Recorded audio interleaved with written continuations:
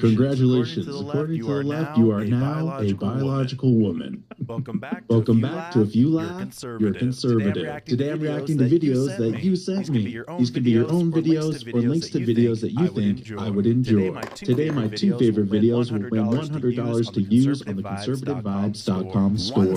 One fart burns approximately 57 calories.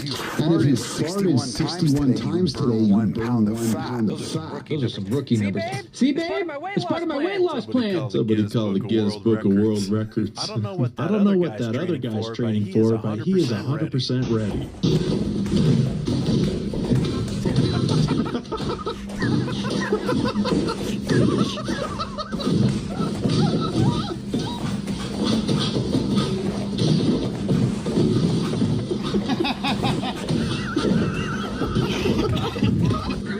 You're getting way too comfortable on this internet. Full strap doesn't seem to work, but if you got a half strap, Jake, and you... I don't think I want to see the kinds of turkeys you get in with that call.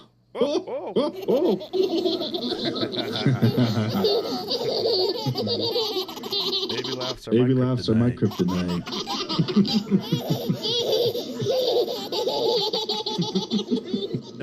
No Karen's here. Even the kid knows what to do. Oh, nice, Jacob. Wow. Some man's got 2 balls. The brother behind him took the other one. They got 3 total. Who's this one going to? Oh, look at that. Why don't you take it? Oh, is that for me? Thank you.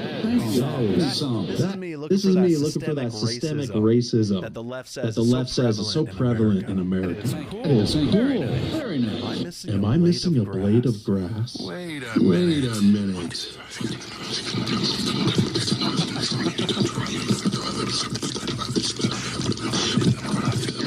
Your dog's a genius. I don't think either of mine could get past 11. Would you do this to your refrigerator? Okay. Hear me out. If it's all scratched up anyway, why not carve into it and give yourself a little sunset? I mean, why not, right? New mechanic skill unlocked. Okay, he's got the screws imprint on his finger.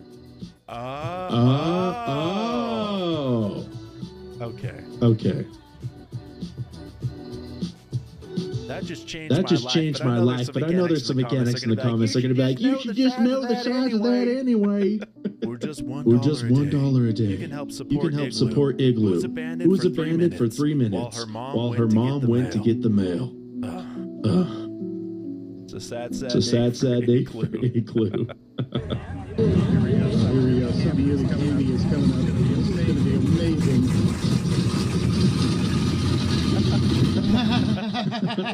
It's not cammed, but it's full of cans. This floating island in the lake must be pushed by boats every year. Is this real?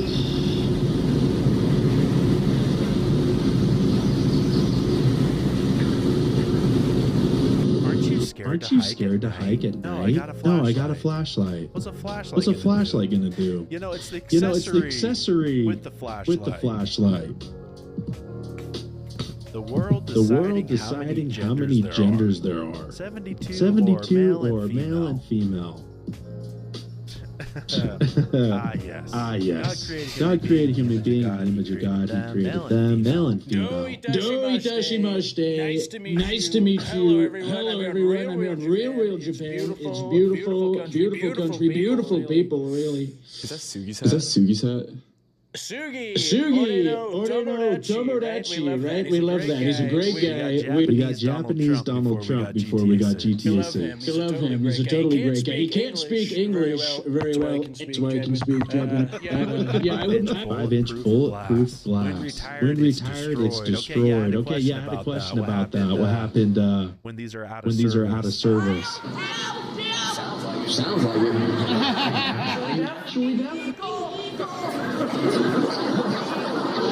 I'm an eagle. Thank you so much. Aww. And you're a deaf leopard. Florida man calls out a roofing company. It's a roofing company, right? Yeah. Well, y'all got some serious water damage back there, so if you want me to put a claim in, I can do that for you. I know. You ever done any roofing? Yes, sir. No, that's why I noticed. That's a big leak up up there. there. That ain't really. I mean, that's kind of crazy, man. Hey, see, y'all gonna be a roofing company and got a damn leak in your own office. It's like Ilhan Omar having fraud in your own party. Delivering Ilhan Omar an anti-fraud club hoodie. Here is the representative Ilhan Omar. Today we're here in the fraud capital of America. We're here in Capitol Hill, Washington, D.C. Here you have some of the best stock traders and top fraudsters like Ilhan Omar. Right now, you're going to give her a new hoodie. She took the last Leering Center hoodie. We have a new one asking where did our tax dollars go? And we want to see if she'll become a member of the anti-fraud taxpayer club. Now we've made it to Ilhan Omar's office. Here is the representative Ilhan Omar of Minnesota. There it says abolish ICE. I think we should abolish fraud here inside the United States. Let's see if they'll take the hoodie. Hello. How are you doing? Is Ilhan here by chance? No, she's not. Well, we want to see if she become a member of the Anti-Fraud Taxpayer Club. We actually have a new hoodie for her right here. And we're just wondering if we could deliver this to Ilhan. Thank you. Why did I know that's exactly the type of person I'd be working with? Thank you so much. And tell her that we wish to abolish fraud here inside the United States as well. Will you do that? Thank you. And also, I met this really cute British girl, and she wanted citizenship, and I was wondering how that would work out. All right, they're calling security. Ben, would you date this? I'm not sure what we're even looking at here. My dreams when I take the Walmart brand melatonin. You gotta lay off that melatonin. His wife knows him too well. The sign on his shirt says, "Remind me to get milk." Do you need milk? Oh. Yeah. The worst dark humor ginger jokes. All right, I got thick skin. It's freckled and it burns easily, but it's thick. These are the worst dark humor ginger jokes, and if you laugh at any of them, you are sick. What's the difference between a ginger and a vampire? One is a pale, blood-sucking, soul-taking creature, and the other is a vampire. What do you call a good-looking ginger? Non-existent. If you're not dating a redhead, raise your hands. And if you are dating a redhead, raise your standards. These jokes are not destroying me, but she is destroying that tomato. She's desecrating that thing. What's the difference between a ginger and a calendar? A calendar actually gets dates. What's the difference between a ginger and a shoe? The shoe actually has a soul. When online dating becomes an extreme sport. BJ? Jen. Nice to meet you. You look different than your profile picture. Oh, really? I love the dress. Will you spin around for me? Sure. It's gone. Hey. Unclench your jaw. Unclench your jaw. Relax your shoulders. Relax your shoulders. Give me that $1 million smile. Yeah, that's the stuff. Was this the wind? So DoorDasher takes the picture, leaves it at the doorstep. You don't feel like getting up, going out, or working out? Sounds like you don't feel like much of a man anymore. Walks away, and that seems to be the end of it. I don't know how he's going to steal this. I don't even see him anymore. I don't know how it... Some 10-pound braid. Mission Impossible technology. Fishing line on the DoorDash. So they fish in the hood. When Dad gets out of the shower and you realize his tail is on backwards. At least he's not wagging it. Charlie Kirk is spreading across America faster than anyone seems to realize. Since his passing, the AP report that more than 60 Kirk-themed laws have been proposed in over 20 states, and some have already passed. A new law in Kansas will allow students to sue their schools for free speech violations. In Tennessee, a new law will encourage teachers and professors to include the positive impacts of religion in American history courses. In Louisiana, Republicans have proposed a bill dubbed the Charlie Kirk Success Sequence Act. That measure would require all public schools to teach some of the keys to success, which would include earning a high school diploma, entering the workforce after high school or college, and marrying before having children. But it's not just laws. Not only have Turning Point USA school clubs absolutely exploded to 3,400 in all 50 states, but the actual government administration in these 8 states have all announced partnerships with Turning Point USA to promote these school clubs in...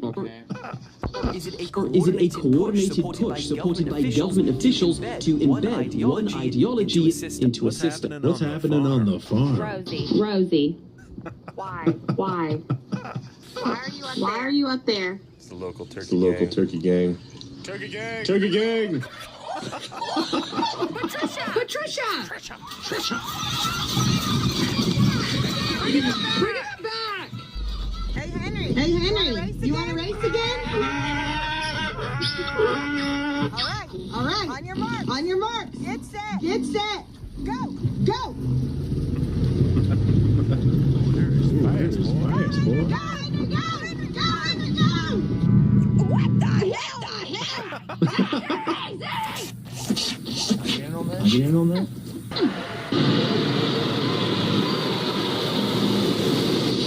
Extreme tractoring.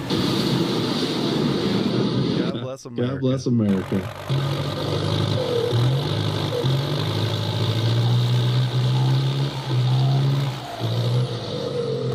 Scottish people talking in English like... Could you speak a little bit more slowly? It's just I don't want to miss even the tiniest detail, and I might have to make some notes. Okay? Are you going to write me out a prescription for my medication? Or what? Sorry? You're gonna write me a prescription for my medication or what?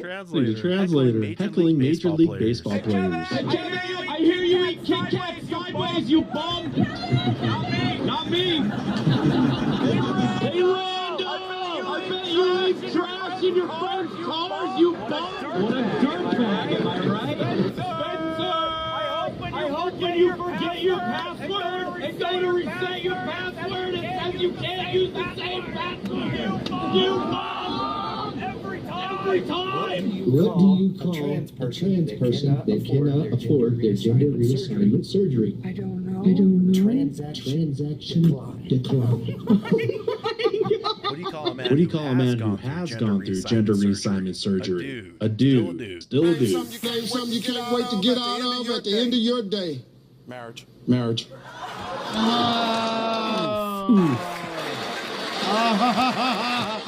I think they're getting divorced tomorrow.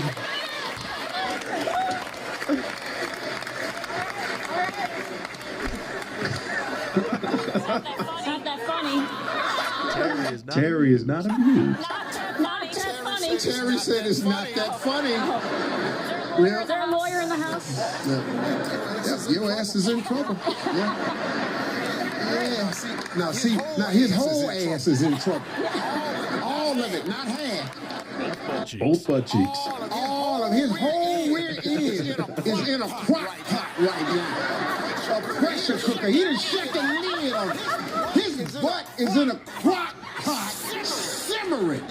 You know why it's simmering? Because it's going to simmer till they get home. That's not a good answer.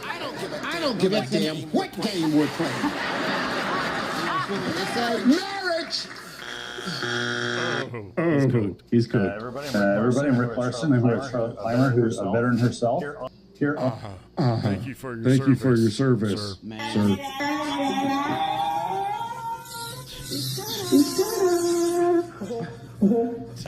Timu fails. SpongeBob foot. Your husband's just really strong. When you sell your living room set and then you order from Timo? I've never seen a shower head like this before. What the fuck? That's why all of our shirts are made in America, baby. This is what showing up looks like as a dad. Finish breakfast, we're gonna wash your face, we're gonna do your hair, clean your room, and we're gonna get ready for school, alright?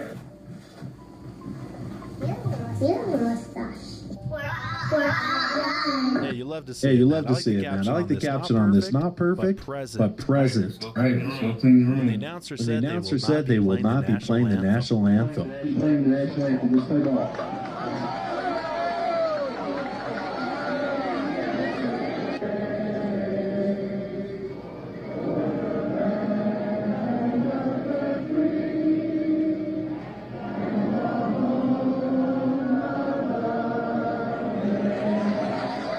Not playing the national anthem before America's favorite pastime, that's downright un-American. You want to see how easy it is to make your girl happy? Watch this.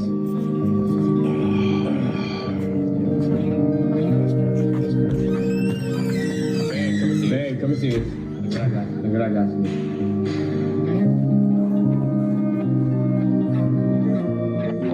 I'm the big one, you the little one.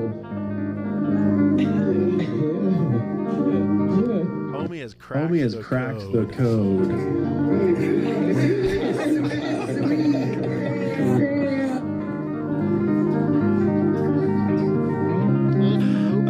I bet that pine cone's got a story on it too. Then we'll do anything except buy flowers, I'm telling you. Attention, please. May I have your attention? This is your new I told you speaking. I told you not to try to cross my friggin' block, but you did. So now you get the discombobulator. The discombobulator is a beautiful weapon that basically makes your head explode and your testicles shrink to the size of little peanuts. Everything's gonna be wonderful. Believe me. Anyway, get ready, bitches. Activating the discombobulator in 3, 2, 1.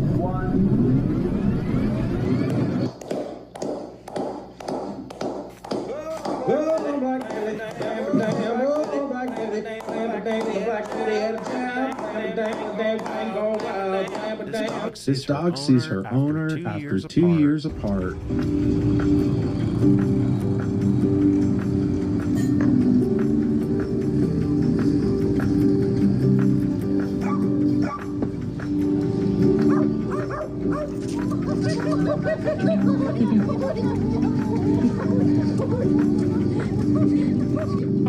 I know you.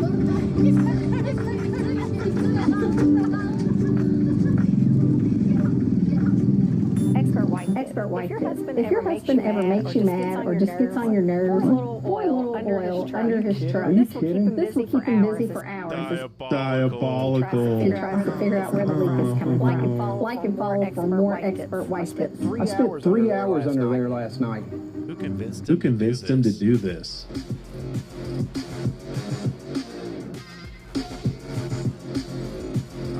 Oh.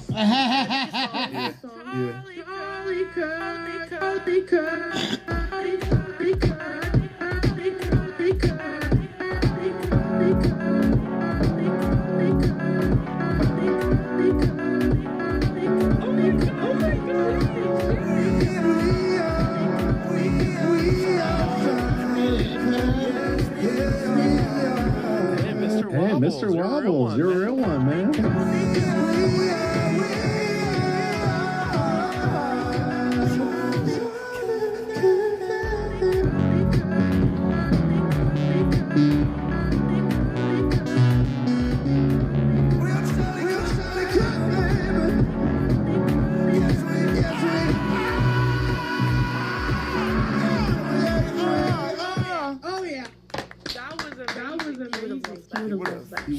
She can't decide which one she wants.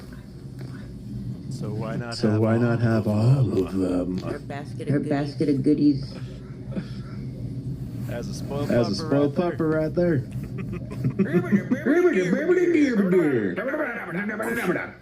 So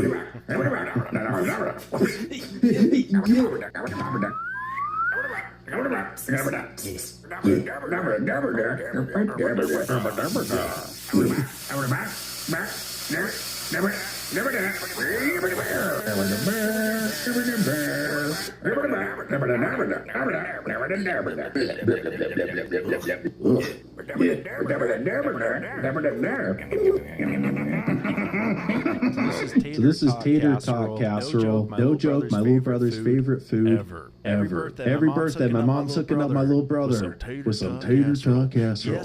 Yes, we are a white family. My husband, when did you get so big? His confidence hits different with Rougiette Ready. It dissolves under his tongue, works in 15... White family.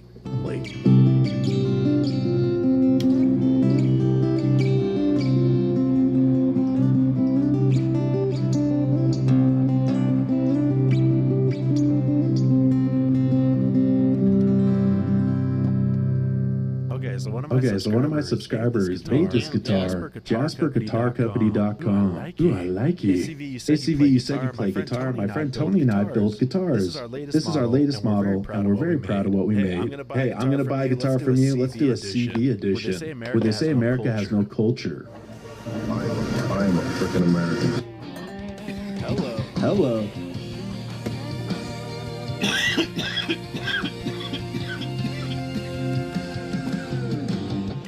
God bless America. That's dope.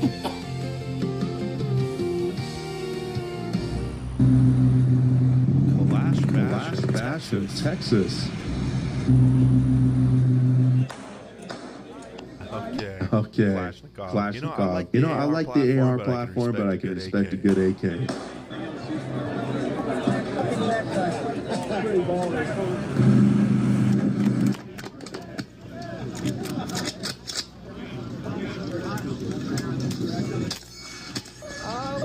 We had a jailbreak. Puppy attack. Everybody broke out. Everybody broke out.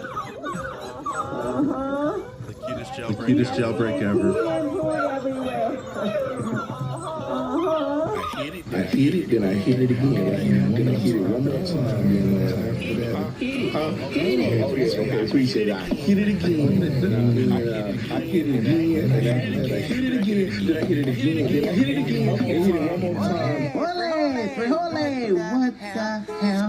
Spinning around in circles cause my booty pad fell. I said my booty pad fell. My booty pad fell. Sneak into the bathroom. Oh, yours fell too, chica. Quick, follow me, Carlo. I'm watching this and I'm thinking to myself, like, well, that's a cool way to make rebar circles. But my question was how do you stop it? And the answer is take a rebar shot straight to the yambag. There you go. Didn't stick to dismount. You a Democrat or a Republican? Well, I'm neither. I'm just a Trumpian. I guess that's a new thing now. I'm not a Democrat or a Republican. I'm a Trumpian. Whatever Trump goes for, I'm with it. I don't trust either side. Two different wings of the same bird. And Trump, he's just the American eagle, baby. That's what I love about him, man. He's the American eagle soaring on the mountain, man. What you know about a Chevy Silverado? You know, I drive a Ford, but American-made pickups. Dodge, Ford, Chevy. As long as it's American. These guys were cool in the 70s, and now they're cooler in their 70s. Watch your grannies. If I bring you breakfast in bed, completely naked, all I need from you is to thank you. I do not need all this. How did you get in my house? I'm calling the police. Take the damn breakfast. Well, officer, I just started shooting. What else do you do when you wake up and there's a sausage in your face? And it wasn't a breakfast sausage. I asked my followers if I was a superhero, what would my name be? And this is what they said. Doctor Arranged Marriage, Mecha Man, Superman, The Darker Knight, Black Lantern, Torpedo, Captain 9/11, Osama bin Ragnarok. I am the captain now. Spider Monkey, Mr. Say Wallahi, Rocket Boy, Tony Sparks Fire, Bruce Plane. Captain hates America. Palestinians are boycotting American brands.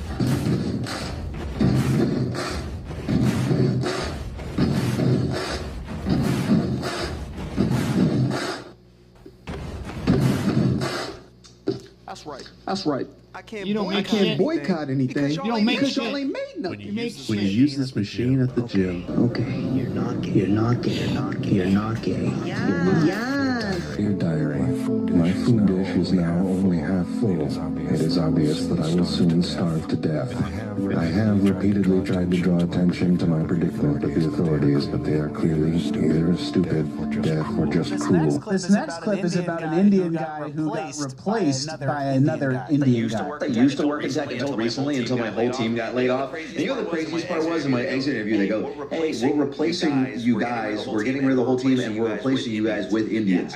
Yeah, I swear to God. I look them dead in the eye and go, you guys know I'm Indian, right? Like, we can get the rest of these people out of here, but, like, you can keep me around. I'm already Indian. We can get rid of these players and replace them with my friends. I know hella Indians are like, no, you don't get it. You're not the kind of Indian we want. I'm like, okay, what do you mean, what kind of Indian do you want? You want me to do an accent? I'll do the accent. I don't know if this would make me a better engineer, but it seems to be what you want, so I'll do it. And they're like, no, you don't get it. We want Indians from India. I was like, okay, sure. Like, I was born in India. I moved here when I was 2. My family moved here for the job. But I guess if you want to move the job back there, I'll move back with the job. It doesn't seem like a big deal. Like, no, you don't get it. We're getting rid of you. We're moving the job to India to be done by Indians from India who live there, who will do it cheaper. There you go. And you see how he's fine with firing the white people? Even a little joke. It's no sweat off his back. He's just looking out for numero uno himself, right? And Indians.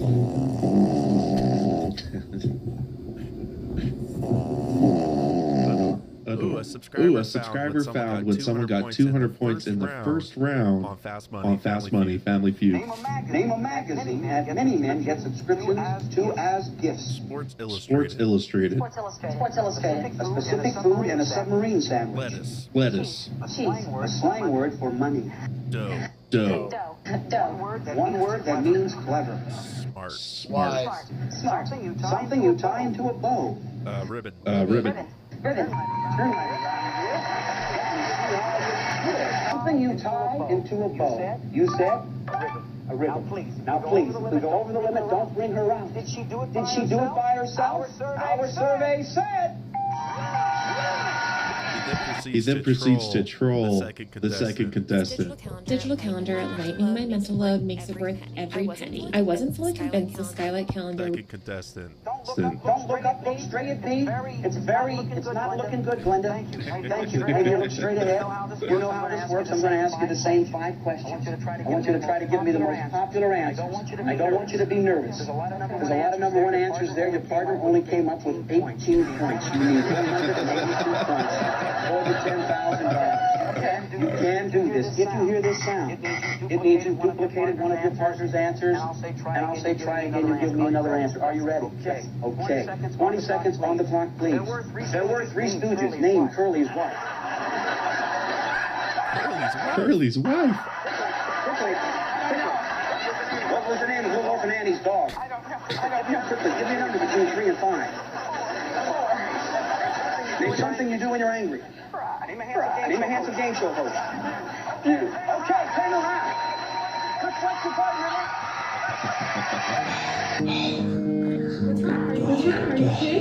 Yeah.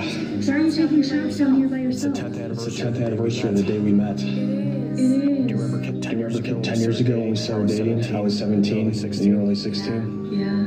Do you remember when your dad caught me trying to sneak into your room through the window? Yeah, that was awesome. He put a shotgun to my face and he said, you either marry my daughter or you'll spend the next 10 years in prison. I remember that too.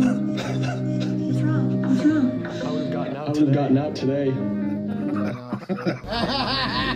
What do you do for a living? And best part of your job? Staying at home, taking care of my family every day. Why don't all UPS drivers say the same thing when I ask? I don't know. That's part of it. I don't even have a pen.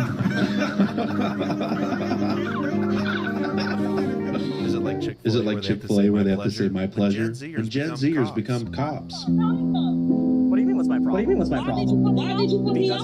Because your windshield's broken. I know that. It just got broken. That sucks. I'm sorry to hear that. That's why I pulled you over. It's a valid reason. Where's your driver's license? You pulled me over because you had something you wanted to do. That's why you pulled me over.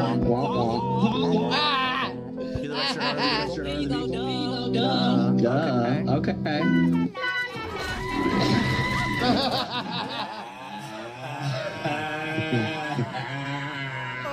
Oh, Mayor.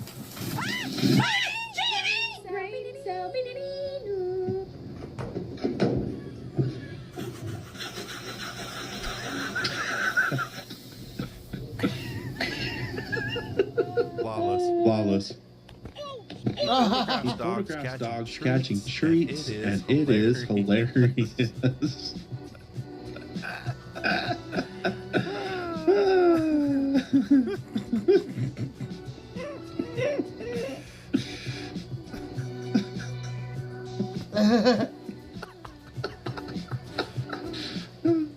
An F-22 Raptor double backflip. You that ain't Noise.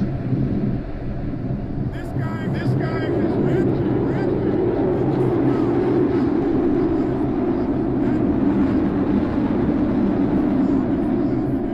There he goes. Sick.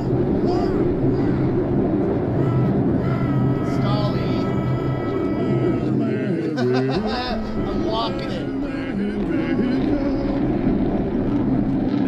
Bishop thinks that she can rewrite the Bible. What I have come to believe with all my heart is that we are the living authors of what may come to be a third testament before it's all finished. And because you cannot put a hallelujah. So a cult leader. You cannot put a back cover on the still speaking God. It cannot be done. And I need a New Testament that does not say slaves obey your masters. Not gonna get it. And I need a testament that does not say let the women keep silent in the church, and if they have any questions, let them ask their husbands. She wants to add to the holy books, rewriting the Bible to more adapt to your worldly needs and wants, to make the Bible more woke. She must be a writer for Marvel. We're gonna do the Bible the sequel. Hey, baby, are you ready for your picture? Training day pictures. Everybody's joining up. We love to see chicks that are strapped. The American flag. One of our Charlie Kirk magnets. Missy, I gotta send you one of the new ones if you haven't gotten it yet. Praising them right. Oh, I thought a foot was gonna pop out, but I'm pleasantly surprised.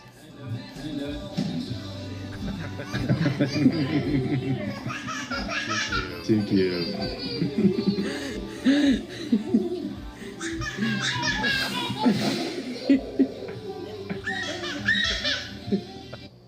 I gotta send you guys a onesie. My dog is filing a complaint. Did you go for a walk with Daddy?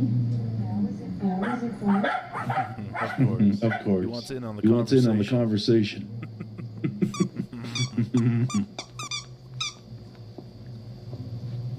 Oh, to be a puppy. Oh, and he's got a little chew stick too. Hi, Sophie. Got a story to tell. It was about a year ago when I was watched to show.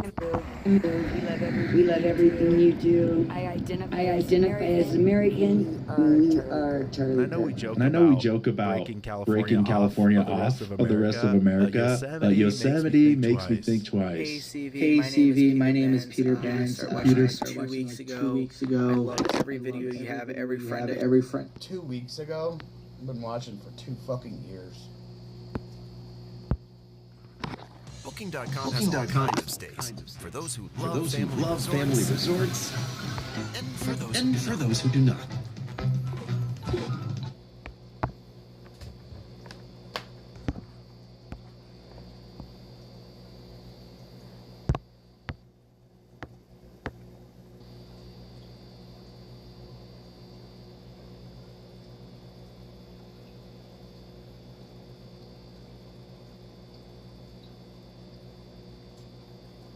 So, we had to arrange today's challenge in advance, and it transpires that the owner of the restaurant has tipped off the Danish media.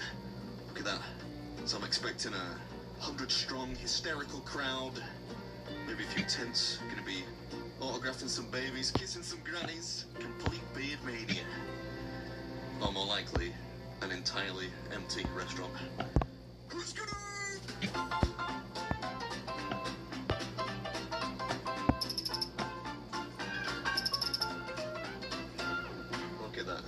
Not a person inside.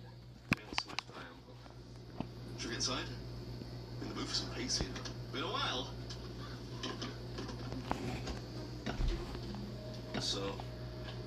as we arrived, there weren't really any human beings around, and now there seem to be a few sort of hiding a little bit behind this tree.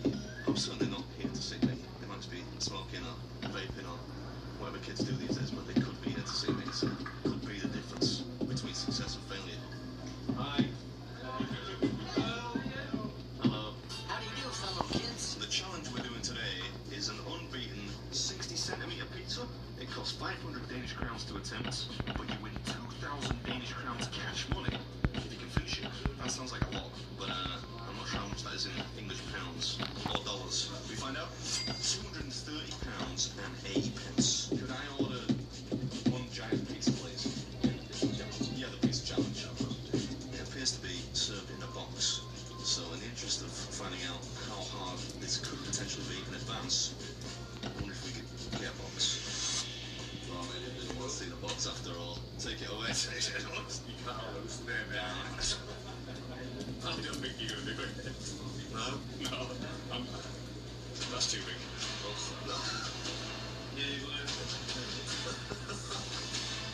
Alright, so you're at a place called Shawarma and Grill, which is in Skive in Denmark. And we're doing battle with the as yet unbeaten 60-centimeter pizza challenge. If you finish this, you win 2,000 Danish kroner. That's correct. Yeah? Yeah. 30 minutes is the time limit? Yeah, 30 minutes. Fuck, 6 minutes? What the fuck, dude? It contains, of course, tomato and cheese, kebab, ham, sausage, beef, and chicken. If you're ready, I'm ready. I'm ready.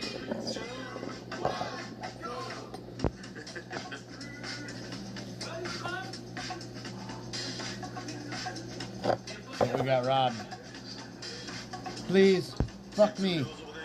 They're enjoying some type of rap while watching the show.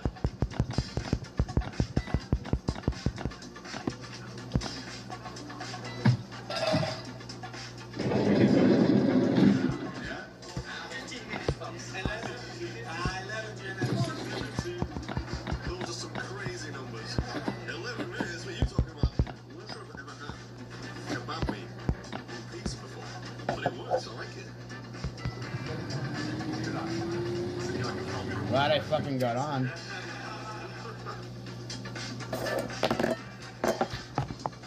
You don't find to realize why it's better to watch Eddie's video now? Yeah? Yeah. I love that she said, yeah. No hesitation. Yeah. Any sauce? Yeah, of course. Yeah. I need fucking... Ah! 5 minutes down, Adam. I need a torch. Thank you very much. A little bit of everything here as well. Our own dressing, garlic, and chili.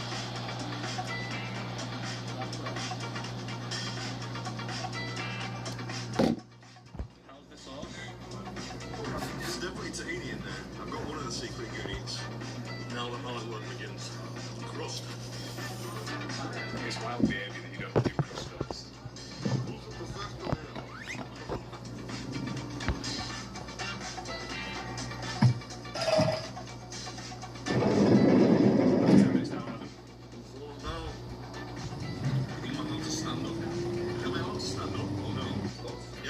I had one here, took a run out here and came back and took a run? Yeah. The cat took a run and came back? Yeah. I'm not going to do that. I just want to get some more water. I'll be back. You see how much is left? Look how much is left. There must be 2 pieces worth there. And if you were to battle that together, there's 2 pieces. Oh, yeah. Is my face starting to swell up again? Yeah, you do like you're just going to buy some bees. Bees plural? Yeah. More than one bee.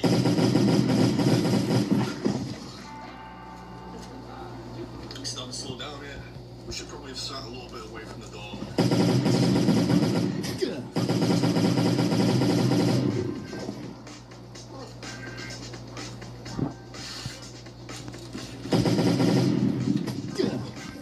This stuff is delicious. I'm going to be using 2,000 Danish crowns worth of sauce.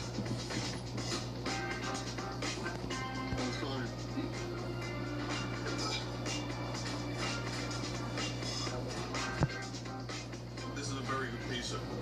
I don't want to say something that's going to get me beat to death here. But Denmark is not exactly synonymous with exceptional pizza, is it? Italy maybe, but this is really good pizza. Alright, That's halfway, 15 minutes. It's getting chewy now. I've been in a zoo. We've seen how many people outside looking for a wicked this monkey. I haven't really thought about it like that, but yeah. I do feel a bit like I'm doing it. You certainly eat like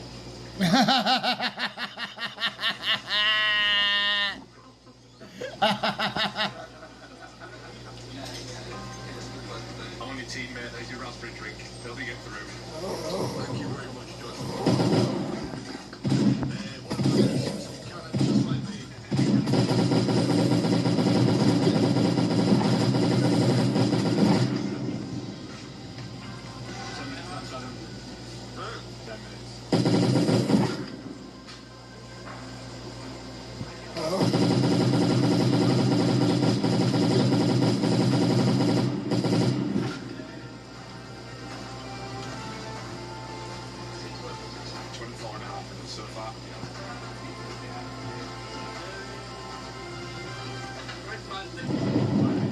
What the fuck is it?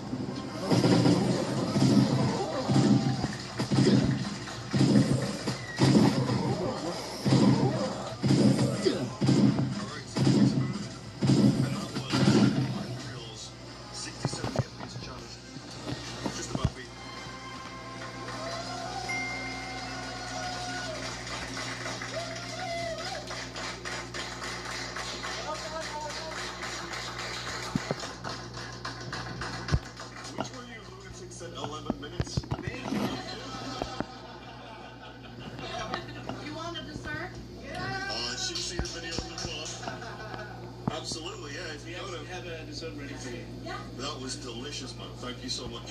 Thank you. That was amazing. You want the dessert now? Why not? Look at that. I don't know what it is, but yeah, what is it? It's a cheesecake. Lemon. I've never had that before. Oh, Pizza Man's mother made it just for you. The Pizza Man's mother made it just for me? Yeah. Oh my goodness. Now, I love cheesecake.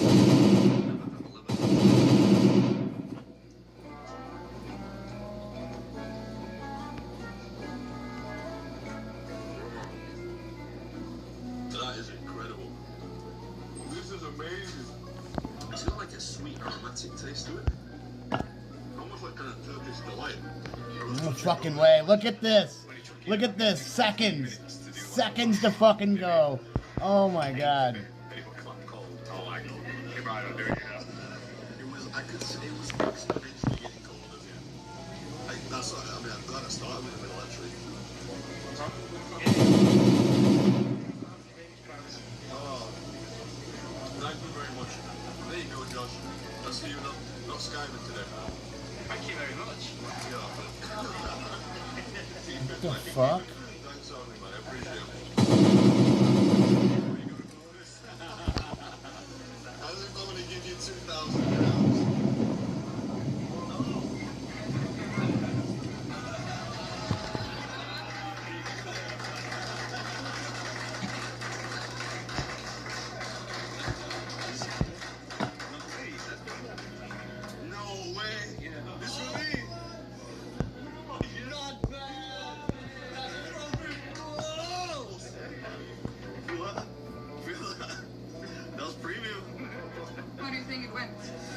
I think I was still off the pace. I'm feeling a little old now.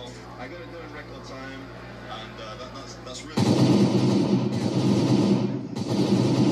This is absurd.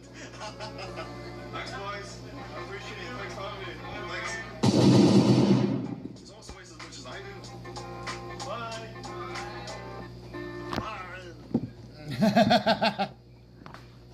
I'm gonna get a little plaque of it at the bottom there.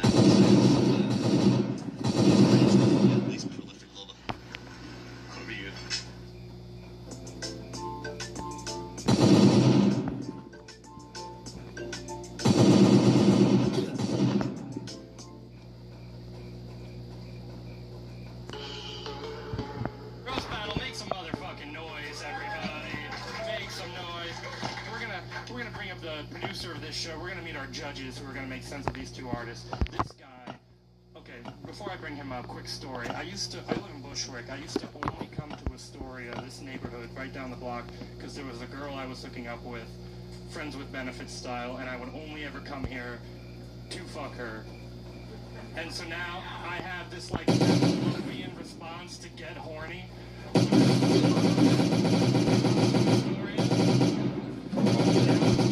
guy, so start clapping for Dan Wicks.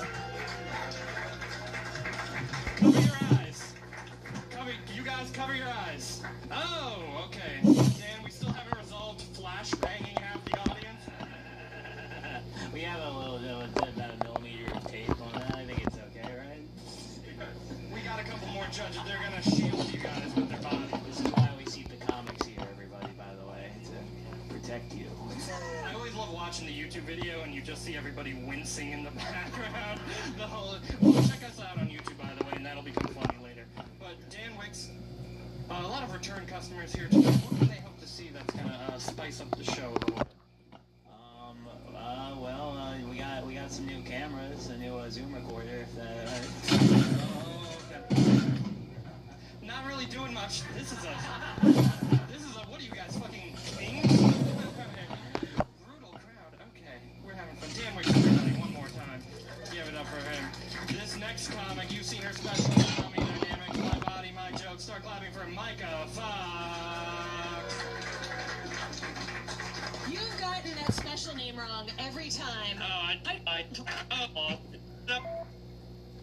For my fan fiction tonight, I think that's what I want. My Roast Battle League-based fan fiction. I want to see my Dan Wicks and Robbie 13.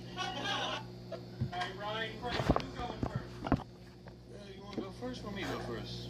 All right. Make some noise. All right. Frankie is very pretty and very sexual. She looks like the one person at the Eyes Wide Shut party whose mask is for sleep apnea. Ryan's dad died of cancer in 2013.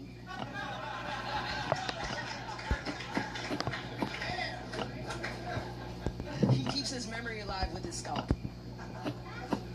Damn, the setup better. Right? All right, Frankie is sorry. Frankie ate a Puerto Rican and a Dominican.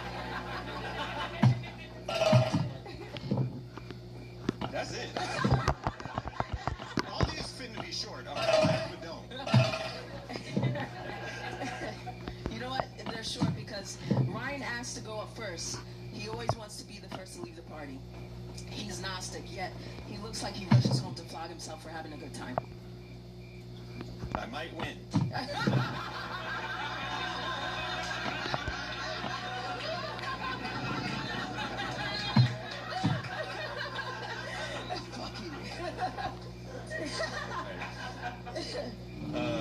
Frankie doesn't speak Spanish, which is, kind of sad.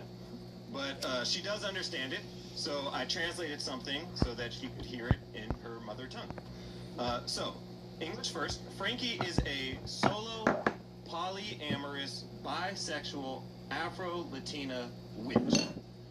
Or in Spanish, Frankie es un butt.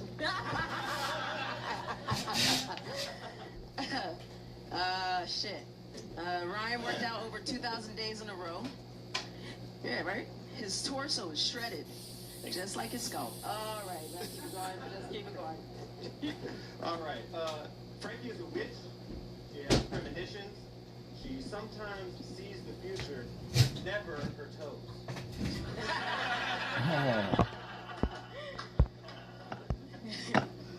Fuck you. I do ab work in the morning.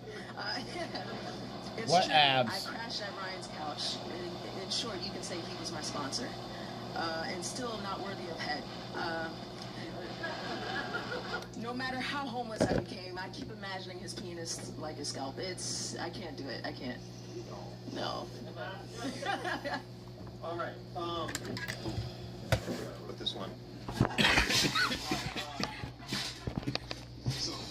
family is.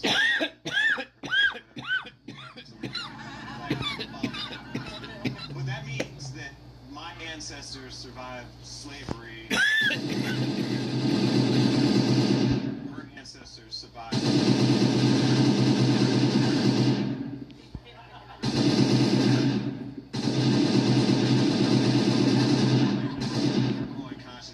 It's a sugar field joke.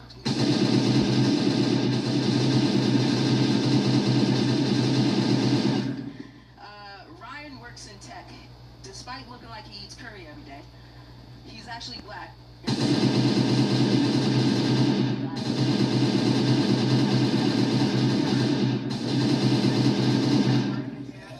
hardly run up. Transformation and just how lean I've become and how strong I've become. For me, it's been one of the best things I've ever done. I feel stronger, healthier, and happier.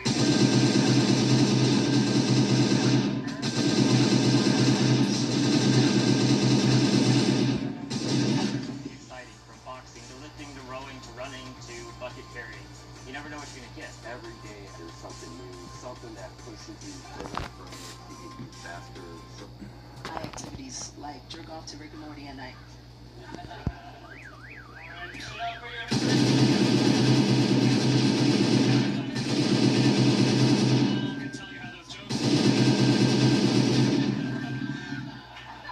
it up for your first battle of the night, everybody. Dan Wicks striking. Dan Wicks, Witch versus Gandhi. Who won? Yeah, I thought, give it up for Ryan, guys. Give it up, just real quick, yeah. Often Ryan does these battles and he'll tell a bad joke that bombs, but he'll comment on it bombing and it'll be very funny when he does that. But tonight, Ryan's jokes were also funny. And he commented on them not getting a big enough reaction, and that was also funny. But yeah, so Frankie, you're pansexual, right? Or, yeah, where are you making that face? You said it. No? Solo poly, okay. I was gonna say, nice matchup between two people who fuck white women. Alright, but yeah, yeah, my vote goes to Ryan, but yeah, good job. That was uncomfortable, but one. Alright, this panel of whites, judge these blacks. Micah Fox, what do you think? Yeah, I know, I wasn't. Jokes weren't good. I was like, should I fake it? I don't know what I'm supposed to do here. Frankie, if you're going to use the word scalp for 3 of your punchlines.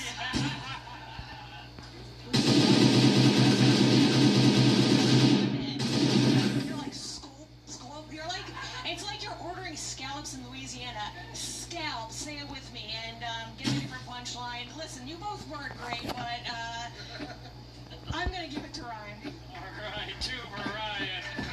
Scott Hall, you're some kind of, like, Arab, aren't you? Yes, I'm the blackest person on this planet.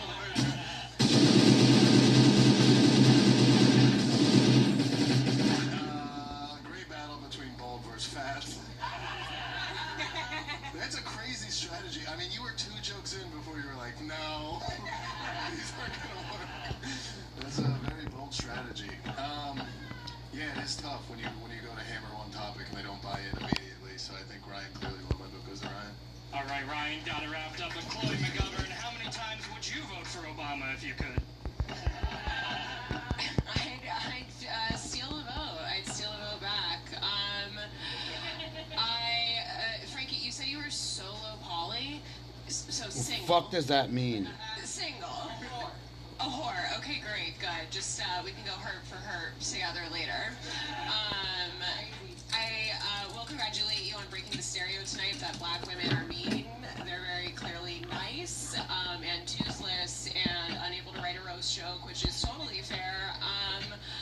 Ryan, thank you for taking the hat off for this paddle. It was very vulnerable and real of you with the hat on. You almost look handsome. And then it all comes apart when the Yankees hat comes off. I think Ryan obviously took this one. Your jokes hit a little bit harder. All right, clean sweep for Ryan Thomas, everybody. Well, one more time for Frankie Benz. All right, we're all going to be tasting weird lost tonight, but one more time for those first battle. Hey gang, how about a good one? Start clapping right now for your first opponent, all the way from Mother Russia. It's Ilya Koval.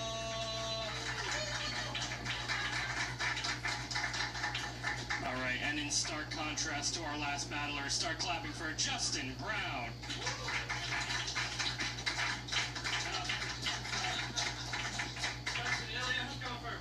Me.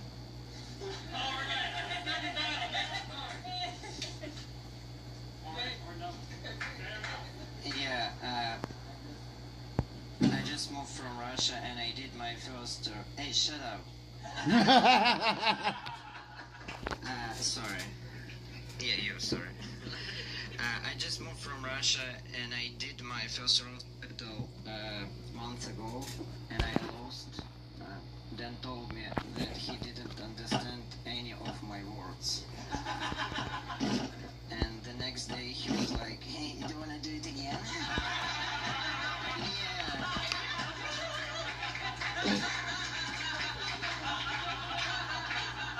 That's how you roast people. I barely speak English, like you should do it. I said, yeah. Okay. My opponent today is Justin. She's 6'7". Yeah, really, 6'7". You fucking. That was my first joke.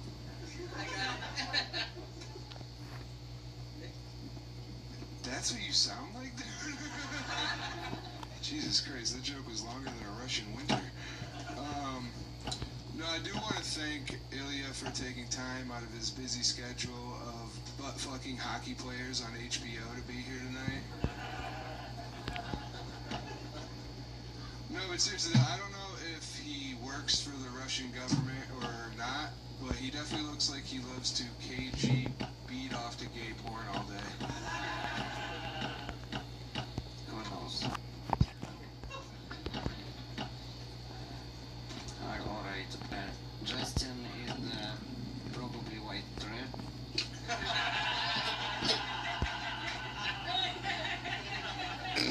Definitely, dude.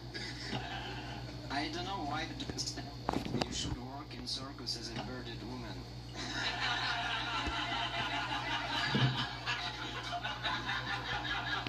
You would be Mileni. Few reasons guys regret trying Rougiette Ready. 1, it kicks in way faster than expected. Rougiette Ready dissolves right under your tongue and starts working in about 15 minutes. 2, it can stay active for up to 36 hours. 1 dose is designed to stay in your system longer. That means more flexibility. Shut up, whore. You would be Mileni. There's so many less words on the card than what he's saying. It's fucking insane, dude. Like, it's crazy. I'm roasting Matan right now. Like, Ilya looks like he takes ecstasy before he uses an anal thermometer. Also, he looks like he has a friend that's named Anal Thermometer.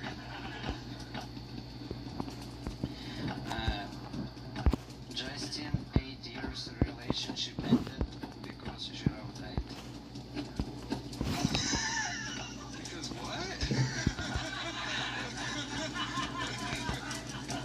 How dare you come to my country?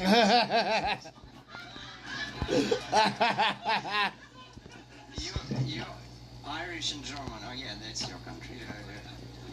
Hold on, it's my turn, dude. Ilya's a Russian man who learned how to speak English by listening to American podcasts. So I think it's fair to say that this is the first time he's ever heard the words, "Yes, I consent to that" in a sentence. Fuck you guys. Justin seems like a guy who, even after watching Shrek, says, "Dude, I didn't understand anything."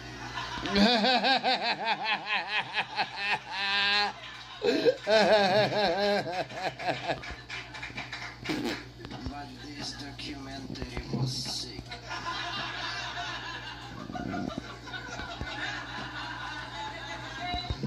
Dude, don't be mad at Shrek because he fucked up your kingdom, bro. Ilya's dad was apparently a lifelong sailor, which means that Ilya's mother was probably another man. No, but seriously though, thanks for taking time out of your busy schedule of living in the 1930s to be here today. Fuck, dude.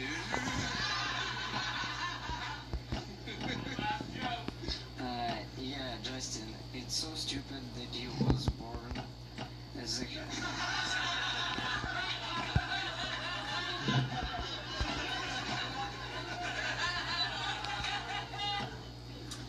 Yeah, Justin, it's so stupid that you was born as a human. You would be a very good building. It was just he said it wrong because he's foreign. That was... The joke was worse than my last joke. Yeah, you would have been a very good building because your dad, he was a very great second tower. Yeah, we got it, dude. Oh, God, it sucks. I'm going to lose this. Jesus Christ. Thank you. That's my time. What is happening?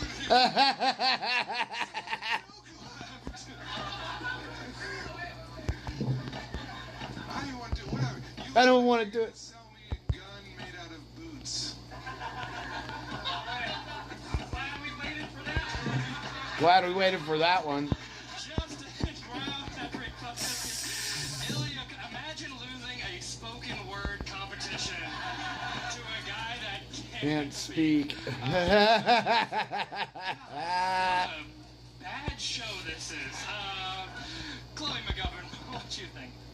Yeah, this was a great battle between two guys planning the same school shooting. Ilya does the logistics. Justin's the guy that fucks it up by tripping over the window as he's crawling in. Justin, I felt like at any point, like a woodpecker was just gonna like fly out of your hair and start pecking Ilya to death. I do think it's great though that you showed up here after being rejected from the lesbian WNBA. Yeah. That's the joke. I am gonna give it to Ilya. Obviously, it'd be insane if I didn't. Ilya clearly took that. Yeah, all right. One vote for Ilya Koval.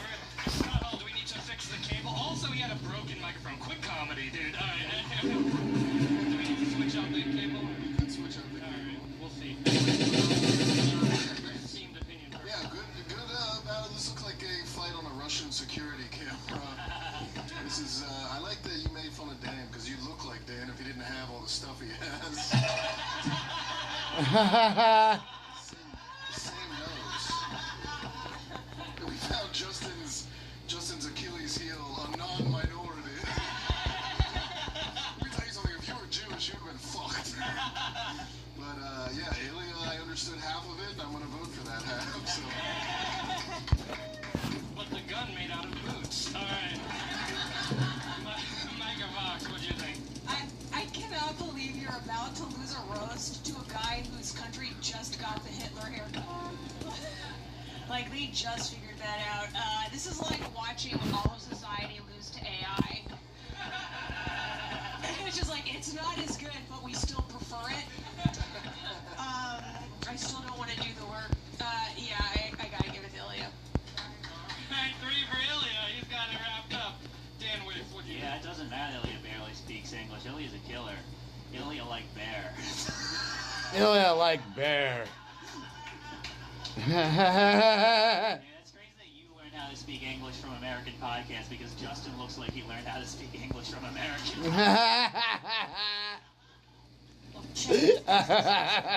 Fucking Dan. It gives you great sound smoke protection. Oh, I can't stand.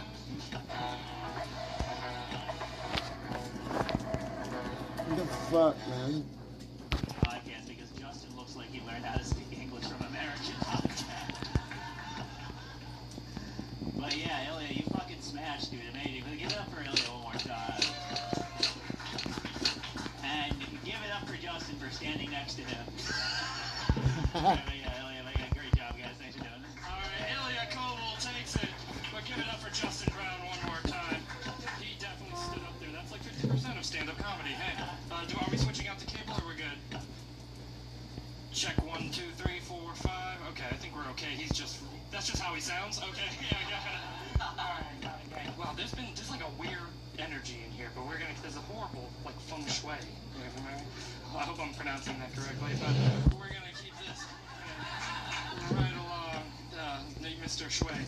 But, oh shit, ladies, hold on to your clits. It's Joe Mack!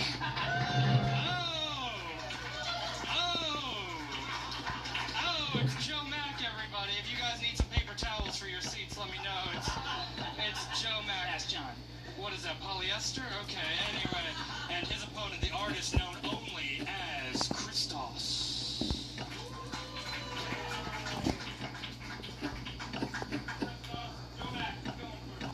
I'll go first.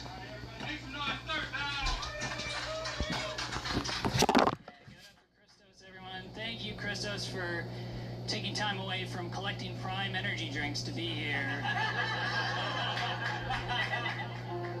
Yeah.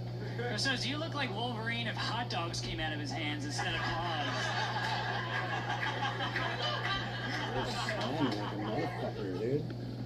That was it? Yeah, it's your turn now.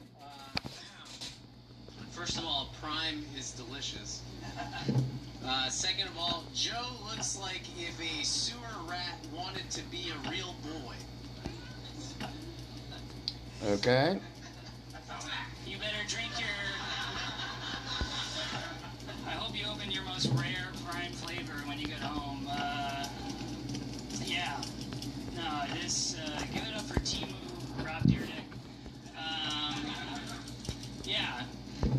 Christos is actually really into anime. His favorite is One Piece, which is fitting because that's also the only thing he's comfortable wearing at the pool. I actually wear a shirt and then like jeans, because I hate myself, but I hate you more. Joe Mack runs a show in Queens called I'm Sure It's Fine, which is what he tells women when they notice the wart on his penis. No, it's good we could get you on your night off from polishing your sword collection to be here. Christos actually just went to Japan. It was a dream of his. I love that for you, man. Next time, there's actually a really cool forest I think you should visit. Be very Japanese of you. Yeah, that was really good. I loved you on Blue's Clues.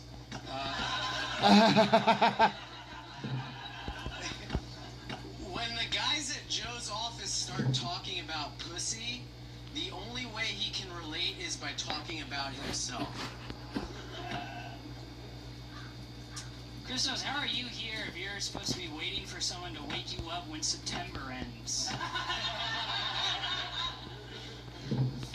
That was really good. Everyone liked that. Joe Mack's job is the editor of a print magazine. I guess some people still want a physical copy of their monthly child pornography. Alright, whatever. Fuck you guys. Yeah, fuck you guys, right? That's always good. Give it up. Give it up for Turtle from Entourage if he were played by an actual turtle. Yeah, Christos actually, in an interview about comedy, said growing up he really admired Tommy from Power Rangers. So if you guys don't know, that's the Green Ranger. Not a real person, but I think it's prophetic, because I hope you get hit by a Green Ranger in oncoming traffic. Yeah, that was worth the wait. Okay, Joe Mack looks like Shaggy from Scooby-Doo, and the only way his wife can have an orgasm is with a mystery machine. Whatever. I like that one. You just have to be there. One more time for these rival birthday magicians. Okay. Hey, can anyone in the audience do comedy? All right. I feel like I'm just... Scott Hall, what do you think? Great battle. Another variation of Pan on stage. You guys are having a Blues Clues off whatever's coming up after this, I would recommend not standing on this side. It seems to be cursed. Yeah, lost. My vote goes to Joe. That fucking witch did something here. Michael Fox, what do you think? I mean, it was fun to watch a battle from between the two battlers. Like, what the fuck? A couple of twins. Good battle between Fred Durst and the turtle you draw to get into art school. And the turtle you draw to get into art school. Dear Christ. You think you'd pull a joke out of that hat. You didn't really want to win, though, right? You were just doing it all for the nookie. If you're upset later, I can give you something to break. Yeah, this was really fun, but obviously I'm giving it to Geppetto's friend over here. Alright, that's 2 votes for Joe Mac. Dan Wicks? I think there were some big highs on this during this battle. Joe had some real bangers. Some of them hit so hard that Purdue guy almost uncrossed his arms for the first time this show. This looks like a rom-com, right? He had his arms crossed. She had her legs crossed. He sat in the front and didn't laugh once. But yeah. Anyway, doesn't Christos look like he's gonna deliver me some falafel on a skateboard? New Old Spice Cosmic Quest makes me want to be Mario. Make every family journey feel first class in the new 2026 Kia Carnival from George Gee Kia Spokane.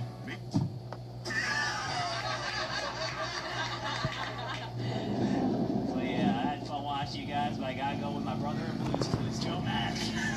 Alright, that's Joe Mac's got it wrapped up. Chloe McGovern, what do you think? Yeah, Chris Cross does look like a live-action Subway Surfer. Chris Oss? What is his name? Chris Cross? You said Chris Cross. He wishes. He wishes he had Chris Cross's career. Also, what psychos out there? And his opponent, start clap. What the fuck is that? For Daniel J. Paravan.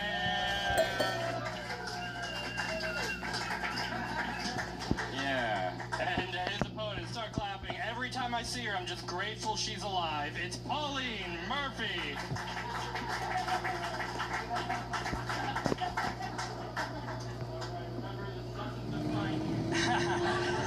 I'll go first. Doesn't this look like a thief confronting her uncle for molesting her? Right, a little bit? I'm sorry I did that to you. You may recognize Pauline as the woman you just saw smoking a cigarette off the ground. Dan is an alcoholic, but the only way I can see him getting through the 12 steps is if he falls through them. I am an alcoholic. In fact, Pauline and I have a lot in common. We're both alcoholics that are sober who have tried to kill ourselves and are native New Yorkers with great tits. Okay. You guessed it, Dan is suicidal, which has been really rough for him because the noose won't stay in the ceiling. He was much fatter when I wrote this joke. Yeah! I got the gastric sleeve. Fuck. But I was morbidly obese. Fuck yeah! Yeah!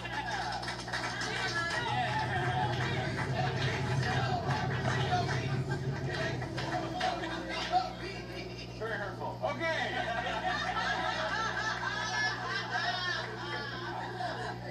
Pauline is an animal lover, as she calls it, or as everyone else calls it. She's in an interracial relationship. All right. Next. Dan looks like he doesn't have an emergency contact, yet always seems a minute away from a medical emergency. Pauline is a lot like the Staten Island Ferry, because you can ride her free and it's having to go to the die.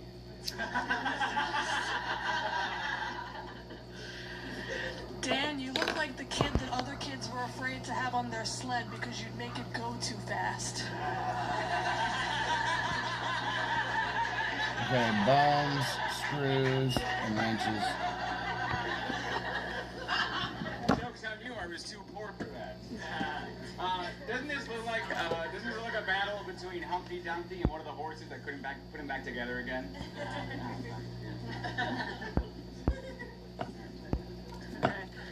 Dan, I don't know if you're off the wagon or on the wagon, but you're definitely dragging the wagon down.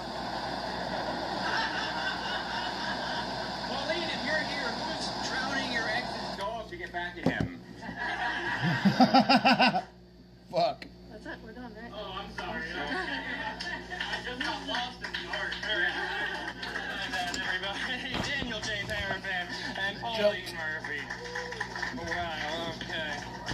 Glad Maury Povich is still on the air. Let's start with Micah Fox. What'd you think? What a really fun battle of playing like who's really nervous or just going through withdrawals. I had so much fun trying to guess. Pauline, I love that you're still wearing the sweatshirt they adopted you in. It seems like your foster parents really cared for a little while. Dan, you are still fat as fuck, very upsetting to look at. I actually don't know who I want to win. You both had a great joke. Oh, they also had great jokes. Give it up for them, everybody. Where'd I put my bones at? They both had great jokes, but so the one that stuck in my mind the most was the sled one, so I'm gonna give it to Pauline. All right, one for Pauline Murphy, Dan Wicks. Yeah, see, he did used to be fatter. It just occurred to me that this is the first time I've seen Daniel since he got fat surgeries. That's real. I guess I don't have them. What's it called? He got the gastric sleeve, yeah. You might want to get the gastric shirt.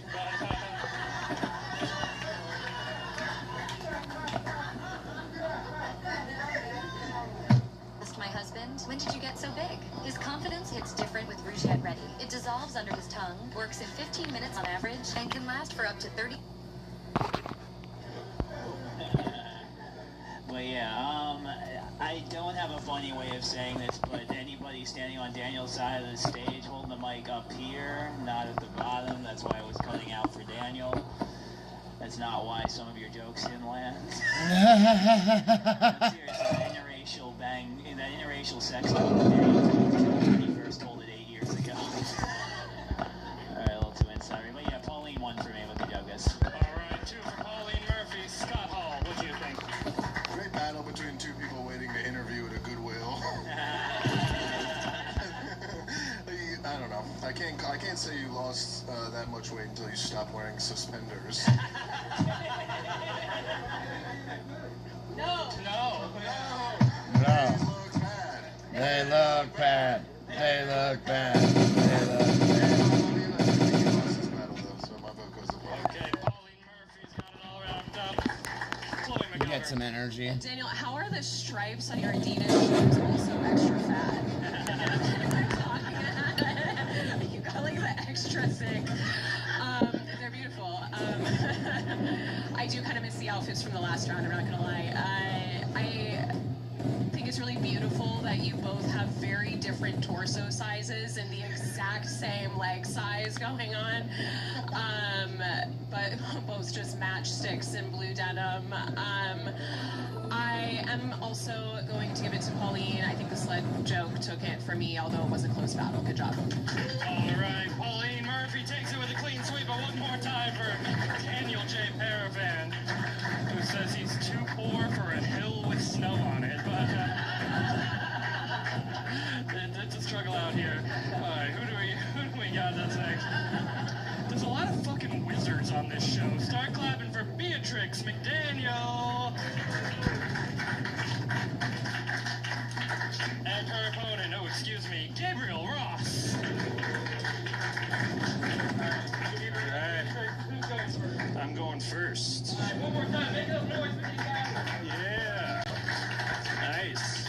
Thank you, it's great to be roasting this Manic Pixie Nightmare. Beatrix says she's confused about her sexuality. Yeah, she doesn't know what to name her imaginary boyfriend. Well, you definitely have your hinge age range from 18 to 85. Gabriel used to sell and traffic drugs. He had no other choice. It's hard to sell your body when you look this AIDS-y. Nice. AIDS-y, cool. Oh, down there.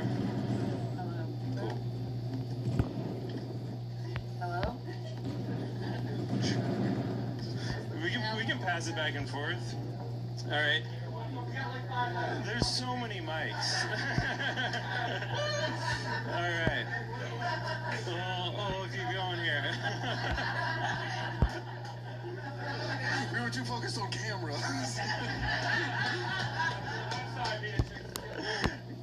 I think it's mine, right? Yeah. Okay, cool. Beatrix looks like a witch that uses a Slim Jim as a magic wand.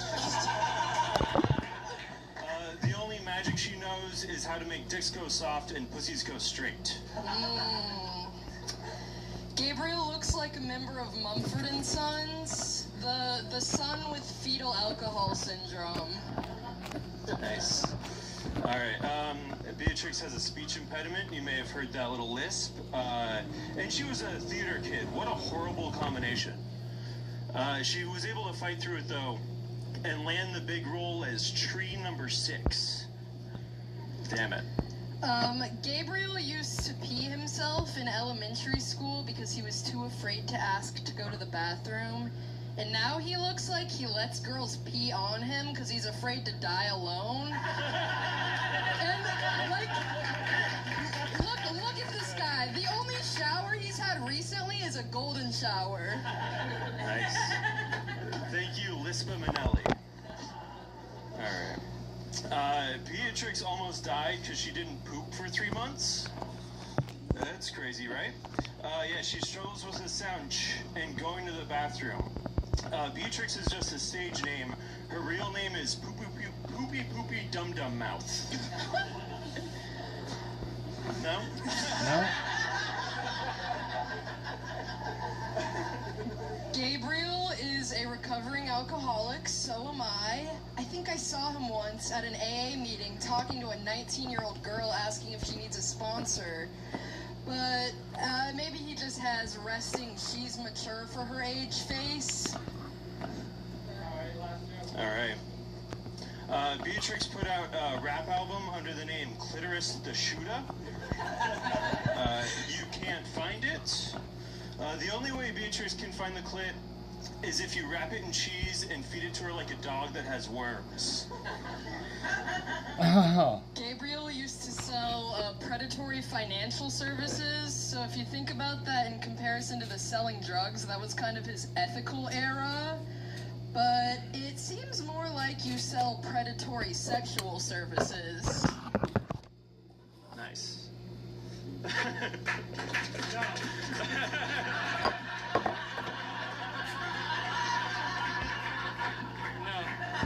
you don't deserve it. What's that? What? Can I have the microphone, please? What are we doing? Oh, okay. You have a goldfish memory. All right, I'm sorry. I was focusing on saving this show, but, whoa, we lost Scott Hall, disappeared.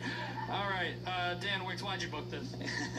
Well, you know, I want to get some variety. Some people are like, why you book all the same battlers all the time? Well, here's why. Secret Clinical gives me triple sweat That's protection. fucking hilarious. Whew, thanks. Secret. Maybe because we were all very shocked to hear some trip. No, yes, we might have been. One good joke, and everybody acknowledge Gabriel Ross. All right. He'll be telling you about how that was performance art later, but, all right, we got 2 more battles left. You guys still with me? All right, start clapping right now. This one, she's a killer. Start clapping for Priya Blutz. Hello, Priya. And her opponent start clapping right now for Brent Lowry. All right. Who's going first?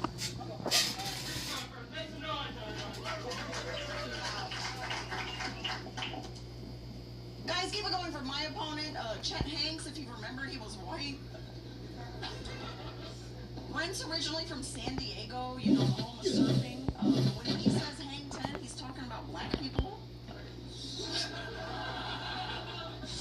Brent Lowry, it's the only Lowry's that's not allowed at the cookout. Priya is You can tell she's fucked way more DJs than Sanjay's.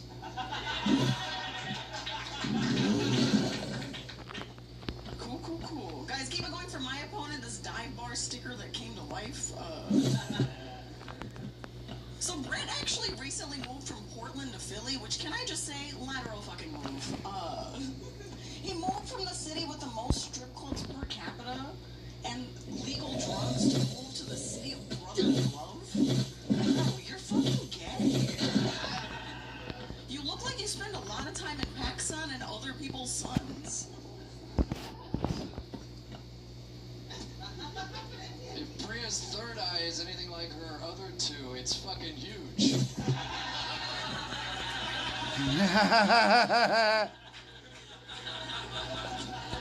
Priya has double D vision.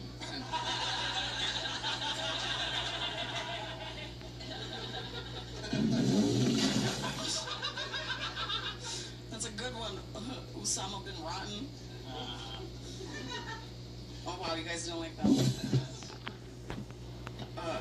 Yeah, cool. Brent actually looks like he knows a lot about Indian history. He looks like he knows all about the Hindu swastika, and he uses it as justification for the one he's got on his chest. Thank you, life of cream pie.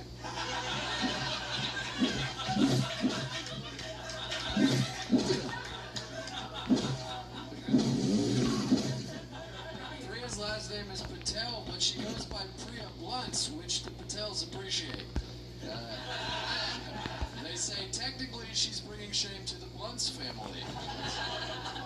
Her stage name is Blunts, but her street name is Loose Leaf. I'm actually sponsored by Loose Leaf, but continue. Guys, doesn't Brent look like Alex Preddy if the bullet made all his hair fall off?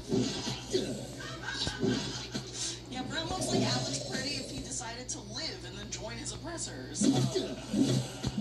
Brent actually has something called shy bladder syndrome, which I think it's wild that you won't pee in public, but you will shit on Nancy Pelosi's desk.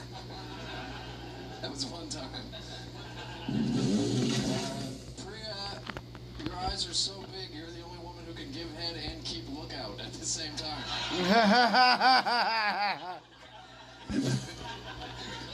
Oh, fuck. Guys, keep it going for the doctor from House if he lost the house.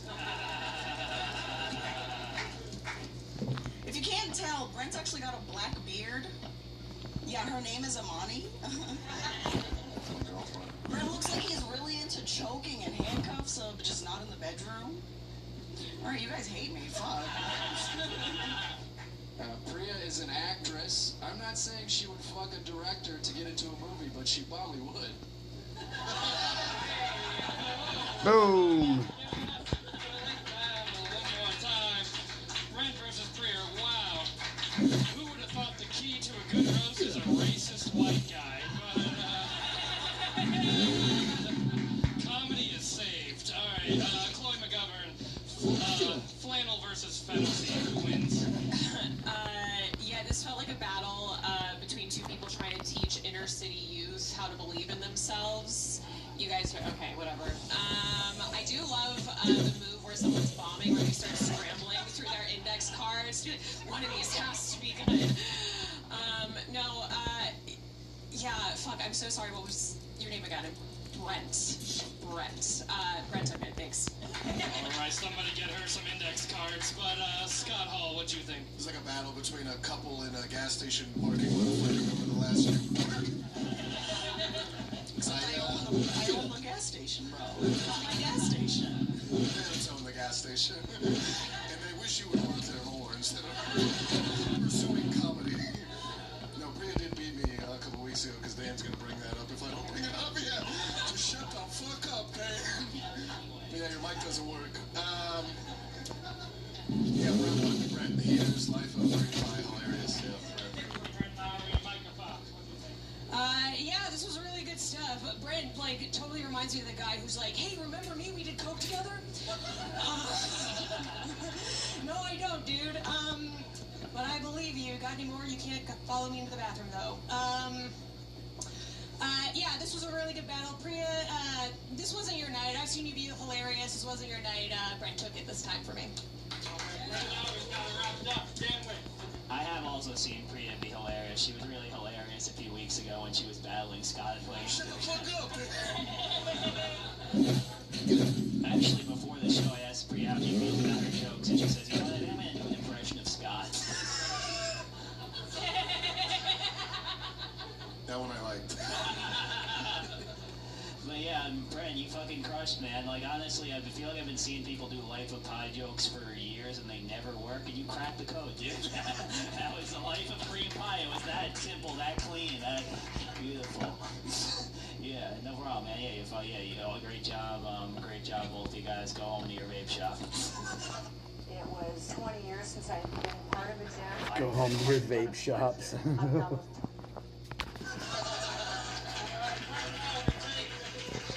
So one more time for Priya Blunts, everybody.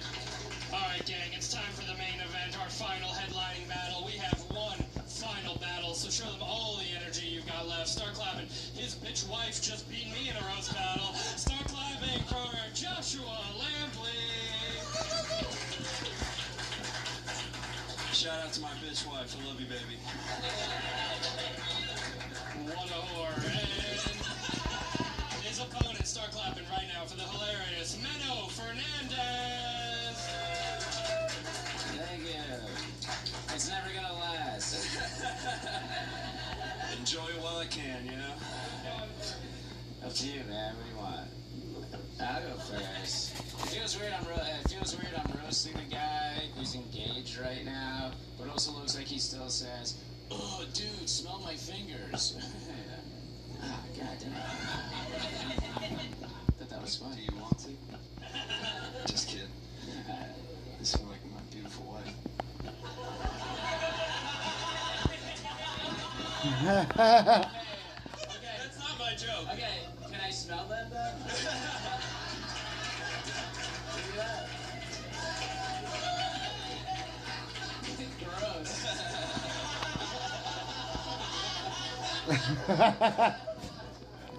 I took a shit right before this battle, so... That's what I would call it. Menno told me he's Dominican and Colombian. Like there's a fucking difference. He also told me that his first name is actually Menoscar.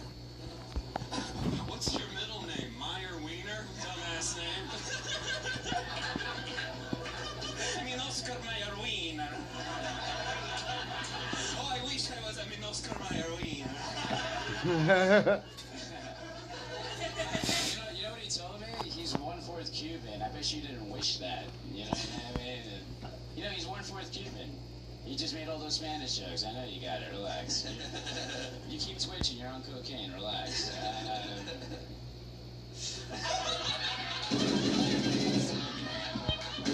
Did you say I need some? Do you need some? I'm tired.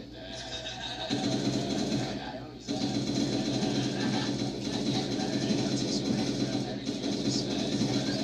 Let me try again. This guy's 1/4. Well, my mom's I think his dad raped her. That's a thinker. I think he brought it on as well. I'm gonna pass on riffing on that one.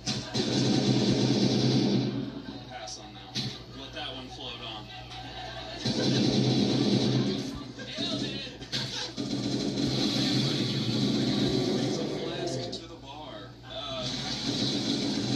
Menno is a Hispanic alcoholic, so he goes to II.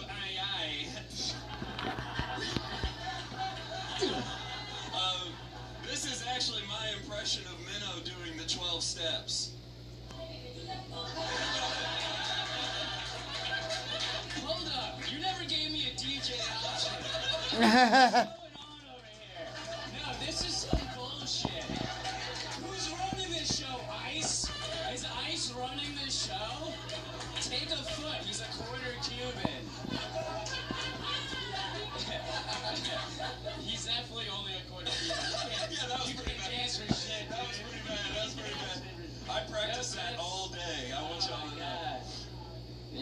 Shakira and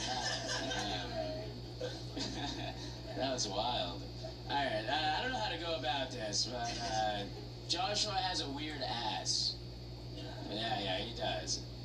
No, it doesn't look so bad right now.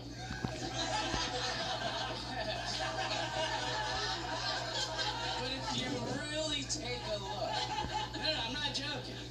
It's called rectal mucosa. Alright, so like a Joshua tree is a tree that glows slowly.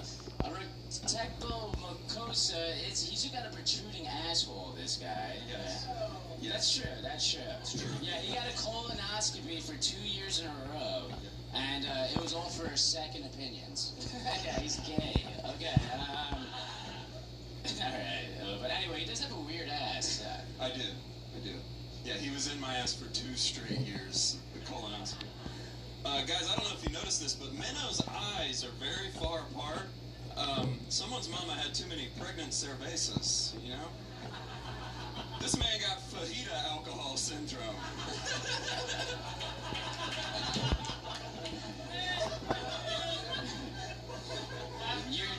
Your dad raped your mom.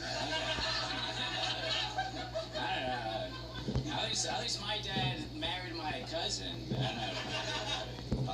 Hot. Okay. Alright, this just adds up to the weird ass stuff. Yeah, his ass has been probed more than Area 51. Oh, god damn, I thought that would be fucking funny. I've tried to make it work on stage too. People don't like it. It makes them uncomfortable. I don't know. You look like both ends of cat dog. It's crazy.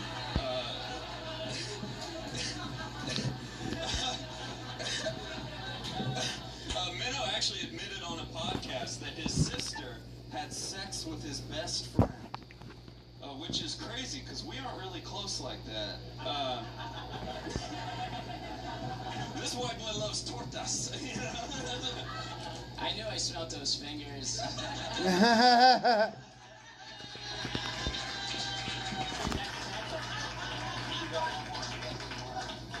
Last week, man. We got one more, right? You got one more? I got one more. You go first. All right. No worries. All right. So, Menno actually told me that his brother is super successful, which probably means he qualified for a Discover card. He actually told me his brother works in tech. Yeah, he tech the mower and he cut the grass. I honestly just feel bad for your Cuban mom. Like, what the fuck? Can you just make fun of her all day? It's like, Mom, make me breakfast now. You know, like, what the holy shit. God damn. Alright, Marcelo Hernandez over here. I wish. Me too. I used to bark with them. No, I'm saying. I did. I really did. You know what? Fuck you. I don't like this guy.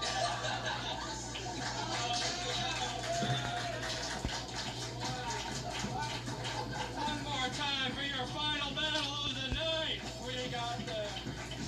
Alright. Yes, okay, enough of that. I asked him to play it while I was walking up. I guess that's too much to ask for. But one more time for your final battle. Wow. The Mexicans really are taking our jobs, like being funny. But, let's start with Dan Wicks. What do you think? I'd always incredible way in and I give it up to these two.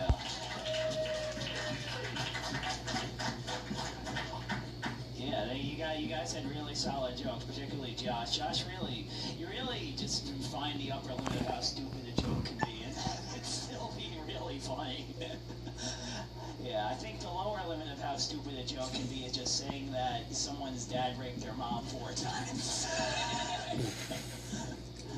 But yeah, I guess, Menno, next time, more puns, less rape. Don't listen to him, yeah. But yeah, seriously, very funny stuff. Menno, you're always so funny, like, even when, like, in the negative space, you know, you find a way to, like, just make it fun again. You riff, you're very comfortable on stage.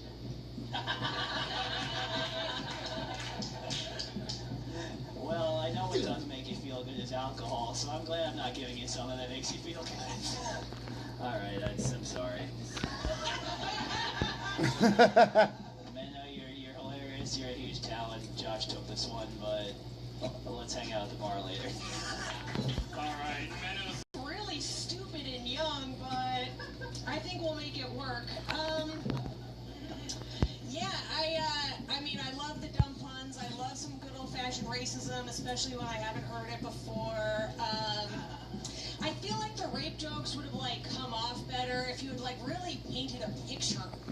You know, like, really described the rape and really made us think about it. What? It's disgusting. And for those reasons, and because you took a siesta at the end, I'm giving it to Josh. Alright, that's 2 for Josh. Scott Hall, what do you think? Great battle between the 2 types of men that like Bad Bunny.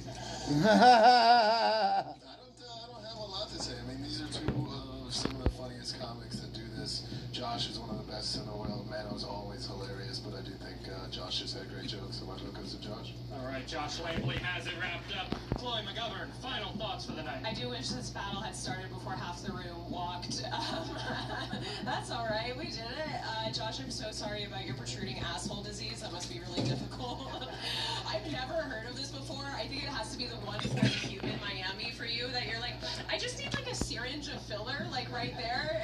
It's for Irina, my bitch wife. I have to imagine it happened after she pegged you for the first time and then like tried to pull it out and then it got stuck. Okay.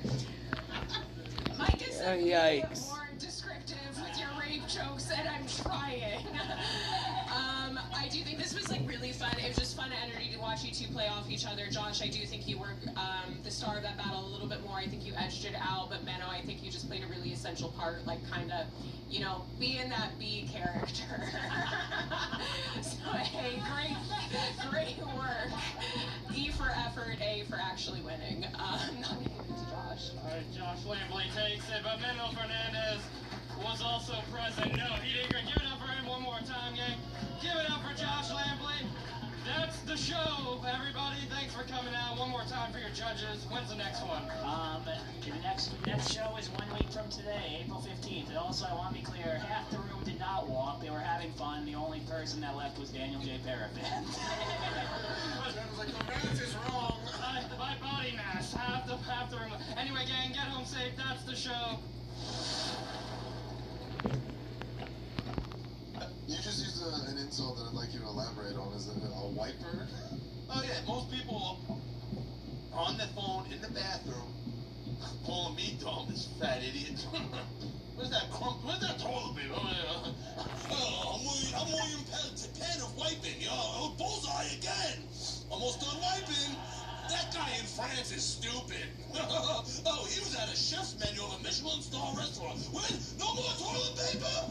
All right, whatever. There's always stains in my underwear anyway. Like, most of America, probably you two, statistically speaking, are fucking disgusting wipers in 2026. Have the audacity to call me dumb. You're wiping! What is wrong with you? Come on, man!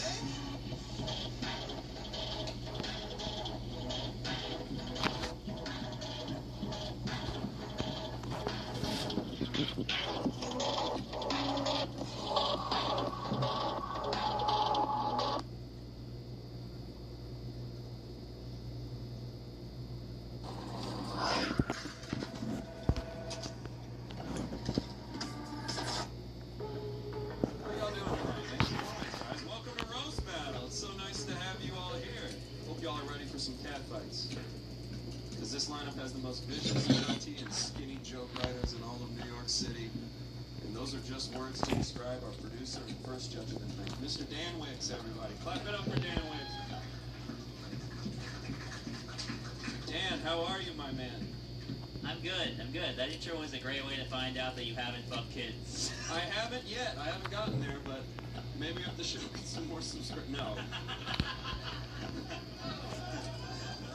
Anyway, apart from fucking kids, what are you looking forward to tonight from the battles, Dan? I'm looking forward to some really just killer jokes. I booked, I think, pretty good comics. I think comics that are going to make these people laugh, have fun, and perhaps inspire them to buy one of our brand new Roast Battle League New York tote bags. Tote bags! Camera sees? Could be yours. Those jokes were so good, I think I'm gonna buy a tote bag that says the R word on it or some shit. It does say the R word. Roast battle. Roast battle. Everyone's favorite R word. Give it up for our producer tonight. Y'all hit him up after the show. If you want a tote bag or a sweatshirt, anything like that, I'll bring up our next judge. She's fucking hilarious. Every time she's a judge, I find a way to misgender. That is the... It's alright. And I... Like when people sell. Stand down, Becky. But make some noise for Marty Cunny.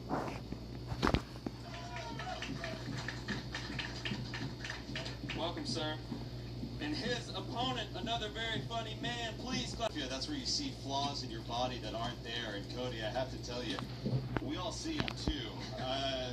The call is coming from outside the house. I'm kidding, man. You have the ideal body for a trans man. Nice. Thank you, Marty Supreme Pizza. Appreciate that. Look at that fucking neck. Oh my god.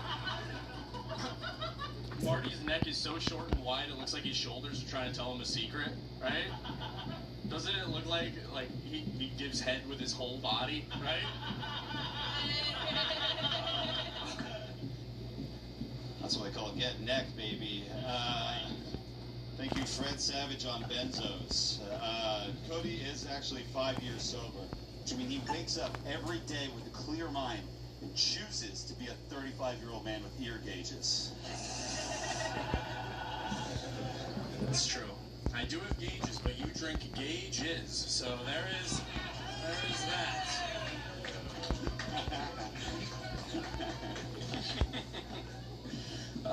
Marty dresses like an alien that came to Earth, but he's trying to disguise himself as a 1980s karate teacher, right? That's good. Okay. Thank you. Cody told me he loves MMA and his favorite movie is Fight Club. Bro, how are you more closeted than me? This is like a battle between a Chelsea gay and a Bushwick gay. You guys figure out which one is which. It's like a heated rivalry. Rivalry is what the top company is a viewer. It's alright. Thanks for being on time, Marty. It must be tough getting around when you're dragging your knuckles on the floor, huh? Yeah. Oh, fuck. Marty plays rugby and goes to festivals such as Burning Man. Burning Man is also what Marty screams when he pees after rugby practice, right? Always, yes. Cody recently got fired from his sales job, selling his body to Japanese businessmen. He got fired for always giving the money back. You look like you sing Jimmy Buffett when you come. You know that? Let's see. All right. Marty is a CPA. What's that stand for? Child predator allegations? Right? All right. It's funny that Marty's an accountant, but still looks like he counts with his fingers, right? That's okay. Let's see. Cody's got a lot of shitty tattoos. His brother's a heroin junkie, and honestly, I think I'd rather have his brother's needle problem. How does Cody have the worst track record? You look like you got molested on a waterbed. You know that?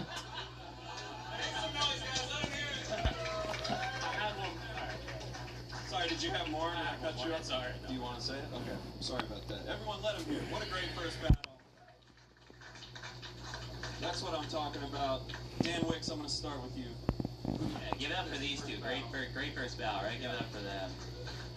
You guys are incredible. You guys were both so funny. You have incredible chemistry. You guys look like you go to father-son orgies. Oh my god.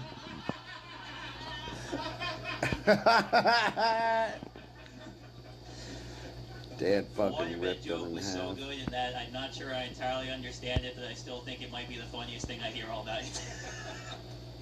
But yeah, you guys are both awesome. You guys both had bangers, but yeah, my vote's gonna go with Cody. But great job, guys. All right, one for Cody. Micah, who you got? Oh man, it was really great to see both of you here. That means there's no line at the Supreme store. Who's shopping Essence right now? This was really great. Marty, I loved how your opening bit about him was that he was like a gayer Adam Levine. Are you in love with him? Like, this man doesn't look like Adam Levine at all. You fucking wish, you fucking gay. You fucking gay. That was me not trying to say something in front of a camera, and you're all welcome. I have a job now. Okay, can I get fired for you two? Marty, I love you, but Cody hit harder this time. I gotta give it to Cody. All right, 2 for Cody. Scott, who you got? We got to acknowledge Marty's outfit. I think it's top tier. It's not Goodwill. It's Greatwill. It's fucking unbelievable. Where do you get that shirt? You ordered it, obviously. And then those. This is what's crazy. I think those are bell bottoms, but your thighs are so crazy that they match the flare at the bottom.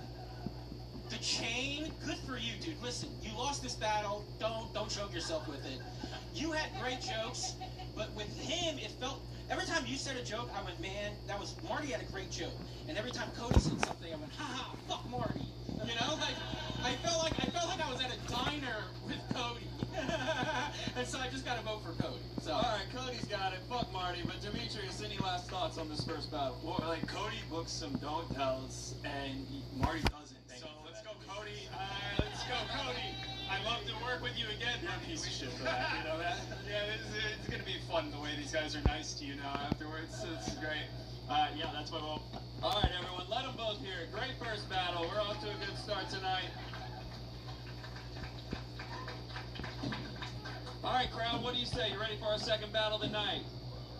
There we go. That's what I'm talking about. Coming up first, very funny lady. Clap it up. Make some noise for Rebecca Kaplan, everybody. Welcome, Rebecca, and please give a warm, loud welcome to her opponent, Mr. Nick Balsero. Rebecca, Nick, who's gonna go first? I can go first. I could. Oh, sure. All right. Nick. Oh. All right. Rebecca's gonna go first. Everybody climb it up, let her hear it. Let's go. It's okay. Someone's got to be the man. Nick's really into Mongolian throat singing. I did some Mongolian throat singing with Nick's dad last night.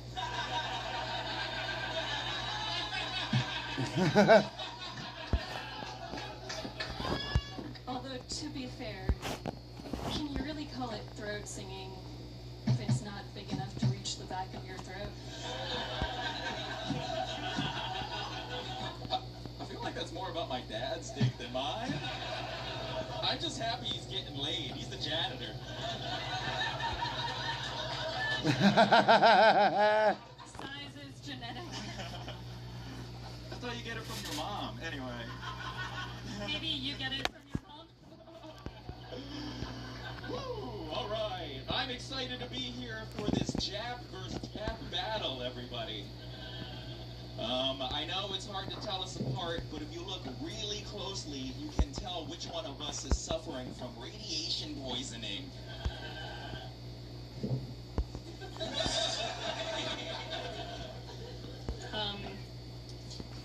Nick's family had a reversal of fortune recently.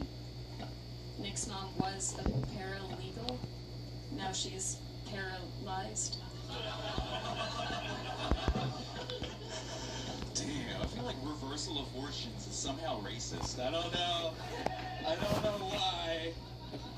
Racist. Like an anti-cookie or something. Rebecca has resting fairy tale face. I am Jewish, so I could find you some gold. Nick's currently taking care of his disabled mother, which is a shame. I think better preventative health care in the U.S. could have prevented his mother from being repeatedly pummeled by strokes. Unfortunately,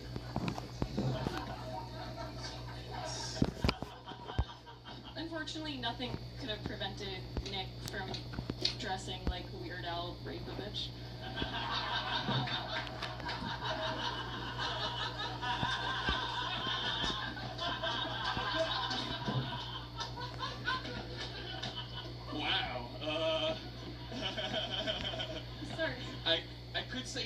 pathetic, I guess. I don't know. Thank you, Gretel Gerwig. Let's see, that was a thinker. Thank you. Rebecca is both autistic and Jewish, which means she can give you the exact make and model number of the trains that took her grandparents to Auschwitz.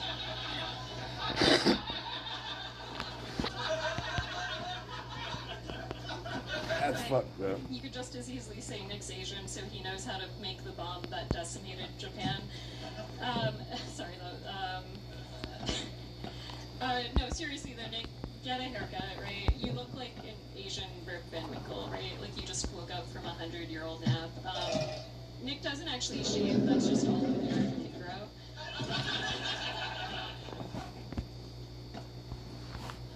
Rebecca's face looks like it froze when she was trying to figure out how to spell Hanukkah. Sweat the first week upstairs? Nah, no sweat. New degree Clinical 5X, the strongest degree ever.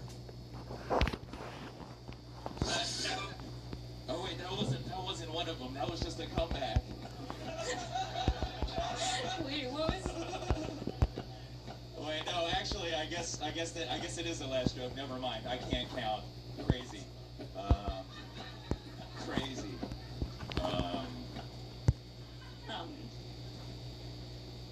Oh wait, no. Actually, I do have one more. Never mind. Hold on. Yeah. Sorry, I can't count. I got two more, right? Two more. I'm an English Asian. Okay, everyone, fuck off. Let's see. Rebecca looks like a raver from the October 7th attack that was taken hostage and was low-key disappointed she wasn't chosen for special interrogation. Hamas's nickname for her was Harambe. Too much of a thinker again. Too heady. Sorry, that was hilarious.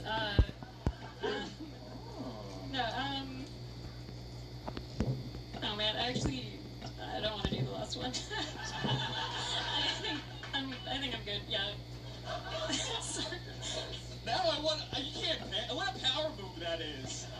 She's like, you know what? God damn. Alright, I'll do it. Yeah, please, go ahead. I'll do a different one. Okay, sorry, I just, hold on, let me, just do a different one, but,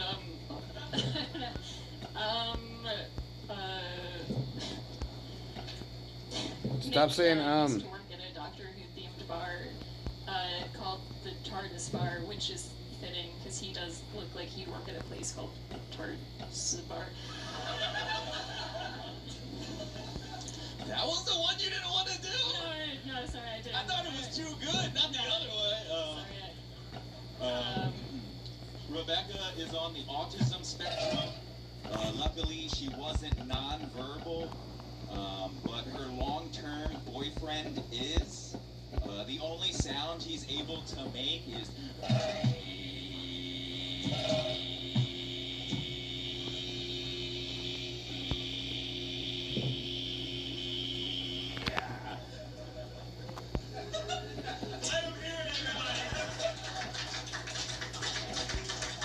Good stuff, guys. Very good. Wow, the sexual tension up here is crazy right now. Judges, I'll start with Michael Fox. What did you think of this Love on the Spectrum date that we all just witnessed? So earlier today, I was on Instagram and I ended up watching a 4-minute long video that was just an ad of two terrible actors. And I watched the whole thing, and now I realize I will just watch anything. And I don't know why this reminded me of that, but listen, this was weird as fuck. I'm not gonna lie. Because Rebecca is so off-putting, and then Nick was so nice and not understanding how bad she was, that it was like, it turned into like something really cute and magical in a way. Like, even though it was so bad, I enjoyed myself immensely. Rebecca, that joke that was so funny. That Weird Al Rapovich joke is so funny. And then you somehow just shoehorned in that his mom was paraplegic for no reason at all. It had nothing to do with the Rapovich joke. What a joy. Nick, your jokes were weird, but your comebacks were so good. Like, I think you were just funny. You were, like, so funny in the moment. And because you willfully gave your last joke, I'm going to give it to you. Nick. All right, so that's one for Nick. Correct? Yep. Yeah. Nick, is he okay? One for Nick. Everyone, give him a hand. You got the first vote. Dan Wicks. Yeah, this was a real roller coaster of emotions. Rebecca started really strong, and then she kind of lost a little bit of confidence, like she forgot her jokes were good. Nick started kind of slow, and then he had all this confidence, like he forgot his jokes were bad.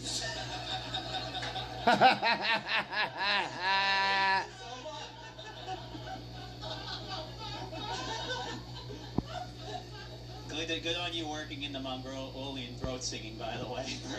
Decidedly mid-joke. Not worth it. But yeah, anyway, I hate both your pants. Rebecca looks like she can't make eye contact with her wardrobe.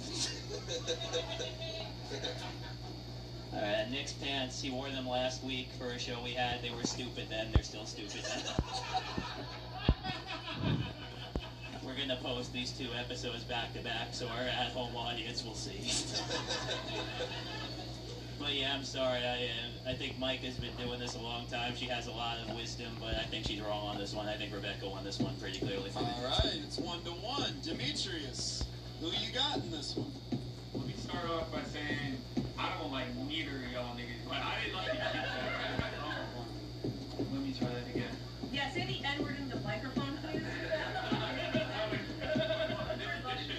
Huh? Where is it? The confidence, choose your limits. Get him just like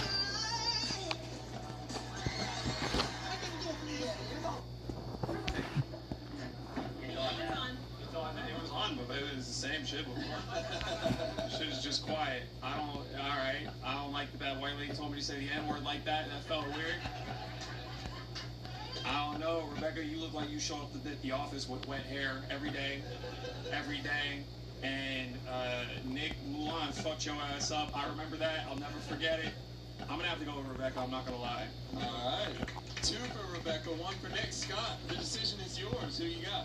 Oh man, I thought it started off fantastic. You're both great. Rebecca, I've seen you before. I saw you at a Skankfest. You fucking murdered. Everybody was in love with you, praising you. She did great, everybody. I don't know why I'm telling you.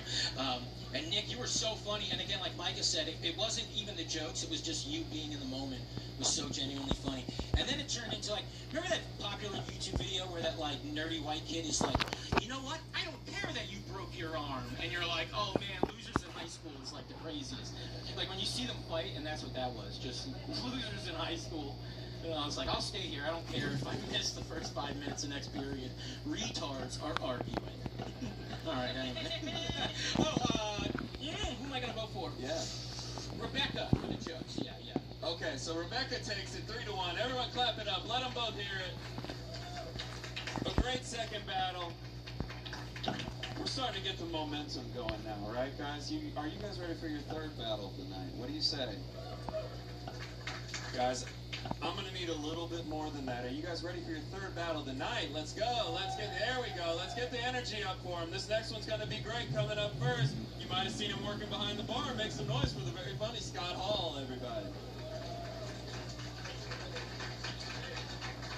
And his opponent, the groundhog himself. Clap it up. Make some noise for Mr. Michael Kaufman, everybody.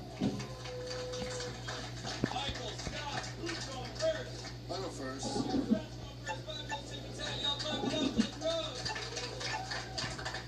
I'm excited to be here roasting Michael and his stupid youth pastor face. He normally does. Congratulations on being dressed less stupid than normal. He normally wears like a dumb doorman suit when he roasts.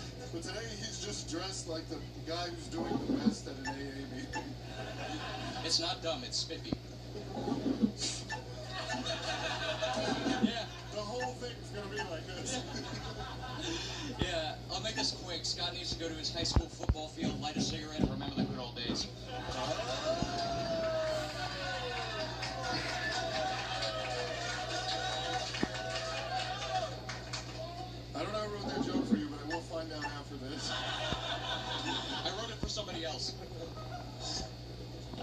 Michael spends most of his time at home tweeting Heinz to bring back the blue ketchup.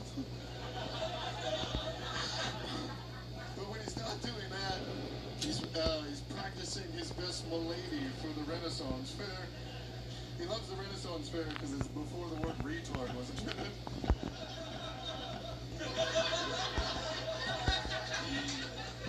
Doesn't Scott look like he should be hairier?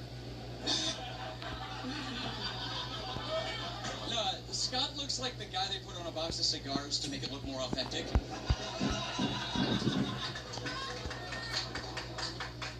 I don't like the way this is going.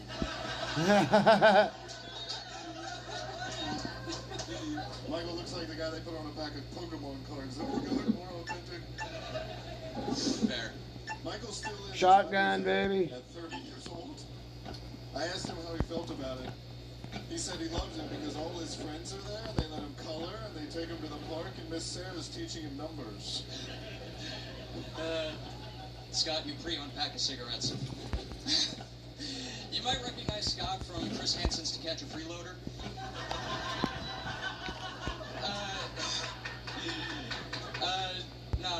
Scott owns the venue, but, yeah.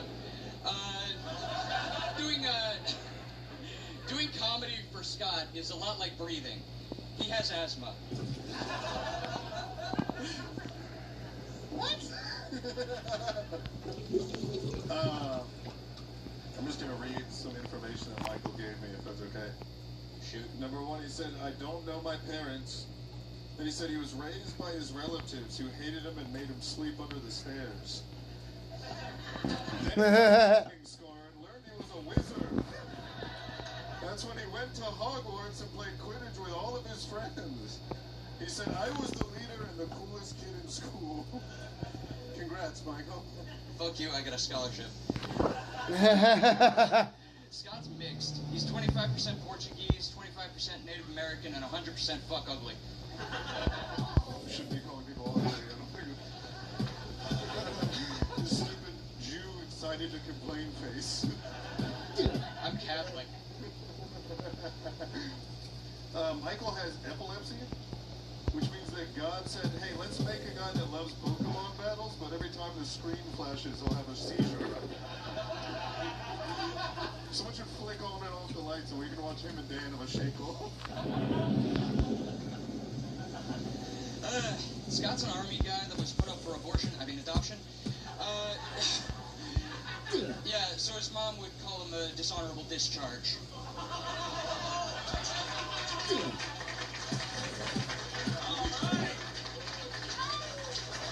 That's what I'm talking about, all right. Michael motherfucking Kaufman. Y'all knowing Shut up, Dan. Dan's so excited right now. Y'all know on like high school football senior night when they let the special needs kid run a touchdown? This is what that felt like. That was awesome. Judges, wow. I don't even know where to start. Demetrius, I guess I'll go with you. Who do you think is this battle? Wait, which one's who's who? Michael and Scott. Okay, for sure. Michael, yo, you got his ass. That shit was funny. Oh, dude, I didn't think you were gonna get him. This felt amazing. You look like a whole cast of that '70s show in one person. So for you to clap back at this obvious bully, this is perfect, and I'm happy for you because once this is over, you have to go out into the world, and they're not nice to you out there. So you did good. It's good. There you go. One for Michael. Scott, who you got? Michael, I've seen you before. You usually wear a suit. Am I wrong? Because I saw you now and I go, oh my god, he's like dressing cooler and cooler. And you're just like, no, it's just Nassau, Bahamas on it. But man, you're getting funnier and funnier too. And call yourself Mikey from now on. And you're Mikey Kaufman, and you don't take no shit from no one anymore. There we go. And I gotta compliment Scott though too, because Scott, every time you said something, I was like, fuck, that's so good. And then Mikey over here, big dick Mikey over here, Mr. Don't Take Shit from No One 2026, Mikey, call me a Jew and watch how much we'll bomb your ass. Kaufman, I don't know. Yeah, that was great. That was really cool. But yeah, Mike won. But Scott, fuck. Give it up for Scott, too. Give it up. What a battle. That's 2 for Mikey Kaufman. Micah, who you got in this one? You know, this really fucking shocked me because before the battle started, Deanna leaned into my ear and he goes, "This guy Michael's retarded." And so, trust me, when you lower expectations so much that you think a person needs to go to community college to learn how to use a microwave, and then you find out he's capable of jokes like this, I mean, you look like Stephen Root who sells crypto, man. Who's Stephen Root? Oh, come on. Don't interrupt the gas up, man. Quiet is your best friend. But fucking Scott, you're so funny. I love that Harry Potter joke. Super surprised you can read. Really cool. Congratulate. I gotta give it to Michael. Hey. There it is. Mikey, Big Dick Kaufman has it wrapped up. Dan Wicks, any last words? Yeah, for some of the people who haven't been here before, who aren't quite understanding what just happened, I'm in a group chat where someone suggested it would be really funny to write all of Michael's jokes, and I said, don't do that. He'll just fuck them up even if we give them jokes. But yeah, dude, you're the story of the night. The only thing that I'm bummed about is that Micah didn't vote for Scott, so I could personally give you the win. Oh my god. I'm never going to hear the end of it. I also will never write my jokes down. There it is, guys. Let them both hear it. What a fucking battle. Look at that. Roast Battle has everything. We even have Cinderella-style upsets. This is amazing. All right, guys, we got 4 more battles, and they're only going to get better from here. I can personally guarantee that. Are you guys ready for your 4th battle tonight? What do you say? Let's do it. This next one's going to be a barn burner. She's fucking hilarious. Clap it up. Make some noise for the very funny Pauline Murphy, everybody. And her opponent, very funny guy. Please clap it up. Make some noise for Mr. Chris Crespo.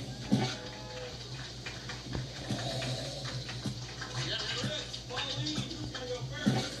I'll go first. Pauline's going to go first. 5 jokes to protect. Clap it up, everybody.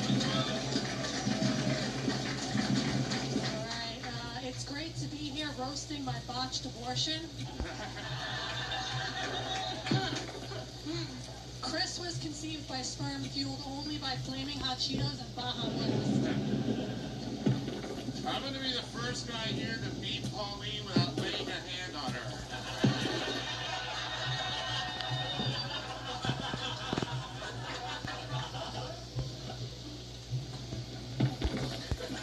Chris isn't big into porn, but he does love fantasy, which is why he signed up for OnlyHands. Pauline's a victim of domestic violence, I assume. Pauline's an animal lover. She loved the animal who beat the shit out of her.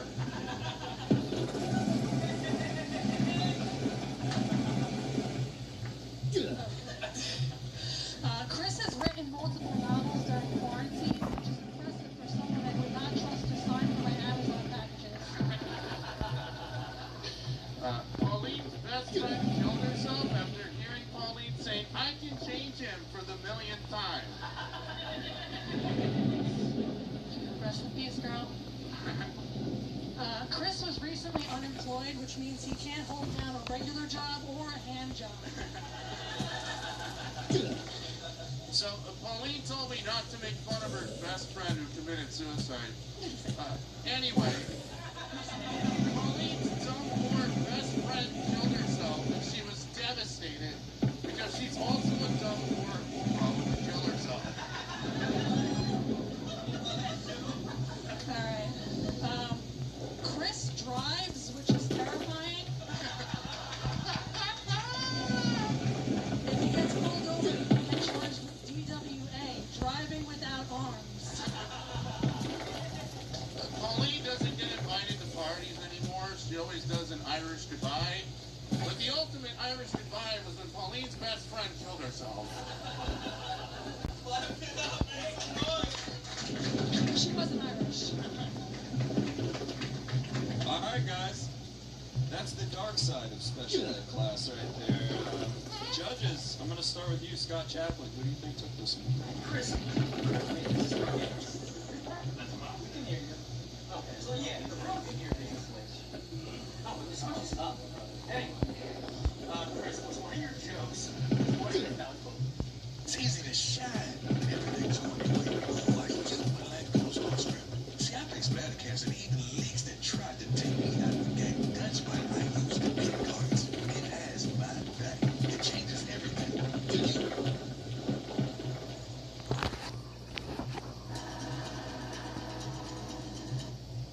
What are you there we go. Wait, was one of your jokes your dumb whore friend killed herself, and so you'll probably kill yourself because you're a dumb whore? Correct. That's not a joke! It's something you just yell at your girlfriend when you're mad. That's not a joke! There's no joke there! That's fucking crazy! Oh, you're so funny, you're so good at joke writing. This is not even a joke. It's just not it's a sentence. I'm gonna go with Chris because I love your jokes, but that is not. And I had to let him know. All right, Scott votes for 4 out of 5 of those jokes. That's 1 for Chris. Michael Bucks. Man, this is great. You guys are so funny. Paulie, you look like you came like straight out of Napoleon Dynamite. And Chris, you look like you play with dynamite.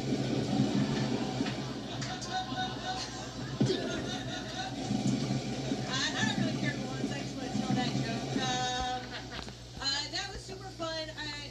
I always love it, Chris, like when somebody just picks a flaw and just like triples and quadruples down, and you quadriplegic down, and I really, you gotta love that. Pauline, I think you were super funny too.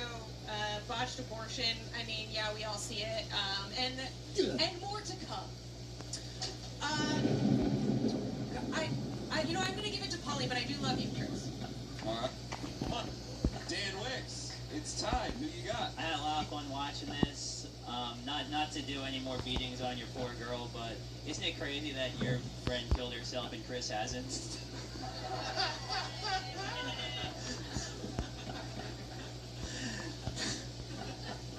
But yeah. Thought I might lighten the mood. Anyway, I'm gonna vote for Pauline. All right, 2 for Pauline, 1 for Chris. Demetrius, it's to you. Yes, the classic battle between Reddit mod and his Discord kitten. That'd be so much funnier if this microphone worked. Yo, that was crazy. If you make jokes about you getting beat, you gotta stop shaking like you got beat. Oh my god, I was so uncomfortable. That made me feel crazy. I'm not gonna lie. Good job, guys. I'm gonna go with Chris. All right. So that means we're at a tie. And I didn't explain this before the show, but I will to you, the audience, to decide who you think won this battle. So I'm going to put my hand over each one of these roasters, and I want you to make noise for one battler, and one battler only, whoever you think won. Okay? You got that? Let's do it. Make some noise. You think Chris Crespo won this battle? All right. Now, make some noise if you think Paulina Murphy won this battle. All right, I'm going to give a slight edge to Paulina. Great job, guys. Clap it up for both of them. Very close one. I love it. All right, crowd, how we feeling? We got 3 more battles. Y'all still got some energy for me? We're good? Let's keep it moving, and this next one's going to be great. Coming up first, he's fucking hilarious. Please, clap it up. Give a lot of energy to Mr. Jerlon Turner, everybody.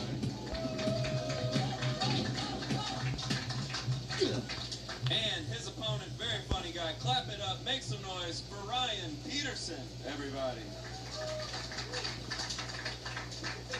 Jerlon, Ryan, who's going to go first? I'll go first. All right, Ryan's going to go first. Show some enthusiasm. Boss. We're trying to entertain you guys. Hopefully we're great. Come on, you piece of shit. Okay. Showmanship. Okay, I am so happy to be here. Thank you guys. Love you, Jerlon. Jerlon, I want to thank you for taking time from throwing barrels at Mario to be here tonight. Thank you very much. Yeah. Donkey Kong, yeah. You know, Donkey Kong and everything, but if you saw this guy's baby oil collection, you'd think he's Diddy Kong, okay?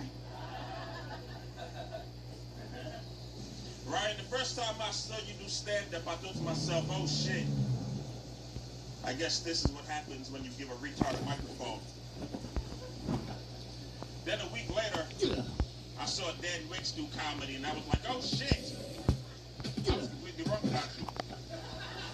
You're not a retard, you're just really bad at comedy.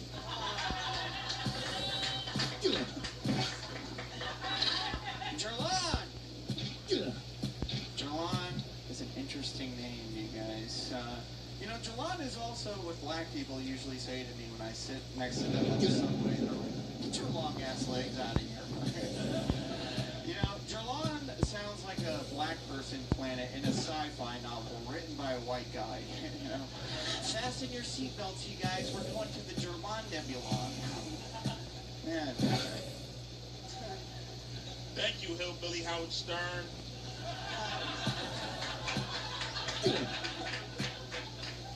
Ryan, the only reason people laugh at your jokes is because they're worried if they don't, you might go home and kill yourself. That wasn't a joke, that was just a fact. Ryan, you look like a cult leader who got fired for sleeping in. You guys, Jerlon has been doing comedy for nearly a decade. And in that time, he's crafted 38 seconds of material, you guys. You know, you're like Jay-Z's unemployed son, lazy. Sorry.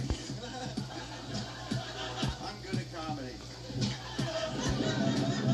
Yeah, that was cute, that was cute, that was cute. Guys, Ryan's 6'5", ugly in the face, and has terrible posture. He's like the hunchback of Notre Dame across team allegations. Ryan, you're the worst combination of white and hype since I've seen. Fuck, I've been drinking. You're a bitch. If you guys didn't know already, Jerlon is a viral sensation, you guys. Honestly, I don't really care if I win this battle or not, because I'll probably get 1,000 followers just for standing next to this retard. Okay? Which it's funny though, because every woman that wakes up next to Jerlon ends up feeling a venereal sensation. Thank you, fat and all Jesus.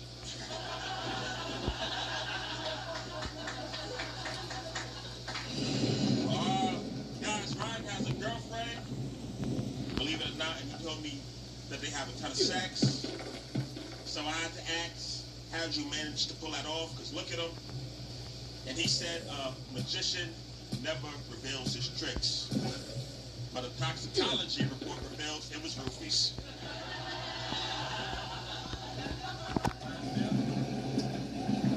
Jerlon is named after that time I had sex with his mom, and she famously said, put your long ass penis in my butt.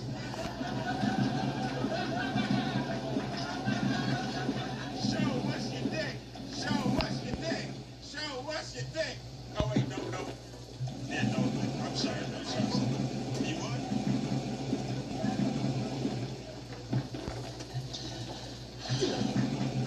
Ryan, I don't even have a last joke. I didn't write it. I'll take you more work than you piece of shit. I just want to take this time to thank you for taking us back to a time when tall white men were considered to be freaks.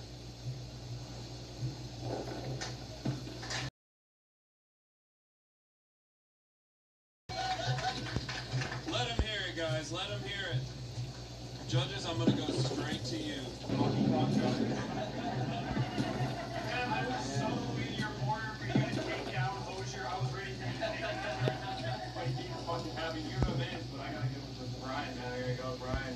All right, that's one for Ryan. Scott. Yeah, there was the Donkey through the lazy line. I think I saw my aunt say that in a Facebook post in like 2013. Jerlon had the Dan Wicks joke, which I think was a little more involved. I kind of liked it a whole lot. Kind of in love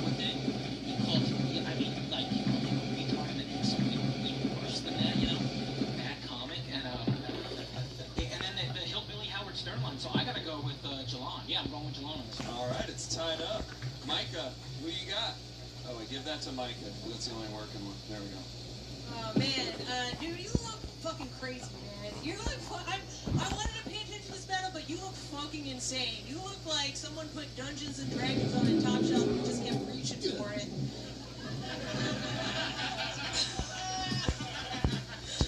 Like, god damn, dude.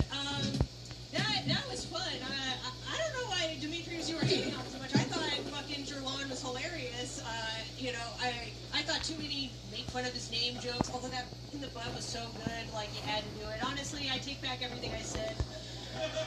Just even saying it out loud, that was such a good joke, but I did love the Dan to Jerlon. All right, 2 for Jerlon, 1 for Ryan. Dan Wicks, it's up to you. Yeah. When someone makes the Donkey Kong barrels joke about a black person, there is like a certain ratio of fat and black that the person needs to like cross, where it's like a thing that we all have fun laughing at, or if you're just calling a black guy an ape. And Jerlon is not fat enough for you to not just be calling a black guy an ape. Racial studies by Dan Wicks, ladies and gentlemen.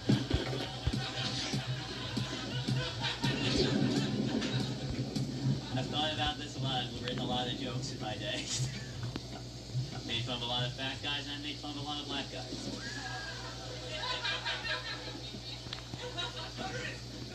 But yeah, and I was the same as Demetrius. I was rooting for Jerlon the whole time, but then he forgot some of his jokes. So I think I do have to vote for Ryan. All right, we got another tie, everybody. Fuck know what to do. I've already explained it, so we're just going to get right into it. One, please make some noise if you think Jerlon took this battle. First, I want you all to clap it up and make a lot of noise for the very funny Rania Hanan, everybody.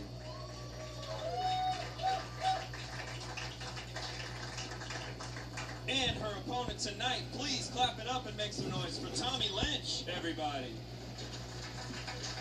Rania, Tommy, who's going to go first? I'll go first. All right, Rania's going first. 5 jokes, tick or tack. Clap it up, everybody.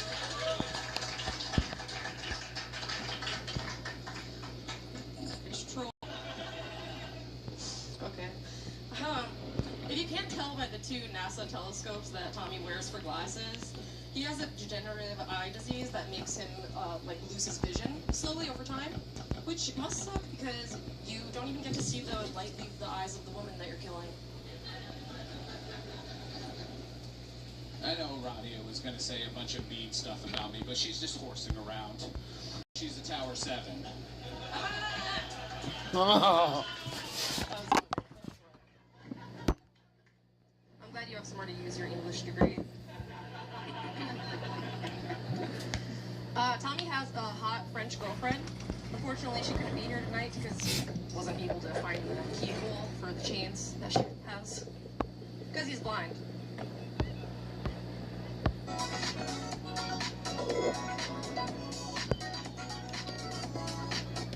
Find the keyhole for the chains that she has. Because he's blind. Rania doesn't eat pork, but she's fucking plenty of pigs. She's dating a 50-year-old married man in an open relationship, which makes her Polly a giant fucking whore.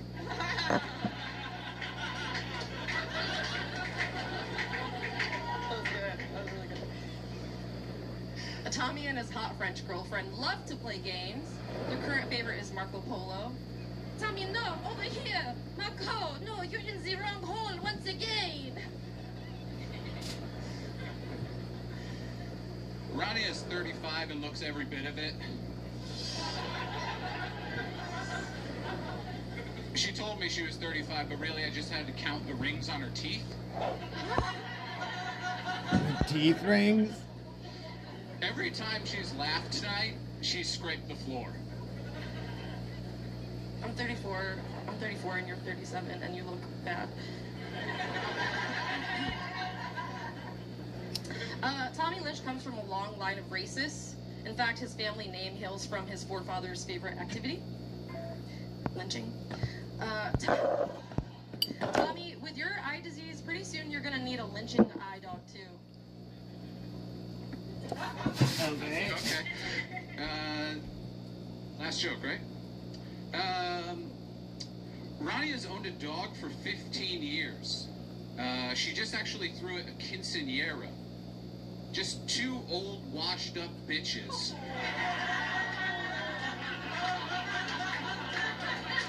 Leave my dog out of it. Wrap it up. Not my dog. What a finish. Judges, I'm gonna go straight to you. Scott Chaplin, you got this one. Reading like this, and I think your first joke was like, she's white passing and more Karen than Karan, and I'm like, this guy's like at a PTA meeting. Like you're like.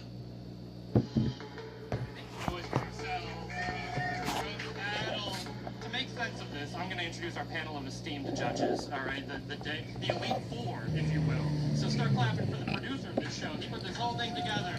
Yeah, what? That's right, Dan. Right over there. Oh. All right, broadcasting from the sun. I've hosted this show for years. Every time you have a new shitty light fixture.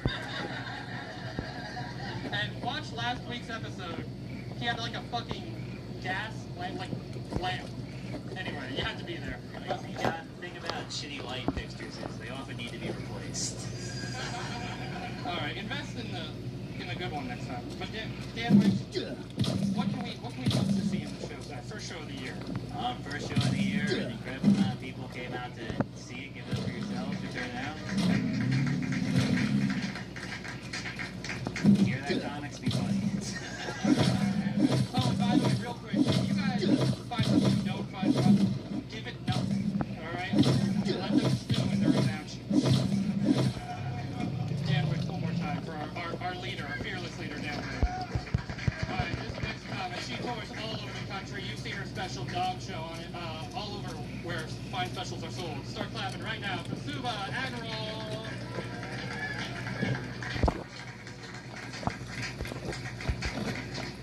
Suba, you got enough beverages? You fucking bitch. All right, if I'm not mistaken, it's your first time judging the show. Is that correct? Is that accurate? Give her a microphone, please.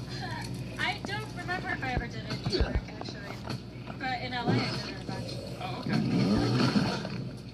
That sucks over there. So, what are you hoping to see from the mecca of comedy? Jokes? What the fuck? Titties, no. We got 2 really fat guys on this show, so we might actually see some titties tonight. But give it one more time for Suba Agarwal.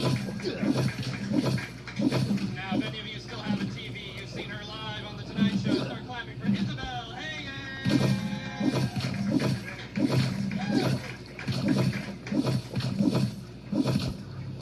You didn't bring your violin? It's a viola. Oh. Round of applause. Who gives a shit? Isabel, what are you hoping to see tonight? Just something that isn't terrible. Would you rather see more racism or sexism in your roast battles? Yeah, that's a real Sophie's choice there. I don't know. But where she only gets to kill them if we're Okay, I haven't. But I don't know. We'll see. All right, you should have Sophie choice that segment. But one more time. For Isabel Hagen. And, before I bring him up, the owner of this club, one of our founders, real quick, the bathroom is out of order, a pipe burst. All right? So if you're about to shit your pants, there is the apartment, the comics live upstairs. There is a bathroom you can use, but it is whites only. Just because I don't... Just saying, but you can, if you really gotta go, but be respectful, because human beings live there. But everyone leave a fucking upper decker in his toilet. It's Scott Hall!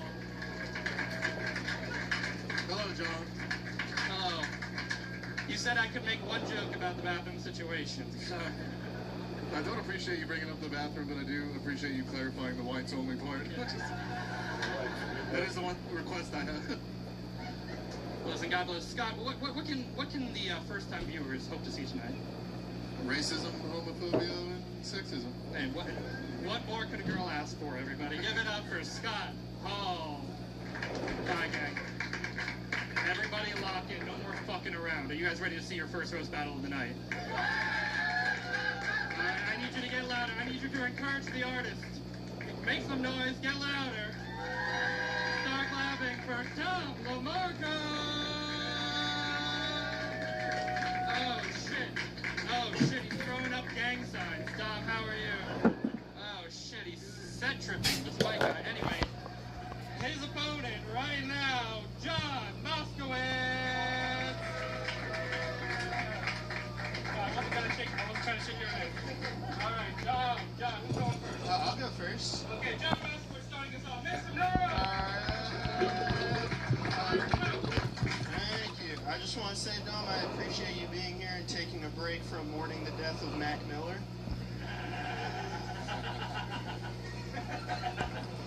All right, guys, we got to make this quick. John's got to get home and start reading the 2026 almanac. That's true. John looks like an elf on a shelf that just discovered TJ Maxx.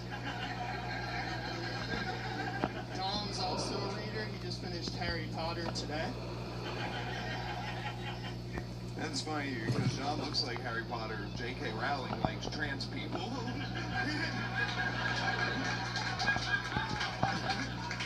John's like Harry Potter because, for 3 reasons. John's like Harry Potter because he has dorky glasses, he was an only child, and when he wishes he could talk to his parents, he just talks to himself in the mirror. Dom moved from Long Island to Texas because he was like, Long Island's perfect if only it had less drinking water. He specifically moved to Austin because he was like, there's going to be more opportunity here for me to spit on real Mexicans.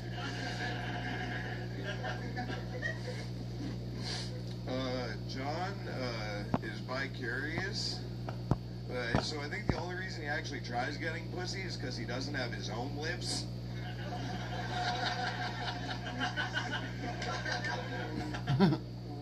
The only reason I agreed to this battle is because I was pretty sure Dom hasn't heard about Palestine yet. Alright, it'll be like battling on October 6th, you know. John, if you're here, who's looking out their window going, now, SpongeBob?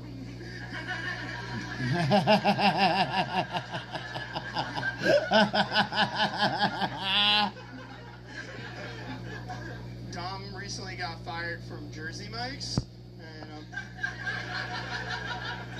pretty sure it's because he sent a text with the correct spelling of there. John looks like a porn parody version of Rick Moranis. It's like, honey, I blew the kids.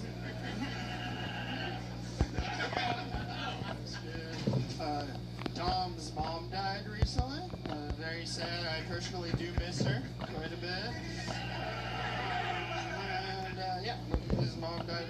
The first response when his dad told him, he was like, oh, does that mean I don't have to hide my stash anymore? John's mom's still alive. John's mom had him in his 40s. She was like, yo, pour one out for my lost homies. John actually looks like this because he was recently traumatized when he found out the news of the death of his brother, Stuart Little. All right, make some noise. The Skinny Jean Boys. One more time. Is Stuart Little dead? All right, here, hit the nuclear fission. There we go. All right, Dan Wicks. What'd you think of this? I thought it was a great first battle. Give it up for these guys. Yeah, I really like that John made a joke about Dom finishing Harry Potter today, and then Dom had like 3 jokes that shows that he definitely has read Harry Potter very recently.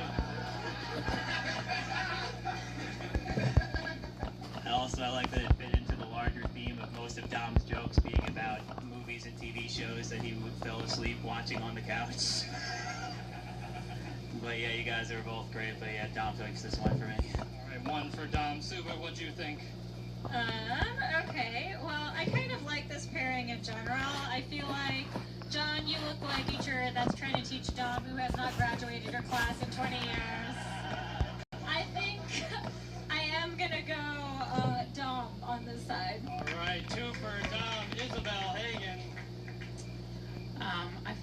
battle to be so inspiring and just it was so great. Huh? I'm trying to put some positivity in here.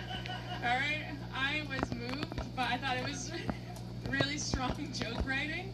I think the best joke was Dom's J.K. Rowling trans joke, although I do think you're wrong, Dom. John does have lips, they're just in his crotch, maybe. But yeah, Dom takes it by a hair. So beautifully done. When you graduated Juilliard, did you think you'd have to watch this? Alright, Dom Lamarcus got it wrapped up, but Scott Hall, final thoughts. Yeah, great job, guys. Those are my two favorite jokes also, the lips joke and the trans joke. You do look like you both share John's ball. Which is it's like you guys both just got out of rehab, but yeah, I think Dom took it for sure. Alright, clean sweep for Dom Lamarcus, but one more time for Tom Moskowitz. That's right, you two doofuses figure out how to get off stage. They're gonna go fuck up a robbery for their boss somewhere. Oh, fucking goons. Oh, okay. I say this next battle is gonna knock your cocks off. Start clapping right now for Eric Asker. Chillin'. All right. And start clapping right. Ladies, hold on to your clits. It's Devin Bramble. Oh, shit. Oh, shit. John's not fucking around. I will take your clits. Lock him down. It's like an African witch doctor.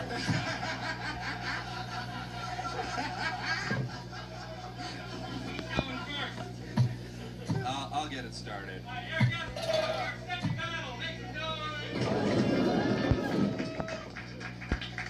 Quick disclaimer before we get started. If there's any big game hunters here, please wait till after the battle to poach Devin for his ivory. Listen, that's an honor coming from the tallest lesbian in the tri-state area. It's great to be here roasting the manager at a cheesecake factory. Why are you still dressed for New Year's, Devin? I mean, a district manager, if he promoted black people, it's messed up. What was your resolution? To out Pizza the Hut?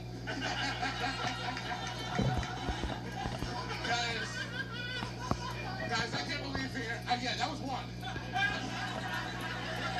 Guys, I can't believe I'm here battling both Jack and the Beanstalk.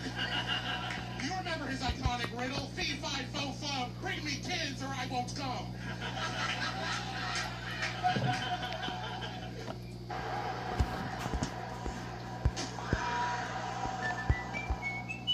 Three reasons guys regret trying Rougiette Ready. 1, it kicks in way faster than expected. Rougiette...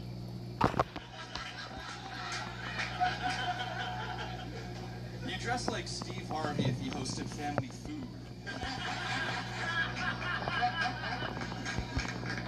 Doesn't Devin look like he tucks a napkin into his shirt before he takes communion? Eric needs more layers. We can tell he's 3 sexual predators in a trench coat. Isn't it ironic that Eric's last name is Asker, but he's never once gotten a woman's consent? Oh, damn. This battle's really neck and necks. Oh, fuck. No, but seriously, thank you so much for coming. This was a last-minute battle. I know you'd rather be playing trombone in New Orleans. Doesn't Devin looks like he fucks the type of white women racists aren't mad about?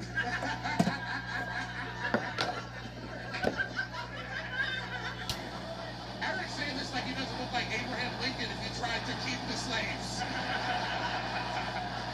Eric looks like he says every word to niggas in Paris but crosses the street for niggas in public.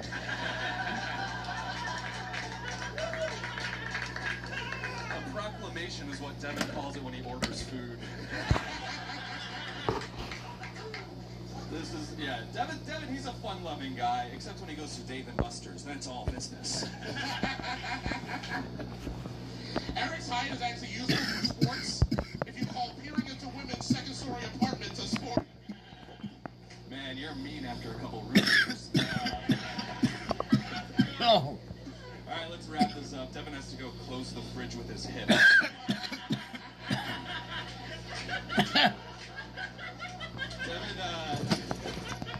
Devin works in tech support. It's kind of, it's kind of a bad job. Sometimes he wants to quit. But then he looks at the framed picture of that rotisserie chicken. And I'm faster than that radio man. I'm looking at your exercise schedule, chasing women around the park for an hour and a half every day. Eric's mom had cancer when he was a kid. Could you imagine having to fight against the festering parasites stuck in your life and fight cancer? It's Sunday. Though.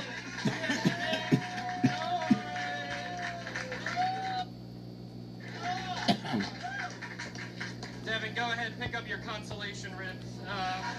Anyway. What? No matter what. Alright, we're gonna keep this show tough act to follow. Give it up for your next comic. Start clapping for I gotta Abby. do Ray here too. Well, no, I have to wait for. Abby, how are you? Good. Okay, you bringing out the next Apple update, but and her opponent. It's Brad. No, Brad, thank you so much for being here tonight, man. I know you'd rather be out in front of a school waiting for teenagers to compliment your Jordans, so this is really nice. Brad and I both grew up really poor, but only he looks like That's true. Let's see, Abby is 25, but I would have guessed 15. Abby, if you're here right now, then okay. I was too poor to go to They take a while to show up sometimes. Brad's teeth look like they don't know each other. I would tell Brad to go kick rocks, but apparently he already needs them. Why are you dressed like The Rock? Okay. No, fuck? Alright. Alright. Set? You know what I'm talking about? Very passive aggressive, and that is biblically accurate. Thank you so much. No, we did the Wiz my senior year. It was a whole thing. Brad has a podcast. Oh, God! Oh, thank God. No, Brad's podcast is called the Pimp Daddy Podcast, which is ironic because if he was my pimp or my daddy, I'd kill myself. Thank you for the plug.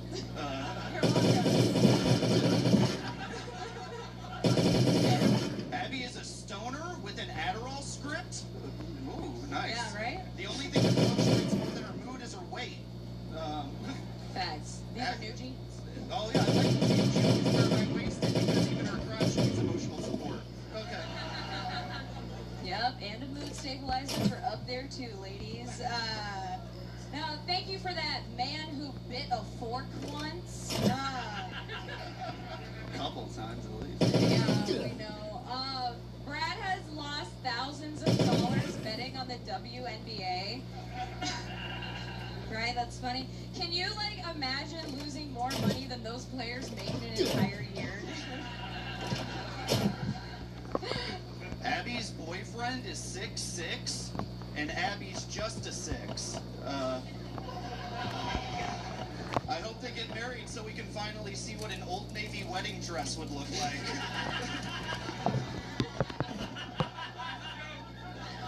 Oh, that's funny. They should make those. Alright, we got around with Brad about half the words we said tonight. Over the holidays, Brad always gets to eat at the kids' table, but it makes sense because no one there has their adult teeth. Oh, these are grown teeth. Abby used to date a non-binary DJ. Apparently, Abby broke up with them because they struggled with their transitions. Taco Bell's so gross for you. It's like ruins your body.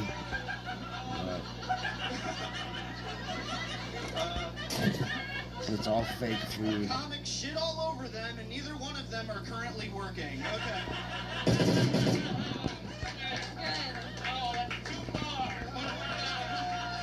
One more time, Brad Reiger and Abby Bowman. Word to future comics. I'm never going in for the handshake.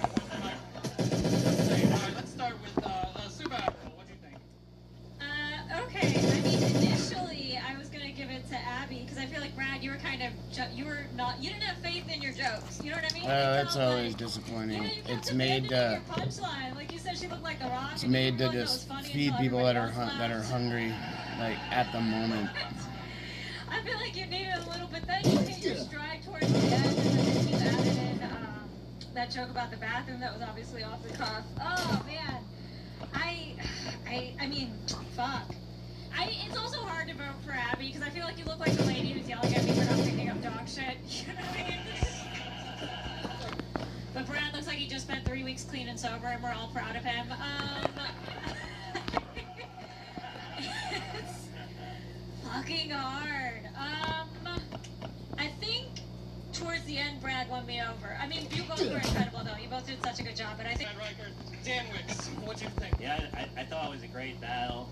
I fucking love that Old Navy wedding dress joke. That was an unbelievable, perfect joke. I loved it as much as I hated that DJ Transitions joke. I can't believe that landed.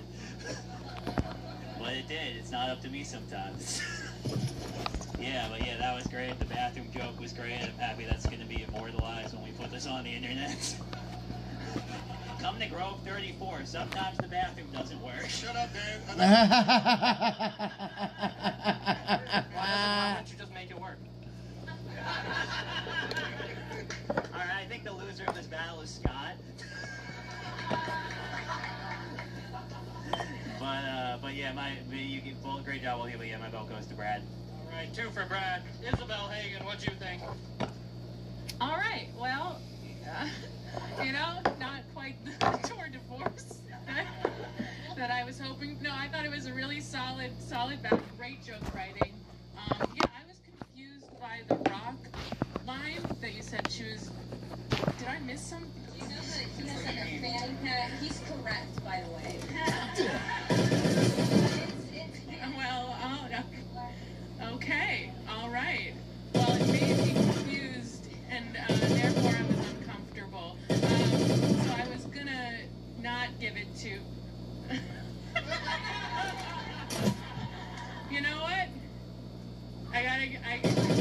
You're good, dude. I feel like I gotta take myself out of the judging. I'm clearly not qualified for this job.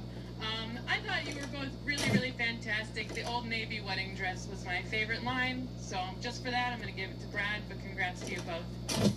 All right, Brad's got it wrapped up. Scott Hall, what do you think?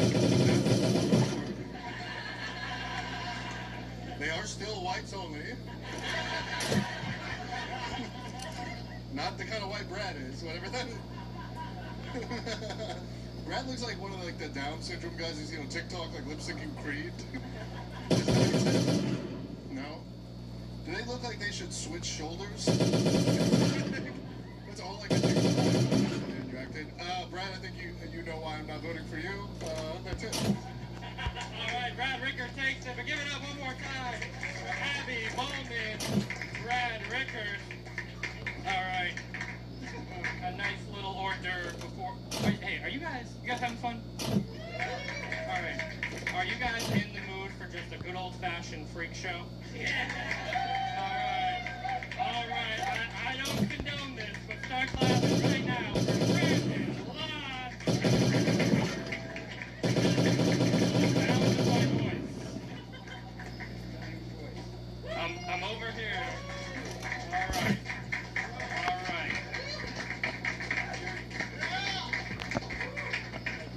Shit. All right. Thank you, sir. All right, great to see another person of color up here, but they'll never know. And his opponent, Daniel J. Harrison. Oh goodness.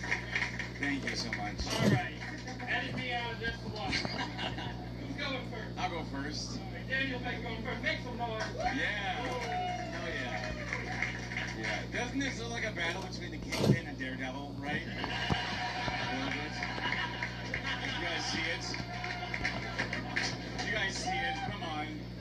Except that Daredevil went blind and fought crime, and Brandon went blind and fights his urge to shoot up. Bunch of comic book nerds in here. Fucking, Daniel Pear fan, everybody. More like Pear and Chance. All right. Hold him. Fucking me over, huh? Is it the way I breathe?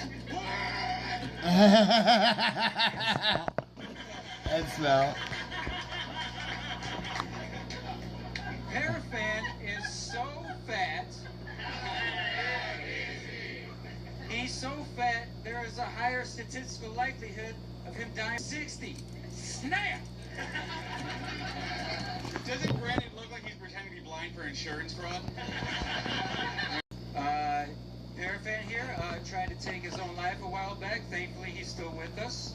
Luckily for his family, it turns out sleeping pills are the only thing he won't overeat.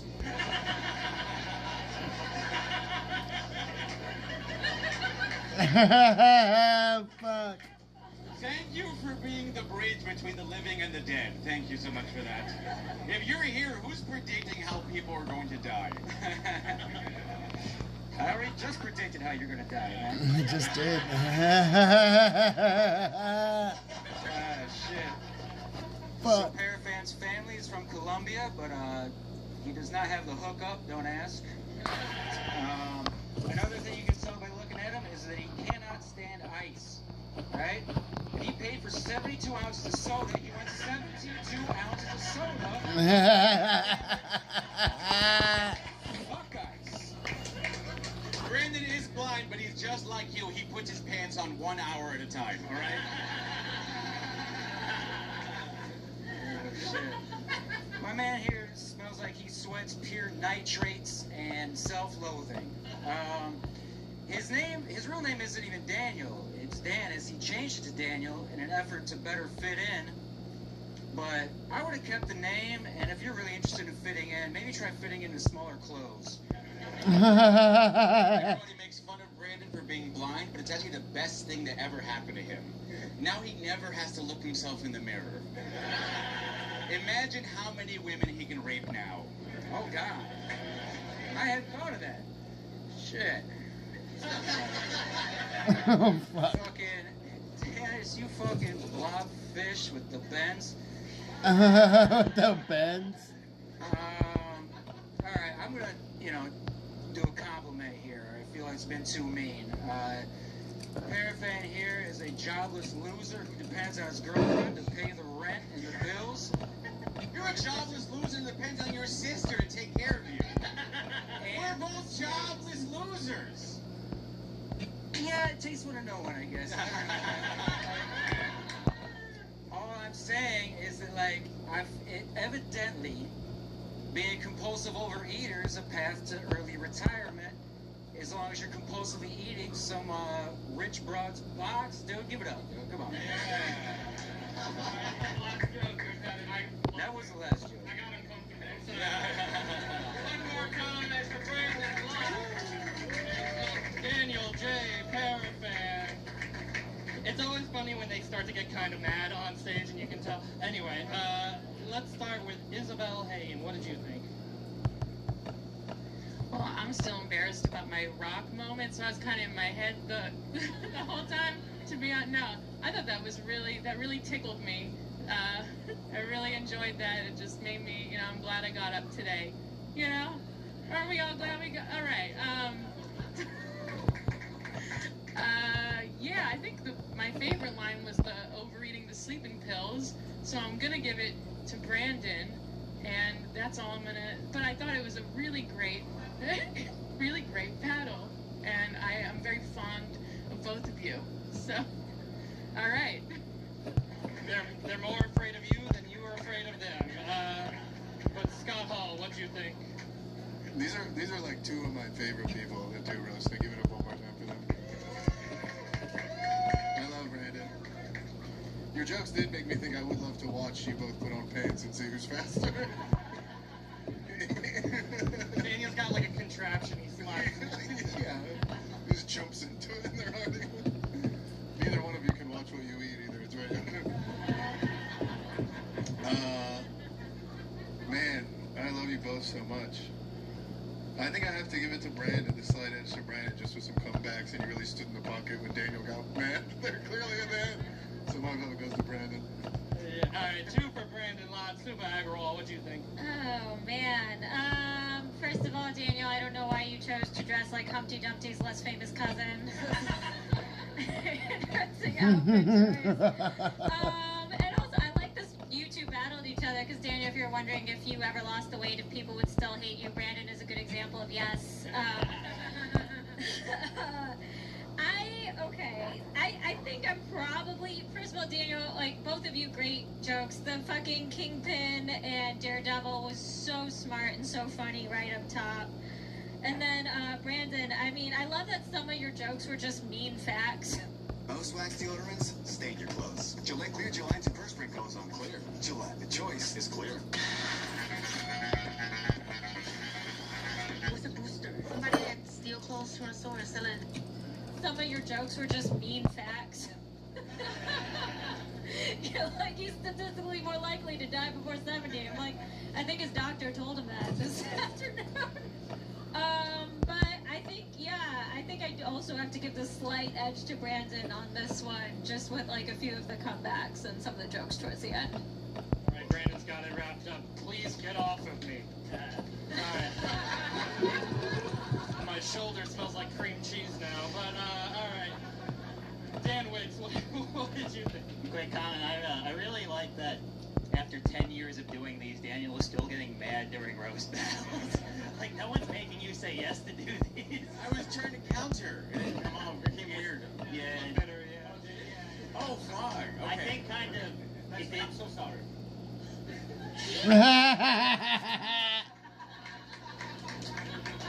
Jesus, man, come on. Look me in the void, for God's sakes. Look me in the void. Shit, right? You are a born entertainer. I appreciate the correction, because it did seem kind of weird to interrupt a blind guy. Yeah, it seemed a little below the belt, but I see if we're going on the belt for suspenders. But yeah, doesn't Daniel look like he's waiting for Brandon to stop rotating under a heating lamp at 7-Eleven?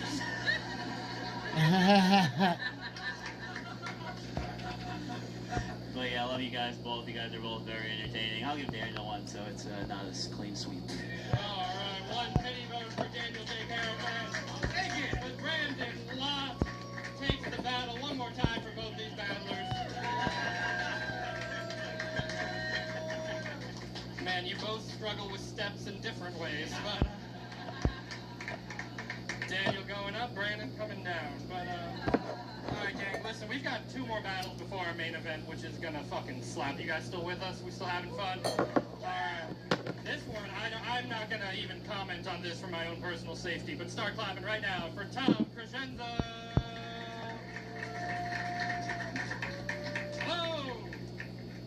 Oh! And his opponent, it's Drea Currite. From the mist. Alright. Drea, Tom, who's going first? You got it. Oh, shit. Alright. What's going on, you guys? Sorry I'm sweating so much. This whole battle reminds me of the last time I had to talk to HR. Drea, it's nice to meet you, but I'm confused. If you're here, who's painting themselves blue for James Cameron right now? Yeah, Tom stands like there's a stick in his ass keeping him upright.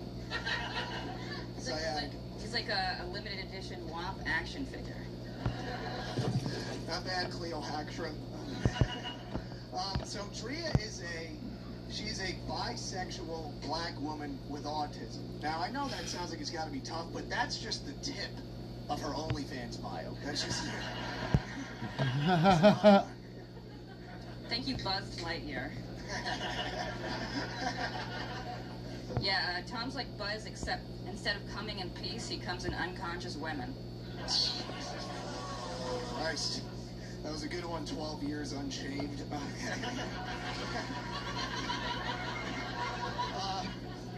This next joke is more of a... Yeah, I got rated. If you've ever needed any evidence that smoking weed does not help stress at all, look no further than Drea's hairline. You look like Bob Marley if he died at 90. Yeah, try looking into a mirror sometime. No, I yeah, you look like you offer discounted vape prices to customers who take your mixtape, but they always choose to pay full price. Why are you so far back? I'm not going to attack you. I'm like, oh, I'm like, Drea. This sweat is making me nervous. Yeah, I'm sorry. It's a lot. It is a lot. I admit it. It's a lot. That's why I addressed it. I had to. It's not good having olive oil for blood. Drea looks like the type of person to point out that Mercury is in retrograde while explaining why she wants an abortion. You look like if a thumb group face. Not bad, no Faith Evans. So, Drea went to college at Florida State University, which means she actually has a lot in common with Charlie Kirk. Now, he didn't go there, and she doesn't share his views, but they both had their throats opened by pasty-faced white guys.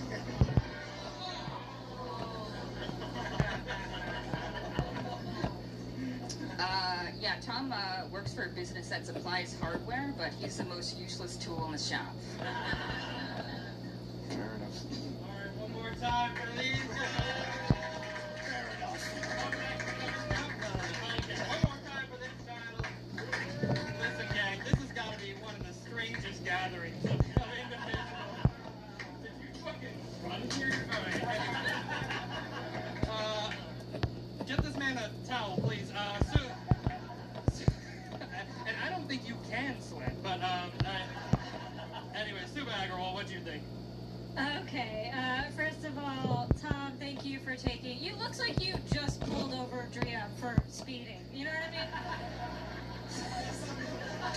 mean? Why are you sweating this much? Were you up late last night celebrating January 6th?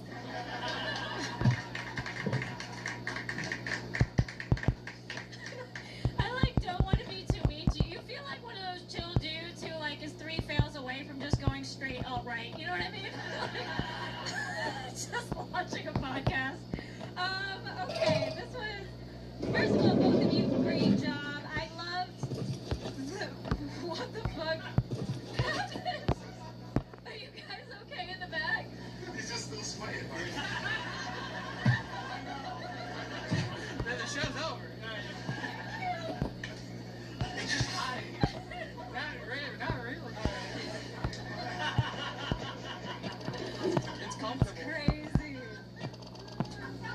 That's wild. I mean, this is progress, you know, to Indian people, and it's the white dude that everyone is afraid to smell. So I like. This is very progressive. Okay, Tom, you had some strong jokes with the blue and then the OnlyFans. Also I wanted to call you Joe Rogan at some point, but anyway, I think just joke-wise, you both did wonderful. I think just a couple of the jokes up top edged you out, so I think I'm gonna go with Tom on this one. Lord knows he needs it, but Dan, what do you think? This is, at most comedy shows, people are afraid to sit in the front row because they'll get made fun of. Usually it's not because they're afraid they'll get wet.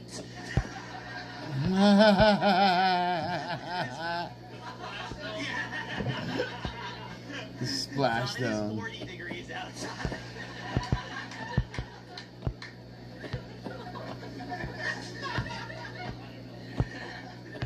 This is a fun bit of trivia. You're at these two people you're looking at right now in the audience. Which one of you would you guess has released rap songs on the internet?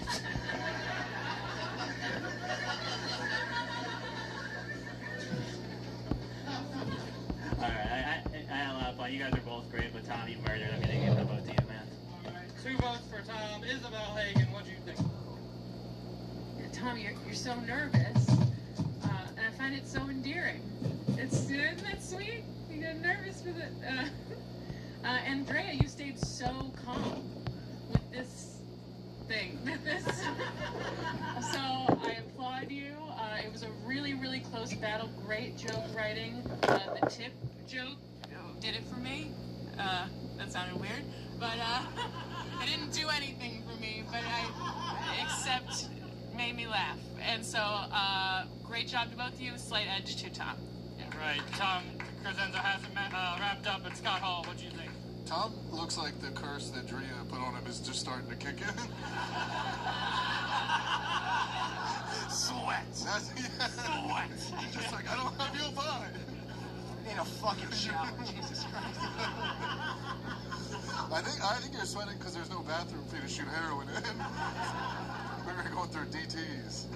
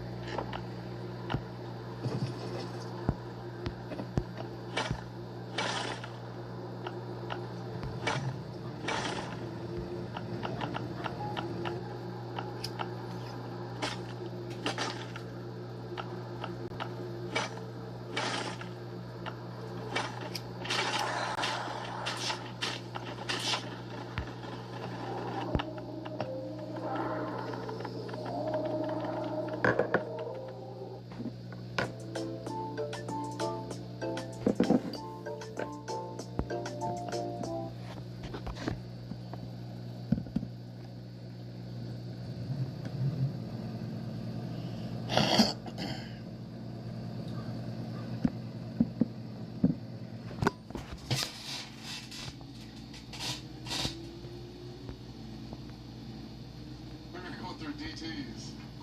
I didn't hear any of the jokes because I was focused on Tom's forehead. So I'm gonna give it to Drea. Alright, one for Drea. But give it up, Tom Crescenzo takes it. Drea. Just go, bro. Don't worry about it. Don't worry about it.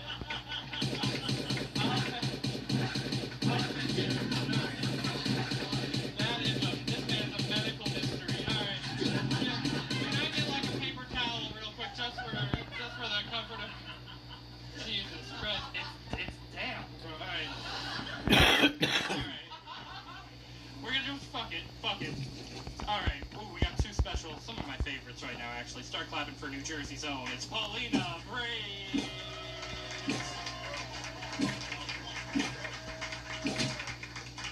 Young lady, you don't have to take the sweaty mic.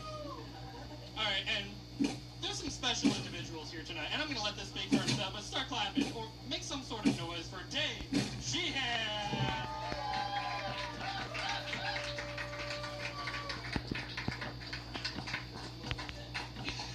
Who's going first? I'll start. Alright, God bless this country.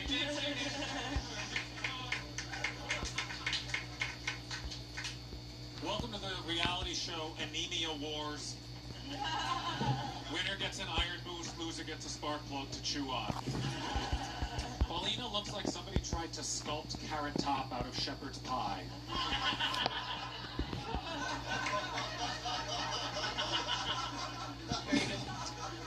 Damn, Caillou's looking really rough nowadays.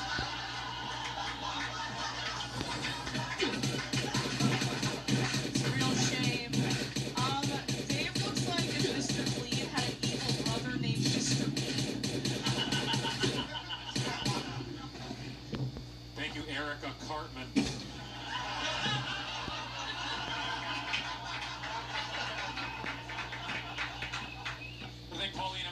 time away from writing 90-Day Fiancé fan fiction to be here tonight. In her bio, she told me, I am gluten and dairy intolerant, but I eat it anyway. She ends a lot of sentences with the words, but I eat it anyway. Dave, if you're here, who's bringing a really intense vibe to D&D night? Dan.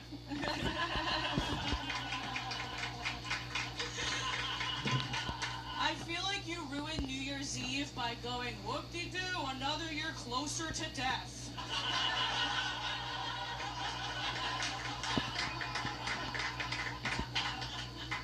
You say ruin, I say improve.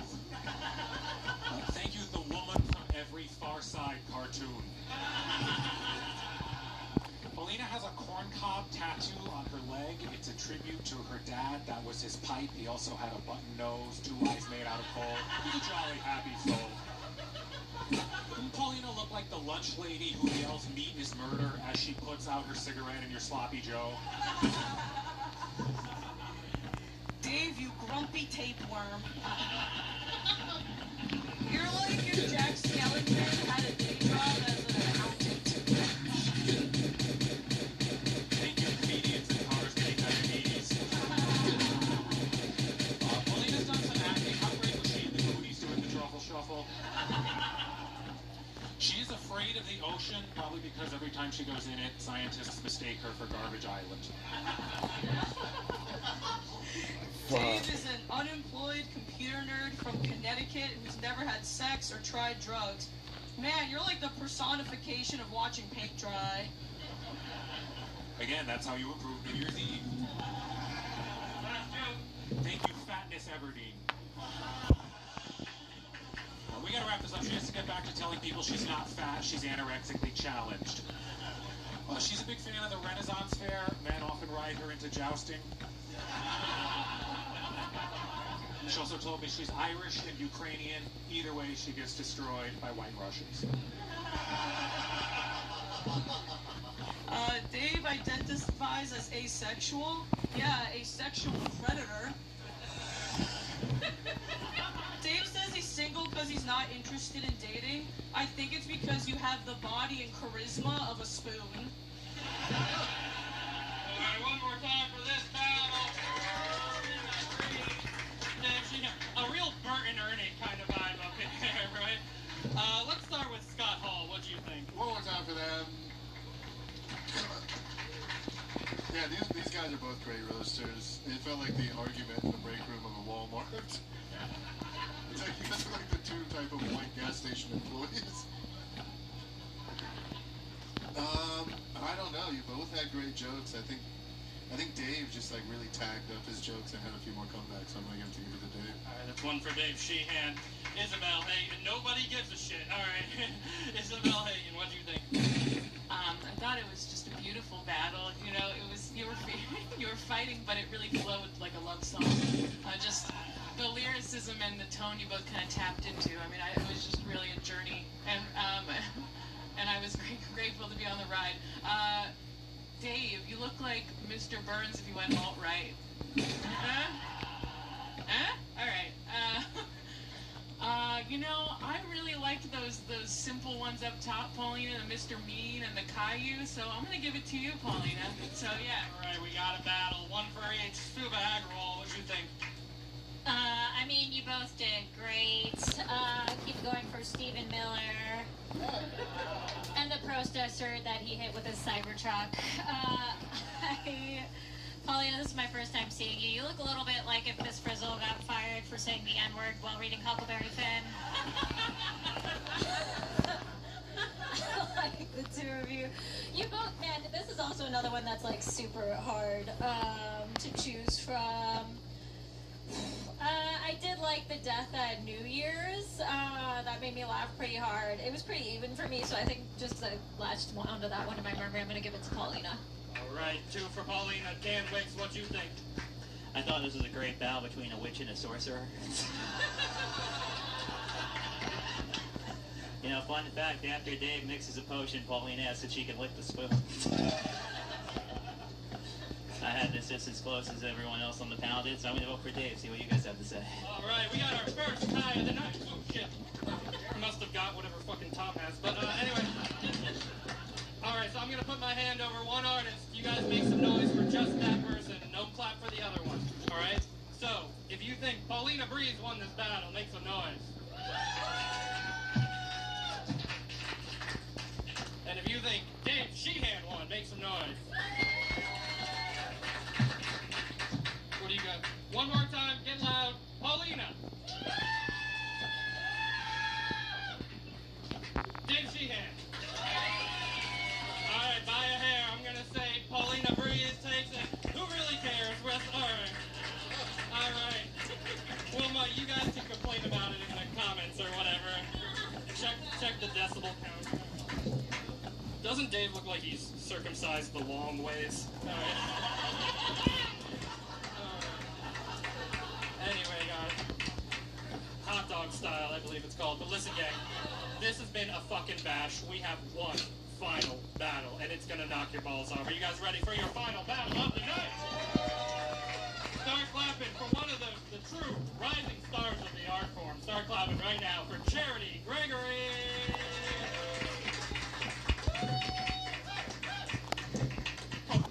Hi, Charity. How are you? Are you excited? Don't talk to me. Okay. And her opponent, the spirit of Africa, Michael Agumione. I'm wonderful, man. Yeah, you guys look like you're about to go Lisa Hellcat together. But who's going first? I'm going first. All right, Michael Agumione, final battle of the night. Look at us. Who put this shit together, man? This looks like a battle between charity and poverty. It don't make goddamn sense. It looks like the child they adopted and the child they never wanted, you know? If I see it right next to her, it looks like I just sold her an 8 for $150. Michael told me he was sexually abused by his ex. If you want more details, you're gonna have to Google The Reckoning of Sean Combs.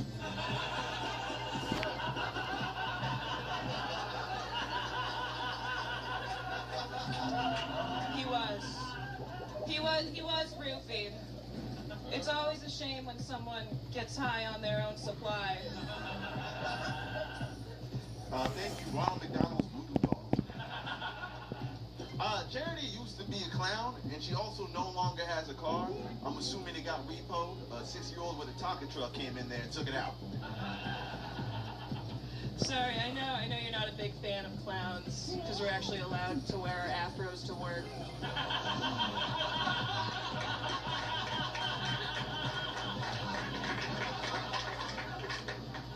You look like you only catch the Pokemon that would look good in yoga pants. Well, fuck the clever jokes. She's flat as fuck, y'all. Everything about her is flat as hell. Her chest is flat as fuck, and you try to motorboat this bitch, you get a paper cut on your nose. Her ass is so flat, I saw niggas roll weed on that shit. The thickest part about her body is the glasses she got. Her glasses are so thick, they fucking got stretch marks on them right now, nigga. I didn't buy this. Doesn't he look like he calls getting a blowjob receiving reparations? Michael is like Fox News, because he's only turned on by white women. That's absolutely false. This is how a divorced dad dresses his daughter for the weekend. That's just a fact. It looks like before Charity sucked the dick, she's like, ooh, let me get my inhaler. Oh, I'm gonna have so much white guilt after this.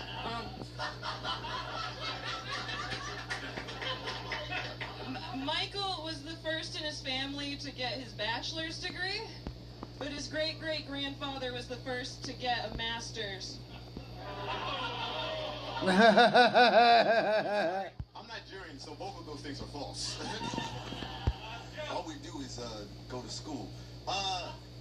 Her dad is a conservative mind, a Republican mind. That means that nigga's at the border right now, putting up an invisible wall.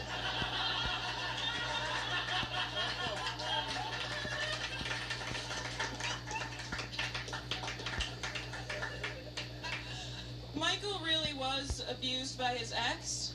I mean, how many times must a man ask, honey, where is my super suit? All right, make some noise for your final battle of the night. Oh my God, give it up for Michael Gumbiana and give it up for this little racist bitch. Okay. What the fuck?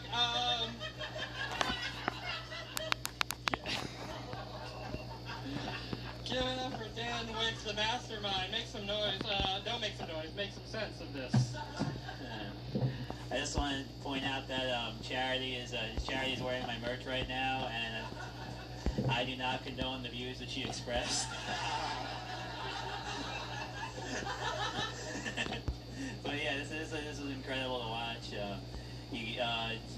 Michael, your last joke, your mime joke was so good. It was incredible. It was almost good enough to make me laugh as hard as the racist things that Charity would say.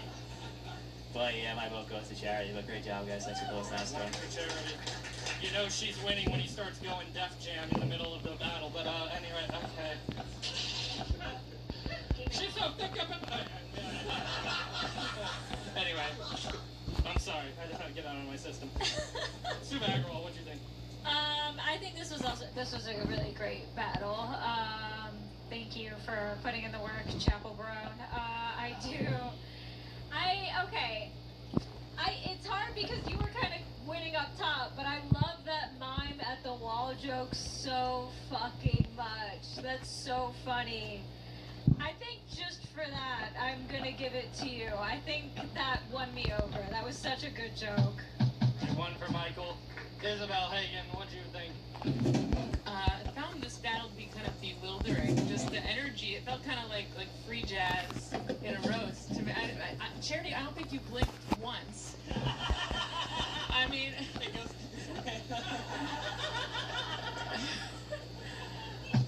Like if anyone's ever like blinked twice, if it's like if you blink, I'm gonna. She needs help. All right, that didn't work. Look, every battle has a loser tonight, but we know I lost the roast of the night. Yeah, I thought it was a really, really great, pretty even battle. Like everyone, I love that mime joke. I think that's what took it for me. So, yeah. And two for Michael Lagumbiade. Scott Hall, what do you think? Okay, I'll be brief because I know Michael's got to get back to working out on the playground.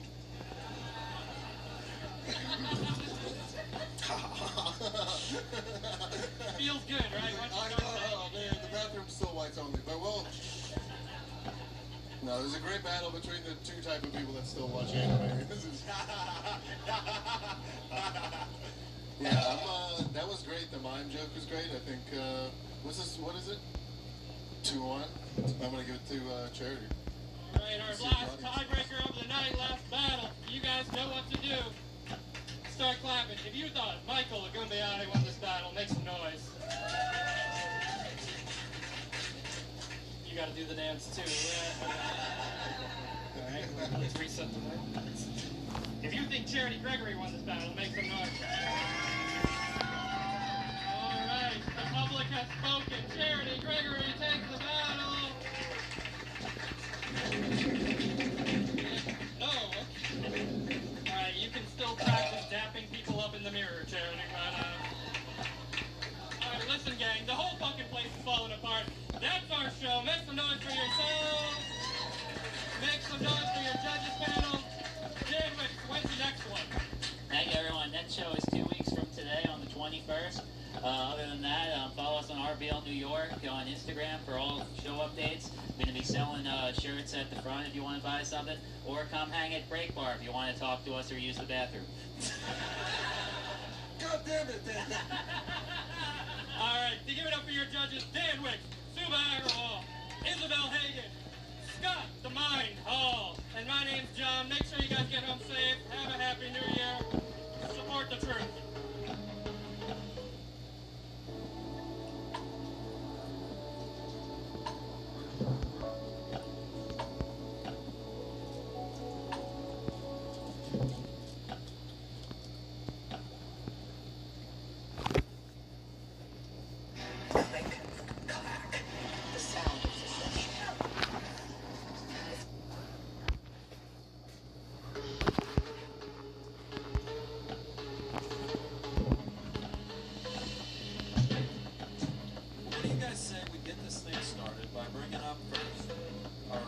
this panel of judges. What do you guys say?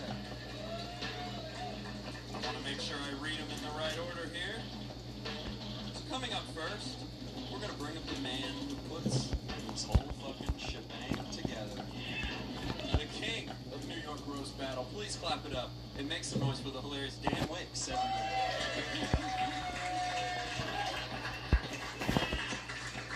Daniel. What's up, Joshua Lampley? Joshua Lampley, Oh, 6'2", brown eyes. The M stands for medium penis, I think. I work at One World Trade. They get a tape measure out. They measure your dick. How you feeling tonight, Dan? You Feeling excited? good. I'm amazed that it is just part of the outfit. That you're not gonna put it away. I'm not gonna put it away. I want people to know my credentials. They don't let anyone host this damn thing, okay? I've been checked by TSA pre-check before I got in here. Whatever.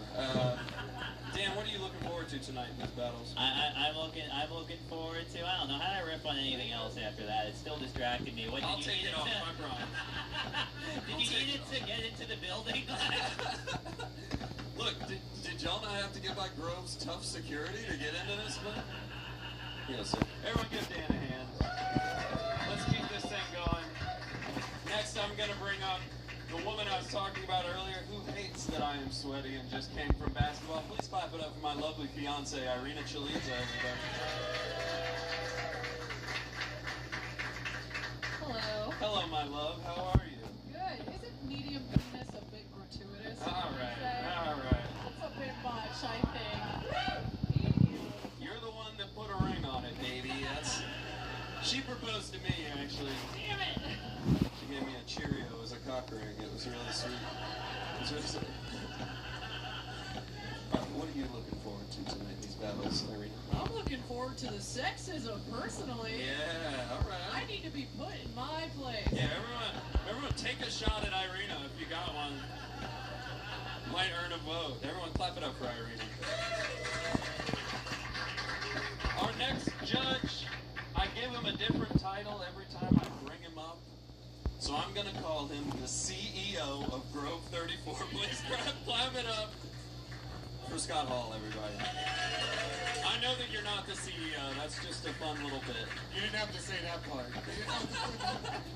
I called you a server. I think you were the bouncer that checked my penis earlier. Yeah, of course. It's great to see you, bro. How you doing? It's good to see you, man. I like your shoes. Thanks, bro. These are my post-game slides. Yeah, these are swaggy, dude. Irina hates these as well. Yeah, I don't. I want y'all to know everything I'm doing is not approved by her. This guy sucks. I love him. Okay. How'd you like your credit as his fiance? Yeah, that's her comedy credit. The funniest thing she's done is marry me, for sure. Have I done anything else? Yeah. I don't know. Anyway, Scott, what are you looking for in these battles tonight? What are you looking to see? I'm looking for the homophobia. Okay. Because I need to be put in my place. There we go. There we go. I'm gay. LGBTQ icon Scott Hall, everyone. Give him a hand. Give him a hand. And finally, our final judge of the night, very hilarious man. He might actually be the real CEO of Grove 34. Please clap it up for Rob Rico, everybody. Rob, how are you, my friend? There's multiple CEOs in this pyramid scheme, okay? Oh, great, great. Listen, I got a course to sell everyone. Huh? Yeah. If anyone wants to be under my tier, hit me up after the show. I'm paying each of these guys $20 a month. So. Do you really work at 9/11? I do, yeah. One World Trade. Oh, wow. I work at 9/11, yes. If we were at like 9/12, how long before you would go to another men's basketball game? If it was 9/12, I mean, I would cope on the hardwood for sure. I would mourn my fallen brothers with some step backs and shit. That's Mamba mentality. Yeah, that is, dude. Yeah. That truly is. Rob, It's good to see a white guy doing it. I'm not even quite sure what you're talking about, but I agree, man. I agree. What are you looking forward to tonight in this? I just like this. panel I battle? like this surprise. The subtle, like look in someone's eyes where they knew, they thought about everything that was wrong with them, and they were ready for everything. And you find that one thing they weren't ready for, and you see it like the Yeah, loss. you see that reality set in, but they're like, oh no, my eyebrows are weird. Yeah. And then it's over for him. All right, well, if any of you guys want to make fun of a specific trainer, Rob, feel free to let that rip at any point during the show. That's our judges, guys. Give them a hand. What do you say we get our first battle up here? How's that sound? I'm gonna need a little more energy than that, guys. What do you say we get this first battle going? Let's go. All right. This first battle's gonna be a heater. I want you guys to clap it up and make some noise for the hilarious Brad Rickard, everybody. How you doing? And his opponent, the hilarious Natalie Whalen, everyone. Natalie, Brad, who's gonna go first? I'll go first. That's cool. Yeah. Let's Okay, Brad's gonna go first. Yeah. Super attack, clap it up, everyone. Let's do it. All right. Thank you all for being here. Let's give it up for the babysitter that dad won't fuck. Natalie graduated from Notre Dame, where she was known as the girl that would pass out at frat parties, but no one would take advantage of her. It does run in the family, though. Her whole family, the Whalen clan, they all root for the Fighting Irish, especially if they're fighting minorities. Okay. Brad's a bartender, but he used to work in sales. People are always trying to get him to shut the fuck up so they can order a drink. All right. Natalie, I'm sorry your top lip couldn't make it tonight.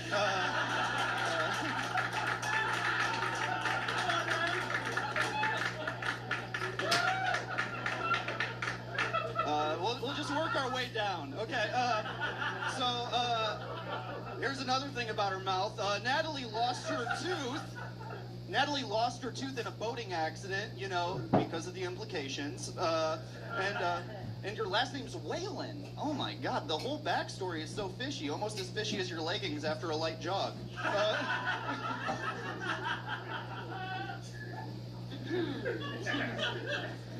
Brad rapped in college. His rapper name was Grandmaster White Trash, but he got kicked out of his rap group in college because he only knows one word that rhymes with trigger. I mean, it works if you just say it over and over and over. All right, let's hurry this up. Natalie has to shop for her first bra with her mom tomorrow. Yep, Natalie's bras are a lot like her comedy career. Pointless, unnecessary, and probably paid for by her parents. Brad has all the let me start over. Brad has all the features of an attractive person. He was actually the stunt double for Brad Pitt before his face got run over by a bullet train. All right. Natalie has bad posture, but when you think about it, it's pretty good considering how heavy of a clit she has. I've literally never seen anyone question their life so much they turn into a question mark. It's funny coming from you, who thinks the clit just gets activated by putting toy cars on it.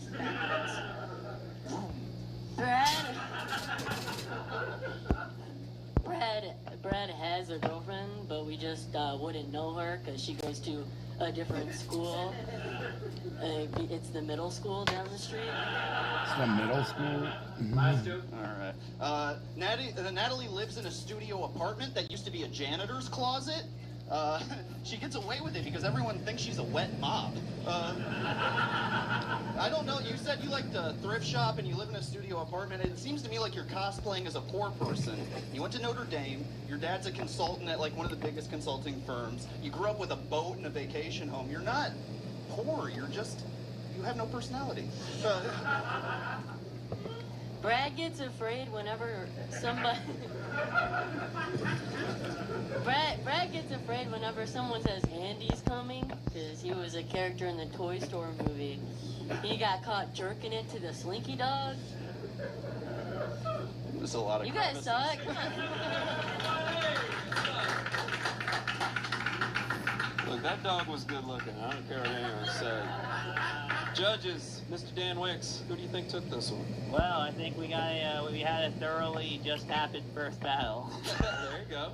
Yeah, Brad, you had some solid jokes. I actually loved your rap mixtape. I loved when you said somebody once told me the world is going to know me.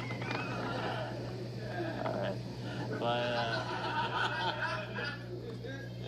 It's contagious. But I think Brad took this one. He had some pops, so yeah, good job, guys. All right, that's one for Brad. Irina? Yeah, great roast between two members of the Manson family. Geez, Natalie, I really wanted you to fight for yourself a little bit there. You really let this guy named Brad talk to you like that? I was like back here like trying to roast him for you, like nice fucking holes in your shirt, dude. Really tasteful. I'm gonna unfortunately have to give it to him, but I like that your confidence never shook. Super proud of you, unlike Brad. Super proud of you for that one. All right, 2 for Brad. Scott Hall? I don't think his confidence shook. He was just like, found out that the family has money and he was so mad about it. They were like legitimately like, fuck you. He didn't buy that shirt with holes in it. Like, actually, you're like, no, this works.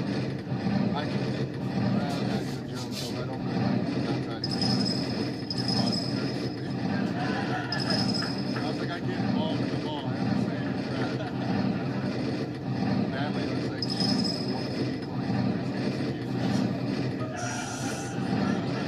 I would fall for it.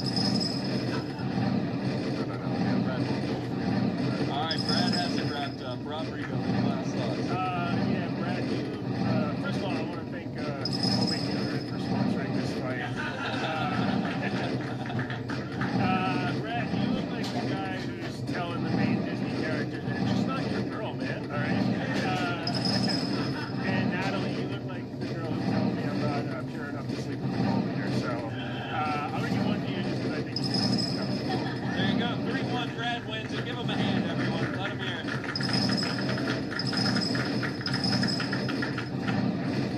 All right, guys, that was our first battle. How we feeling? Good? I say we just keep this thing rolling. Let's get some momentum going. These two are going to be fucking hilarious. Please, first, make some noise. Put your hands together for hilarious Connor O'Brien, everybody.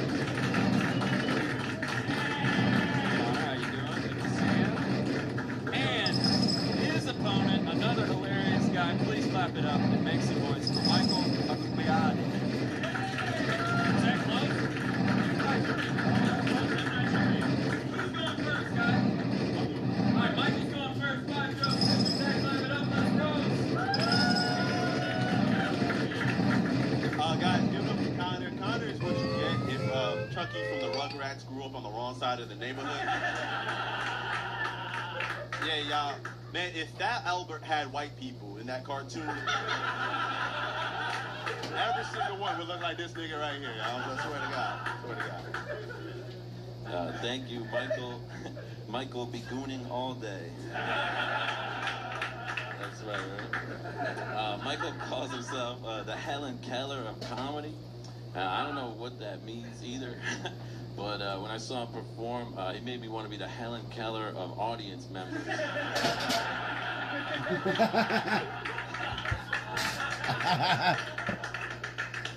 Hey, y'all, Connor's not high. This nigga just sounds like this. Like, you know, he doesn't look like a crackhead, but he sounds like, well, he got a crack scent. He got a crack scent, everybody. Thank you, 50 Cent, to his name.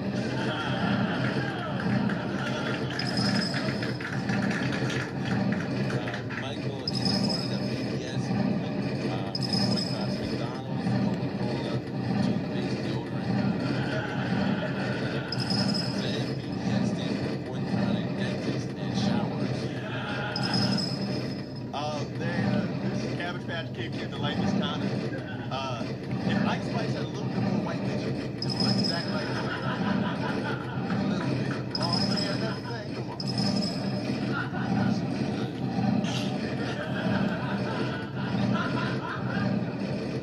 Michael is African American. Man, that would have killed in the 1950s.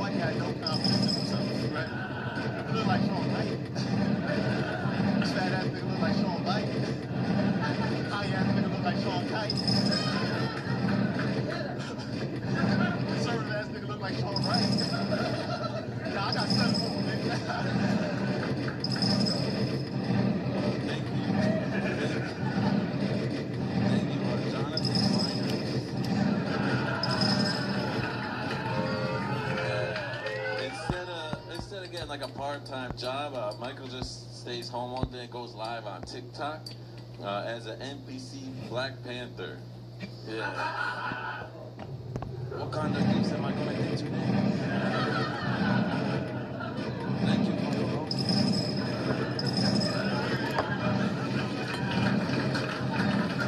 Good stuff, guys. Good stuff. Irina Chalitza, what do you think about this battle? The two guys that sit behind the counter at the smoke shop but don't work there.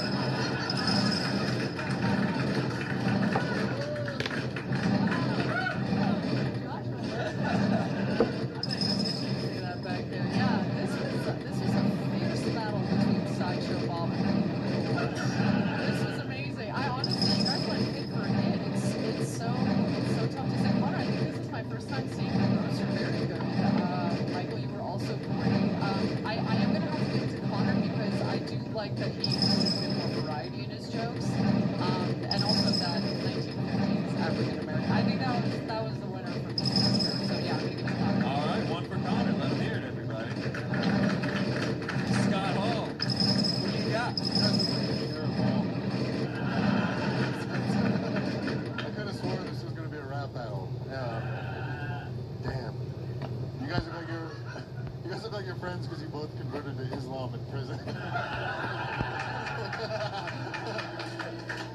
Nice. Nice. I'm gay. One for the homos. Bro. That was one more time for these guys. That was amazing.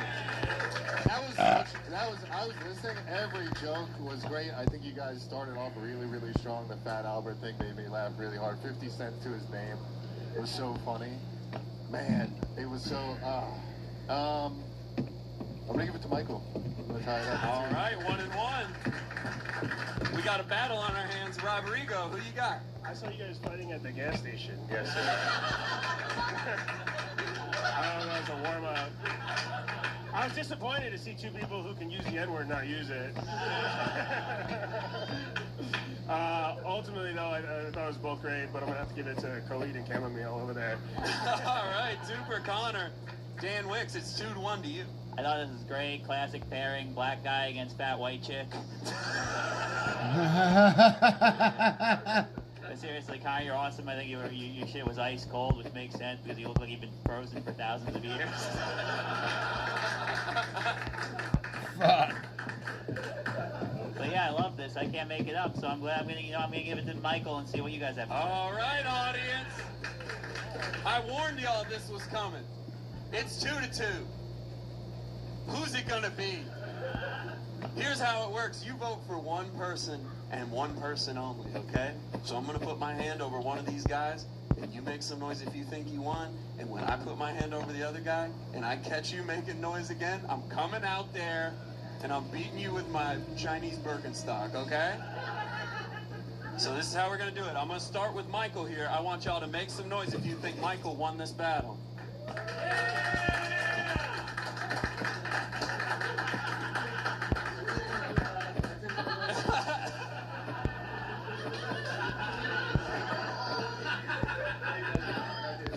He did hit that shit. Connor, I hope you have a good move locked and loaded.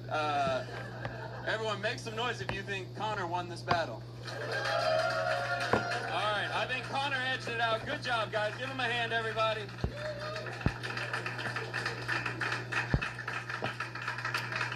They're going to go back in the green room and freestyle with Brad, probably. So, y'all be sure to close the door. How we feeling, audience? Y'all ready for battle 3? What do you say?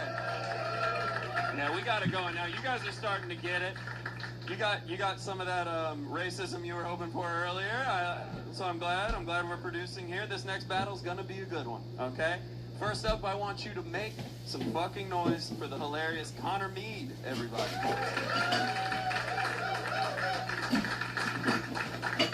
And Connor's opponent, please clap it up for the hilarious Alex Sklar, everybody. Sklar? Connor, Alex, who's gonna go first? All right, Connor's gonna go first. 5 jokes, 6 attack. Clap it up, everybody. Let's roll. All right, I'm gonna be be honest here, it was super hard to write jokes for Alex because I kept forgetting he exists.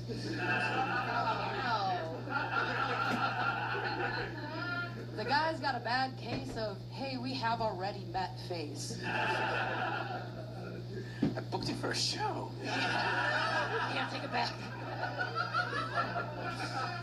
Give it up for the Hare Krishna who ate all the other Hare Krishnas. Connor looks like a hard-boiled egg on top of a soft-boiled egg. If you rub her head, she'll grant you 3 wishes, as long as all the wishes are letting her peg you. Letting her peg You you. look like you'd pay me to do that. Talk after.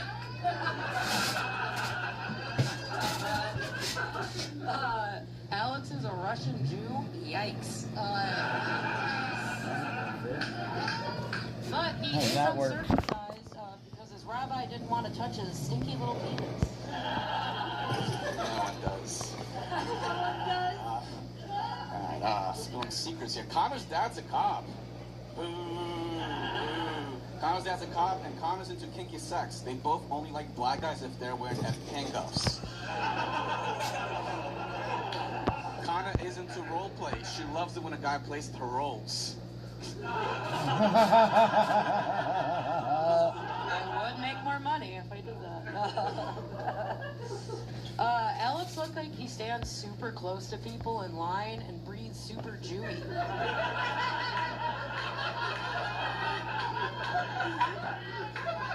Are you moving or what?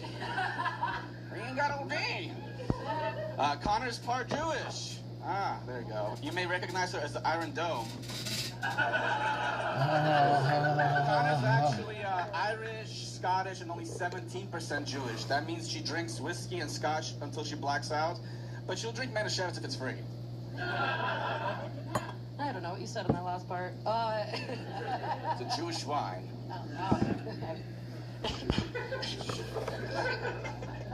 Alex looks like he burrows underground and chews wires. And I just want to say I mean that joke in a rodent way, not a Jewish way. I got my own tunnels. Look, I got him bugged. He's having them. You're a bad Jew. Connor once joined a church band to be background singer. Yeah. She was an okay singer, but she was an excellent background.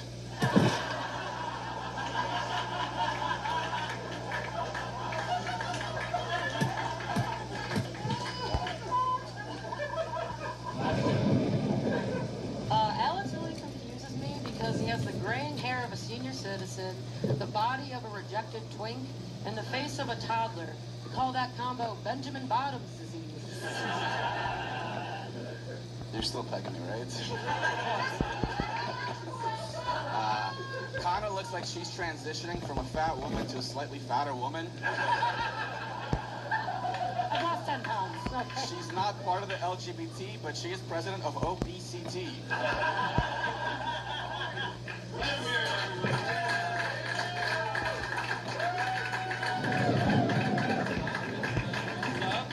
Great battle, guys. Give him another hand. That was awesome. All right, Scott Hall. Who you got? I thought that was a really, really good battle between you guys. Yeah, one more time, okay? Amazing. Alex, I like your Zelensky face. Connor, I loved you in Spawn. I do think, man, that was really, really tight. I do think that some of your jokes were a little bit below the belt. Luckily, her belt's pulled up so high. There's a lot of... It's not that bad. Damn, dude. See, he breathes like a Jew really got me. With the background, oh sorry, Jewy. With the background on was good. I'm gonna have to give it to Alex just because I think he got some more consistent pops, yeah. Okay, that's one for Alex. Rodrigo, who do you think took this one? I don't know. You guys are both great. I relate a lot to the white mediocrity on stage right now. I also had a dad.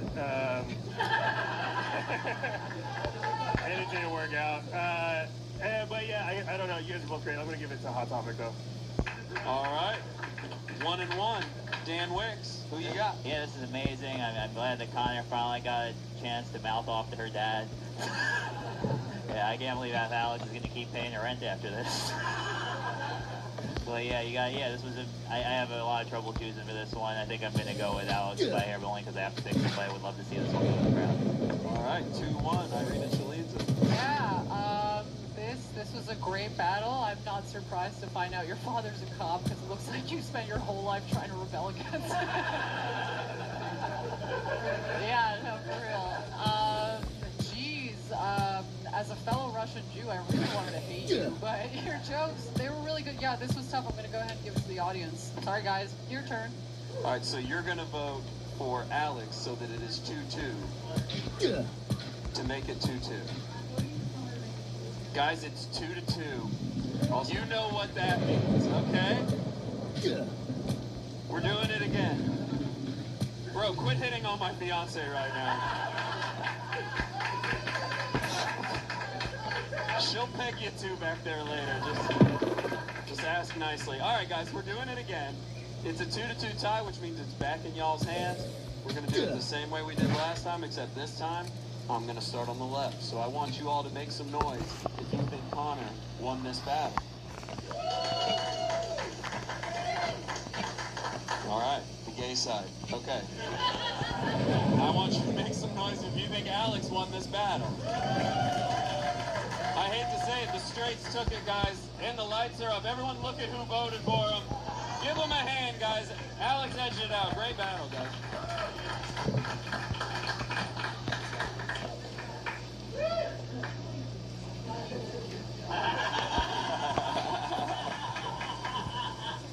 All right, guys, how we feeling? That was 3 pretty good ones. We're getting into the meat of this lineup now, guys. This is when you might want to buckle up. Buckle up, okay. Here we go. This next battle features a man who for many years was named the #1 roaster in all of New York City. Why are you not applauding right now? What the fuck? You guys are getting gifted by a legend. Please clap it up for the man, John Ajota, everybody.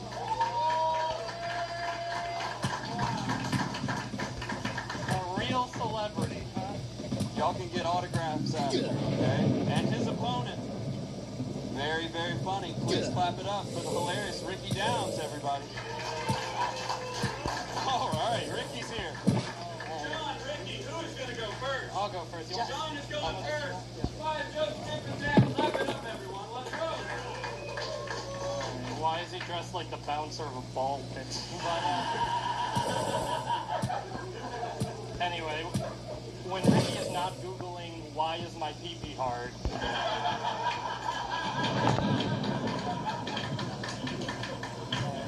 He works at the zoo. Okay, he jacks off all the gorillas. And for his job, he's a tour guide. John Ajota is so tall and thin. Hello? Sarah, John's actual girlfriend. Oh, shit. I just wanted to tell you that you're so much funnier and more talented and more handsome than John.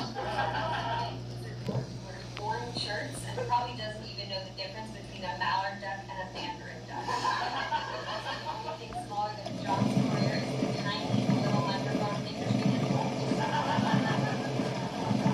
Thank you, Sarah. Have a nice night. I love you.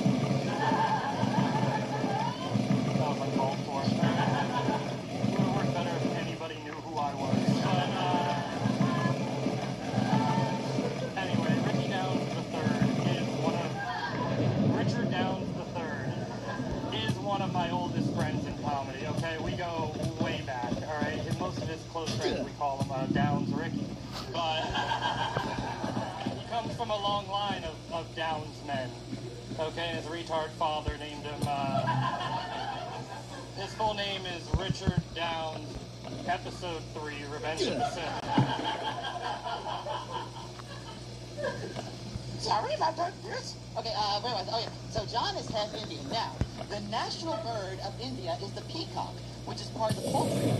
which I find rather pity because John's refusal to be vulnerable and intrude himself on stage, I always found him made him a little chicken.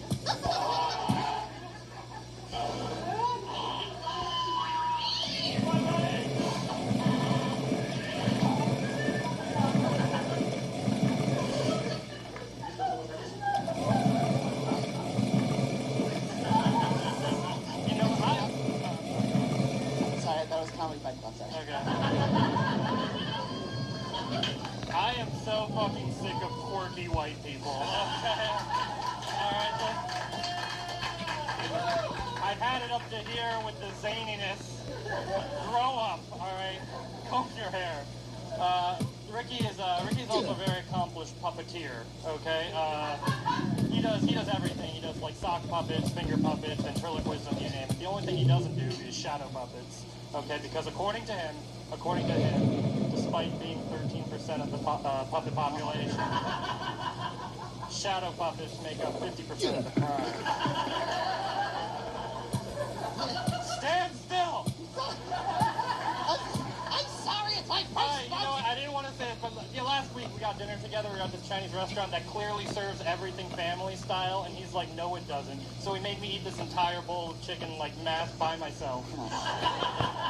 And she got, like, these really good ribs, and he wouldn't share them. Okay, all right, it's getting very tense up here. So, John, I have a little gift for you. Here we go. Let's take it out. Ha! It's a Christmas card with me and your girlfriend, Sarah! She's my girlfriend now! She loves me, not you! Pass it around, everybody! And the four of you, if you don't vote me, I'm gonna steal all your girlfriends on holidays! Thanksgiving, Halloween, Rosh Hashanah, and Dan Wicks, the most important holiday to people like you and me, Thomas the Tank Engine's birthday.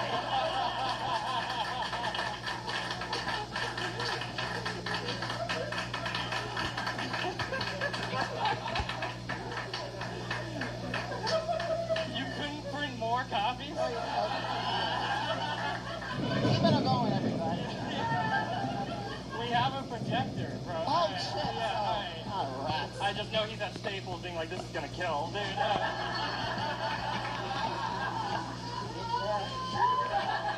I just, if I wanted to be screamed at by an obnoxious redheaded pussy, I would have stayed with my bitch wife and all. You see her. Oh, my wife, huh? Anyway, big news for Ricky. We're celebrating this. He was actually just on TV debut for the Food Network. Give it up for that. Yeah. The show Worst Cooks in America. He's on a couple episodes of that, which is I'm very happy for him. Hosted by celebrity chef Anne Burrell, who tragically passed away before the premiere. DJ, we're leaving. Is Wild Spice in there? I think I'm gonna stay. Before the premiere. Was it something she ate? So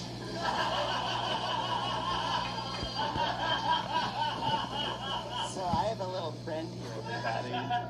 Let's all say hi to Little John, everybody. Hi, I'm Little John. You heard of Sesame Street? I live in Bushwick. You do the man. Hey, Little John, you're pretty tiny, but your ears are still really big. Like the real... Look at his ears. They're so big. Yeah, the better to hear Comedy Central not calling me with. Don't run out on your dreams, John. Yeah, you're right, Ricky. Running out was my dad's job. Which is, it's not a race thing. His dad actually did run out on him. I guess he hurt his chip. Need to maybe have a more traditional battle after that. What do we say? Maybe some more standard setup. Punchline. Sorry if the next battle is also like two mimes. I don't know. Fucking could be at this point. It's hard to tell on this show. Guys, I want you to clap it up and make some noise for our next battlers. They're very funny.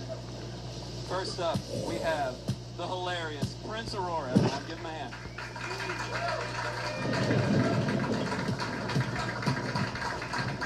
What's up, Prince? How you doing? I'm good, man. And his opponent, another very funny guy. Please clap it up for Adam Mono, everybody.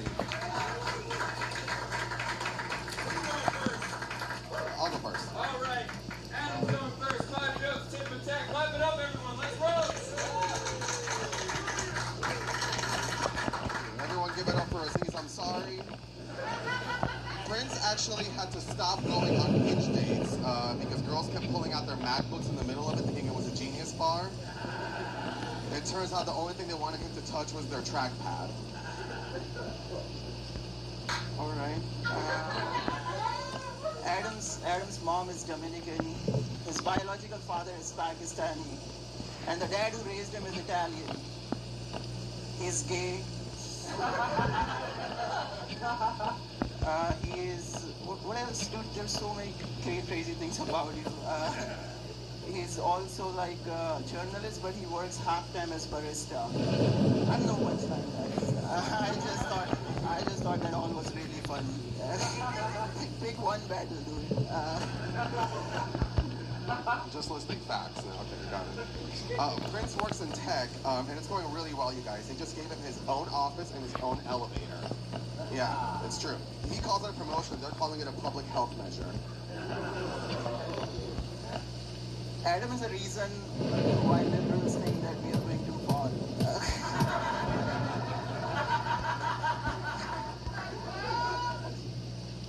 That's all.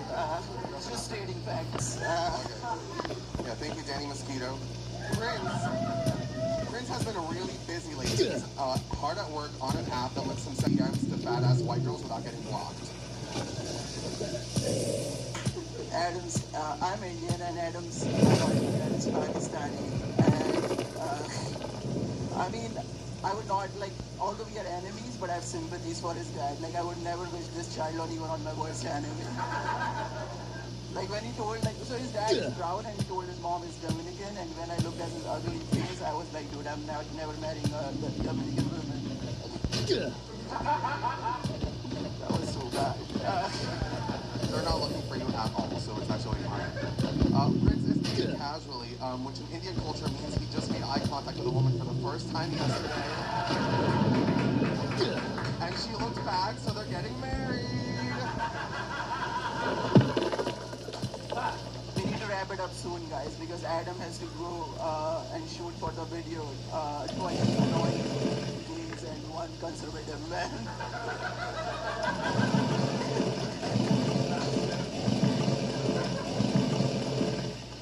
Prince is single, ladies, in case you didn't hear. His mom has already written his wedding speech, and don't worry, she also wrote his suicide note in case he's not married by the end of the year. So Adam's dad left and he was done, and I'm sure he looks back now. That was a good call. His dad was here and he went back to Pakistan. It was like, that's better. That's all. Let him hear it, everybody.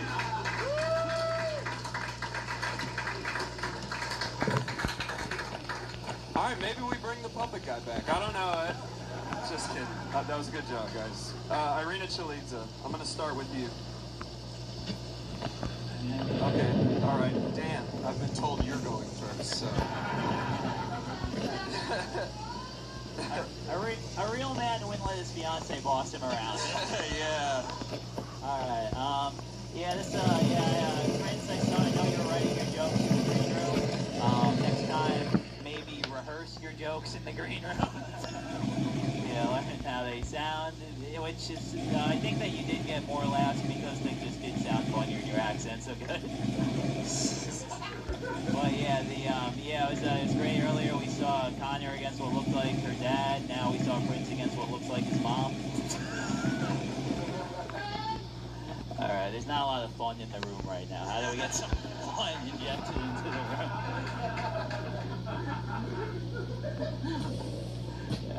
Ricky used all of it up. Alright, I'm gonna go, okay, Prince got like 3 laughs, Adam got like 1 laugh, so I'm gonna go with Prince. All right, 1 for Prince. Irina, are you ready now? I just didn't want to be disrespectful. So say what? Okay, go ahead.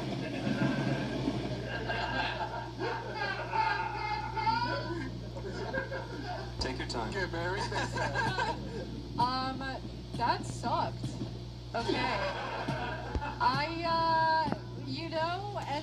I thought the puppeteer was bad, but he was actually good. I'm realizing now. Geez. It's an honor to meet Jerry from Tom and Jerry, and I'm gonna give it to Adam just because he wrote jokes. Congrats, dude. There we go, 1-1. Scott Hall, who you got? I do want to apologize. I think I overdid it with the sound effects on the last one. So I just want to make, yeah. Adam, you were somehow gayer than Ricky.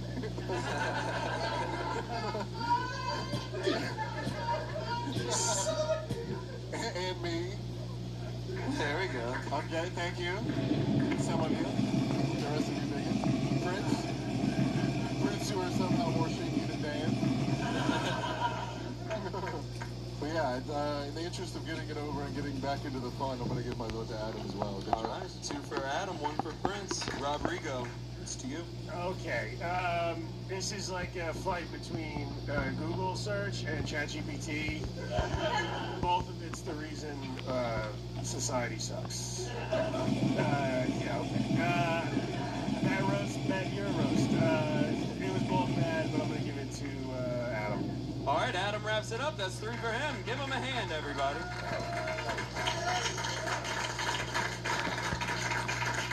Irina's like, I don't want to be disrespectful. Takes a 10-second pause and then says, that sucked. Wasn't quite following. Guys, we got 2 more battles left. How we feeling? Let's get some energy going for these last 2. I know I've told you this before, but this one's going to be great. I promise. And I really mean it. I want you guys first to make some noise. Give a hand to the very funny Chris Crespo, everybody. Let him hear it. Mr. Crespo, how you doing? And his opponent, very funny. I want to hear some noise. Clap it up. Make it loud for Brandon Lott, everybody.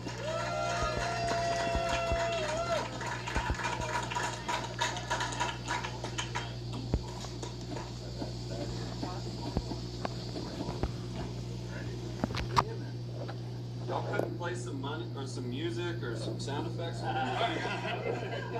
Who's gonna go first here?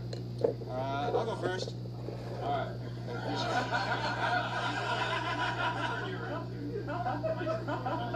Good Lord, yeah. I had this whole thing backwards. There you go. Keep turning a little bit. Keep turning. Oh, shit. God damn it, Scott. This way?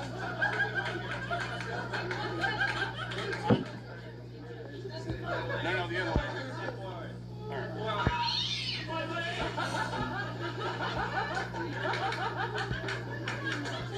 Alright guys, who's going first?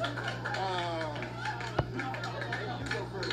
Chris is going first. 5 jokes, tip for tat. Make some noise for him, guys. Let's go.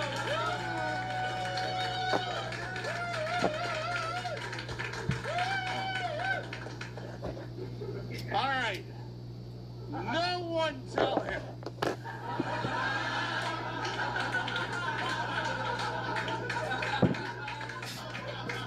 How many fingers am I holding? Quiet, let him answer. None. That was good, that was good. All right, man. Everybody, put your hands together. Well, not everybody. Oh, fuck. For Chris Crespo, the crippled Cuban, all right? Now, he is Cuban, but I'm pretty sure you don't got to worry about ice. I'm sure you're legal because there's no fucking way you swam here, man.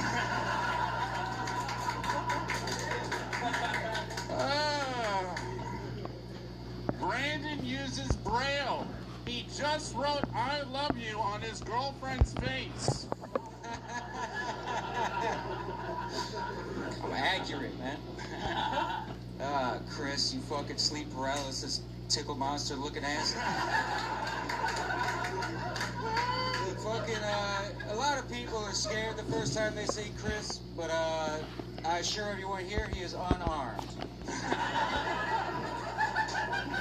Oh, fuck. Brandon hit a wall in his comedy career, and every time he walks.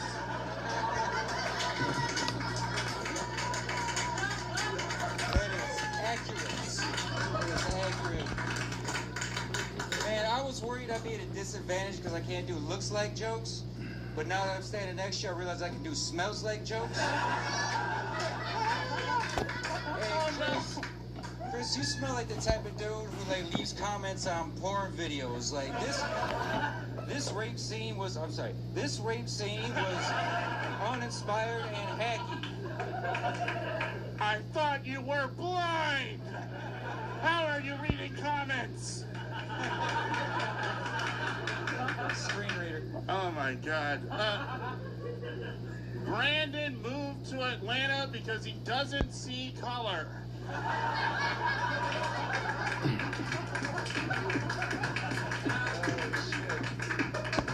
Chris, you smell like you gotta change the rag on the end of your wiping stick.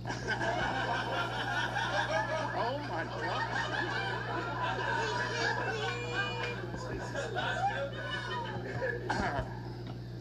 Brandon used to shoot heroin, but now that he has an improved sense of smell, he snorts it. Now, where there's a will, there's a way, dude. So, guys, Chris here actually wrote a novel called, what is it, Boy Meets Corpse? Yeah. Because he was tired of all those uninspired, hacky rape scenes, so he decided he'd take matters into his own. Well, he wrote one himself.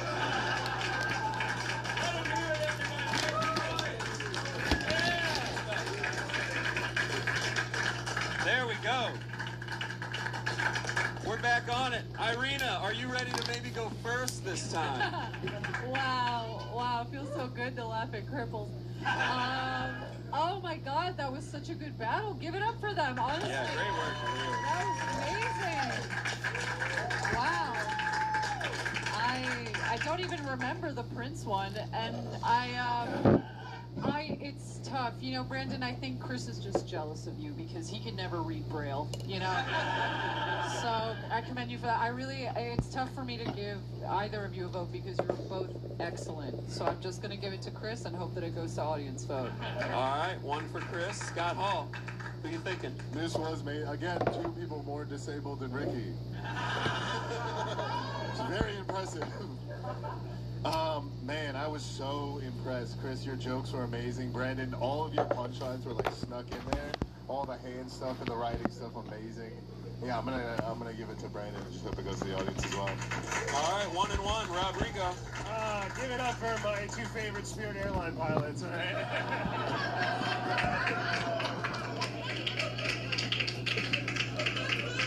Two guys who just regular Joes who put their pants on half a leg at a time. Yeah, both excellent. I'm gonna give it to Brandon. Okay, 2 for Brandon, 1 for Chris. Dan Wicks. Incredible. I think this might be the best battle that most of us have ever seen.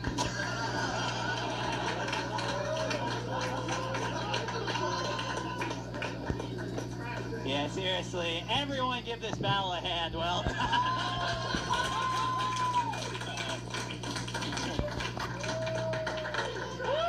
but yeah, I think there's only one thing that makes sense to do right now. This was absolutely incredible for both of you, but I'm going to give it to Chris so you guys get to... All right, audience. Guys, y'all are pros at this point. Okay, you already know how this goes. Let's get after it, and maybe make some noise for whoever you think won a little extra because of how good this battle was. What do you say? Okay. I want this to be hard for me to tell. All right. First, please make some noise if you think Chris won this battle.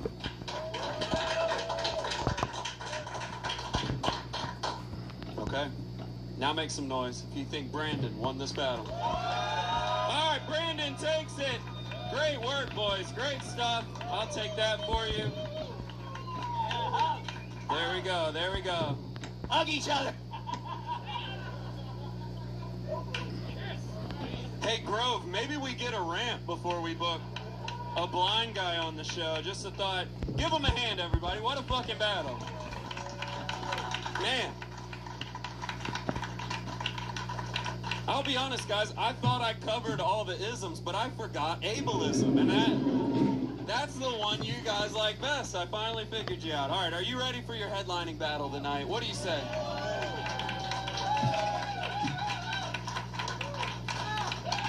You guys are in for a real treat because earlier you got to see John, who used to be the New York champion. And I'm not saying this to start beef with you, John. But now you get to see the current New York champion, guys. One of the best roasters in the world. Please clap it up for the hilarious Andrew Manning, everybody.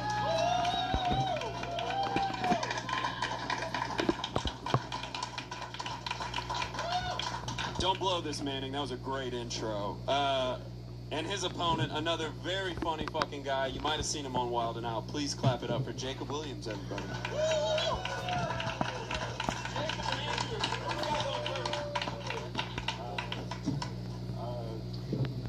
Okay, so yeah. All right, cool. Thank you all. Keep it going for older, weirder me. I mean, I feel like I'm fighting my looper right now. This is like he came back from the future to tell me to be more generous around Christmas time or some shit. This is crazy. Jacob is from Kentucky and went to college in Wisconsin, if you're wondering where he got all that pizzazz. You might know Jacob from being the cringy white nerd on the TV show Wild 'N Out, and also on this one tonight. That show was huge for Jacob. It was a really big opportunity for him to meet black people for the first time. Yeah, I do look like I time traveled here to tell Andrew to quit comedy and that his dick still isn't going to work.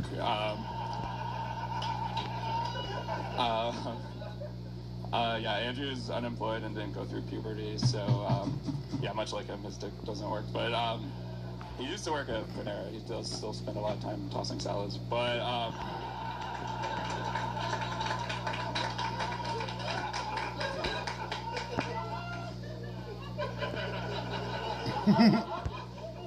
Jacob, I'm glad you made it here. I think you were supposed to be on the last battle. Jacob, please shave. You look like divorce on the spectrum. No, Jacob actually sees a lot of women who say they can fix him, you know, neurologists. Jacob actually told me he slept with 56 women. Ladies and gentlemen, give it up for Jacob Williams. That is what's known as an uphill battle. For him, for this guy, that's like 10,000. Or for Dan, that's like 57. Unfortunately, this is true. Jacob can only fuck girls who have brain damage. I know, that sounds mean, but that's just how hard he has to hit them.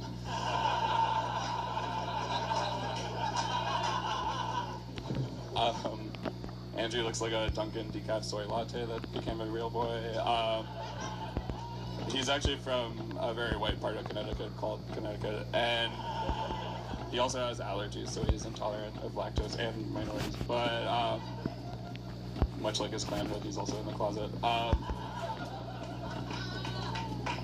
Doesn't Andrew look like he goes to glory holes just to make friends? All right.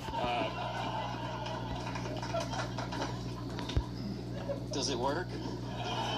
Tell me my future and I'll stop going. My knees are sore. It's always a dude.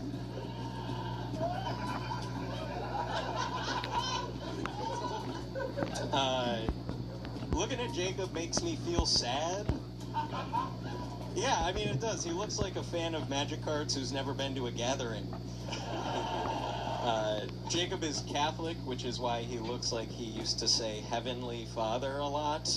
Specifically when a priest asked him, "How does my cum taste?"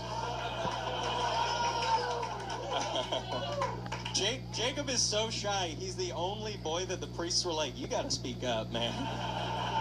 It's no fun if I don't think you're gonna tell anybody."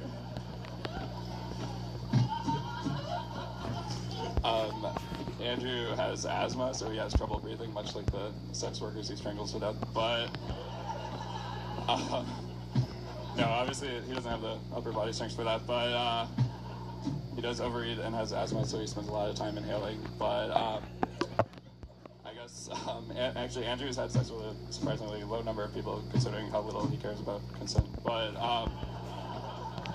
the only time a woman has called him the one is in like a police lineup. I love that you're calling me a rapist. You low energy creep. You seem like you could roofie a woman by spitting in her drink. Is the confidence of a person.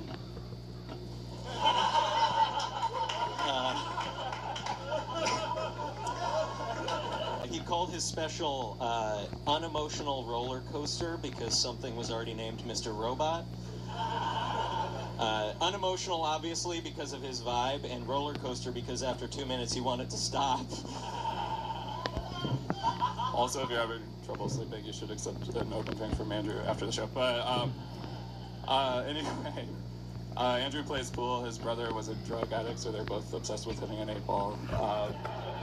Actually, Andrew's jealous of his brother for having multiple personalities since he doesn't even have one. He did have to take a break from practicing smiling in the mirror to be here tonight. Jacob is sober. I know, you're like, what? He seems so fun and crazy. No way! It's funny that you made fun of my brother's addiction because Jacob was addicted to Connect 4. Yeah, he could mean the game, or he could mean something more masculine, like watching 3 guys fuck his girlfriends. He also said he was addicted to Tetris, I assume because he identifies with the characters. I also identify as a square that doesn't fit in anywhere. Sometimes I also feel like I embody a huge L. Yeah, in Andrew's dating life, he's also connected with a lot of 4s.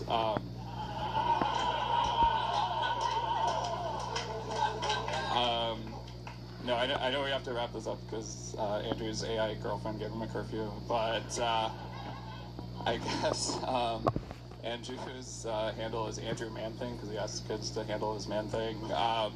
Also, I'm actually neighbors with Andrew. He's very friendly. He's always going around saying like, "Hey, I'm Andrew. I'm a registered sex offender."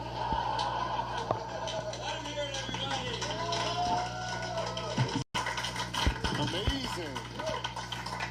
If this ends up in a tie, you guys can settle it in a talk to a woman off. They both separately outside asked me if I could show them how to throw a football. Dude, that was amazing. What a great battle. All of your jokes were amazing. Andrew's Heavenly Father and the spitting in a drink to roofie it, especially like using that as a comeback was amazing. The Tetris stuff, that had levels to it. So it's really, really hard for me to vote, but I'm just going to give it to Andrew because I think they were a little bit more specific. All right, one for Andrew. Damn. Rodrigo. I can't believe you remember all their jokes. They did like 4 each time. Yeah, give it up for 2 guys who definitely lay down in bed, tuck themselves in, sigh, and give one personal affirmation before falling asleep on their back. Imagine you guys went on tour together. You just drove to Pennsylvania with no music on. You guys should definitely... Yeah, I would never let my girlfriend drink tea around either of you. I'm going to give one to Jacob, though. All right, 1 and 1. Dan Wicks. Yeah, I thought this was absolutely incredible. I loved watching you guys battle. Incredible jokes. Very hard to follow 2 people with disabilities, but how you do it with two more people with disabilities. Yeah, you guys didn't. I wasn't sure if you guys were going to roast or argue about your favorite flavor of milk.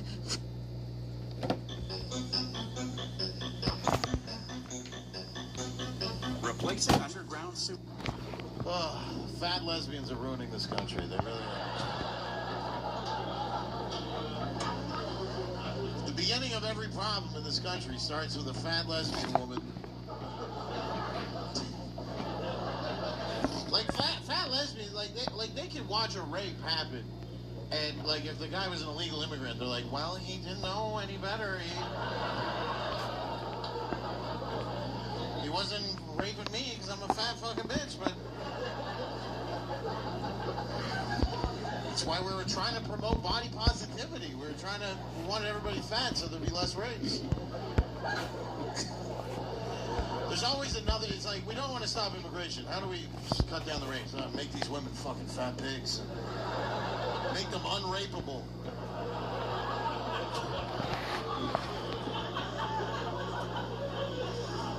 Transition them. Do whatever you fucking have to do. Get them on fucking testosterone. We gotta cut down these fucking illegal aliens raping. Oh my god. Yeah, it is. I don't know.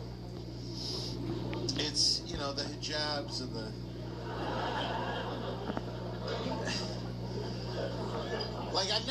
I've never seen a hijab and it made me happier.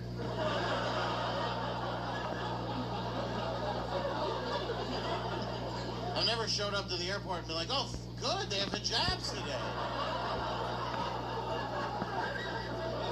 I was worried it would be good-looking white women in Lululemons going on fucking Salt Lake City, but no, just a bunch of fucking, I hope they're fucking self-deporting. That's what I think anytime I go to the airport and I see fucking people I don't like. See, it's not racist anymore. I just don't like them.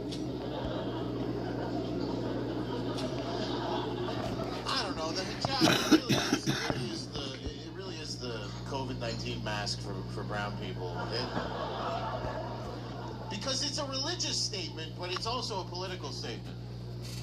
Wearing a hijab, right? It's a religious statement, but it's a political statement. And it's the same statement that the fat lesbians wearing the mask have. If you see a fat lesbian in a mask and a Muslim in a hijab, both of them are pro-mass immigration. That's...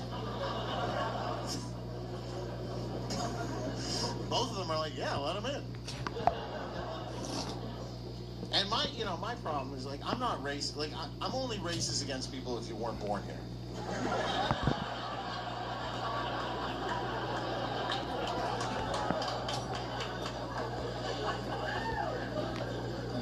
Like, if you see a brown dude and he's like, hey, what's up? I'm like, oh, yeah, I don't see race. I hear race.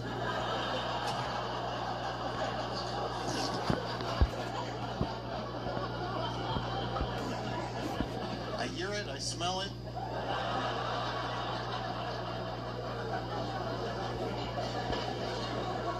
But I don't see it. I see an Indian guy and I go, how are you? And he goes, now I'm a racist. Because I don't like it. But here's my message to the woke people is, in terms of the Indian immigration, if you see what they're doing in our rivers, you understand that I'm not a racist, I'm an environmentalist. I'm trying to conserve our environment. I feel bad when for Indian people who aren't, who are just Canadian, and then they see if a new video gets leaked on 6Buzz of like an Indian family in a Humber River.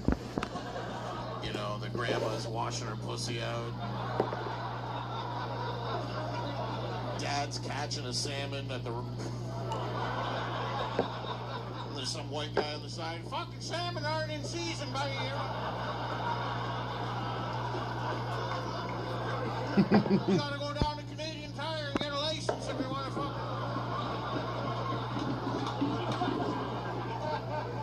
Their 8-year-old son's just like, I'm going to dump garbage in this fucking...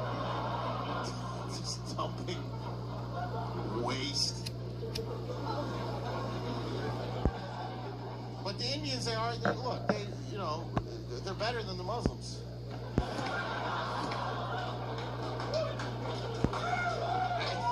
gotta admit, there's no, they do a little carjacking. The Indian, not as much terror attacks, more like fucking car, and the Indian car thieves, worst car thieves. Like, the worst, because I'm like a fan of car thieves, I grew up watching Gone in 60 Seconds with Nicolas Cage. Good white car thieves, That their whole goal is like, this is the most rare car in the world, and we're going to come up with this huge plan and distract the cops, and we're going to break into the Porsche dealership, and we're going to drive it out, nobody's going to notice. And the Indian guys are like waiting in your driveway to steal your Toyota Corolla. They're like, oh, he has Honda CRV, very, very valuable. That goes for 30 grand in Algeria. Like they're shipping there. It's crazy how shitty the most stolen car in Canada is a Honda CRV. How many of these Indian guys are stealing a Honda CRV and before before they get to the docks in Montreal, they're like, maybe I could do a couple trips. Maybe I could do a couple trips. Okay, maybe there's not one more. It's that noise, that Uber noise. Oh, so tempting.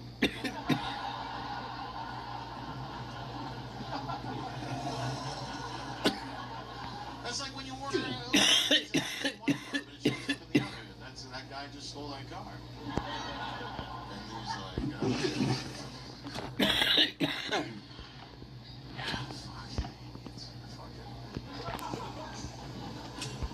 it's stressing me out. And it's, you know, did this to us. But thank God they legalized weed, because otherwise I couldn't handle this shit. At least they fucking gave us weed before they fucked us in the ass. But liberals don't even smoke weed anymore, because they're such fucking pussies. Like, liberals legalize weed, thinking we'd all, you know, smoke it, make everybody trans and gay. But instead we smoke weed and we're like, we have a real immigration problem.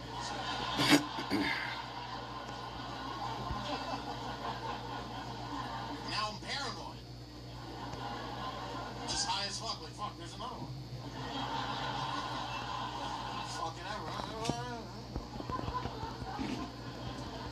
Hey, quick heads up. Paleo Valley's running their biggest sale for the holidays. You can get 30 meat sticks for $36. Now come.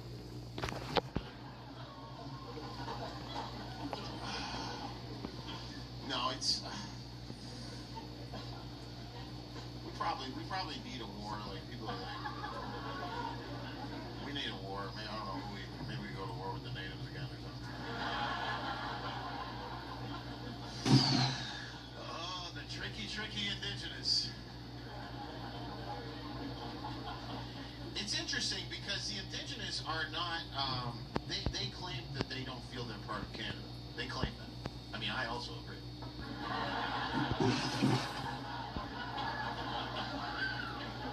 But that's on their mission statement. If you read about like the indigenous movement and everything that's happening right now with the reconciliation, they do not see themselves. They see themselves as First Nations, self-governed. They got their Iroquois passport. They go to one other country. Yeah, exactly. Go to Brussels or Iroquois. But they personally don't. They say that they're not part of Canada. And then I'm like, so why do we have to fucking see your shitty art everywhere? Like, oh yeah, just what we need, more indigenous art. Everybody loves that. Every subway station's a fucking retarded fish. Retarded fish. Fucking 2D illustration from 3,000 years. Yeah, they were great. You know, they never built a subway though. You ever notice that? Is this their land too, under here?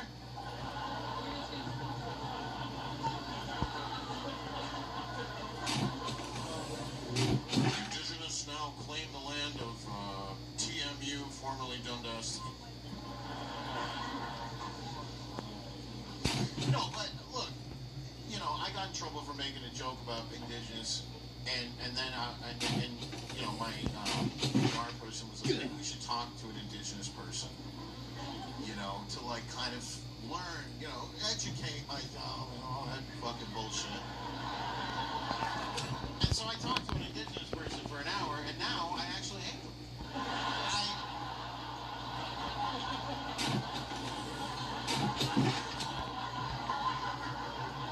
Before I was joking around. Then I listened to them. The guy's like, we don't feel like we're part of Canada. That joke is actually hate speech under the charter. I was like, under which charter? Canada's? I thought you were fucking Canadian, motherfucker. I can say whatever the fuck I want.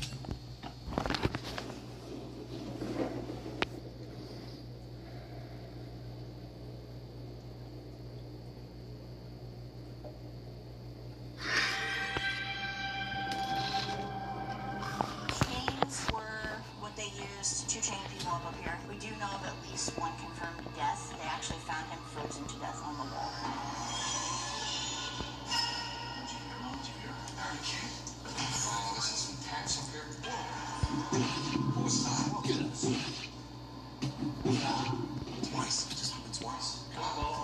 Thank you. I heard a footstep and then the top over. Was someone in the middle of the room? There was a black shadow coming down the middle of the room. Fucking hell. Well,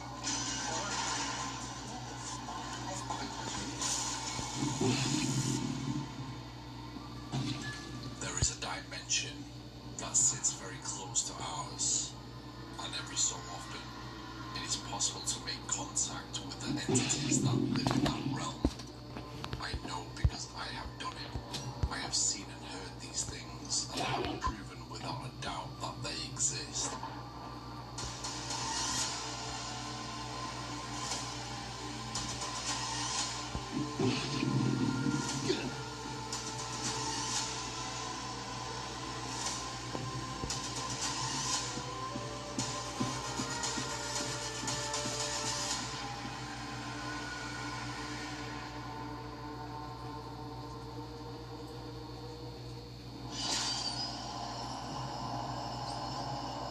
So what is going on, Darksiders? Welcome back to another crazy, spooky US road trip episode. We are here in Ohio to investigate the legendary Fairfield County Asylum. Now, this place is no joke. It's up there with probably one of the most haunted locations in the whole of America. This place was originally an orphanage, and it was also an asylum at the same time. So you had this mishmash of different things, obviously. You know, people who came from a poor background who came to live here and work here, and you had mentally ill people in this place as well. So it's disturbing history from this location, but we're going to meet up with Patience now, who's going to take us around the building and just show us around and tell us a little bit about this building. But the guys are super excited to investigate here tonight, so let's do this. Let's go.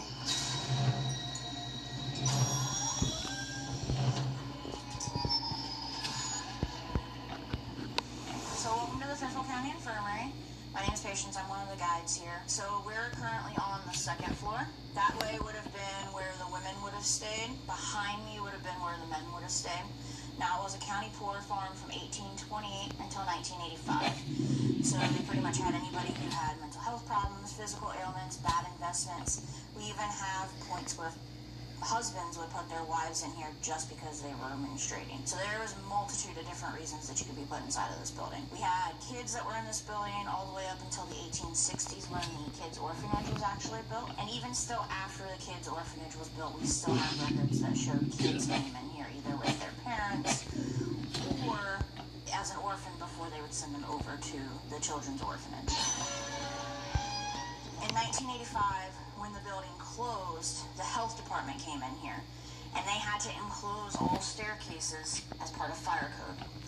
So that's the reason why it's a small door and then huge doorways for stairs. It was the health department all the way up until 2013, so this is a recently closed building, only within the last 10 years.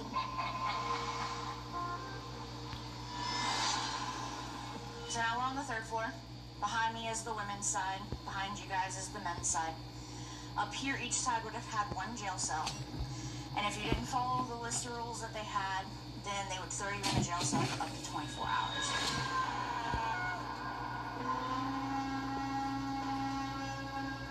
A few of the rules were no intoxicating liquors of any kind, no cursing, men and women could not be on each other's sides, men and women also could not talk to each other. And if you were physically able to work, you had to work, whether it be take care of somebody inside of the building who couldn't take care of themselves, or take care of the 140-acre farm that they had.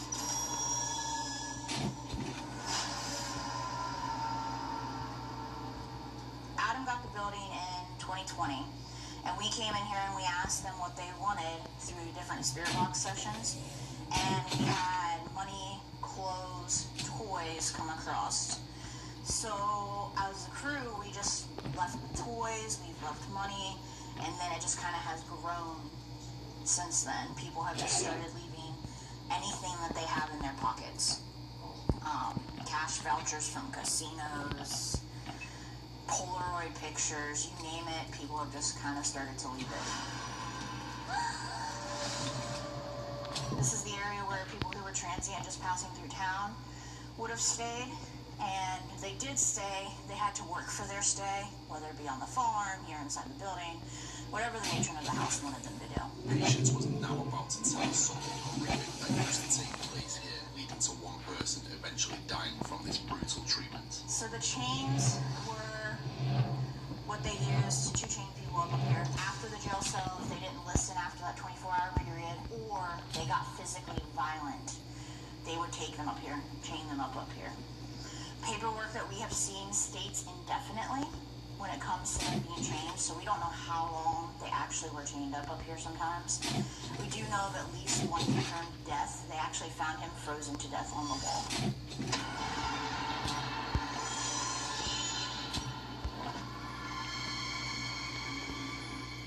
This is the morgue. History-wise, they would have done the autopsies over in that room. Freezers behind you guys, they actually would have housed the bodies in there for short term. But in the winter time, when they could not bury in the poppers field outside, they would actually house them in here for a long term until the ground unfroze. What I'm sitting on are the basins that they would have used to clean the bodies.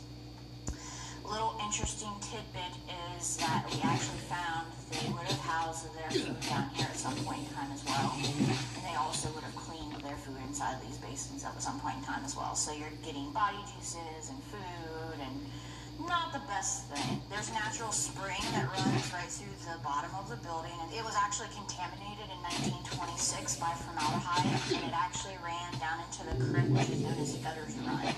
And it was the town's water source back then. So formaldehyde poisoning not only happened here inside of the building, but it also happened in the town as well.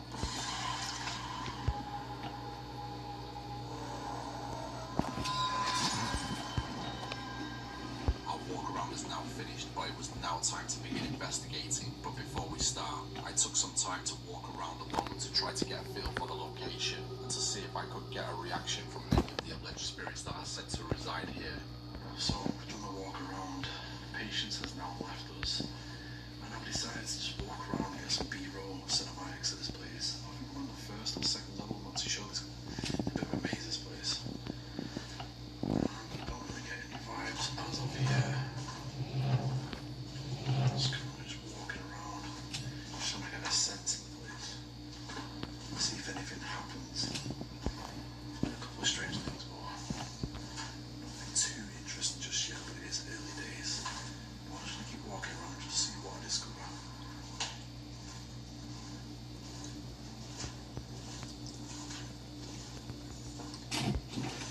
Hello?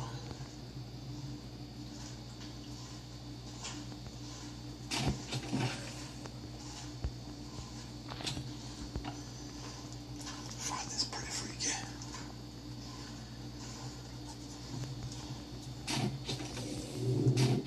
Spooky wheelchair. I find this mad though. They got this like jail cell door. Here as well. Room 312. Obviously people been leaving these offerings. I'm just quite interested. I've never seen anything like this before in venues. Someone's literally left a tampon wrapper as an offering. What even is that about? So we're going to be here all night. Come speak to us. I spent roughly half an hour walking around, but unfortunately I didn't get any interactions, so I decided to meet up with Neil and Ricky. Right, boys. It's so hot. I can't tell me that's energy drink, Joe. Just like, yeah, just hot. It's so warm. Yeah, just. We're actually like literally all just completely just sweat. Yeah. I've never sweated this much in the week of my life. I think there's pores on my body going, what's going on here? It's like,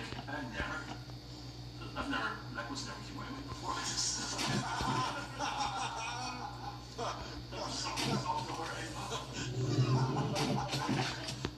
the thermometers up here, we need to check them. So the middle floor was 25. I think there is one in the roof space.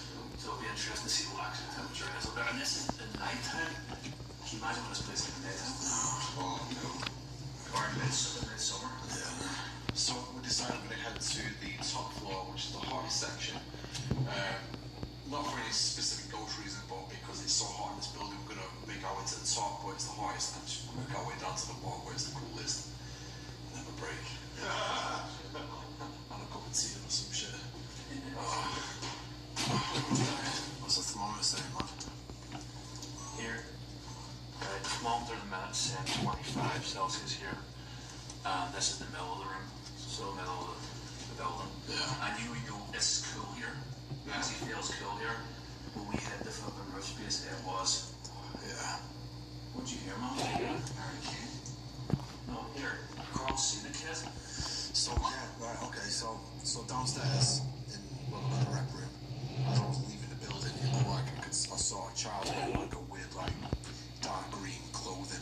Yeah, serious. Yeah. Like a grey green, dark looking colour. Well, people would see patients that say that downstairs they had seen, you know, they see apparently like shadow figures. Yeah.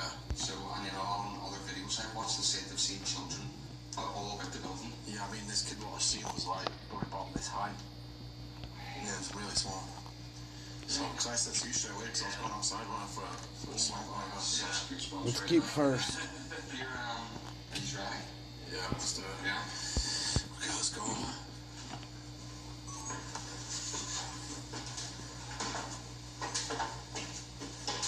Coming out if there's any spirits you want to communicate with us.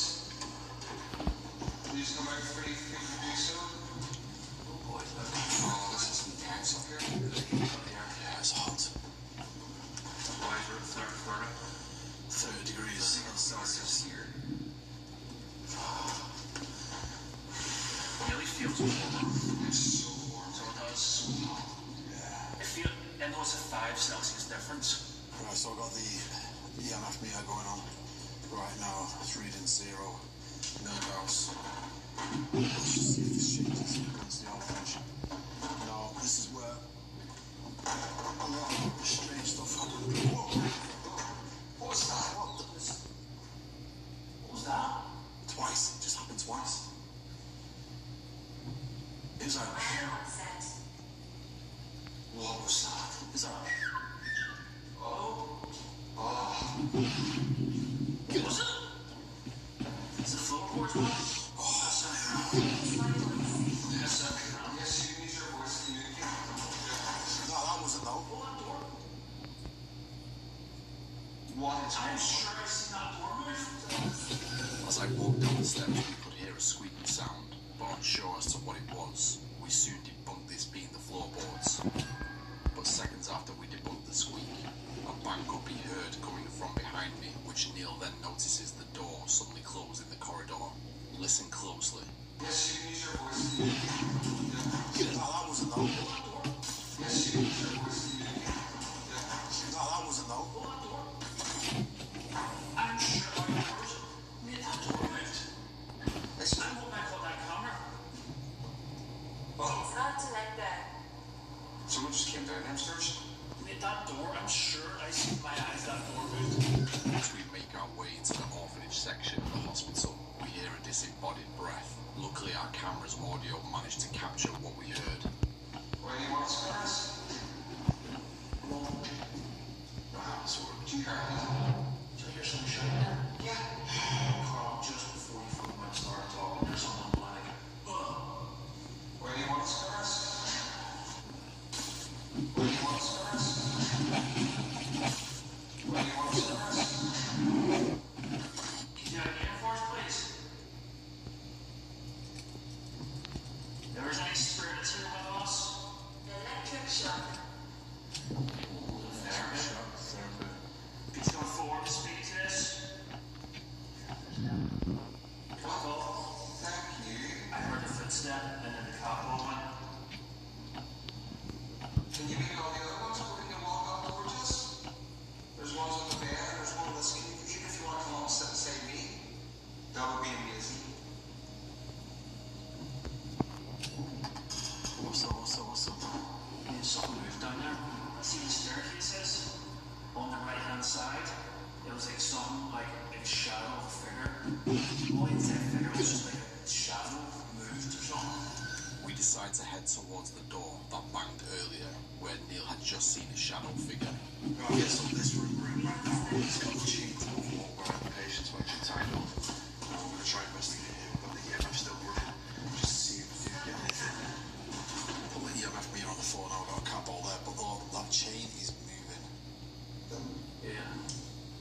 Well, why is that moving? Just been setting equipment. I've literally just noticed it moving now. If there's any spirits here with us, can you come forward and make yourself known? I'd appreciate it.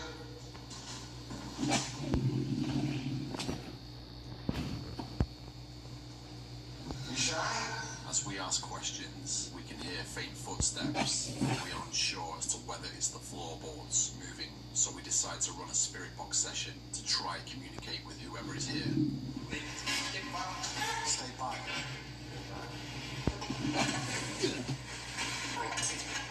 Brought in. What happened here?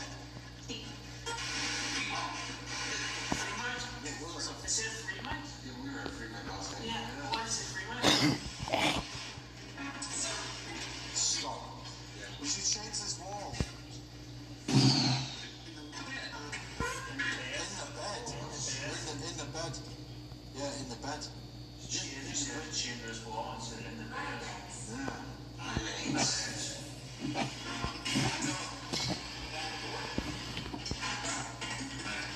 Dead. What happened to the dead person? How did he die? Yeah. How did he die? The morgue, it said the morgue. The morgue. Did someone freeze to death? Yes. Sure. Whereabouts on this wall did they freeze to death? Go.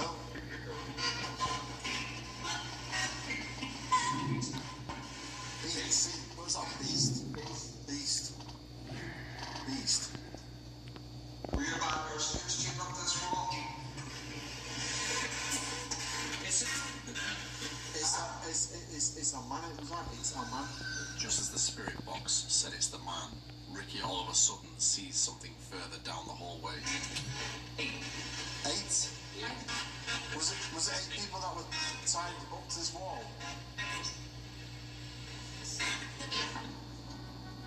I see the shadow figure.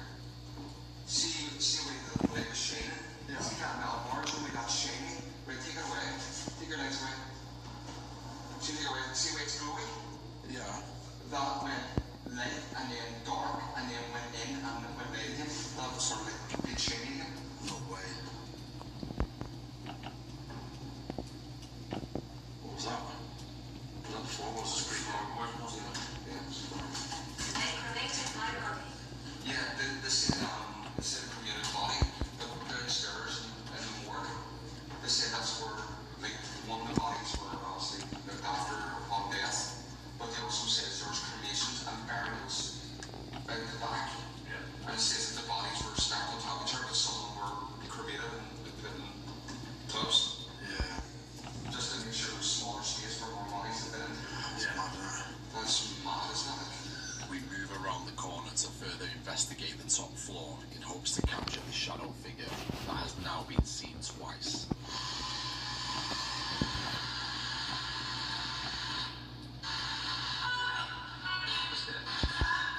Who's that?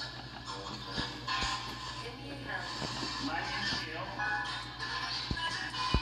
This is Carl and Ricky.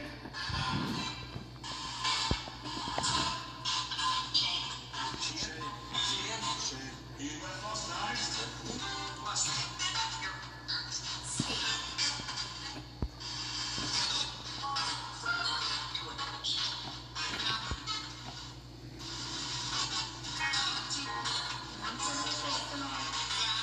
Use this energy to try and talk to us. Let's say point, is it? Poison. Formaldehyde, the one in the water? Oh, yeah, wait a minute, yeah. Yeah, they were poisoned. Yeah, formaldehyde from the body to into the water system? Yeah. Between.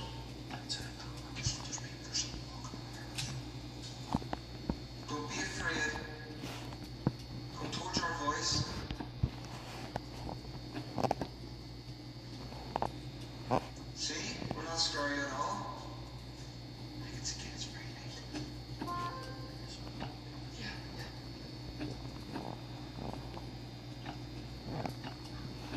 Can you come up towards the empty balls? There's one on the chair and one on the floor. Make them lay up for us. I keep thinking I'm seeing someone down that doorway. I know it's probably not like, but because we don't like barely soft drinks. But I could have sworn I could see our lights. Where's our lights? If that's you stuck down there at the doorway, you try to come forward towards us. Maybe you could tell that chair opposite us.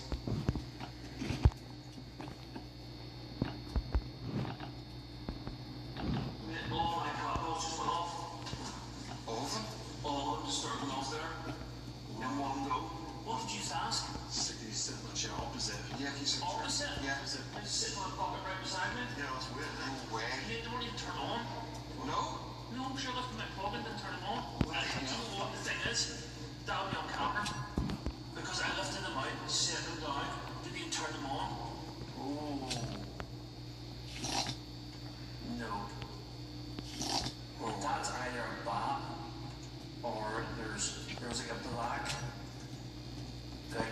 light or black wall came right across and went behind the middle pillar. It went from the middle of the room right across the middle pillar. And like where all our cameras at, so we're bound to see that. That's seen it with my eye.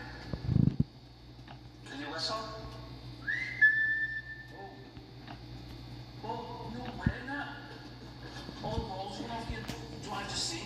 Okay, watch out, sorry man, that's okay. It was like someone, what I was about to say there was the second, the middle pillar, it looked like a shadow of a person popping their head out looking on the second pillar, right? But I was just saying that, and then all the cables started going off again as I was saying that.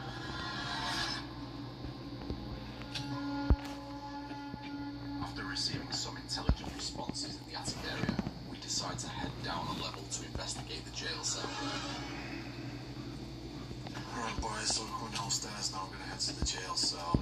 We'll have the offerings out on the table just to see what kind of stuff we get. Up to now, it's been quite quiet, we've been here for quite some hours now. So there's been little minute things. Yep. I mean, how's everyone feeling? I think good. Wobbly? Yeah, wobbly. That's one thing we should say actually. Yeah. Is obviously the wobbling around as if we're like drunk. Yeah. But is that exhaustion? Is it just tiredness, you know what I mean? Yeah. The heat. Strange, like. Yeah.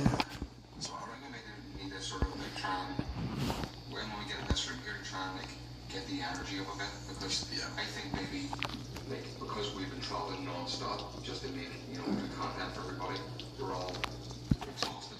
Yeah. So I think we perk up the energy a wee bit. We could maybe get a reaction. There we go. It's just hit down. The water's just kicked in.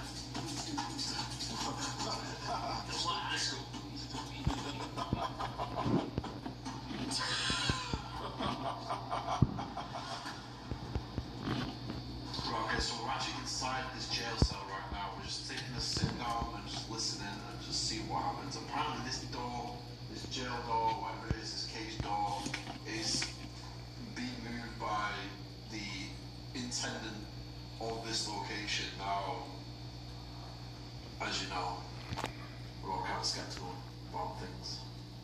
You just never know. So we're going to try and get this door to move. And just see what happens. Rick's going to run the spirit box right now. Just see what happens.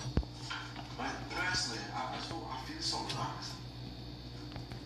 Yeah, it doesn't feel as mad as people make out of this so far. Yeah. It may change.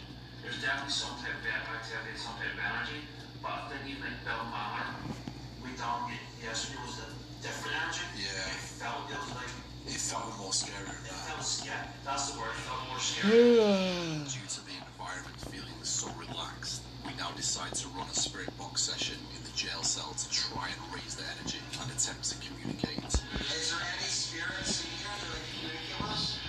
If there is a spirit that's meant to open this door,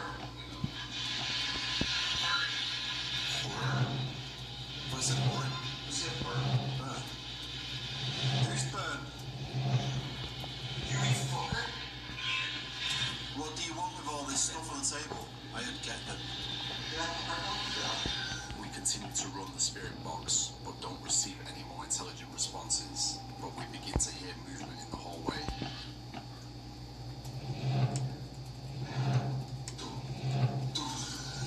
After hearing the movement in the hallway, we decided to run an EVP session, but received no evidence. Okay, so we've moved downstairs to the ground level now to Ldoe's room, because upstairs where the jail room is, we literally got nothing.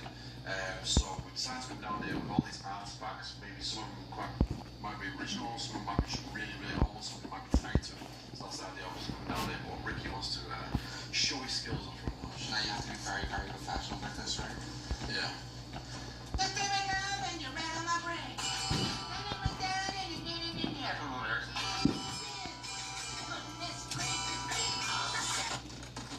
Is there any spirits here that want to join us? If there is, can you please come forward? There's lots of little objects on the floor. If you go close to them, they'll light up. There's one up there, and there's one on the wee bed there. We just want to know your story. You don't have to be afraid. You are compassionate. We're nice people. We're not scary people. We get wee pockets, and obviously that's what a lot happens, but...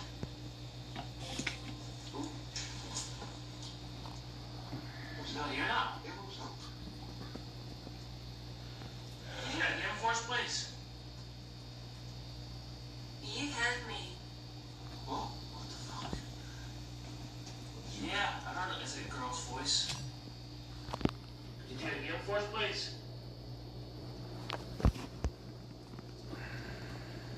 Really love to hear your voice.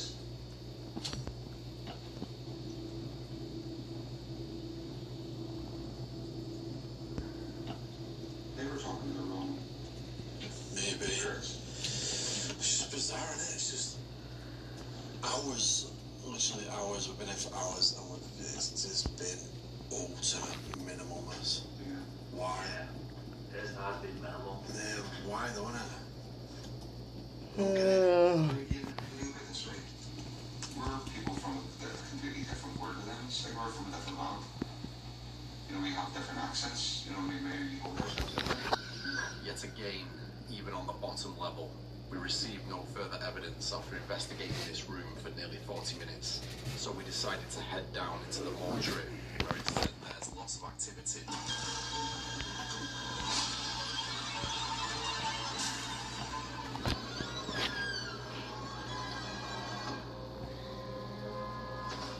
Okay, so we have come down into the morgue now, because apparently this is really active. We've been taking an half-an-hour break, and still we've had no activity. This is really surprising.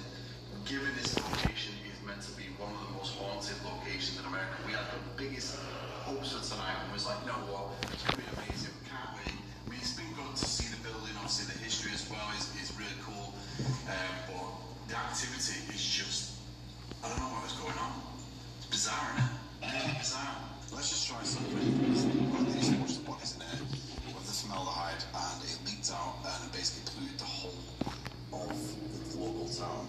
So let's just run a bit of spirit box. Let's see what we get, and just try and raise the vibration now. Okay, let's go.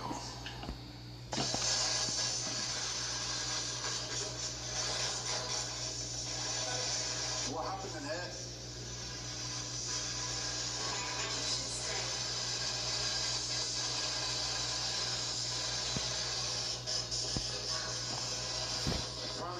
Basement area is really active. With what people believe to be ghosts.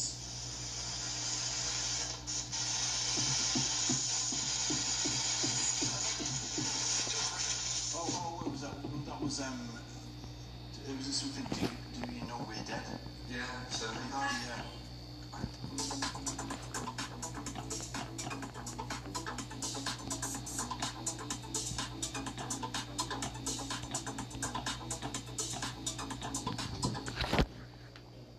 What was that, agony? Agony. Alright. How did you die? Pat. How did you die?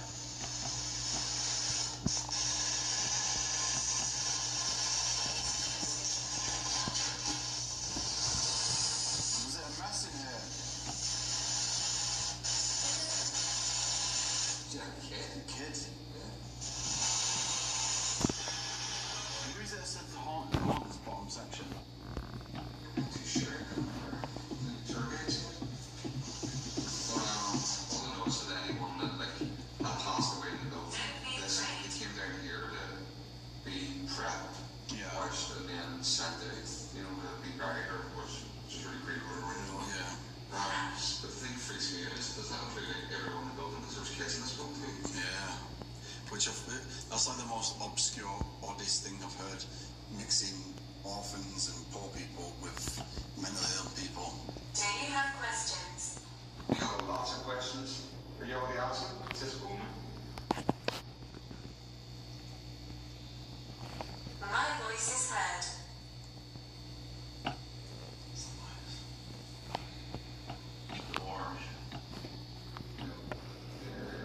Watching. Where are you watching from?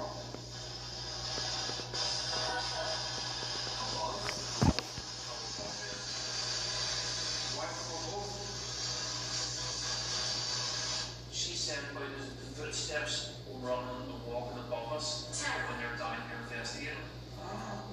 Can we hear your footsteps, please?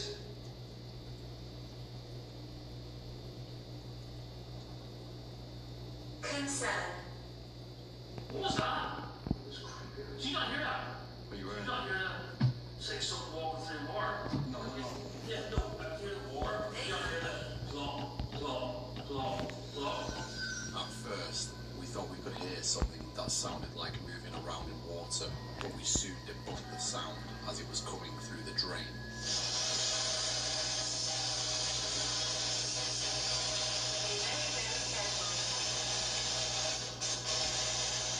Try to speak to us. Someone died. Did you die in this building? No. Are you from this mortuary table? That table came from New York. I wasn't going to say where it came from, but we had to see where it came from. New York, New York, you just said New York. Where? New York. So the activity that takes place in here, we're walking around, is that residual energy that's attached to the table from New York. From New York, yeah. The people from New York.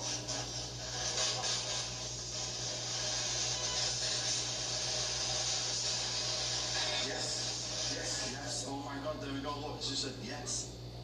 Yes, and never here. So I wonder if the activity that's taking place down here is obviously linked to that long table. I'm from the 1800s. But the thing is, 1800s. I don't even know how long that's been there. No. I don't get it at all. Yeah. That's the thing. So this place was pretty much empty. Did she not say when they took over? Was it 5 years ago? Elijah. Yeah. Before that. Well, then again, the activity, obviously, what you were saying, could have been more than for going on. Yeah, but there probably was, obviously there was maybe table. So that could be the demons, to the spirits, that could be exactly the same thing. Yeah. Old. It just doesn't feel scary, does it? I definitely feel there's sort of creepiness there. Yeah.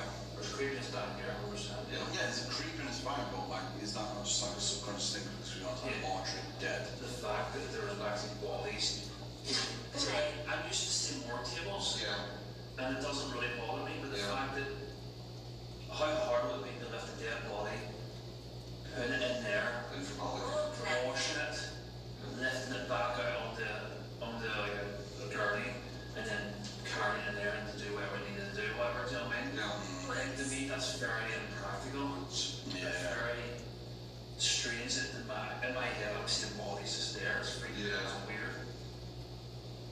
This was my home. It's a strange image. Did they used to put bodies in this concrete vat? It's not just me.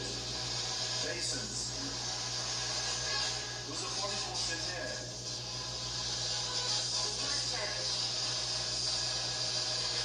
Well, try to tell us. Was the bodies in here?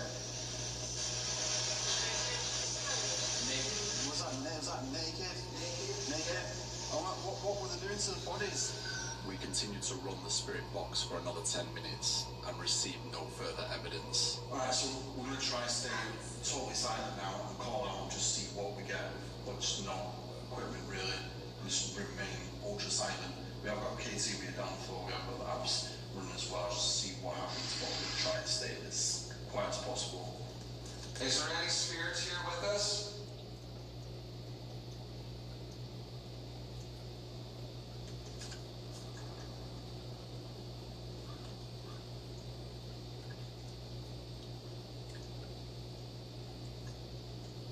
We've been here for a wee while now, and we're going to be going pretty soon, so if there's anything you have to say, or anything that you want to do,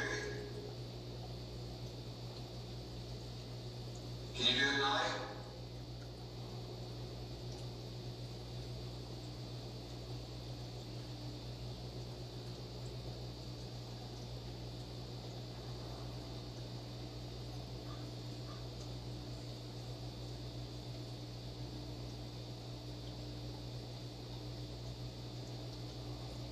If I whistle, can you whistle?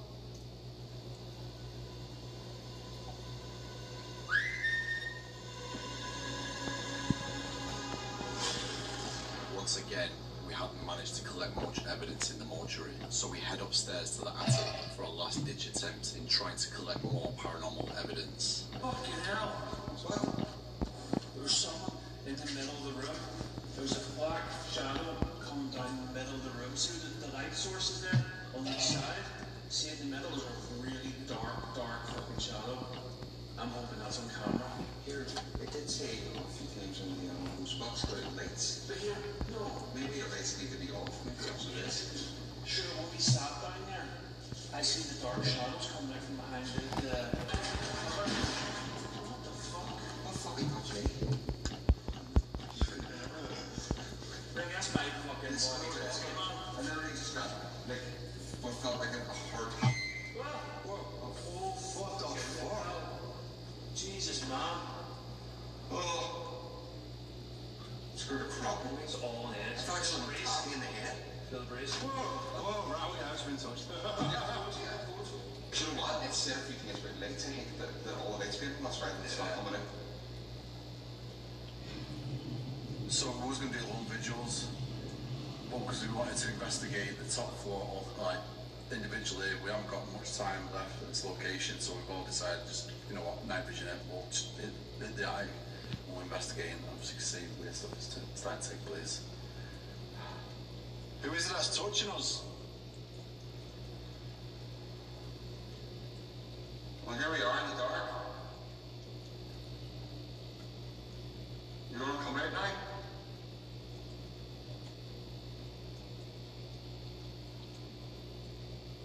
Is that someone having a conversation? That's why. It sounded like we have someone having a conversation. Do you want some food? From that direction. There.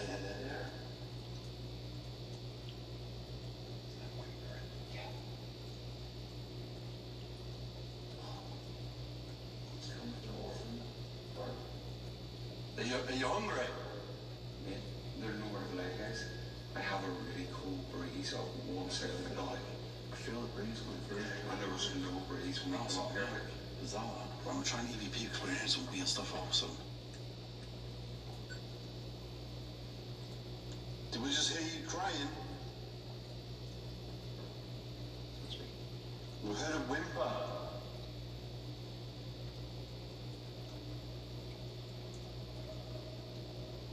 Is that one of the orphans or the patients chained up? We listened back to the EVP and captured no spirit voice evidence, leaving us confused as to what the disembodied sounds were we just heard a minute ago. No EVPs. Now we have devices here on the floor. If you want to come out and walk in front of them, then they'll go off.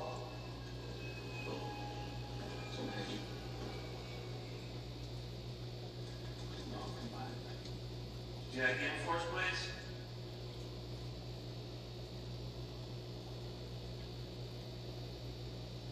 heard you were up on people in this room.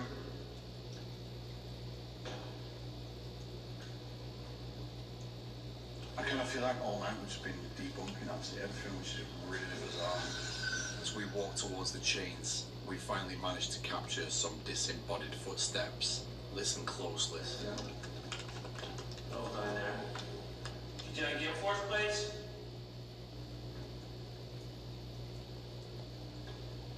There, very good. Did I get fourth place?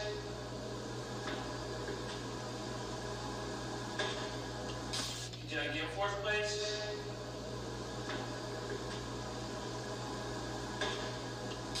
Did I get fourth place?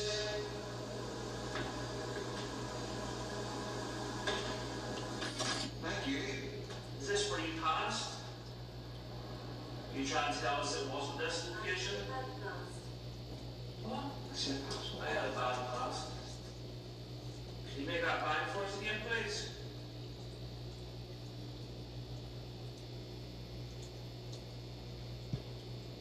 I'm sorry to hear what happened to you. It wasn't right.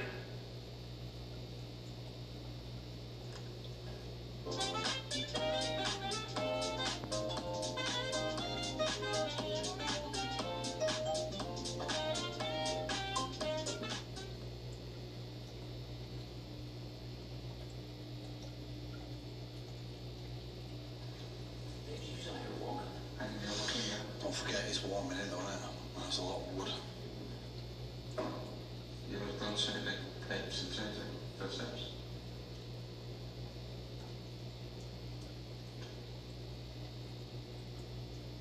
Did you make a noise where you passed away, please?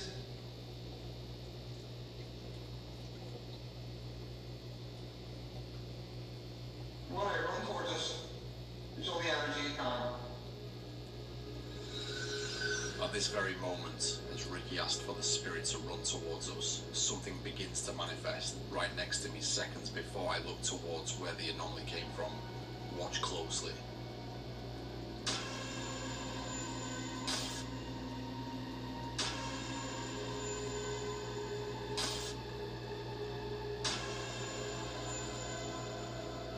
We believe that this could have been the spirit that was making the sounds earlier, and even possibly the shadow figure we kept on seeing earlier during our investigation in this exact area.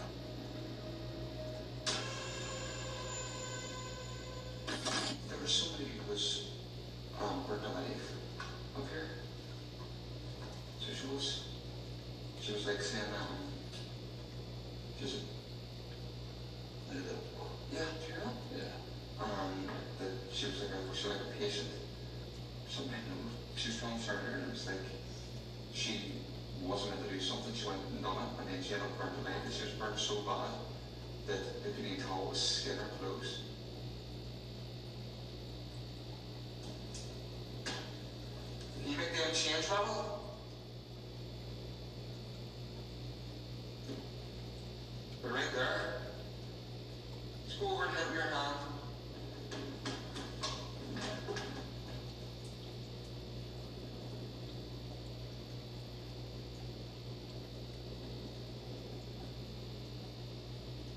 Terrible.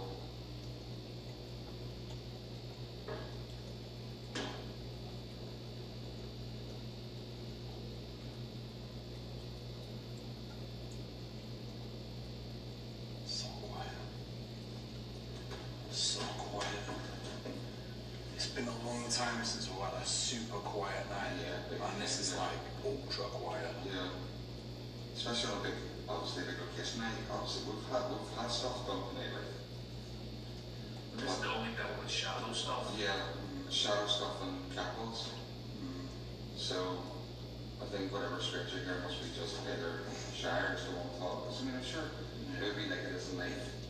You know, how can be bothered people constantly being like, oh, well, they usually like a circus here, and you do this, and you do that, and you do whatever. Yeah. Do you know what I mean? Shh. Okay. That was loud. That was something. You slam the door. Show us.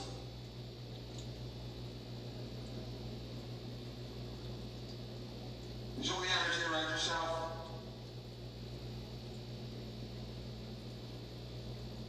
He's fed up with people coming in and asking questions.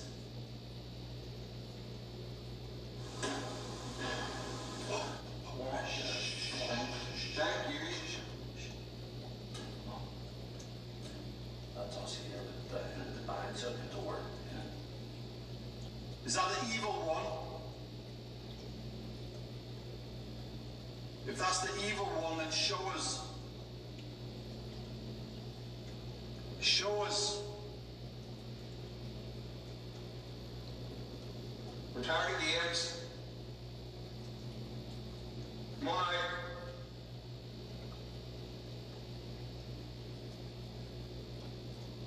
Bruno's.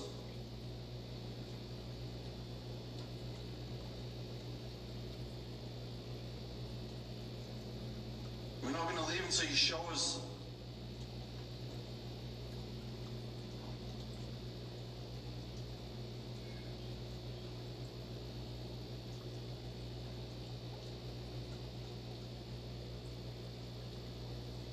Hello? Definitely a couple of bangs down there. That's the new sound. We've been in for hours, and that's only just started to happen now. Right, we're doing an EVP. This is the box. They're going to hear your voice. Oh, what the fuck? That was 3 knocks.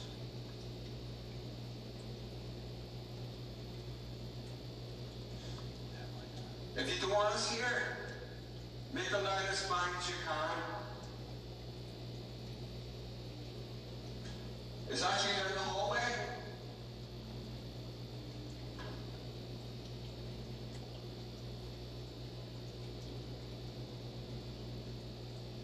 Are you the person who was chained up in here?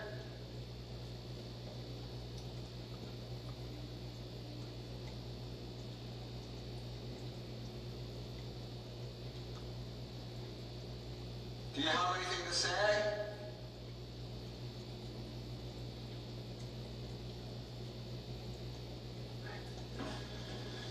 Let's play Bob. We'll see if we got anything. We played the EVP. Red Robin's new big yum deals include your favorites plus a bottomless side and beverage starting at just $9.99. The best part?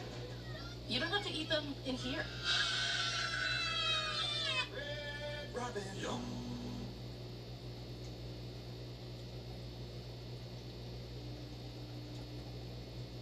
Are you recording back? And yet again, we captured no spirit voices.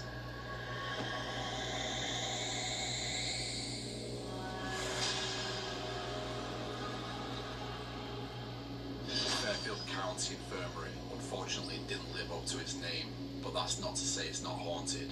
On the night it felt like it was majorly quiet, but it was only when reviewing the footage it was quite clear that we did capture some really amazing evidence, such as the unexplained light anomaly that appeared next to the chains where the person had froze to death. So maybe the shadow figure we were seeing was the person who perished, and is also the one responsible for the disembodied footsteps we kept on hearing throughout the night. But it's hard to say exactly due to the little evidence we did capture, but it was now time to bring this investigation to an end. Alright, so Darkside is at the end of this investigation. It's been disappointing to say the least.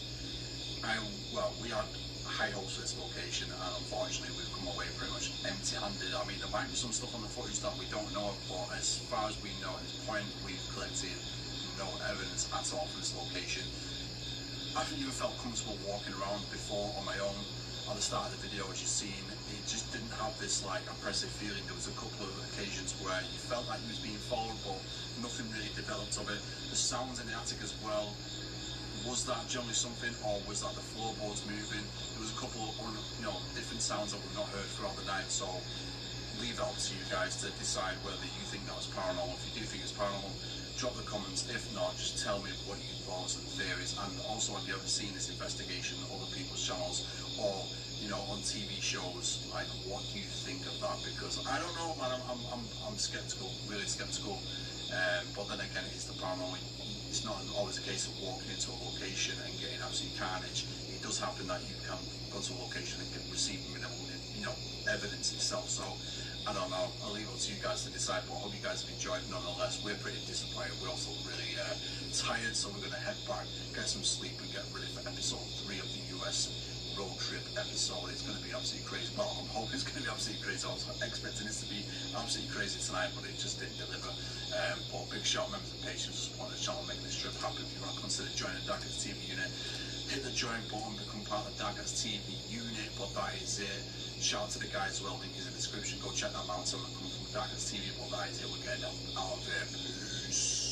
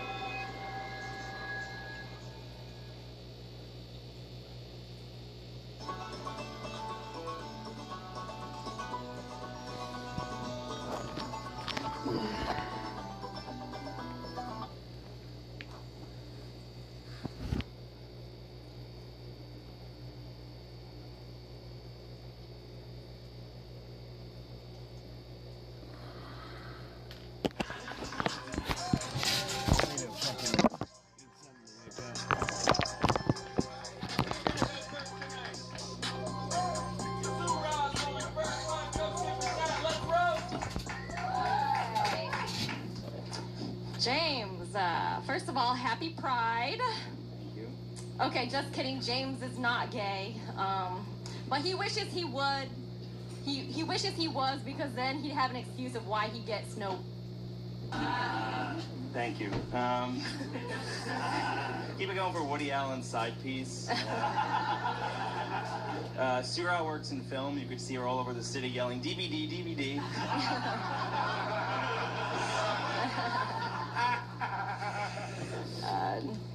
James looks like a divorced dad that just got let go from Trader Joe's.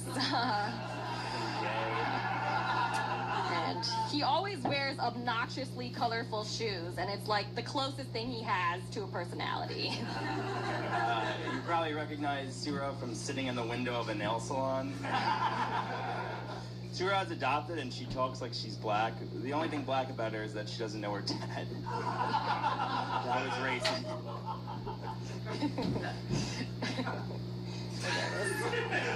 That was mean. I'm sorry. The most action James gets is when he works as the Easter Bunny and little kids sit on his lap. And Jared Fogle isn't a predator, James. It's his predecessor. I don't even know what that meant. Sura told me she has Irish parents, but what she was actually saying was, I wish I had parents.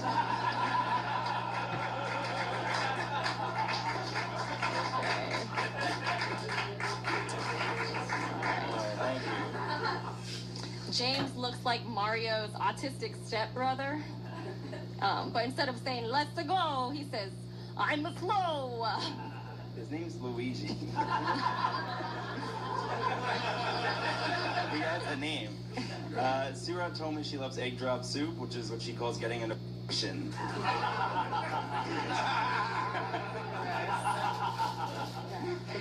I wish you were black. This would be so much more fun. These are all so racist. I love it. Okay. James looks like the before of every Weight Watchers commercial. His Pornhub is Food Network, and he comes when they finishes it off with cheese. That was great. Surah up right hand. Show him the hand. I'm flicking you off, James, all right, for your dumb joke. Give it up for the reason we don't touch fireworks on the 4th of July. Surah actually got kicked out of China when they found out she couldn't assemble an iPhone. Wow. You got it so easy. Good stuff. Y'all got a mic there. Let's start with JP McDay. JP, what'd you think about that battle? Well, that was a battle. It happened, and you both stayed upright the whole time. That's kind of what you look for in the first one. Got to account for my biases here. James used to be my roommate, and holy man. I let him borrow my suit one time, foolishly, and he washed it with the rest of his clothes.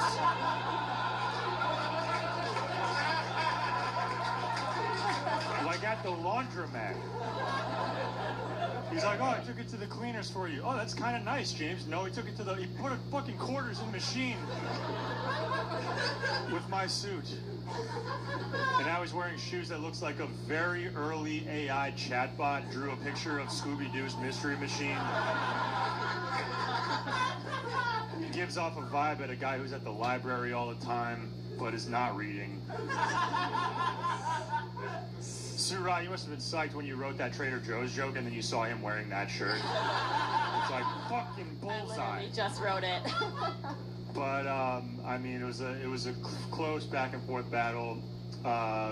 Even though a couple of James's jokes, I feel like I've heard versions of them before. I think by a slight edge, James was the winner. All right, that's one for James. Chloe McGovern, what did you think?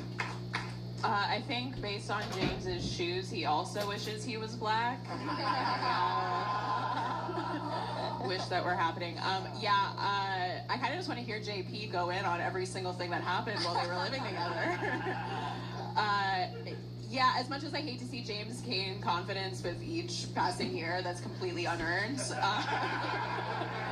I do think he edged out this battle, so I'm going to give it to James. All right, that's 2 for James. Dan Wicks, how did you feel? I feel like I want to vote for JP. But yeah, I don't think James's shoes mean he's black. I think he means that he likes colors. I think Surah's hat also means she likes colors. But yeah, I did think it was, I did like both your jokes, although I did think it was bizarre that you said that James is the Easter bunny, so they sit on his lap. Just an observation, I don't think, not the holiday.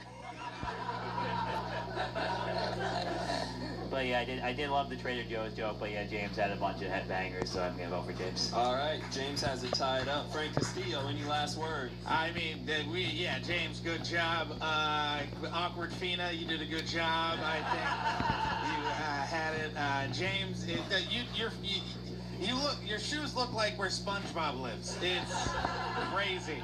I'm sorry. Also, you lost your finger. I didn't. That's crazy. I hope that's wild. Yeah. Talk about an unhappy ending. All right. That's.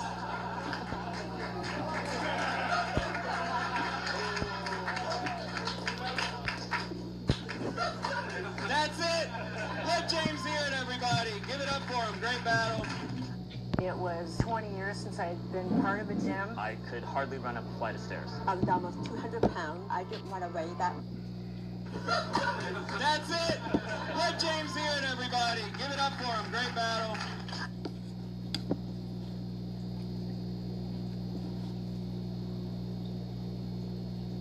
Yeah. I got a fun Simpsons shirt on right now.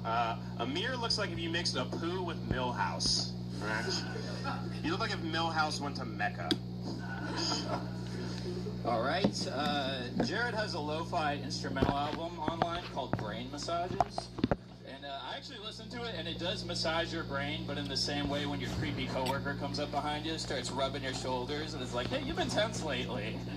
Why don't you take a 5-minute break? Amir is super allergic to chickpeas. He's the only member of Hamas that can't eat hummus. Let's see, Amir looks like if Harry Potter if Hagrid told him, you're an Al-Qaeda Harry. Halal Potter, yeah.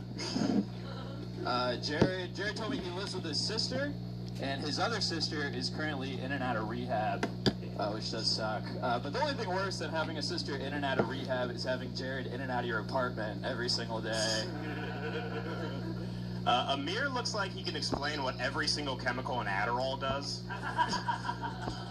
Amir looks like he talks to girls about microdosing shrooms on the first date. Jared, he also told me that his ex was an abusive alcoholic. And I was like, yeah, man, you already told me about her and how she's in and out of rehab all the time.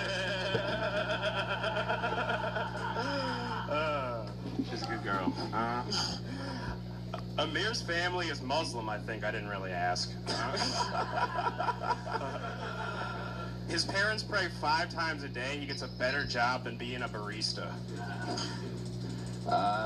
Jared told me he loves anime, and his favorite anime is actually called One Piece, which is ironic because he doesn't listen to the one piece of advice people give him about stand-up, just quit. You just need to write One Punch Man. All right. Hell yeah. Yeah. There you go. He watches anime. Amir has the face of a 40-year-old IT guy in the body of a kid in Gaza. All right. Jared does sales for a rubber company, which is ironic because he usually doesn't get far enough to pitch using a rubber to anybody. He usually strikes out with his clients at, yo, where's my hug at today?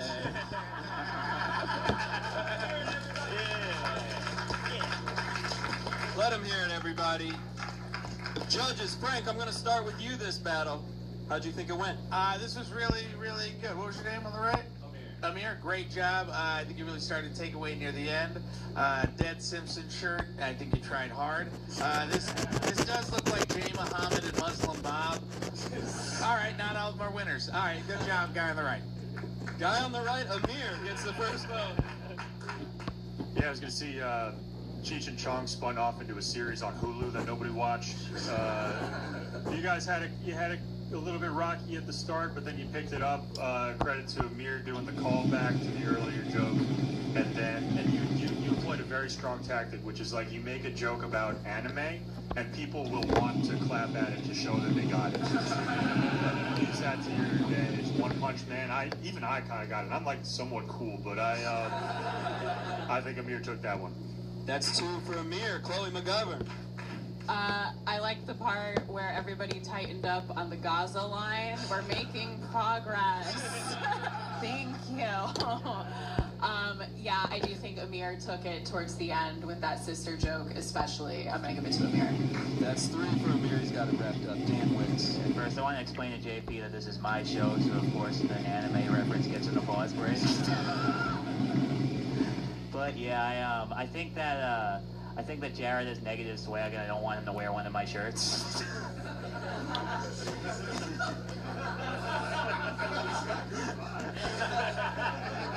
He seems kind, but you know, not like I want to wear what he's wearing. Like, Yeah, he doesn't have swag like me.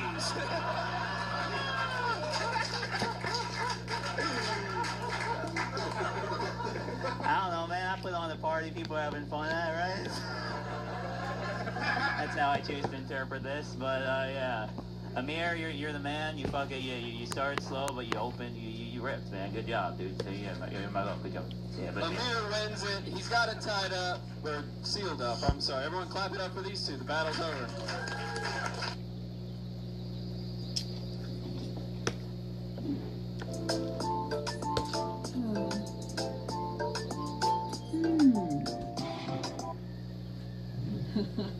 Yes. Woo. All right, so Dan is my friend, so I just want to, start this battle off right and be respectful.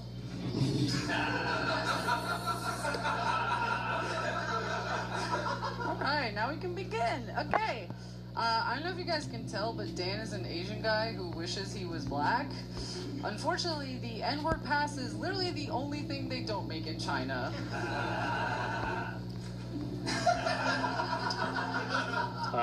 Thanks for... I like that you dress like an undercover cop at a middle school that fucks the kids.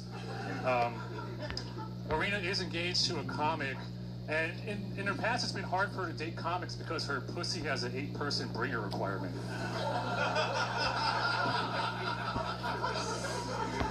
That guy's been to one, you can tell.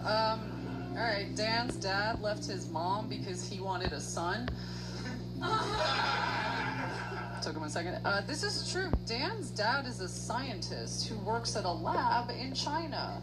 So that means Dan is the second worst thing he's ever created. At least the bat went viral, dude.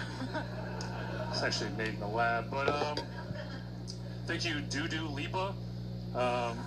P.U. She smells like shit. Arena, no. Arena is like she is like a girl next door type, if you live next door to a Temu sex doll factory.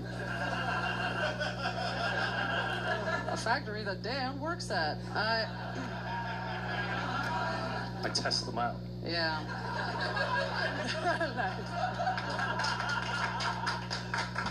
Ew.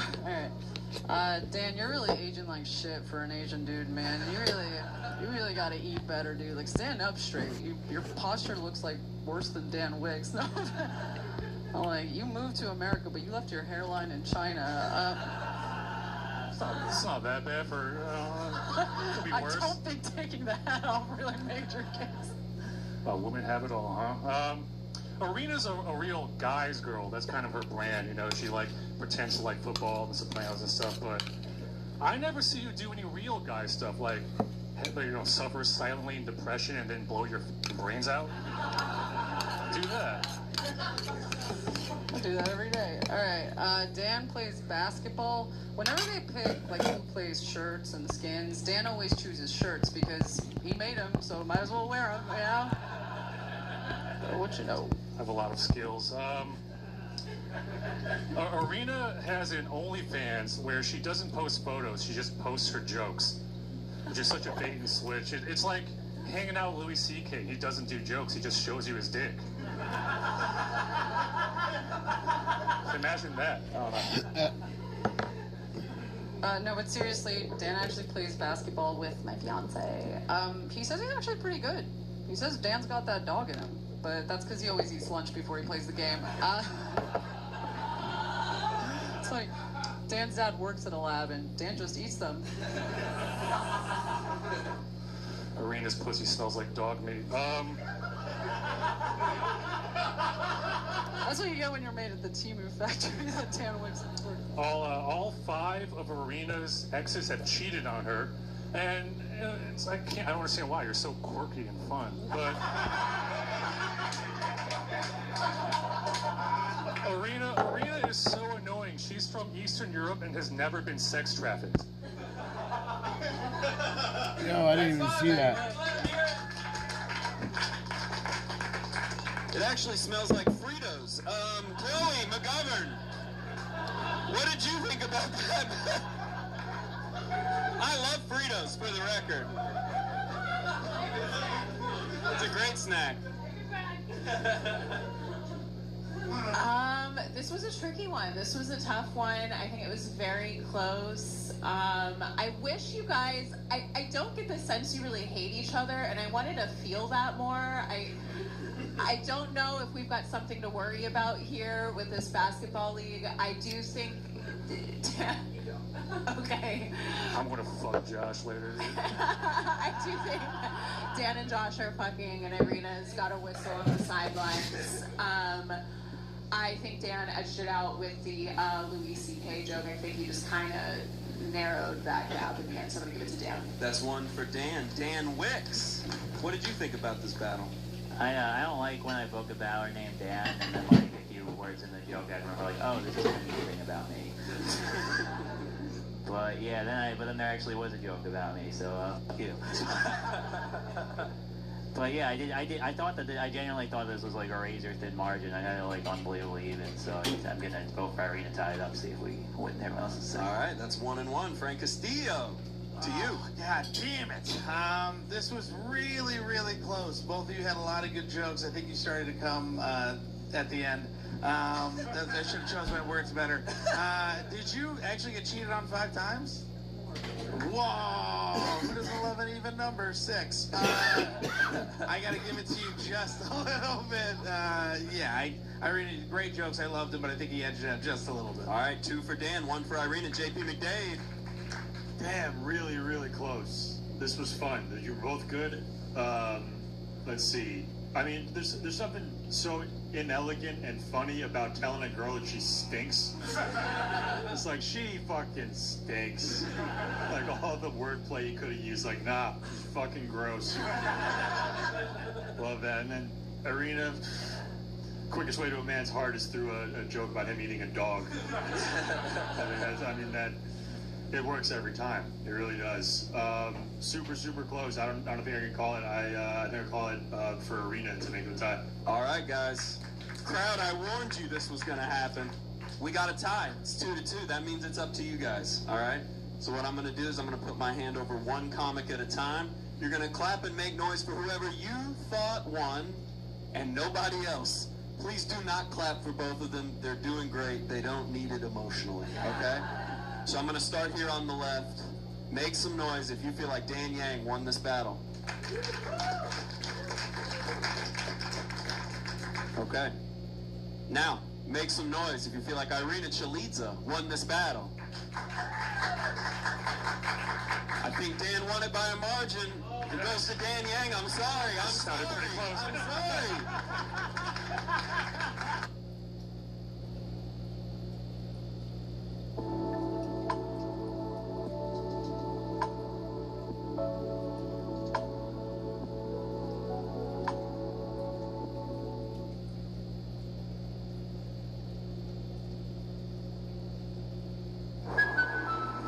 Dreaming of the perfect family trip? Who are you? Penny, Priceline's AI travel assistant. How about Eco Resort, free breakfast, zip line? Done. Yes. Priceline.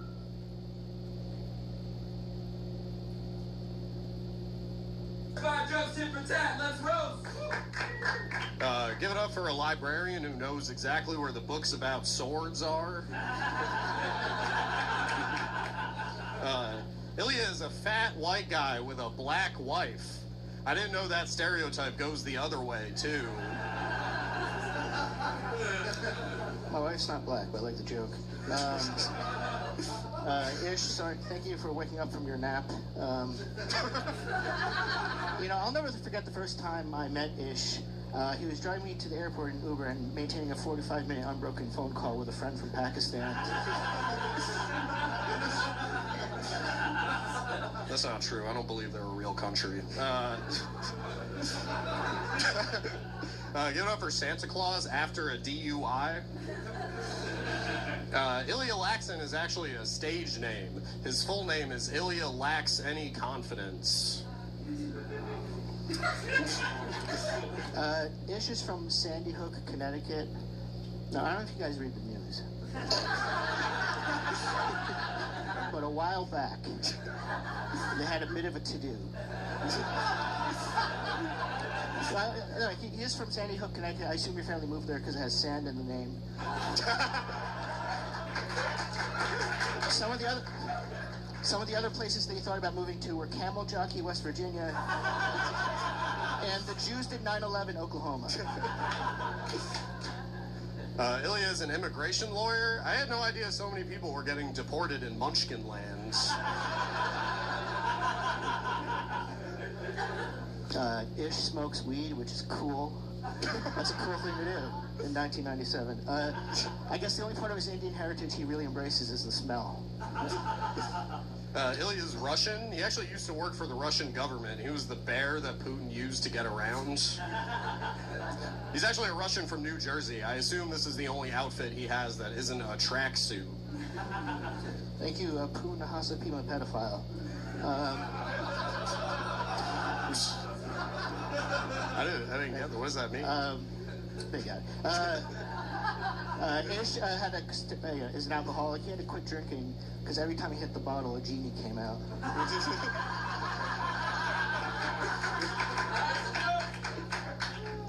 Ilya has OCD, over-consumes donuts. I don't know the specifics of his OCD. I assume it involves him organizing his Lego collection every night. The Legos organize themselves. You stack them. That's fucking how they work. Ish once survived a house fire. Either that or he's not actually brown. But he did. He survived a house fire and escaped with his life and his treasured possessions. A Rick and Morty bong and a collection of limited edition hacky sacks. That's it. Clap it up for him. Let him hear it. Good job, boys. Dan Wicks, we'll start with you. What did you think about this battle? I thought that was awesome. I thought Ish, you fucking ripped, dude. I thought when, I'm sorry, Ilya, you fucking ripped. I'm sorry, Ish. Yeah, wow, that was rough. I'm sorry. That wasn't even intentional. That was meaner than anything I could have said. Yeah, I thought when Ish was like, Ilya doesn't have confidence, Ilya was just gonna be like, shut up, pussy, but instead, no, you fucking, you were in the pocket, your joke's murder, dude. Like, honestly, great job. It feels like you guys are scientists and Ilya has to cover for how stupid Ish is, so, like, knocking over beakers and stuff. But yeah, dude, fucking ripped. You did have some good jokes, but yeah, Ilya, you murdered. All right, fuck you, Ish. That's one for Ilya. Chloe McGovern, how'd you feel? Really looking forward to Ilya defending Ish in court not too long from now if things keep going the way that they're going. Ilya, I've watched you battle a lot. I really like, you're picking up like a hot girl bitchy tone to your roast that I'm really enjoying. I don't know if anyone else clocked it. He's got a very like dry, I think you've got a future as a hot girl. I'm not gonna lie. I did like Ish's immigration lawyer for Munchkinland a lot, and I think I'm gonna give it to Ish because when you insulted him about the swords, Ilya was actively checking how his biceps look in his shirt. They look great, so I'm gonna give it to Ish. All right, that's 1-1. JP McDade. I know both of these guys, like both of these guys. Great battle. Scott, I'm looking at pole buildings. I know Ziggy's has been doing pole buildings for decades. Yeah, for over 20 years, we have been selling pole barn material. He only dates magicians who make her appetite disappear. Wow, what a voice on this little guy, huh? Can't you hear this guy ordering a glass of milk at a restaurant? Bro, you seem like you really fucking like milk, dude. I feel like you're the type of guy that drinks milk when he's thirsty and then follows it up with a...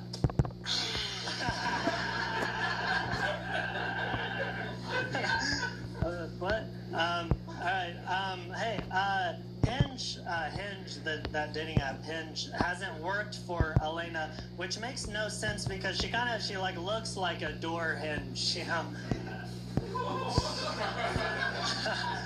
Alright. Yeah, clear your voice before you fucking talk to me, buddy. Dayton does really like milk, actually. His first job was milking cows on his neighbor's farm. It was actually a really tough job. He had to get up when the sun rised, and then he couldn't go home until his tummy was full. Let's go milk. Alright. Okay, everyone wonders how Elena and I met.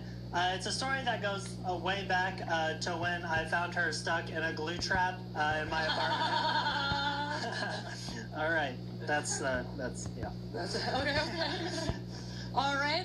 Dayton is very petite, as you can see. If anyone was curious how he maintains his figure, it's 6 milligrams Zins and 2% on the rocks, everyone.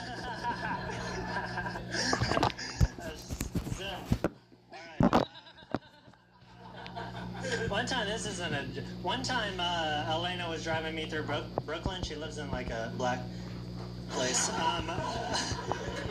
And she was playing Eminem loudly in her car with the windows down. Okay, that's not a joke. Okay, here's the. Elena looks like a vacuum-sealed scarecrow. Is that? His palms are sweaty. These sweaty palms are heavy. Okay. Okay, you guys might recognize my opponent from stimming in the dairy aisle.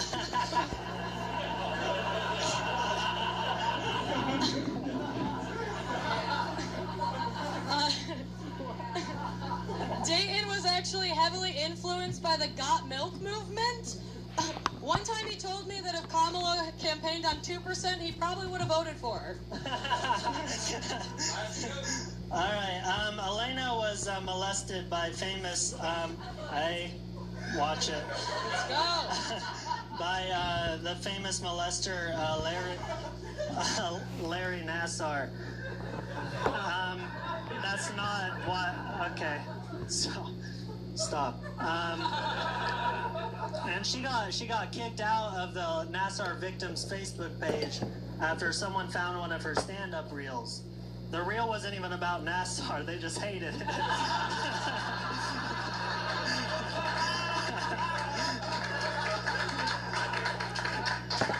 I did get kicked out of a fucking Facebook group, alright. But listen, yo, we gotta wrap this up. Dayton needs to get home and pour himself a warm one.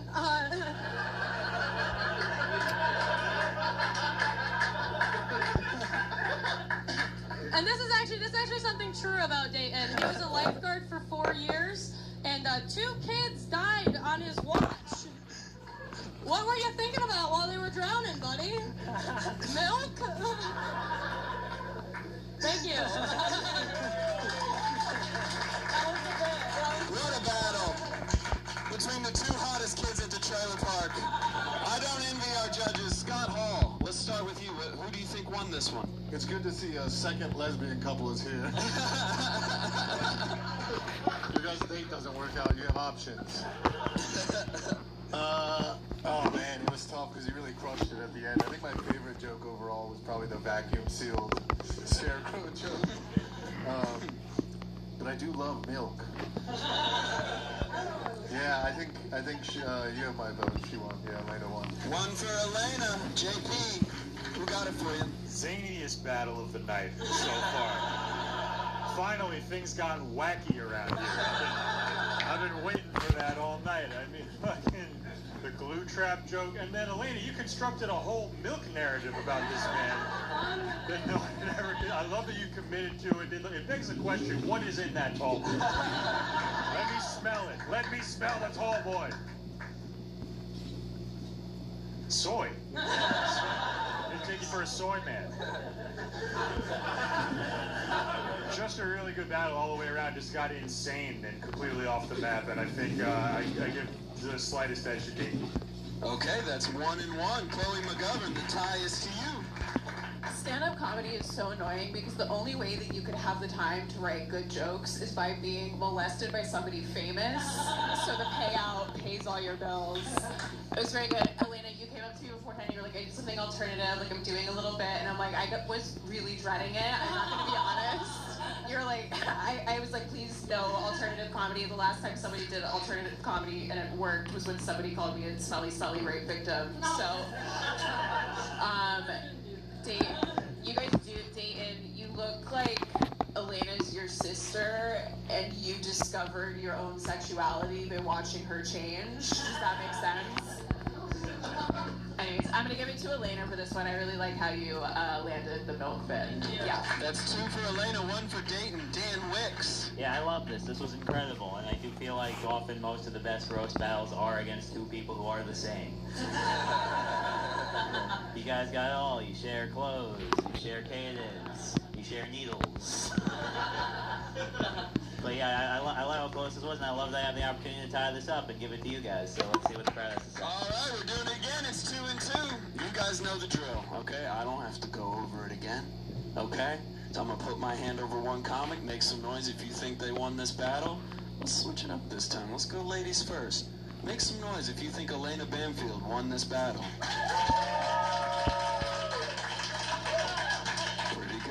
Pretty good. good. Now clap it up if you think Dayton Bassett won this battle. Are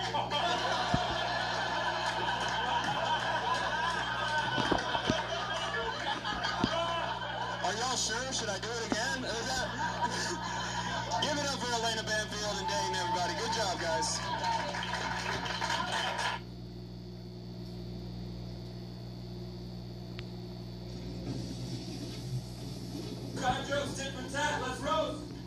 All right, hi guys, thank you so much for coming to the battle between who used to live in Washington Heights versus who lives there now. Give it up for my opponent too, the oldest guy on Snapchat. Yeah, I don't know, Sarah told me she only dates gamblers and alcoholics, and I was like, why would you do that to yourself? Then she told me she has herpes and HPV. I was like, oh. I was like, oh. Yeah. I'm an alcoholic, so I know. I've said this before. Herpes schmerpies.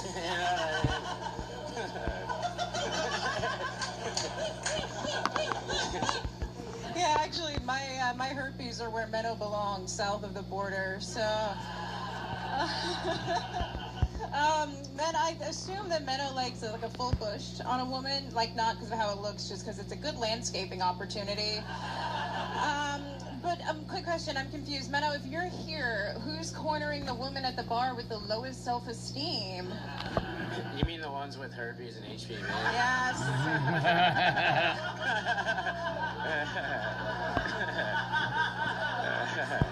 Dead end. I'll be there later. Sarah gives me Legally Blonde vibes, you know. She loves pink. She's cute. She lays down the law. And she's not, her last name's not Witherspoon, but if you spoon her, your dick will wither away. So Menno's in a gang, actually, guys. Yeah, the Latin Short Kings. I have an idea, like, for the government, okay? If you want to keep guys like him out, instead of a wall, why don't you just put the border on a really high shelf? Oh, I like that one. It's good, but it's like short kings out there, like, if that guy's short, I'm fucked. You know what I mean? Like, I get it, though, but I get it. This guy does, I don't know. I'm starting to do so many herpes jokes. I try to get rid of them, but they just wouldn't go away. She's also like, she's got a great job, been working 8 years in sales. Her main client's McDonald's, and I started thinking, like, holy shit, like, she probably does like Sarah, when she's dating someone, does what McDonald's does to me late night. You know, I'm just like, I shouldn't do it. I want to do it. Next morning, you're like, fuck, I can't believe I did it. Fuck. Menno used to drink a lot. That's crazy. How are you the only alcoholic who's scared of ice? I got no ID on me right now, bitch. I'm scared. Sarah's got a big mouth, and she also talks a lot.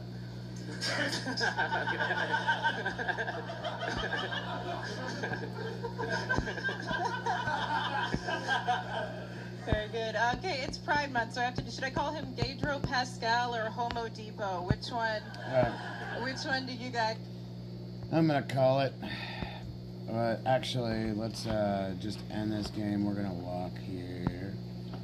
End this game. Go to a different game.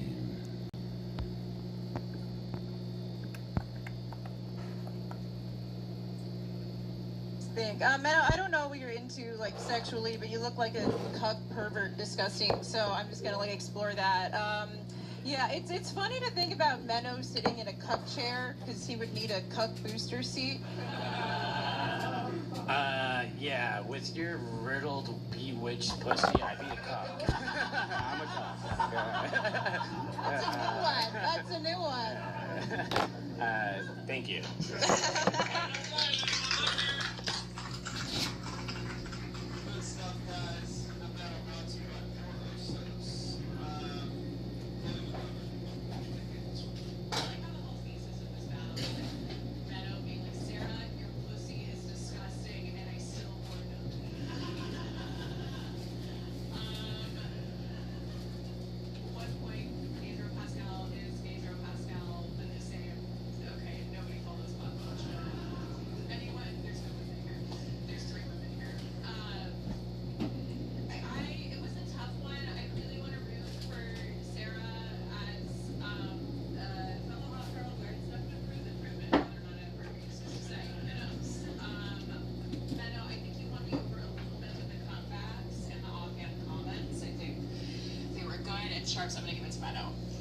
That's one for Menno. Dan Wicks, who do you think won this one? Yeah, Menno is the opposite of Jared. Menno has so much swag. Menno, take as many of my shirts as you like. Please, man. You're so cool, man. Like, every joke, Sarah was like, Menno's such a slimy piece of shit. He's like, yeah, I am, but look at my smile. Yeah, I do think you both had some bangers. I think that Menno, that big mouth joke was so tight and awesome, and it would have got a much bigger reaction if the immediate before joke wasn't so long-winded and wordy. We didn't realize the really good tight joke was over. But having said that, yeah, I do think you took this one, dude. All right, that's two for Menno. JP McDade or whoever. Yeah, I'll go. Yeah, fine. Another really good battle. You guys seem to like battle all the time. I appreciate that. I appreciate people like writing jokes for stuff. That's good. Doesn't happen a lot. All right. Yeah, I think Menno, calling a woman's pussy bewitched. It really tickled me. It's like you picture like stuff falling off shelves in her apartment. It's like, oh, her pussy's got a poltergeist. I feel like, Sarah, you had a bunch of different angles. You're working a lot of different ones and a lot of different punchlines and stuff. I think by the thinnest of margins, I give it to Sarah. Okay, that's one Sarah, two Menno. Scott Hall. Oh, wow, you made it difficult. I think Menno looks like his hat should say Porosos with two O's. Ah, swing and a miss. Maybe I'll do a basketball joke. They don't like those either, bro. Trust me. I wouldn't go down that lane. It does look like a battle between like a white lady demanding egg whites at a bodega from a guy who doesn't speak English. I got it back, kind of. I don't know. I want to vote for Menno because I just love insults. I love when someone's just like really mean. You did have a lot of angles, and I think your jokes were very creative, but I like someone just being like, hey, you dumb bitch. But, no, why are you making that face? What you said? He's still trying to fuck after I think I'm going to give it to Sarah just so we can give it to the audience. All right, audience, y'all got a busy day tonight. You know the drill. I'm going to start on the left side this time. Make some noise if you feel like Menno Fernandez won this battle.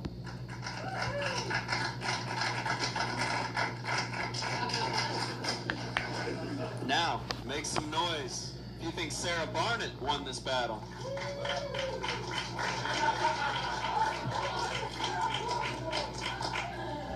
I guess I got to do it again because that was equally tepid for both of them.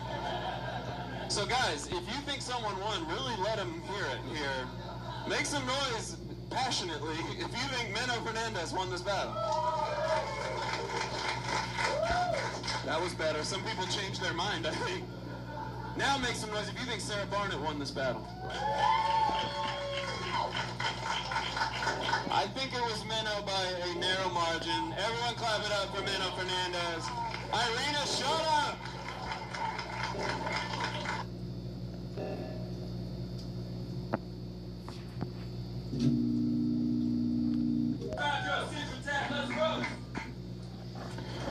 I'm glad John could take time away from lecturing female streamers on their gaming setup to be here. John looks like his idea of foreplay is showing a girl how fast he can solve a Rubik's Cube. It's the finger dexterity, but anyway, so Justin and I were supposed to have this roast like last month, but it got canceled because he just forgot to show up. You fucking fat idiot. But next time, just invest in a calendar that doesn't have little chocolates in them.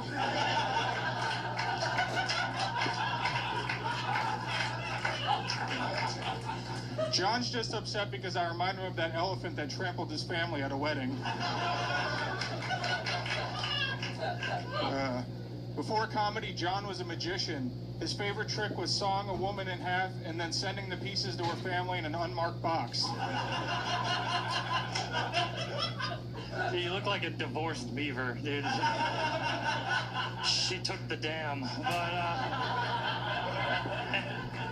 anyway, Justin is from Philly, a city whose hero is Rocky Balboa, a fictional Italian retard. And Justin, a real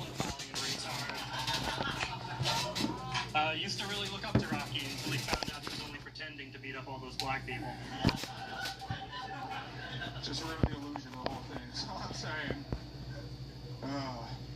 John's awful confident for a guy with a lisp. John used to work at one of those call centers where they scam old people, but he got fired because no one knew what a social security number was.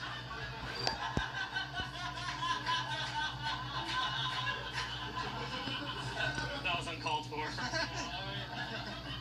First of all, I know Justin has problems with Indian people, okay? I just know it, especially the ones that work at 7-Eleven because they don't let him refill his big gulp with the nacho cheese sauce. Was it? John, you migrant llama. John does have a lot of confidence. I've never seen somebody walk with their head so high and their shoulders so low. John, sorry. No, John has the posture of a sex offender. Or no, John has the charisma of a sex offender and the posture of a jacket hanging on a hook. Well, if you relaxed your shoulders, maybe all the dandruff would slide off. But, is this normal? Does this look natural to you guys if I was like this the whole time? Anyway, Justin used to work at a minor league baseball team until he found out minor league still meant adults. But now he works for a t-shirt company in Philly. His job is to test out how they look in the pool. John wanted to play sports, but in order to wear shoulder pads, you have to have shoulders. John, you bisexual. John looks like when he blows dudes, he plays a little flute and their dick comes out of their pants like... That would have been funnier if you had the confidence to do the head bob, too. Okay, and this isn't the joke, but last time you did manage to show up, Josh and us and Irina went to the diner afterwards to eat, and everyone had food except for Justin, which was shocking. But we could tell he's, like, poor, right? So I was like, hey, Justin, you want some of my french fries? He took, like, half my fucking french fries. Unbelievable. Half my fucking french fries. Anyway, first off, Justin drove all the way from Philly to here to tell 5 jokes, and then I guess just go home.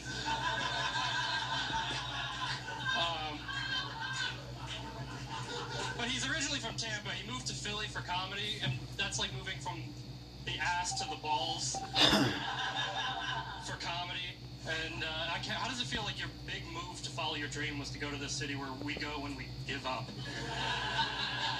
Fuck Philly. Good stuff, fellas. Dan Wicks, let's close this one out. Who do you think got it? Finally, enough hot chicks. This is what the show is meant to be. Give it up for these two. Yeah. You guys are awesome, man. Seriously, I don't know what to do because John is wearing my merch, but but Justin for his day job prints T-shirts, so maybe we can work something out. But no, seriously, I do think that my vote goes to John. I think that he just held along, but Justin, you're such an unbelievably creative joke writer, dude. This was amazing. I love this. One for John, Chloe McGovern. Who you got? I couldn't figure out what triggered Dan's bouncing up and down to start registering on the tectonic scale, but now I realize it was misogyny, so that clears a lot up. Yeah, I have watched John a couple of times now. I think the last time I saw you, your delivery was like a little flat, and I think this time around you really brought it. No, I said this to your face last time. I didn't not say it to you. Okay, well then maybe it was somebody else. Anyway. It's another Indian guy. Yeah, just another. The point is, I liked your delivery today. I think you brought it. I think you sold a lot of jokes, and you committed to act outs. And I also like the last joke for you, just roasting him based on his lifestyle that he lived. So yeah, I'm gonna give it to John. It's 2 for John. JP McDay. Another really good battle. I do like that the first thing that John made a joke about was his punctuality. That was very on brand to me. Everything John says always feels like there's a rule against that in the student handbook. This is a breach of decorum. But Justin, you hit him with the elephant joke. That was really good. I like that. A couple of your jokes were really creative, but I think, John, you had the t-shirt in the pool. Classic image. Love that one. Put it over the top for me, John. I think with. John's got it sealed. Scott Hall, any last word? No, I think. I give it up one more time for these guys. This is amazing. I was kind of hoping this would go to the audience because I thought it was very, very tight. And also, as someone, I think he might be the only other person that brought up John's list other than me when we were battling, so that made me excited. And then also, John did get the first retard of the night, so I like that. But yeah, I gotta give it to John. All right, that does it. John and Ldoe wins it. Great battle, guys. Let them hear it.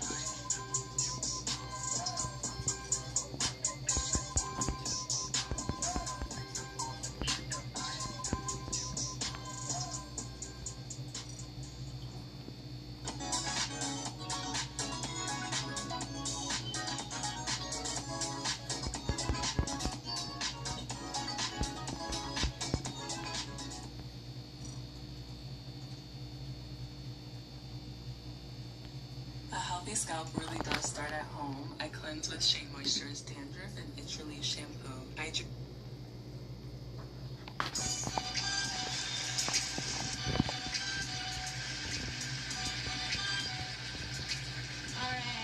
Brittany is half Mexican and from Austin, so that kind of makes her the Tex-Mex of Latina women, inauthentic, a disgrace to the culture, and really only enjoyed by Southern white men. Thank you for being here. I know you'd rather be trapping someone in a Snapchat streak. Don't we look like the OnlyFans remake of the Cheetah Girls? The hot Cheeto girls. Alejandra's like me if I kept drinking and stopped throwing up. Okay, thank you, Selena. Can't say no, Mez. Brittany went to a Christian school, later became a stripper, now has an OnlyFans. Brittany, could you be any more of a cliche? That'd be like if you were bisexual that also only fucked men. Oh, wait! Hey, Alejandra, at least my dad loves me. You're a stripper. Yeah. Yeah, and Alejandra was an anchor baby and still couldn't make her dad stay. She has daddy issues? Yeah, the issue is he's just another dude not calling you back. Brittany has the eyes, nose, mouth, and diseases of a frog. If you touch this bitch, you will get warts. Thank you, Alejandra. Alejandra had an abusive stepfather growing up that was a DJ. Yeah, he had a really bad tempo. No, he never missed a beat. Sorry, I meant beating. You might recognize his hits on her face. Okay, Brittany is sober from cocaine. Pretty impressive. Brittany stopped doing coke, but still has a lot of bumps.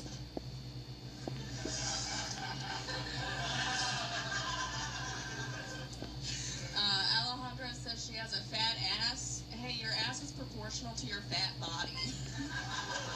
Thank you, Cunty Kardashian. Brittany smokes a lot of weed. Yeah, the only thing more fried than her brain is her voice. Her vocal fry is so annoying and repulsive that she's got her very own built-in rape whistle. Thank you, Shigo from Kim Impossible.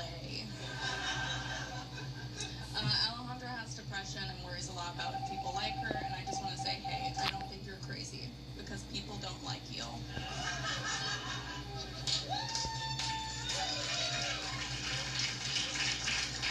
One more time for these ladies. Absolutely incredible first battle. Can we give it up for a great first battle? Hell yeah! Absolutely. God, you guys are so mean. This is why we don't invite the Goth cousins to the quinceañera. All right, let's go to John first. John, what do you think of these fights? Ay, Chihuahua. What a battle. I'm surprised you could do this fight without taking out your earrings first. Very catty. It's like, no, well, you're a bitch, and then you're a... It's like, you have to put the jokes in, too. But, yeah, I think you both are going to have very successful comedy careers, and that is not a compliment. I will vote for Brittany. All right, that's one for Brittany. Let's go to Joe. That was real mean. I loved it. I thought it was really close. I have to give Alejandra the first round. Okay, one for Alejandra, one for Brittany. Mika Mo. This is really hard for me because you both look the same. Let's put that out there. I always always wondered how the Mean Girls in bilingual class acted. Thank you for showing that to me. Which one are you? I'm sorry. Okay, I'm giving it to Brittany. Here you go. All right, 2 for Brittany, 1 for Alejandro. JP McDade. Really strong opening battle by two of the girls who would ask me to buy them liquor in Bushwick. Both really good. Like, you both had a lot of jokes. You had like the little setup jokes and then the main punchlines. I think Brittany started off a little bit stronger, but Alejandra countered, and I think she held on to that edge. I think I gotta give it to Alejandra. Whoa, guys, you know what that means? We're all tied up. I didn't tell you how this part works yet. I didn't think it would happen so soon, but here we are. What if I'm like, I don't know either? And we'll just figure it out. Okay, so here's what's gonna happen. You guys are going to become the 5th judge. I'm gonna put my hand over someone, and you're gonna clap for that person. If you think they won the fight, you're gonna clap for one person and one person only. Do we think we can handle that? Yeah. All right. Clap if you guys think the winner of this battle is Brittany Ledesma. You valid? Clap if you guys think it's Alejandra Jimenez. Okay. That was pretty close. We're going to do it again. Only one person. And if you really like them, make as much noise as you can, okay? Brittany. Alejandra by just a hair, but keep it going for these two, everyone. The winner of this first battle is Alejandra.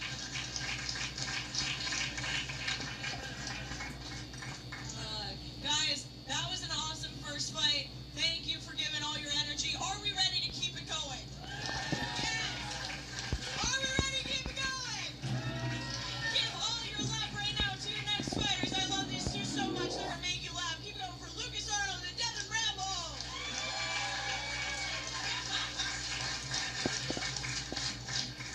All right, who's going first? Want to take it? All right, Devin's going first. Fight to West Row.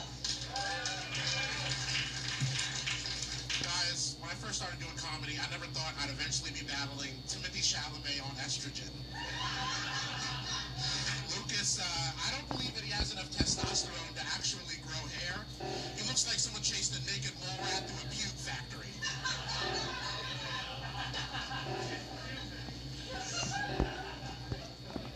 When Devin dies next week.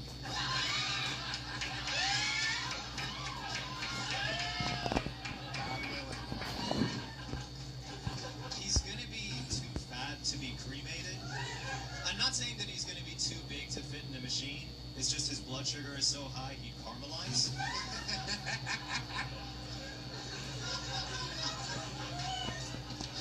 I'm very sorry. Guys, oh, don't be.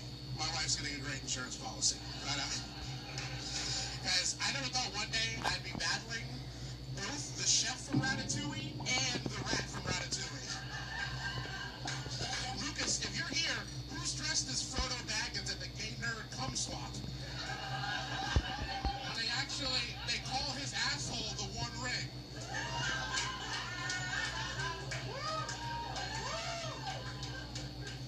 Thank you, if Kirby swallowed Kirby. You guys, all jokes aside, is how I would describe Devin's comedy. All left foots aside is how I would describe his future.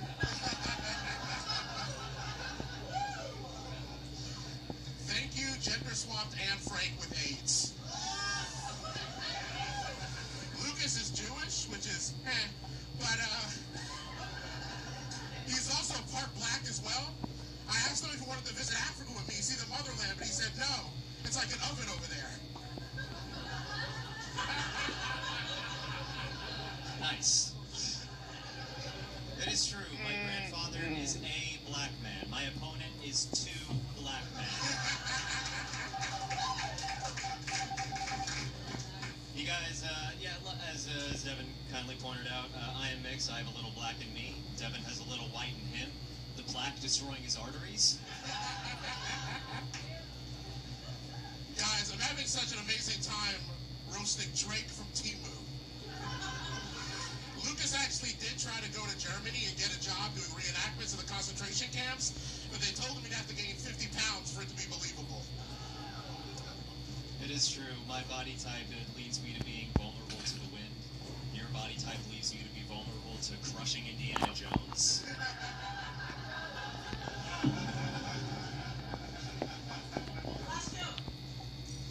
Guys, whatever happened here, I'm just happy that Stuart Little is finally out of rehab and getting his life back together. I was actually skeptical that Lucas's dad was part black, but then I found out he died of cancer 3 years ago. So that makes sense. He still left you. He just did it late. I mean, my dad loved me, so he stayed around, but... Great addition.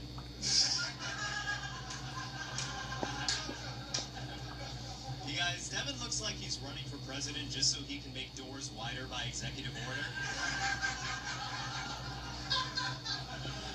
The executive order is also what he gets off of the secret menu from restaurants.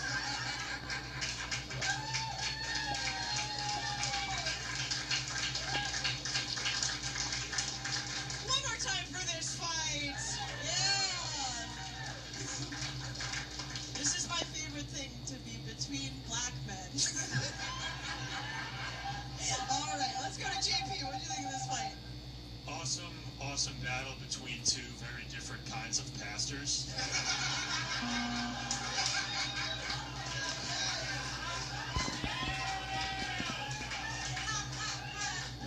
I was waiting for Devin to pull out a little rag and just kind of dab his forehead.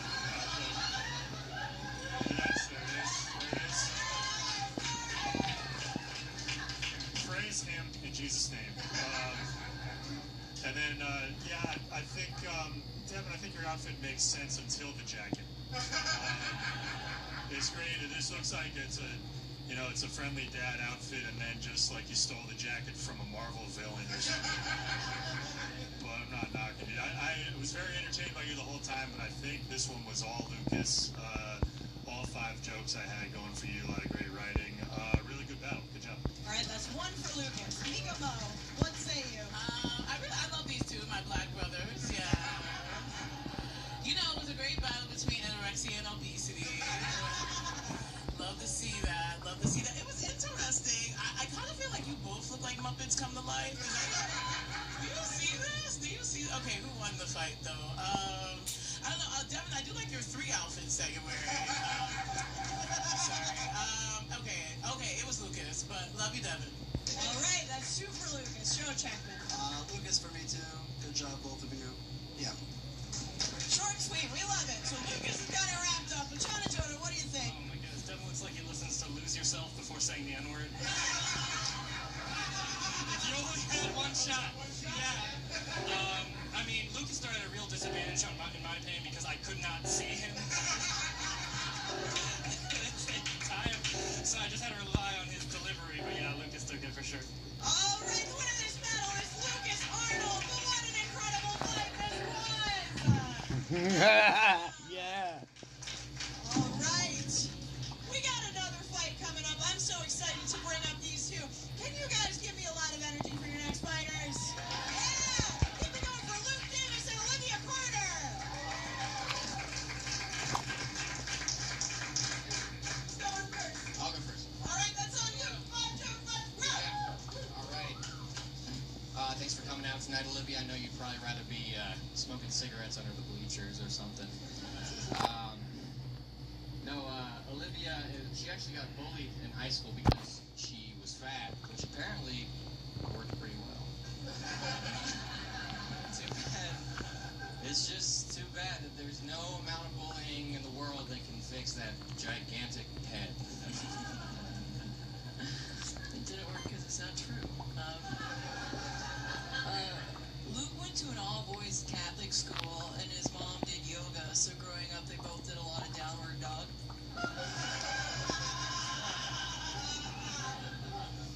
Thank you, big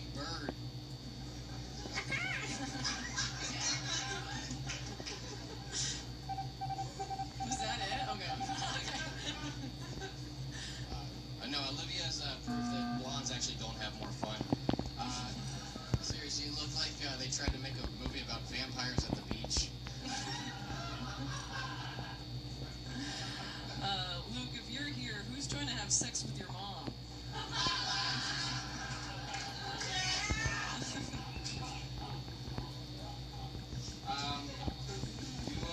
You look like when girls say, yeah, my boyfriend's in a band, you're the guy they're talking about.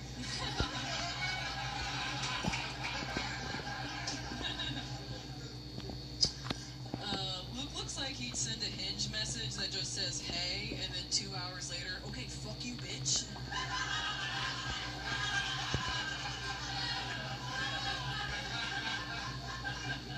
Thank you, Jennifer Maniston.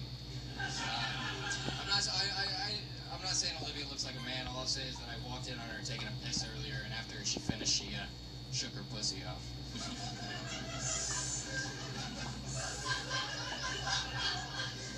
Fuckers.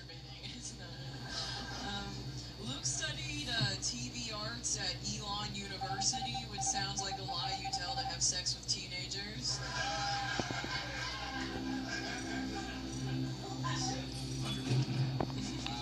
Let's wrap this up. I know Olivia's got to go make a cappuccino with a shitty attitude.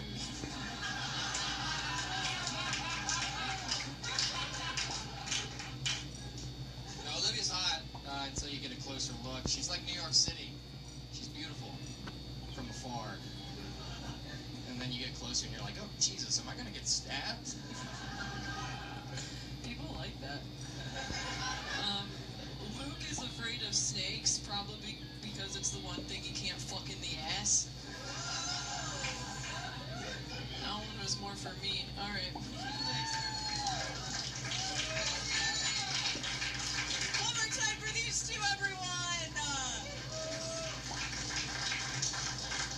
It looks like you're the girl Luke tries to get, but he's like, no one ever wants to date nice guys. Okay, let's give this to Mika Mo. Mika, what'd you think? I don't know. Two white people I've never met before. Nice. You guys look like the couple trying to gentrify my building, honestly. I don't know. Olivia sounds more like a man than I do. So I'm going to give it to you, girl. All right, that's one for Olivia. JP, what do you say? Then we'll give it to Joe. Right, great battle. Olivia looks like a mall teen, but has the voice of like a surly mechanic. Everything's like, yo, that fucking retard with the Accord is Meg. It really threw me off. And then she's battling every male character from Boy Meets World at the same time. So it made for an interesting battle. You had one late that got a nice big pop, the Cappuccino. Cappuccino hit pretty hard, but I think Olivia was a little bit more consistent the whole time. I was going to give it to Olivia. All right, two for Olivia. Let's go to Joe Scheckman. I'm going to give it to Luke. However, I also noticed you guys are both dressed like Steve Jobs, and I thought that needed to be mentioned. All right, two for Olivia, one for Luke. Johnny Joe. Great battle between Abercrombie and Mitch. But, yeah, Luke, I know Luke's great to kill her always, but it felt like you were holding back because you're hoping she might still like you after.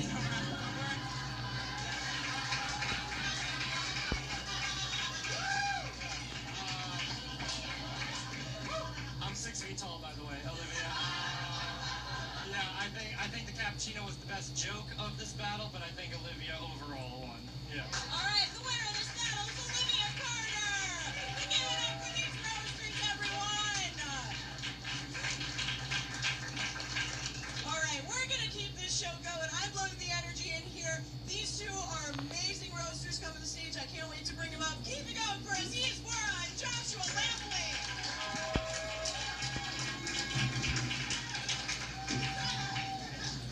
All right, who's going first? All right, that's my Joshua Black jokes. Let's roll.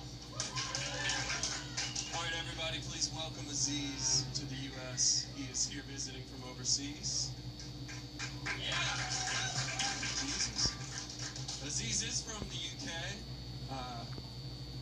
More like the UK. Am I right? This bloke is a bloody homo. I went a little Australian with that, I think. Sorry. Josh is just pissed that I didn't tip him earlier for the flat white. Josh, you look like your parents sent you to latte art school. but you sound like they sold some slaves to pay for it. Okay. Give it up for the guy you regret fucking while studying abroad. You can tell Aziz is Indian by the red dots on his dick. He's got hepatitis Habibi.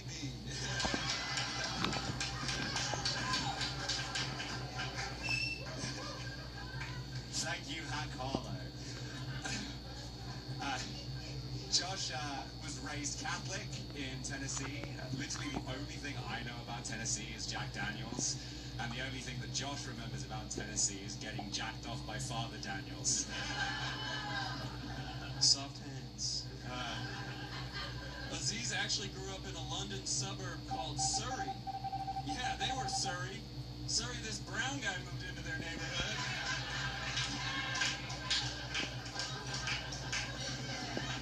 Am I right? You are 100%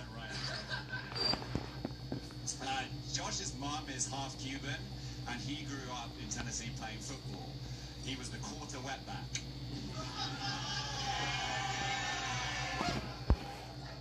Hell yeah. If y'all couldn't tell, Aziz is a 6'4" Muslim. I'll be honest, I didn't know they made him that big, y'all. This motherfucker could have just ran into the Twin Towers, you know?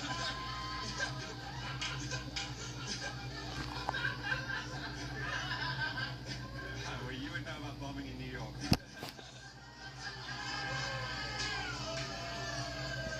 Never forget. I got it on DVD, I play all the time.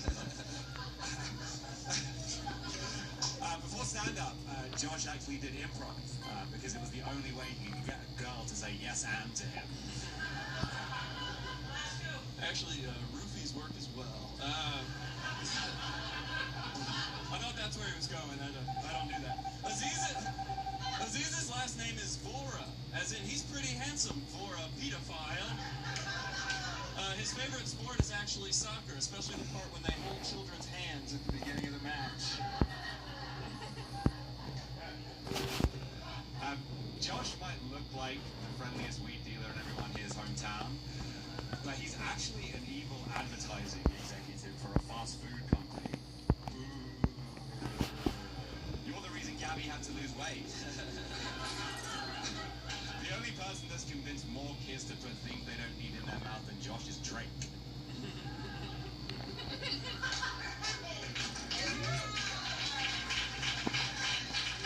Keep it going for these two.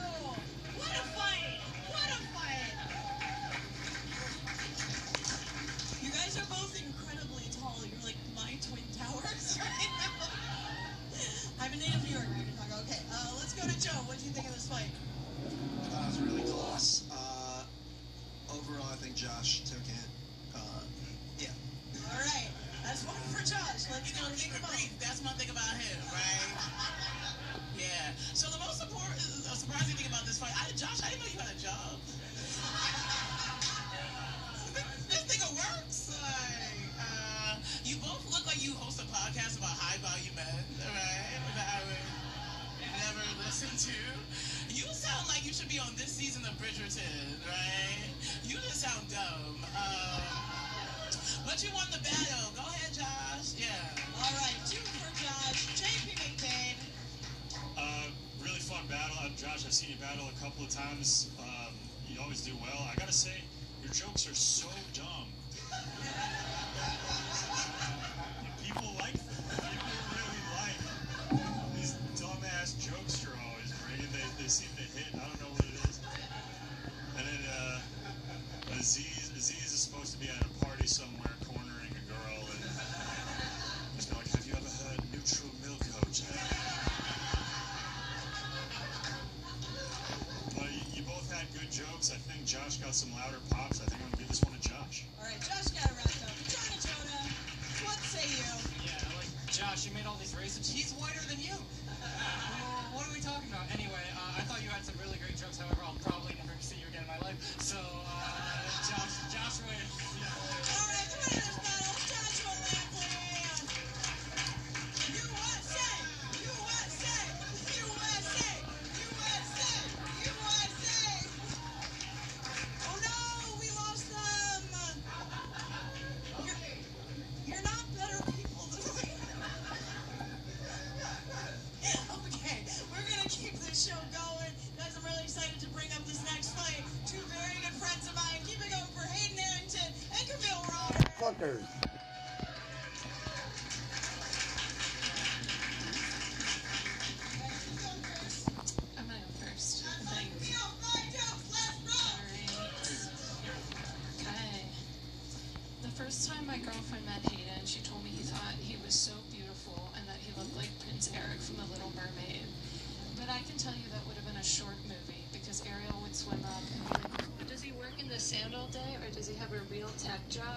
be like, nah, bitch, he's in UX design.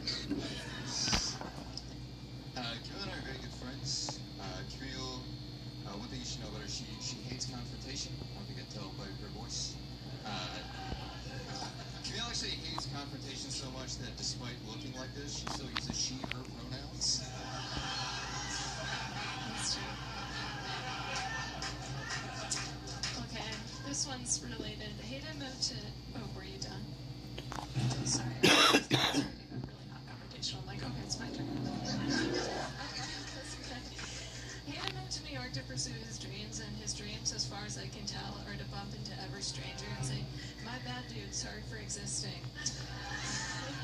Hayden is a self-identified people pleaser, which is interesting because after hooking up with him briefly in the lake, Ariel decided to not get legs after all. Camille just started a one-woman show, actually. Yeah. So far, all the reviews have been, where's the woman?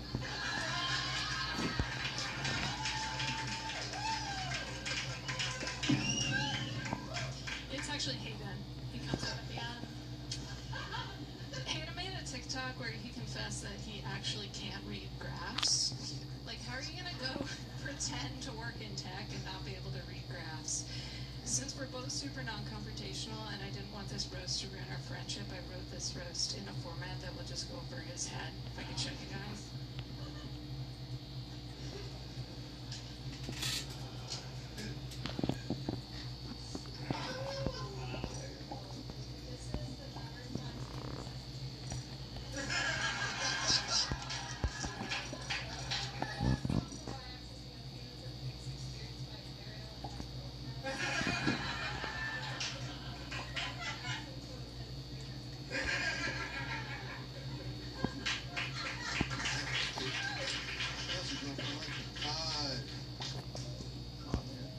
Give it up for Tig Retardo, everybody. I hate it. Camille's so bad at sex, not even her strap-on can get hard. Is that... Joke's on him, I'm a bottom. So. I didn't need it, though. Alright. Was that all? Yeah, that's all. Okay, that's all. They don't want to be like hair. It's really good. You're doing great. Yeah, that's awesome. A lot of people don't know that Hayden boxed in college, and he had a lot of head trauma, so that's why I'm positive that this next graphic will also go over his head.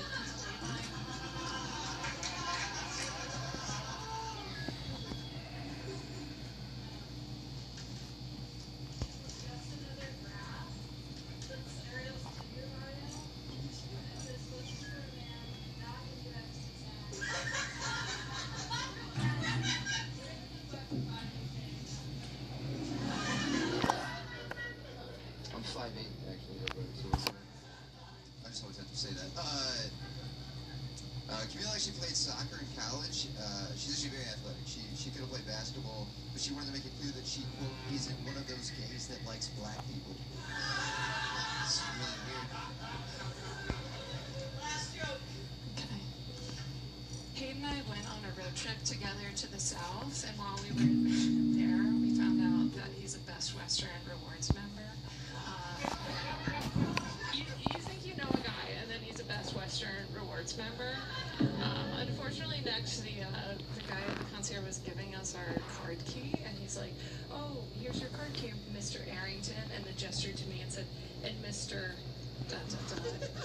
And it took everything in Hayden's power to, like, resisted the southern urge to be like, I'm not gay, dude, you know.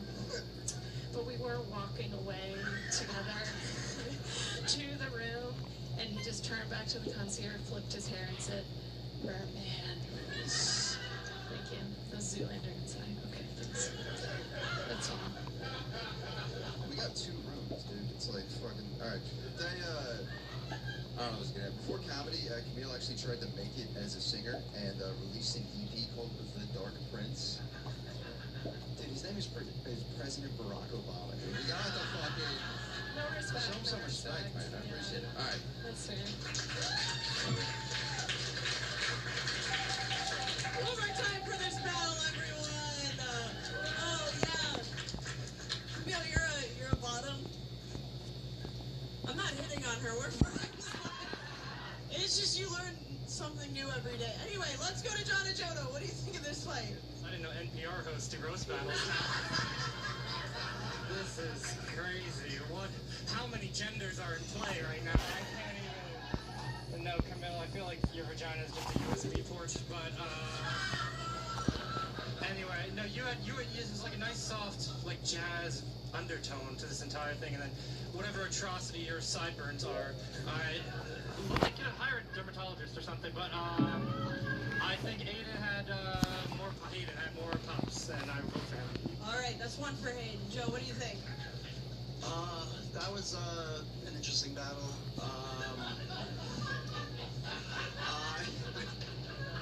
I think Hayden had more pops, as John said. I'm gonna go with Hayden. Good job, guys. Okay, let's shoot for Hayden. Mika Mo. Those were the longest fucking jokes I ever heard in my life. Girl, you was reading, graphing, like, it was giving camp counselor, but you know what?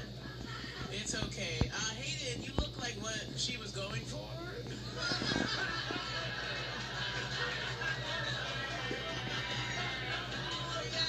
Anyway, I'm gonna give it to Hayden.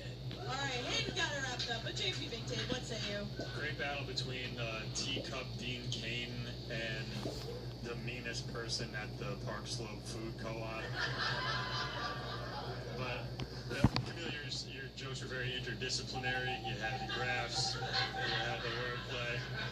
I thought it showed a high level of academic achievement. And then Hayden, I can't picture you. You look like you should be carrying a pepper shaker and singing. But I think Hayden had slightly better jokes throughout. I give it to Hayden. The winner of this battle, everyone, is Hayden Arrington.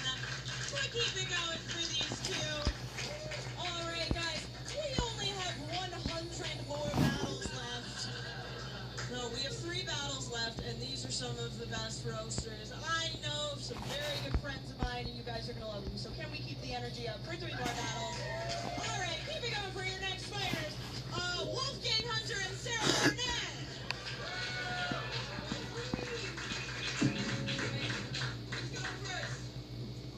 Ladies first. Hey, that's going to be Sarah. Let's go. Now, what can I say about this unemployed twink that has not already been said by his disappointed Indian mother? But really, this is a big deal for Wolfgang, okay? If he wins, his girlfriend says she'll use the big strap-on tonight. Just because I'm dressed like this doesn't mean I like that, okay? God damn. Fucking lived in Brooklyn 4 years. I don't really know like a lot about Sarah Aesthetic Comedy. I only know 2 things. 1, she loves Taylor Swift, and 2, she has anywhere from 50 to 100 pictures she's taken of herself crying on her phone. She's one of those girls.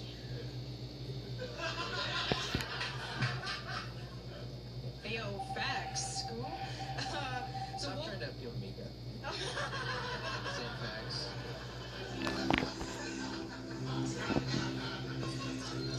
Sorry, that was rude. Continue.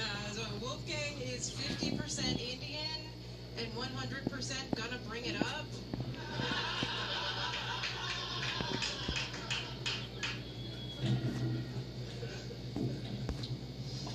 Sarah Barnett, more like Sarah Barnyard with those fucking horse teeth. Okay. What the hell? We're cool making fun of British people's teeth, but not fucking American people? We can have bad teeth too. It's cool if you fucking did it to Down Syndrome Abbey, okay? Yeah, horse teeth. Where's my sugar cube, bitch? Okay. Ladies, I don't know if you can, like, relate to this, but Wolfgang looks like a yeast infection feels. Okay. Sarah dated a white rapper named Fluke Human. Oh my god.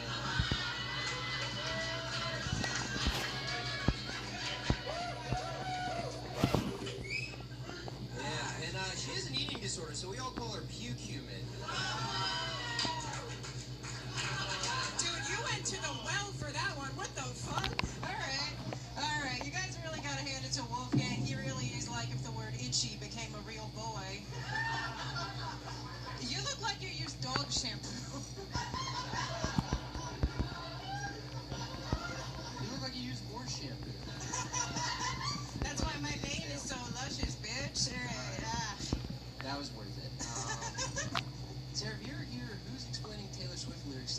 that still has Hinge on his phone.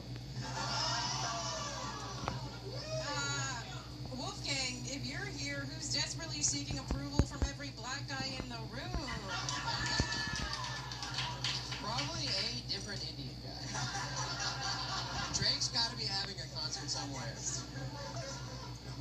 Alright, Sarah's had sex with a white rapper that has a song about pennies, a producer for a racist podcast network, and even one of the dumbasses that co-owns this club. Sarah, you're supposed to punch up and sleep up, not fucking have sex with guys that have Down syndrome and get punched by them. I don't know. Did that do anything for anybody? Did that tickle anybody?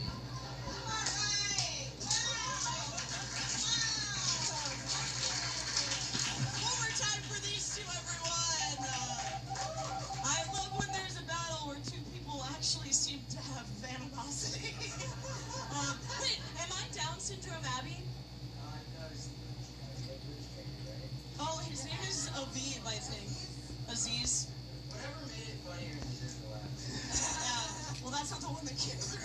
Okay, let's go to Mika Mo. Mika Mo, what'd you think of this battle? Wow, it was a good battle, I think. I don't know. I don't know. It had the energy of a bad Hinge date, for sure. You both look like you met each other and didn't like each other immediately, right? Like, I feel like you both are like king and queen of her trailer park, you know? Like, you won something. This is tough. I thought it was equal. It was an equal battle. I'm gonna go with Sarah. Yeah, I'm gonna go with Sarah. All right, vote for Sarah. Let's go to JP, then we'll take it around to John. Great battle of TikTok versus podcasting. It was pretty good throughout. I think Wolfgang's the kind of guy who, like, if the guys from Cumtown said that they were into base jumping, you'd find him dead at the bottom of the Chrysler Building.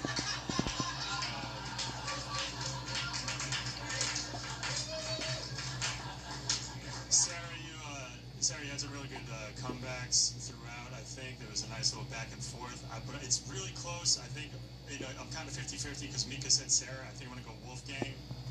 Yeah, Wolfgang took that. All right, 1 for Sarah, 1 for Wolfgang. Let's give it to John and Jonah. What do you think? This was strange and uncomfortable, and I didn't like it.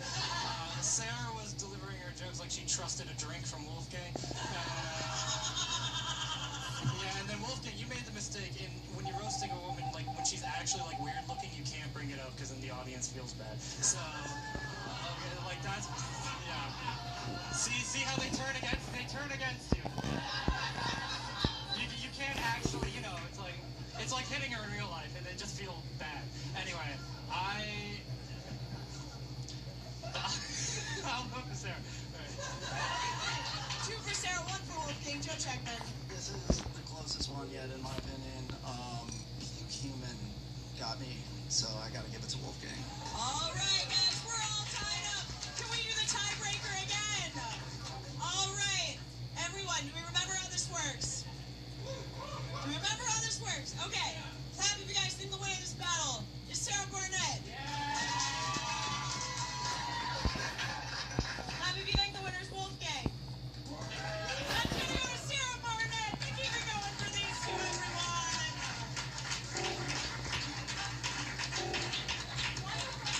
All right, we got 2 more fights. I'm very excited for this next one. I love these two very much, and they're gonna absolutely duke it out and crush it. Keep it going for Daniel J. Parafan and Lindsay Lucido. Hey, who's going first? The craziest thing about this pairing is I'm the one with diabetes.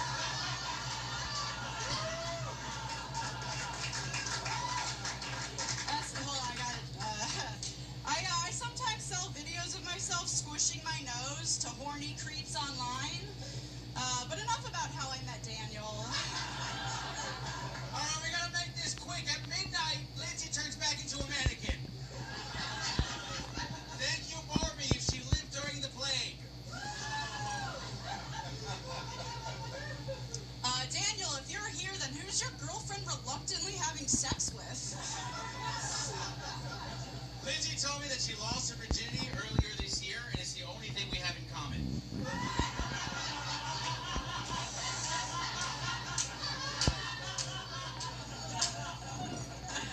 Hey, buddy, I would have lost it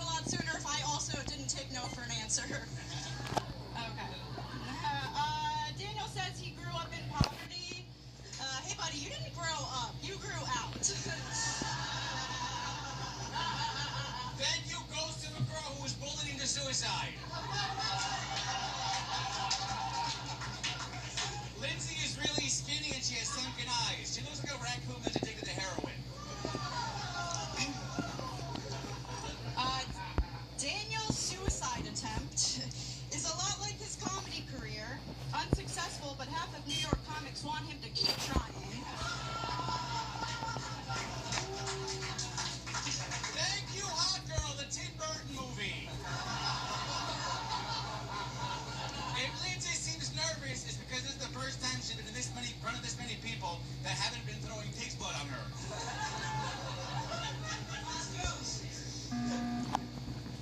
Daniel looks like if the Mucinex mascot went up girls' skirts instead of noses.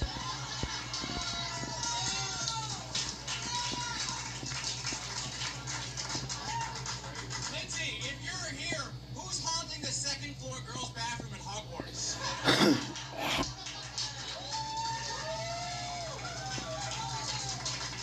Guys, that was an electric fight. One more time for these two. Gotta be the battle of the night, man. All right, we're gonna go to Jonah first. What do you think of this fight? Oh my god, best fight of the night so far, definitely 100%. Daniel, the microphone amplifies your voice. You can speak into it and you'll get louder and talk like a human. Just want to beat you with a stick and watch the candy fall out. But yeah, Lindsay won for sure, and great, best fight so far. All right, that's one for Lindsay. Joe Jackman. Daniel, that's the most aggressive I've ever heard someone tell jokes. I love the effort. I have to give it to Lindsay. She was better. All right. That was shady. Short and sweet. Yeah, the shadiest one for sure. Yeah, that was a really great battle, you guys. I didn't know they let the crazy people in the train battle. You both look like you have heart disease, but for very different reasons. I can't really pinpoint. That was so good. Okay, you guys gave it. I'm gonna give it to Daniel because I think it should go to a vote. Yeah. All right. That's one for Daniel, two for Lindsay. JP McDade. Daniel, I've known you for a long time, and Lindsay, you look like an old photograph.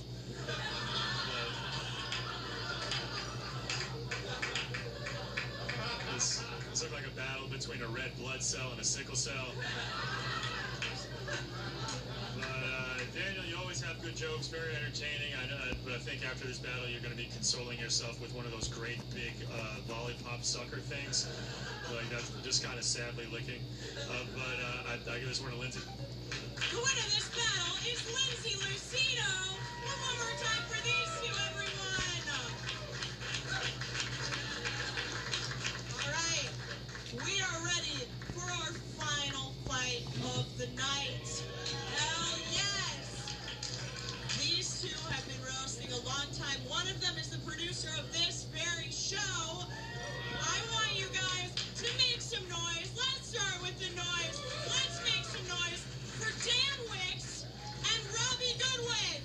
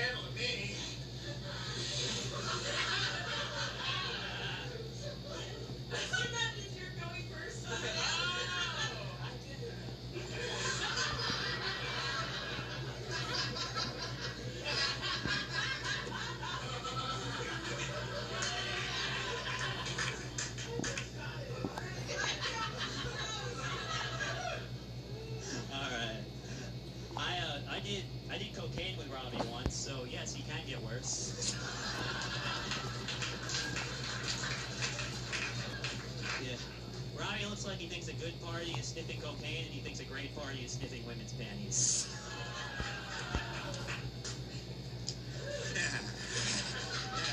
Yeah, you know, it's funny you did that cocaine, because ever since you keep twitching like you overdosed. Thank you, unemployed little Nikki.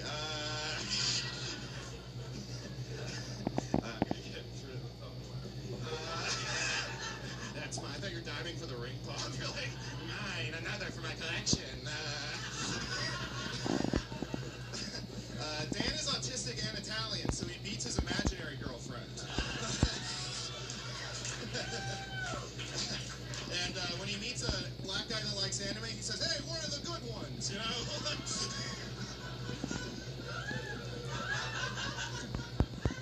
All right, Robbie's mom is Afghan, so Biden isn't the first American to wish he pulled out sooner. Actually, Robbie's birth is a lot like the Afghan war, yeah. 20 years later, and all we have to show for it is a drug problem. Yes. Clap for me. Clap for me. I'm hoping my writing will triumph over my bad personality. Well, it certainly won't triumph over yours. You're the one guy that has a worse one than mine. Shit. All right, thank you. Thank you, Rain Man meets 4chan. Dan is like a John Wayne Gacy, constantly complained about the other clowns that got booked more than him. All right, Robbie's from San Francisco, if you were wondering why he looks homeless and gay. Yeah, like most good comics, Robbie does a lot of impressions.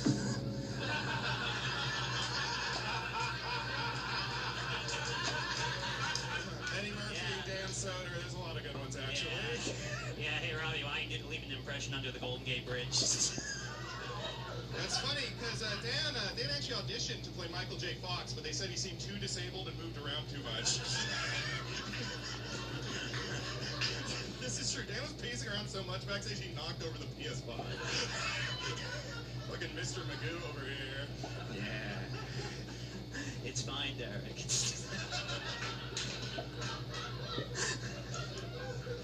Michael J. Fox, dude.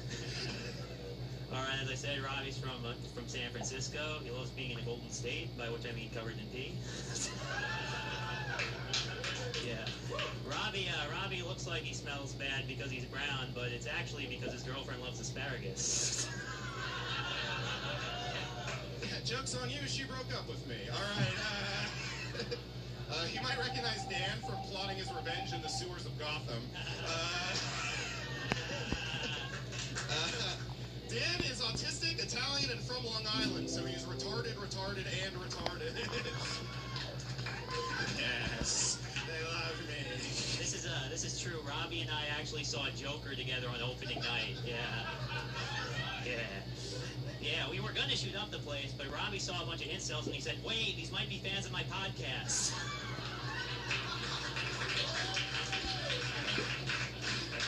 All right. Thank you, little St. James Pontillo. That's for no one. But I had to say it. Dan's ex-girlfriend has 500,000 followers. 501,000 if you count Dan following her home after every day. Yeah. One more time for Dan and Dan, everyone! For the last time, we're going to go to JP McDean. JP, what did you think of these fights? Jesus fucking Christ. I just want to take this moment to let the audience know you're safe. It's fine. They're more scared of you than you are of them. God, that was one of the most energetically upsetting battles I've ever seen in my life. That was fucking rough, man. Like Robbie leaned so hard into the gimmick that it like kind of blurred the line between we didn't know where Robbie was and the character was. He just fully like Daniel Day-Lewis himself into this fucked up jittery guy, and I think he's stuck like that now. It's a battle that just demonstrates that like maybe SSRIs aren't bad all the time. This was just deeply unsettling. I've watched you both in battles for a long time, and Dan's jittery thing has kind of morphed into this like Johnny Cash intensity that I don't like. Like he used to tell a joke and just kind of like vibrate but be happy about it, but now the energy's gone dark, and it's really disturbing. It's got this like little Elvis lip quiver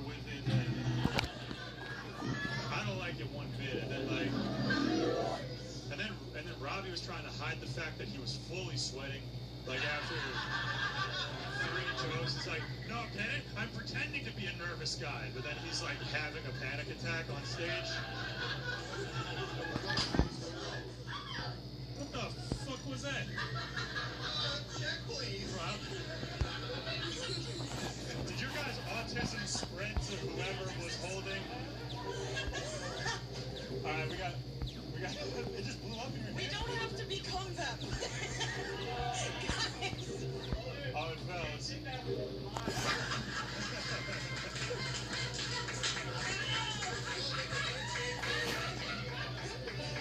Everyone watch your seats because you're going to start levitating him. Robbie's from Afghanistan, and that was an improvised explosive device. Okay, let's cut this short. It's been too long already. Dan had the slight edge. I think he has slightly better jokes. I do it to Dan. All right, that's one for Dan. For the last time tonight, Mika Mo. Oh my God. First of all, don't be scaring me like that, Lucas. Like a white man putting war on me. Too much. This episode of Love on the Spectrum was too much. I'm highly disturbed by the whole thing. I guess, Robbie, you're Dan if Dan gained 50 pounds. I don't know. Oh, my bad. Okay, I got It's okay, Robbie, we're not bad. That's a test for me. Oh, God. I don't even know. I always wonder what happened to those crack babies from the 90s. You know? Okay, I do want to say one thing. Dan is not autistic. He has Tourette's. He let us know on our podcast, so that's a correction. Listen to We're Done Here. That's my pod. Okay. You both are really good. I don't know. Damn it. I guess I should give it to Dan because he booked me. Okay, it's going to Dan. It's true for Dan. Joe Checkman, what do you think? At risk of, I don't want to hurt anyone's feelings. You guys scare me equally. I have to go Dan, but it was close, really close. Okay, Dan's got it wrapped up. But John and Jonah, what do you think? I am exhausted from watching. Oh my God! Like Dan actually has, for the folks at home, but you are restless spiritually. I pray you find peace in your soul. I actually thought you were better as Dan. I think you were starting to get comfortable on stage and like became yourself. Big mistake. But I vote for Robbie. Yeah. All right, that's one for Robbie, three for Dan. The winner of this battle is Dan Wiggs. And guys, that's been our show. Thank you for being an amazing audience.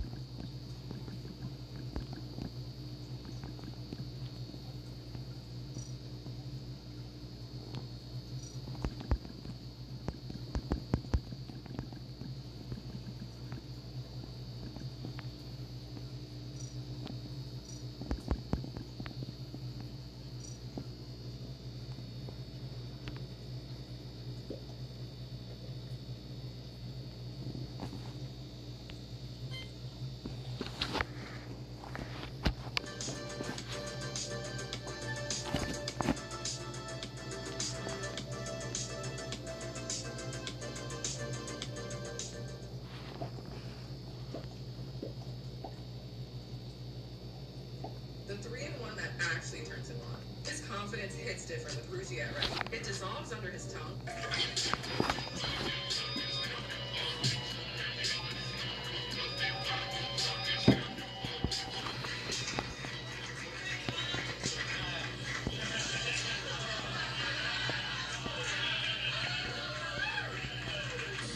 Who's going first? Something might be pulling you guys apart. I'll go first. All right,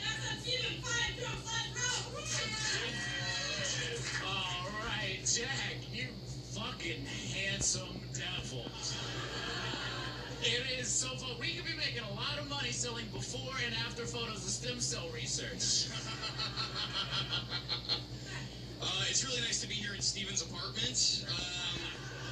I gotta say, it is hard to roast a guy that's this good looking. It's like looking in a mirror if that mirror showed you how you'd look in a couple years if things went really bad. Jack is from Florida, obviously. He's been a lifeguard his entire life. This man saves lives. In fact, just since moving to New York, his home state has seen a decrease in drowning tenfold. Alright, well, the swimming instructor like this, so fuck y'all, okay? I feel like we're not talking about how hot this guy is. Let's take a second. One thing I like about Steven is he's a great hang, mostly just because he always has drugs. His favorite drug is Molly because it's the only woman who won't cheat on him. Jack, you physically perfect specimen. Jack is actually super famous in the swim world. That was his bong Michael Phelps was smoking. Oh man, Steven is the whole package. Hot, funny, and handy. He spent a lot of time working as a handyman, building shelves and mounting TVs. The only thing he can't seem to build is a foundation for a successful relationship. Yeah.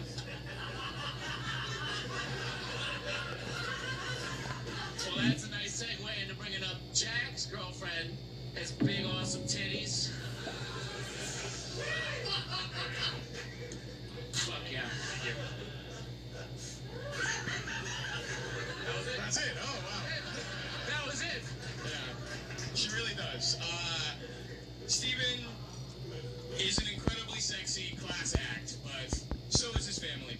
His mom is a pilot who used to fly Boeing aircrafts. It's no wonder she did a great job raising Steven. She's used to handling things with massive design flaws that endanger the lives of others. That was pretty good. Last joke. I'll get kind of serious for this last joke. Jack, I am so sorry I abandoned you and your mother in Florida. You could have been like me if half your DNA didn't come from your ugly ass mom. But I'm proud of you. I'm proud of you. Not because you're a lifeguard who owns a pet lizard, but because against all odds, your girlfriend is not a Japanese body pillow. If you can forgive me, I'd like to make up for lost time and brush your hair during your last joke. Wow. I really didn't know he was going to do this. I just need a second. But yeah, go, you start brushing.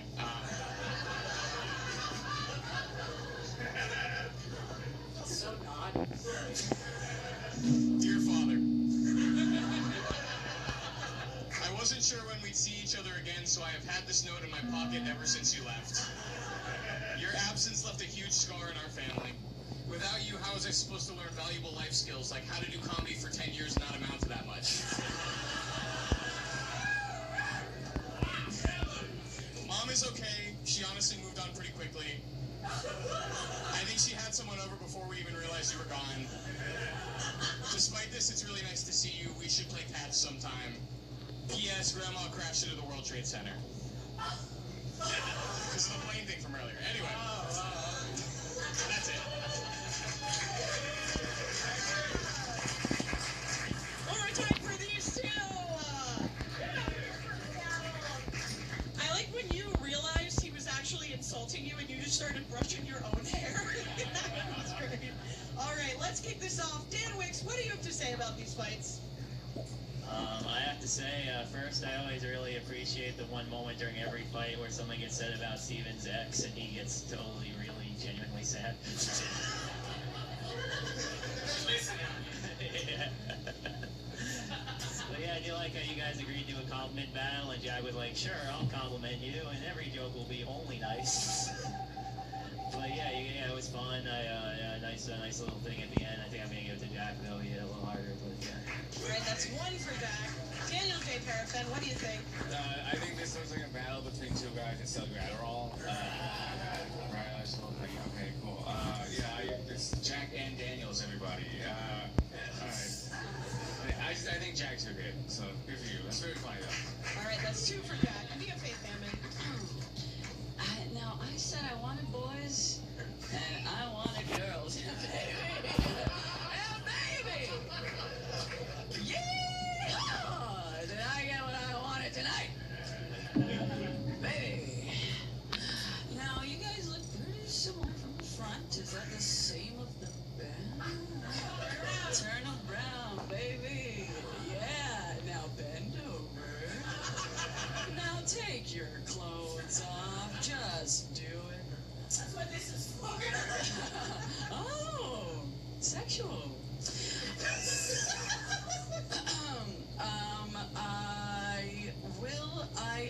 so I have to vote.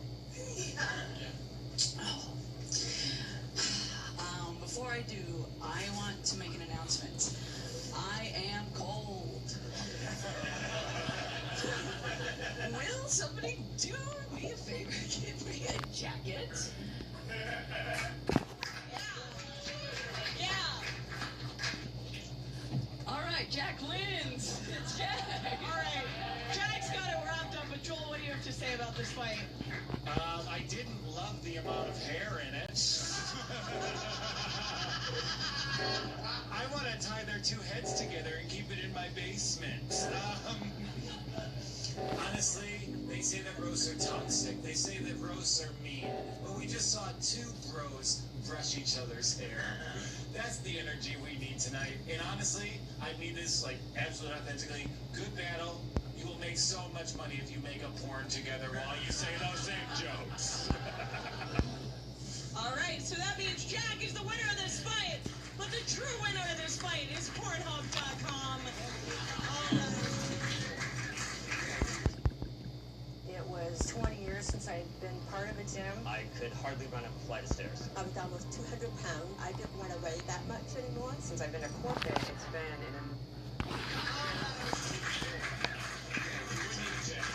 How are we feeling? Are we ready for our next battle? Yeah. All right, can't wait to bring these two up. Very good friends of mine, very good friends of each other. It's going to be no holds barred. Keep it going right now. Keep those hands clapping right now. Akshay Sampath.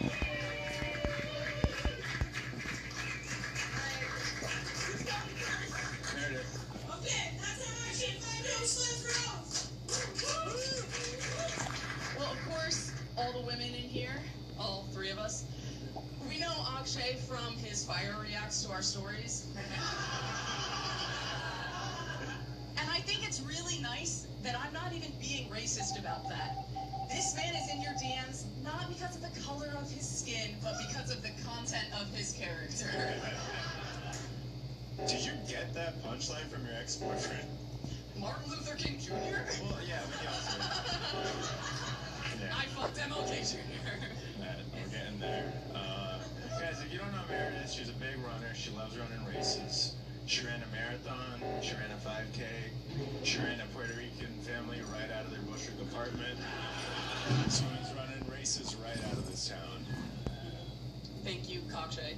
Sorry, tiny Akshay. Akshay, think you're smiling? Akshay smiles like he just sniffed your hair and got away with it. Thank you, Strawberry Short Bus. Meredith, what was I going to say? All right, Meredith told me before this roast that she isn't a horse girl. Did she tell her face?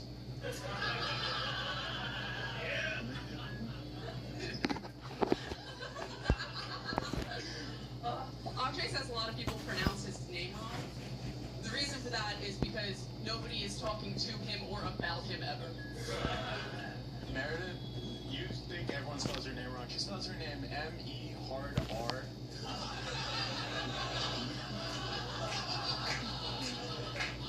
Meredith was recently on a podcast called Asymmetrical Crimes. I think it's cool that they named a podcast after your face. Akshay, for real though, I am sorry everyone mispronounces your name. They always butcher it. The other day I heard a group of comics pronounce it, what did they say? They called you a big dumb cuck. Alright, Meredith is such a good improviser. You guys, she's such a good, you can just tell, right? Like, when I watch her perform, I can just tell she's never written a joke. Last girl. Oh, hell yeah. One of Akshay's, this is true, one of Akshay's favorite hobbies is woodworking. And his passion is working his own wood. But his destiny is no one noticing or caring when he kills himself. That's fun. I do think we should take a moment and applaud Meredith for getting up here. Yes, let's give it up for Meredith. Yeah, listen, folks. If my ex cheated on me with the people that her ex cheated on her with, I would not have enough confidence to step out of my apartment. It would be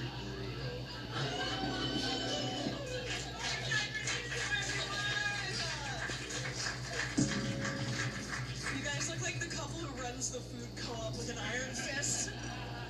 All right, let's give the mic to, let's go to Paraffin and then go this way. What do you think of this fight? Okay, first of all, that was really funny. Thank you both. Oh my god, right? Jesus Christ.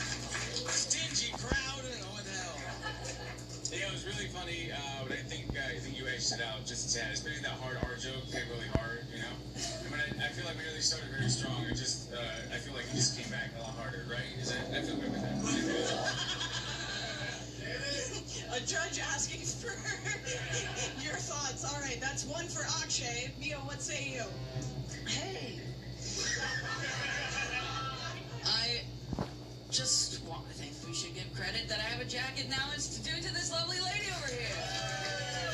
USA! USA! USA! You'll do anything I do. Meredith, once I borrowed a hula hoop from your roommate, this script.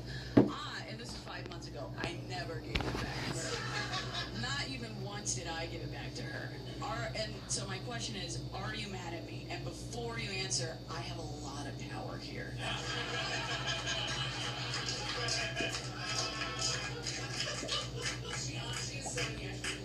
That's what I'm talking about. That's what I thought. So I'm just gonna keep it. Okay, and you speak on behalf of women, so you can answer for her. I can keep the hula hoop. Do you know her? Oh!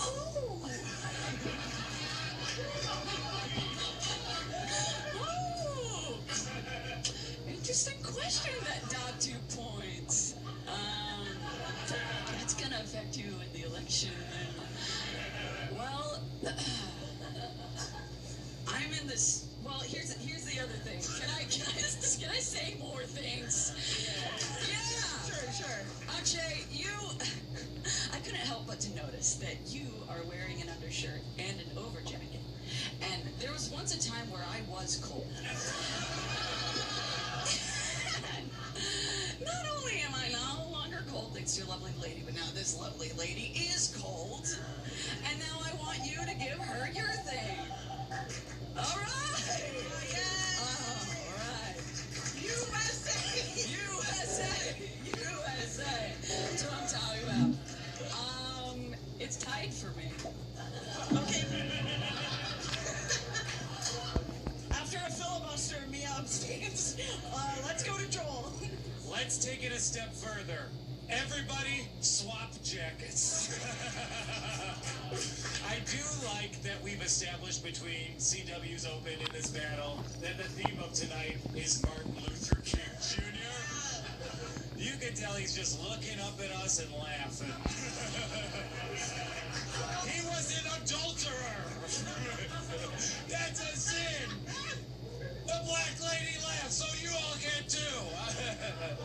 I thought that Akshay, between the Bushwick apartment and the hard R joke, I thought it was a great battle, but I scored with he had the two strongest jokes, so I'll give it to Akshay. Great battle for you both. All right. Akshay's got it wrapped up. But Dan Wicks, what do you say? I thought a great battle. This is I love to see the inventors of yoga against the practitioners.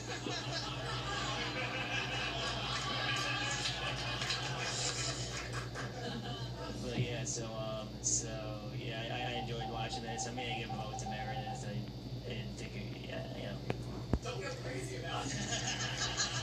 And with great enthusiasm, the winner of this battle is Akshay Sampath. We won vote for Meredith. We keep it going for these two. Guys, we got...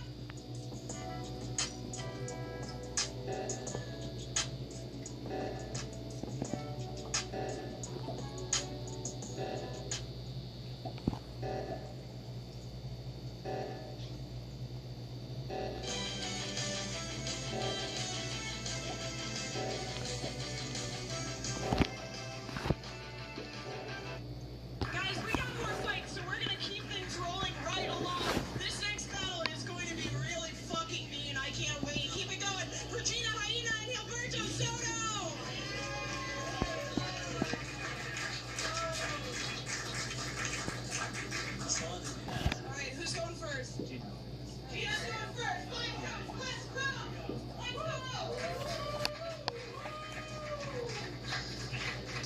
Gilberto is gay and Mexican, meaning he's not a twink, he's a taquito. That was a cute one. It's Gilberto. I don't care. Okay, we should have had a caution sign outside the door because roasting plastic releases so much harmful chemicals. I'm just pretty. That was really mean. You should be a better representative of your community. They're both not doing well. Alright. Gilberto's owner is a 45-year-old white man. I'm sorry. Gilberto's fiance is a 45-year-old white man from West Virginia. You can find their house very easily. It's the only one hanging a pride flag and a Confederate flag. Or as his fiance calls it, a pride flag. As a Mexican, I get really excited standing next to something that needs so much work done.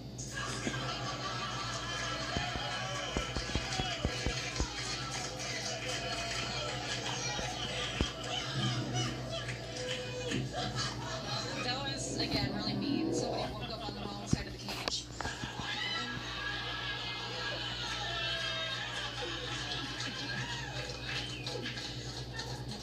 Gilberto is part of the LGBTQ community. That means let's go buy some tacos and quesadillas.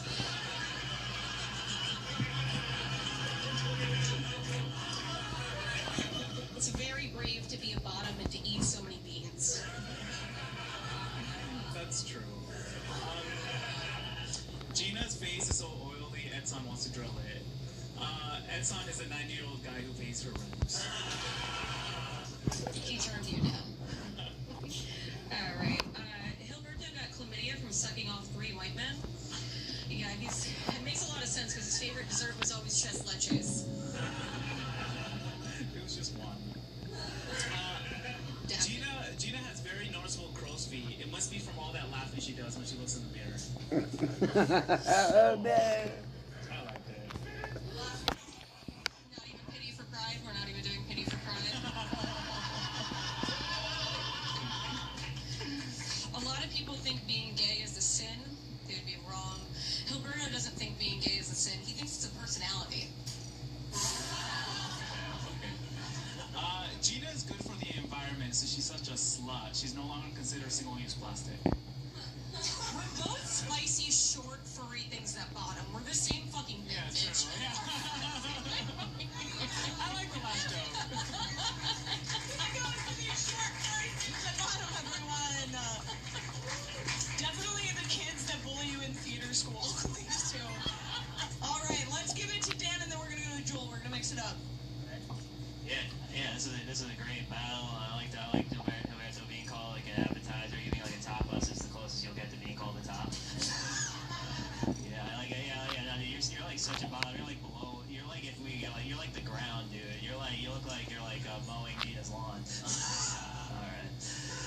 I do think this was super close, and I feel like every time it's super close, I fuck over Gilberto. So I'm gonna do the opposite. I'm gonna vote for Gilberto. All right, that's one for Alberto. Let's pass it over to Jewel. Straight ladies, gay Mexicans, it's like we're at the Pride Parade. What a good fucking battle. You both had great jokes. You both had a couple misses. But like, you started hot. You came back because you hung in the pocket and you ended stronger. I'm going to give it to Gina Hyena. Point on having a palm tattoo. I've never seen anyone else with a palm tattoo. Oh, wow. Okay, one for Alberto, one for Gina. Mia Faith Hammond.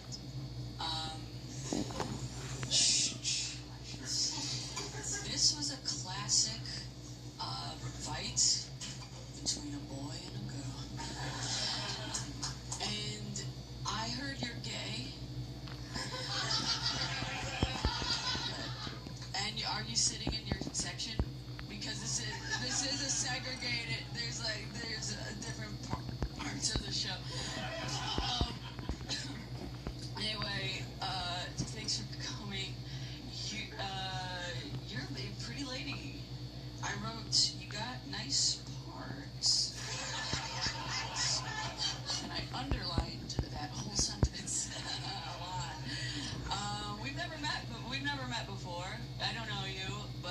this is true. I would like to get to know her.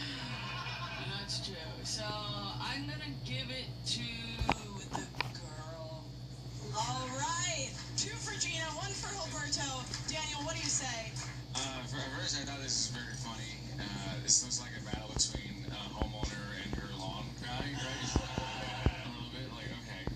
Yeah, so it's nice. I feel like it was hit really hard in the beginning, like your first 2 jokes, and then but Gina really definitely came back with the counters. They were so good.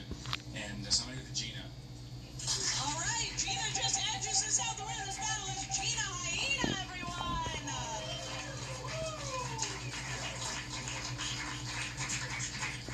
How are we feeling tonight? Yeah.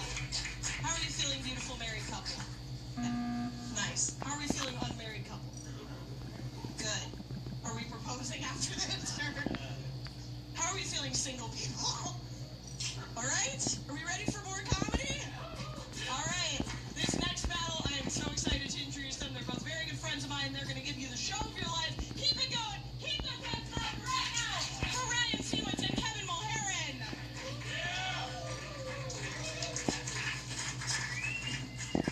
Who's going first, boys? I'm going first. That's all right. 5, 2, let's go. All right. Kevin looks like a cartoon of a little boy with a frog in the front pocket of his overalls. What are you doing in New York City, you Huckleberry Finn-looking ass? Don't you have some magic beans to get conned into buying, you brainless bumpkin?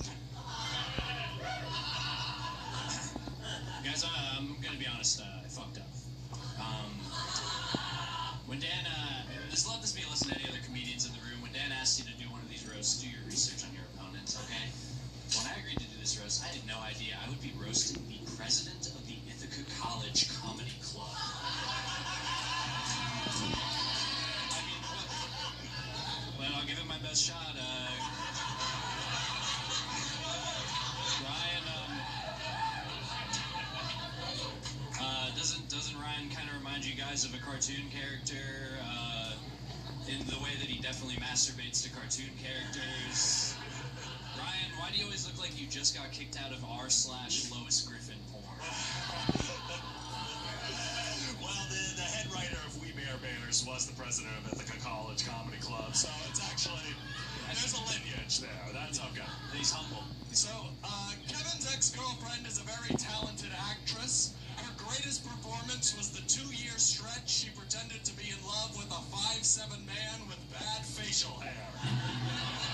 After she dumped him, she immediately got cast in a Broadway play, which is odd because all women usually get from fucking Kevin is a completed sense of self-worth. Folks, I'm not saying Kevin has a stinky little wiener, but his girlfriend's eyes weren't watering because she was thinking about the Titanic down there.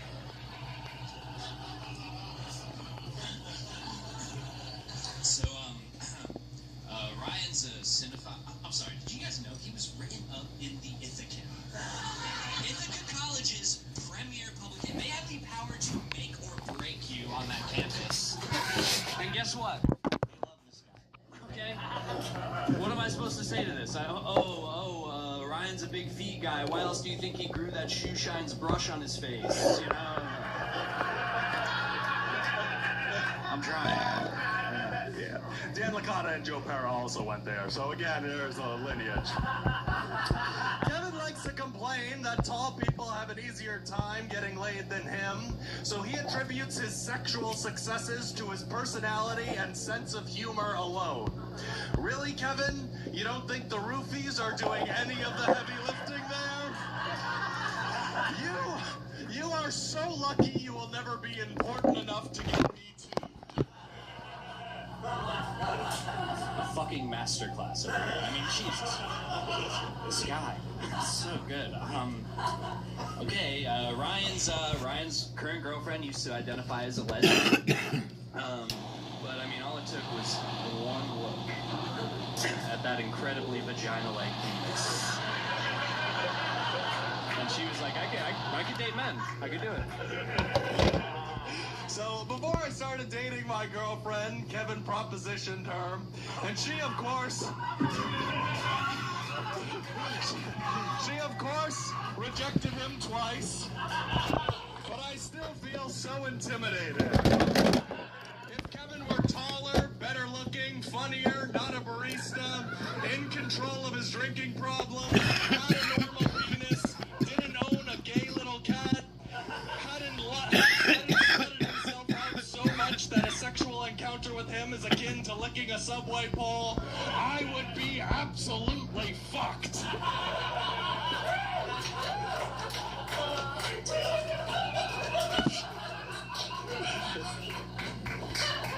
I would just like to take the opportunity tonight to say that I find it appalling what the Ithacan has written about Ryan since his graduation. Okay? Articles like Pollock pedophile strikes again.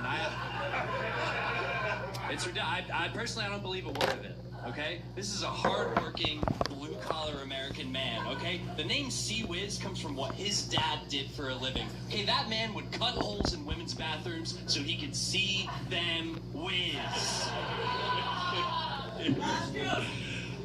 Okay, so Kevin used to work in an office job, but now he's a barista. I'm sure it's just a coincidence that the horniest man in New York City moved to a field with no HR departments. If sexual harassment complaints were comedy credits, Kevin would be the most booked comedian in New York City. The only JFL Kevin I thought she was 18 Mulherrin belongs in is jail for life. Just want to say it's been an honor sharing the stage with you tonight. Could you do me a favor on this last show? Could you, that's kind of weird. Could you hold my hand? Hold the other hand. Thanks. Okay, so Ryan, despite looking like a 1950s baseball player who's really mad that Jackie Robinson gets to play, is actually one of the most progressive guys I've ever met, okay? His girlfriend is actually black. Or, well, his last name is Black, but he's counting it. He's counting it. Goodness! One more time for these two. Electric battle, you guys. Give it up. Holy shit. All right. Let's not waste any time. Let's give it to their coworker, Mia Van right here.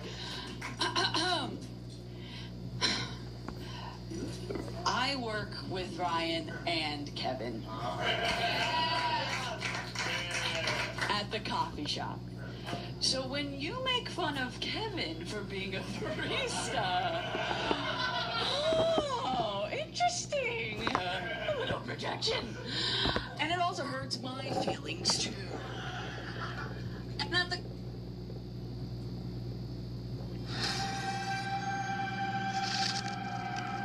Chains were what they used to chain people up here. We do know of at least one confirmed death. They actually found him frozen to death on the wall.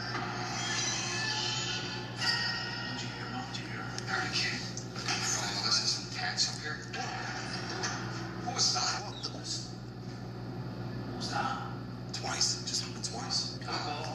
Thank you. I heard a footstep and then the capo went. There's someone in the middle of the room. There's a black shadow coming down the middle of the room. Fucking hell. What?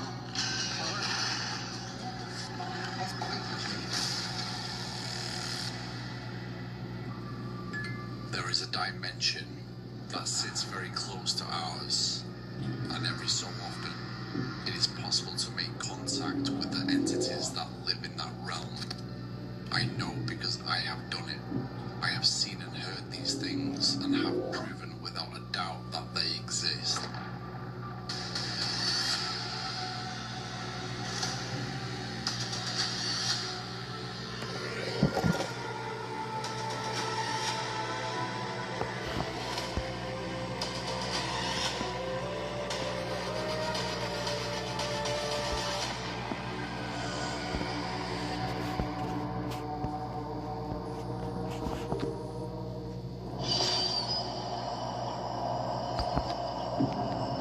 Darksiders, welcome back to another crazy, spooky US road trip episode. We are here in Ohio to investigate the legendary Fairfield County Asylum. Now, this place is no joke. It's up there. We're probably one of the most haunted locations in the whole of America. This place was originally an orphanage, and it was also an asylum at the same time. So you had this mishmash.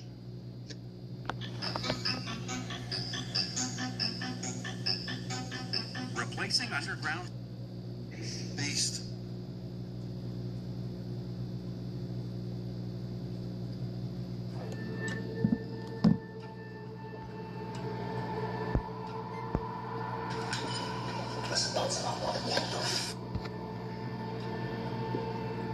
It's like static orbs and that.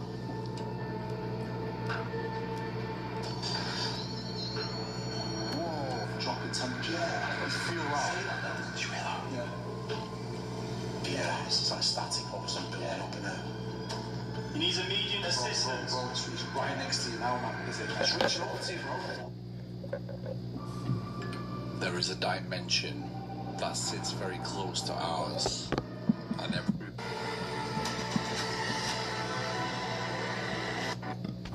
to Bronigarth Hospital. Now, with me for quite some time, you would have seen this location featured on quite a lot of my episodes, especially Dark Territory. And in this corridor where I am right now, I was actually tied to a wheelchair. It's like I've just been submerged in freezing cold water. Whoa! Whoa! Oh! Oh my God!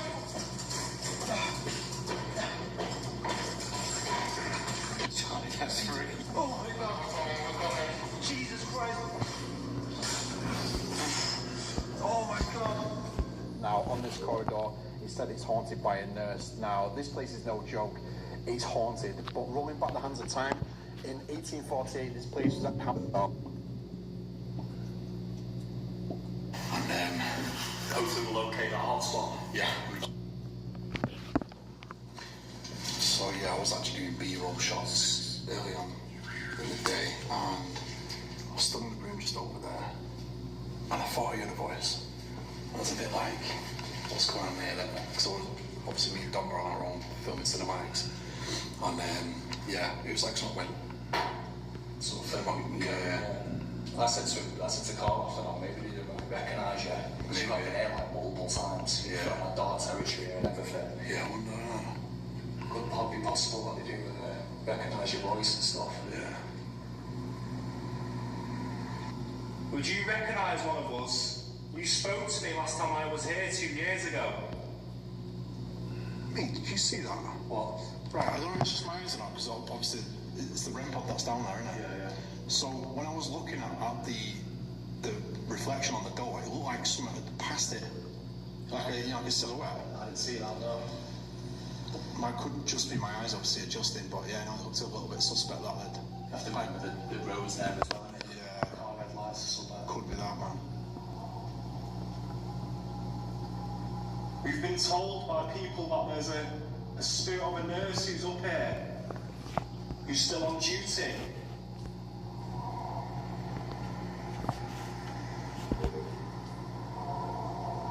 Do you still roam this corridor, this ward, because you feel like you have something to do?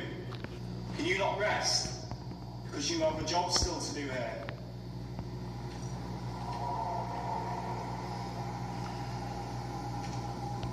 People have heard you, people have seen you, and people have felt you. Hello?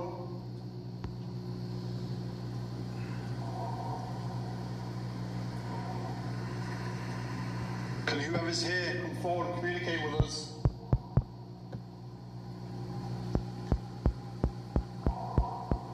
We know that you get a lot of people who come in here calling to you. But we're the only 2 people in this building. We're interested in you. We want to learn about you and your story and why you are still here. We want to understand what brings you back to this place.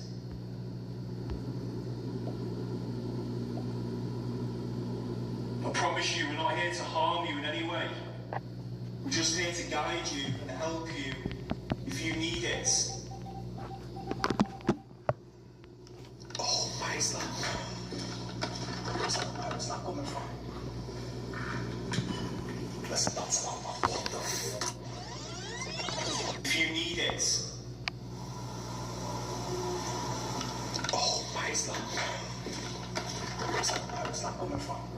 that sound like... Did that like a woman's voice? Do you not think it sounded like a whale though? It's like, yeah, it's like, oh, like they're in pain or something. Plug it in the speaker. Oh my God, what the...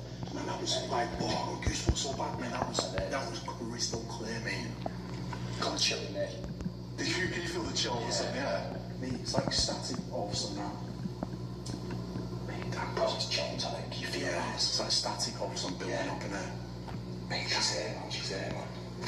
Right, so we've got the speaker hooked up to the camera, just listen back to that wailing song we heard. If you need it. Oh my God. Go back. That's golden, guys. Yes. Oh, what is that? It's a proper, like, female, like, whale. What's that? You don't think, right, that, okay, so that sound we just heard was obviously, it sounded like someone going, oh. Yeah. Do you think it's related to Elsa? No, it's not coming thinking we said there is a visual replay of that moment in time. It will be. Man, let's plug that in. It's just it's the fact that we feel something out. Yeah, yeah. Like, do you get that tingly feeling? Yeah, the tingly. I get it all the time, man. I can never describe it. Like I could never put up my light how to actually describe it. It's like the camera light. It's just like static charge, isn't it? It's just like tiny up. It's just so weird. Right, so we're gonna do another review. We're gonna record on the same microphone. We're just recording on that with Carl's, and then we're gonna record on the 360 mic at the same time. Are you ready, man? Yeah. 3, 2, 1. Did we just hear you? Did you just speak out to us? You exist, don't you? You have power, you have energy. And you're showing that to us right now.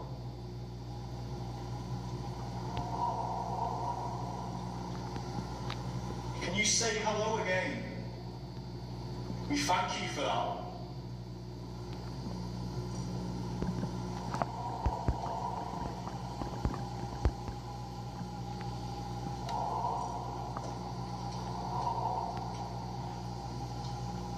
Hey, did you hear that then? Some sort of banging or some shit. It's like that, like...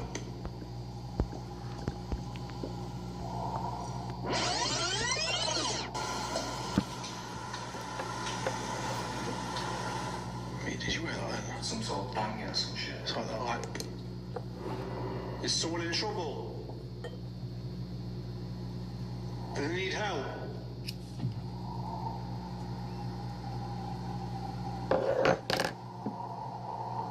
Should we play it back? Yeah.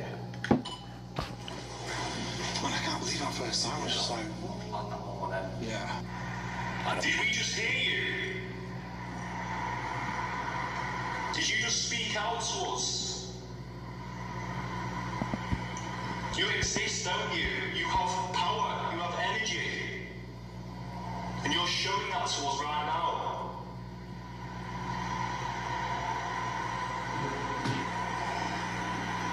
Can you say hello again? We thank you for that.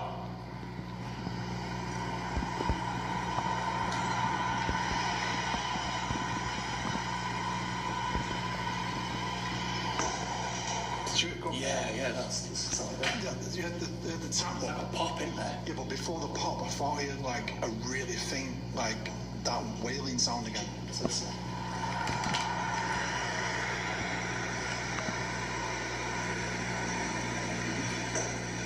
it was just a bit before that, man.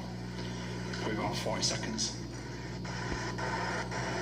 You should say hello again. We thank you for that.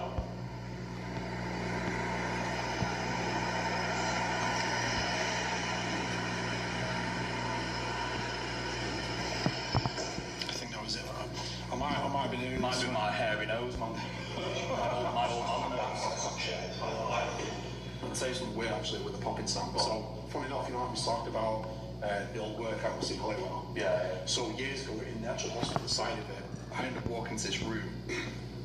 And what happened was, it was like this electric spark slash popping sound, like and this blue thing just went, it was like a flash. We walked in with torches and it just happened, but it was like that popping sound.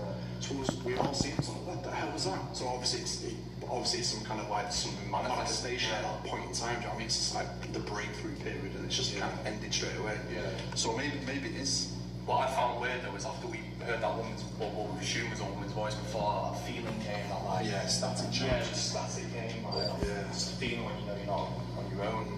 But there's not much static going on now. No, there's nothing now, no. There was, but as soon as we like recognised that woman's voice, it just felt like something all through. That's what meant to happen. She meant to go looking down this corridor and shit, maybe she passed through us or something. Yeah.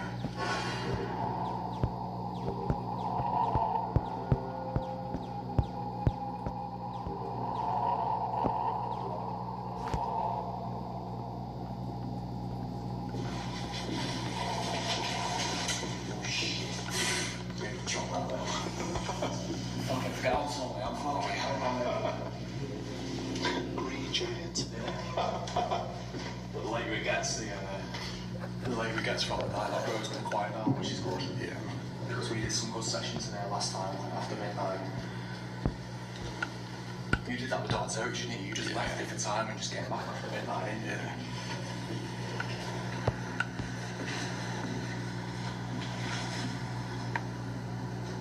And you were saying as well, interesting,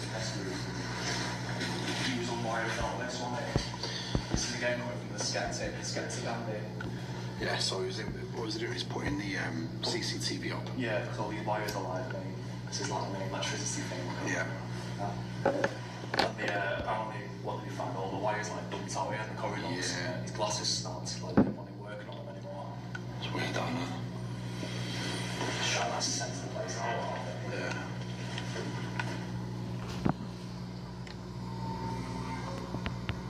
Who's the person making the crying sound? You in pain? Did you call for our help? We can help you.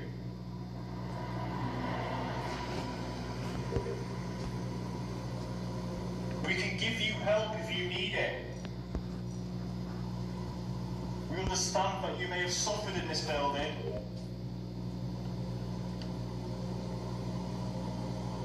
You could have been one of the inmates from the workhouse. Or perhaps you were brought here for treatment and you died here. And now you're confused of why you're still here in this building. What brings you to this building? It's just a dead end that way, isn't it? Yeah. I wonder if it's just worth like going into one of the other rooms just to, trying to see where this crying sound would have come from.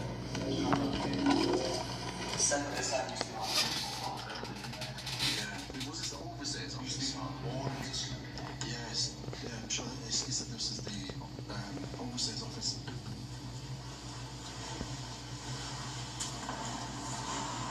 So I wonder, because obviously this part of the hospital wasn't obviously wards or anything like that. So thinking, obviously, hearing the crying sound, it's like it would come from this way.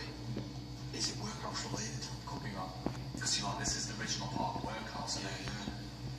And you got to think of the workhouse issue, well, it was so brutal, weren't it? Yeah, just something completely different nowadays.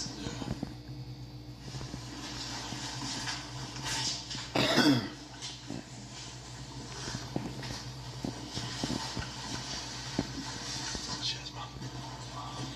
See, I find it a bit creepy in here. Yeah, this bit's all good. I'll be setting up ramp up around this one.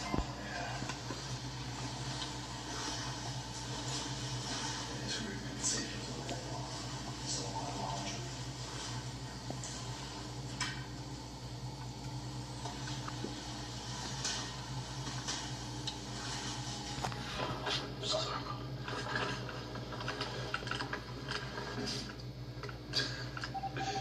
Cheers and shit.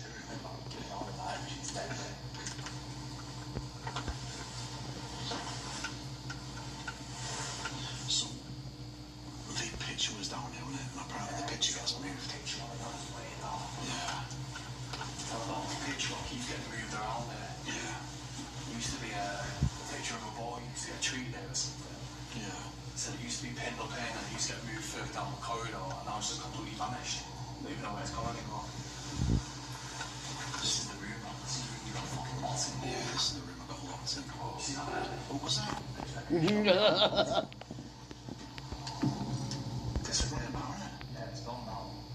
Skip.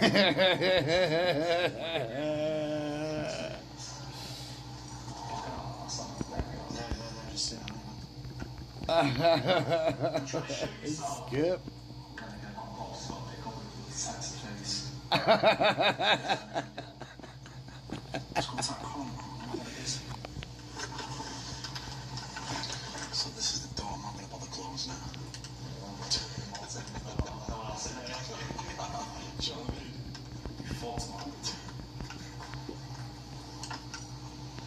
So wait a minute, if I remember correctly, this is the room I was in, and I heard shouting.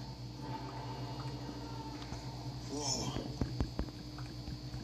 That's not right, it was coming from outside.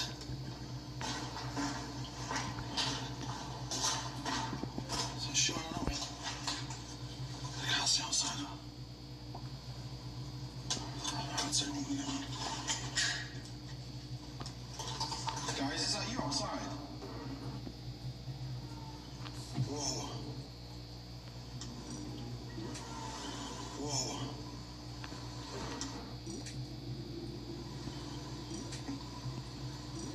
If you can hear it, I'm just heard some shouting outside. Whoa. Right, that's pretty freaky. Hello? It's shot. Oh, yeah. You heard it come from the courtyard, didn't you? Yeah. There was some sort of shout come from out here. This is where all the inmates have been working away out here. People would have died out there. I know, it's crazy, isn't it? So, where's the, so that's the actual building over there, isn't it? The prison building, yeah. The prison building is like literally just over there. Does anyone want to come and walk us in?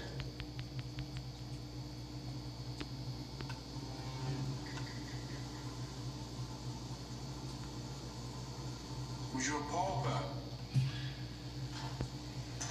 Did you come here to stay?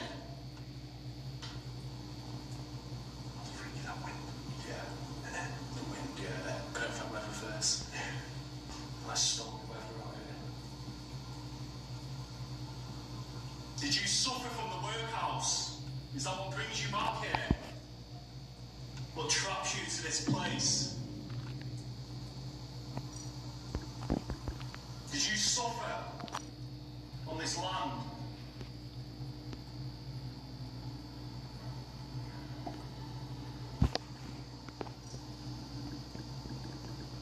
Eerie, man.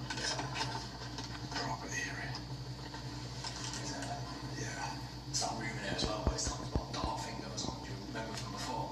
What's that one? There's a room upstairs, I think, but it's the same where people pick up on dark stuff going on in there now. Yeah, I wonder what that could have been. Yeah, we'll check out one day. Just seems a bit random, doesn't it? Yeah, there's just stuff changed it since I last been. Yeah. Seems to be a lot more stories obviously now, yeah. When we came in, there wasn't much going on. No. In terms of like people having experiences, when we came in, it was like going on and on. It's like people have had it going on there.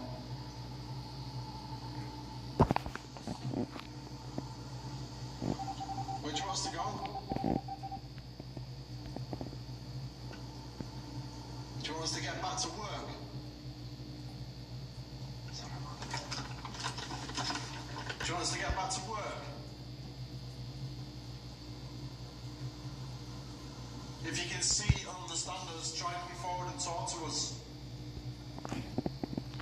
You might even recognise us. Where's the picture gone? Show us where the picture is.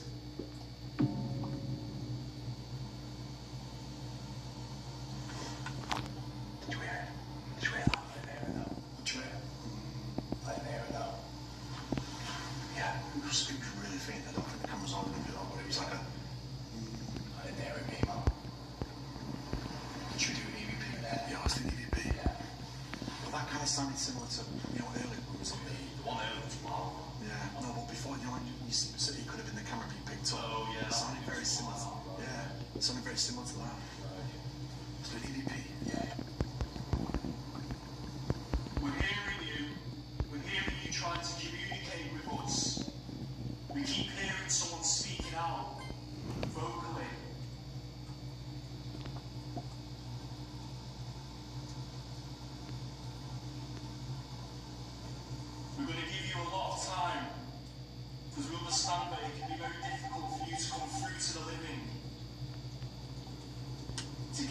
power to gain your energy to communicate with us.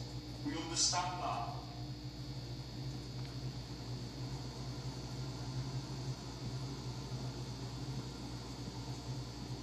Are you able to tell us about this picture what keeps vanishing? Supposedly a picture of a little boy who was being treated at the hospital. We've been told that it keeps getting moved around, and now it's completely vanished. Are you able to tell us where that picture's gone?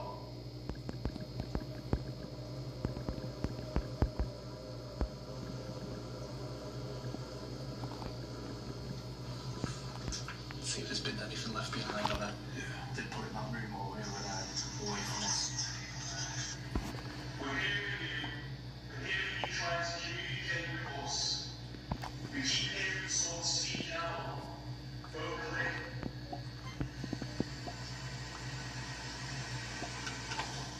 Did you hear something like that then?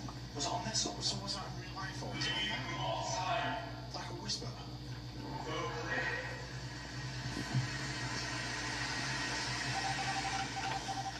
Did you hear something like that then? I heard it, man. Yeah, I heard something. Vocally.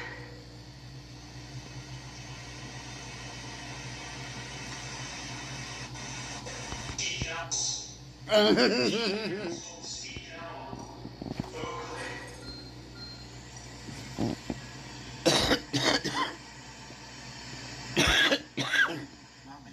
It's a noise. We give you a lot of time because we understand that it can be very difficult for you to come through to living, to get your power, to get your energy, to communicate with us. We understand that.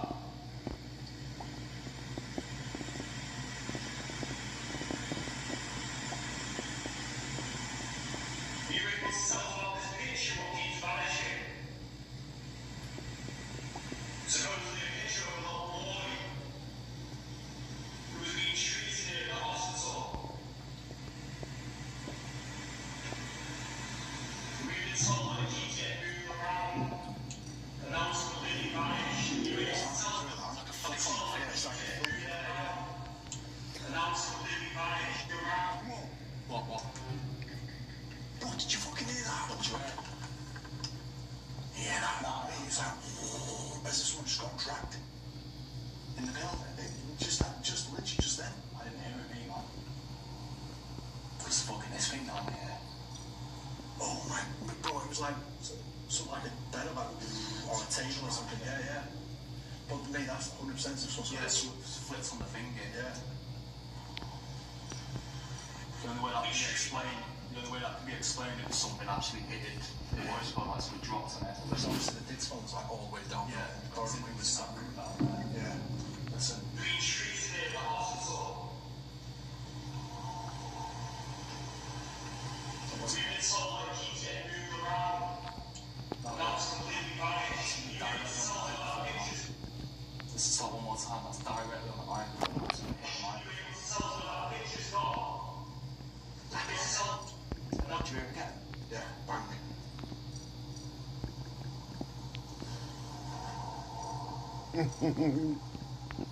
That was about that time. Okay. Who, what, where, why? Yeah, go on. Yeah, go on.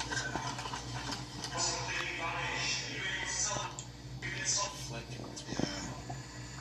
We've been told that it keeps getting moved around, and now it's completely vanished. You able to tell us about pictures got?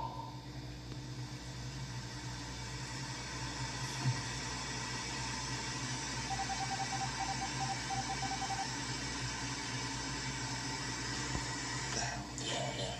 What was that? Don't know, man. I heard something though.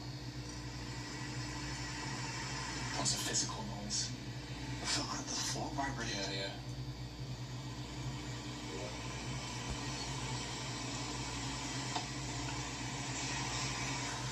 Couple of bangs. No shit. It's the boy walking around pitch black, isn't it? Probably working at night, you know. Should have brought some carrots on. It is. See the dark. So where else did you leave the dictaphone? In that room there. Oh, was it ours? Yeah, so we were like stood all the way down that corridor. You can see it, but we were stood all the way down there. Yeah. And I had the voice recording on that table, and there was like some sort of flicking noise on the actual microphone. I've never captured that on mic before. And then it was like tapping or something, talking to it. It was basically massive, we were just going to keep on exploring. Yeah, man.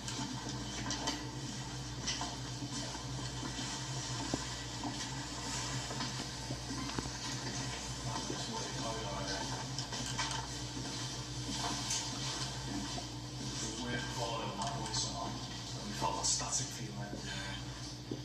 That's like been the major significant. Yeah, so I think that's right. Yeah. Should we just keep exploring them back here later? Yeah, let's do it.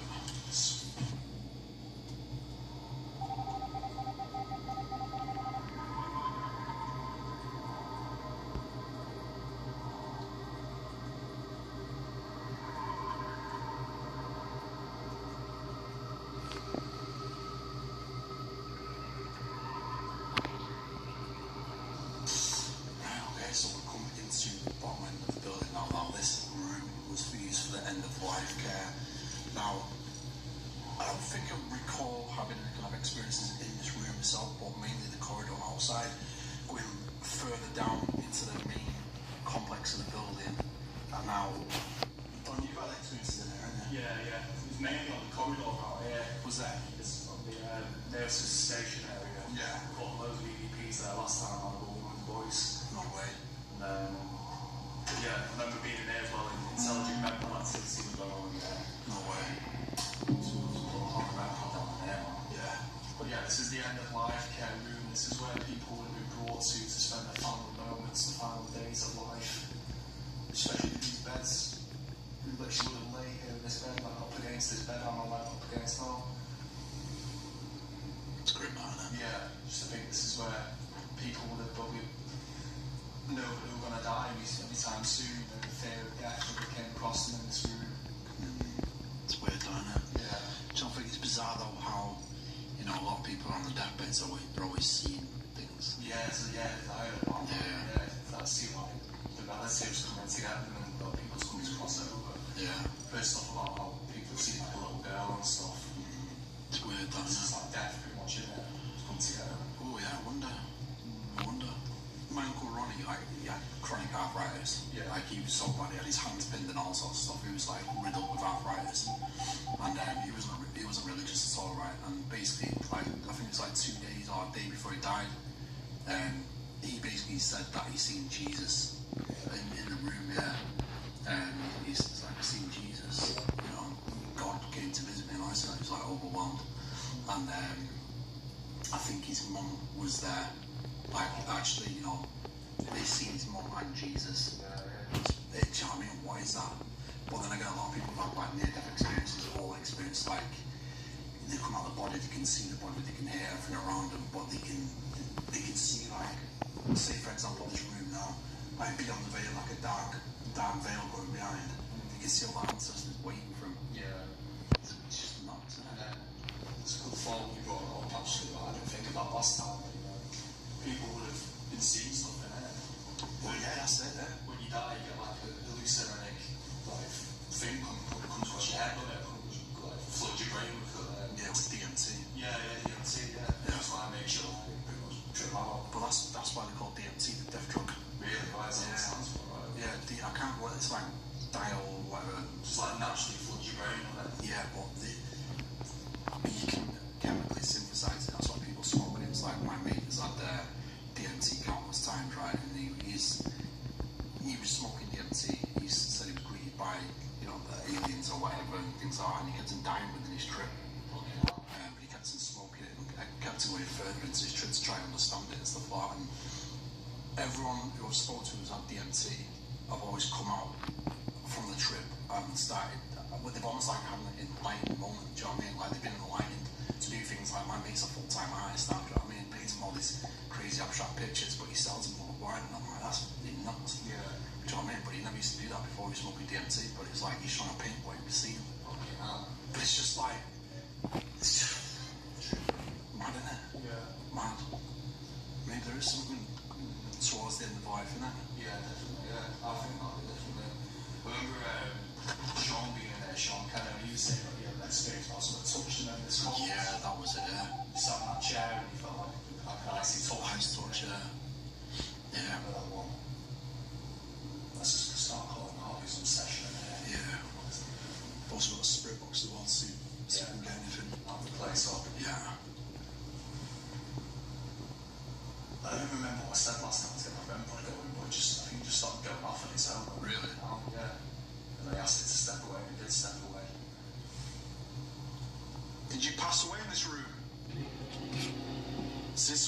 you crossed over into the afterlife.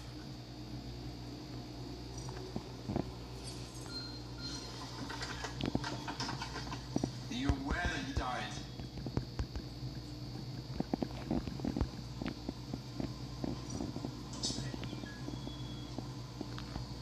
I started feeling like sick. Yeah, it's like a weight of it, and I was a bit like, feeling emotions, maybe. Was you chronically ill? Or did you pass over with old age?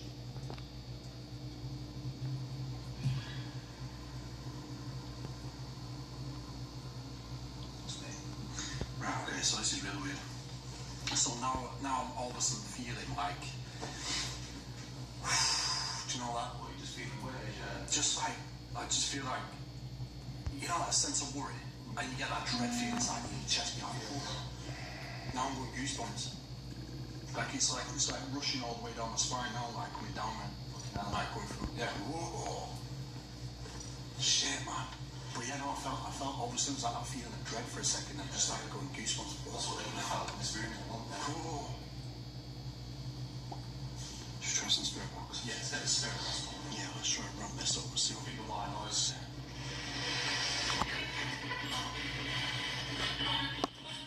Did I say bird then? What is that burning smell?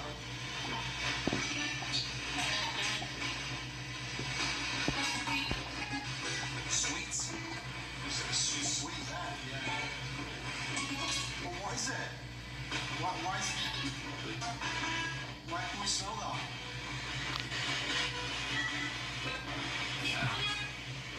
What is he trying to show us? I say pretty.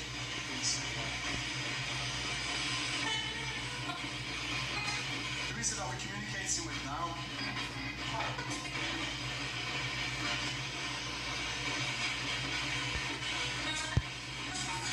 Can you try and make yourself known and clear as possible through this I've got in my hand?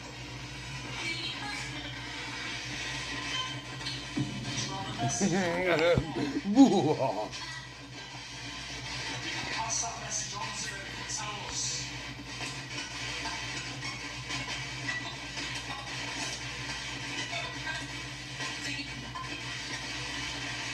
Did you wish that someone was in this room when you passed away?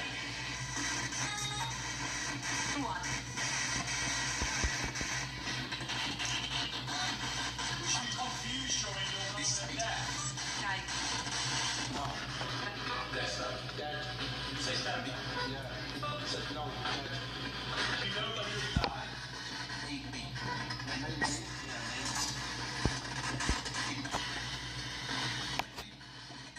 Say no. Yeah, it's only so we say Becky. Die. What the fuck? When? That's right, you died.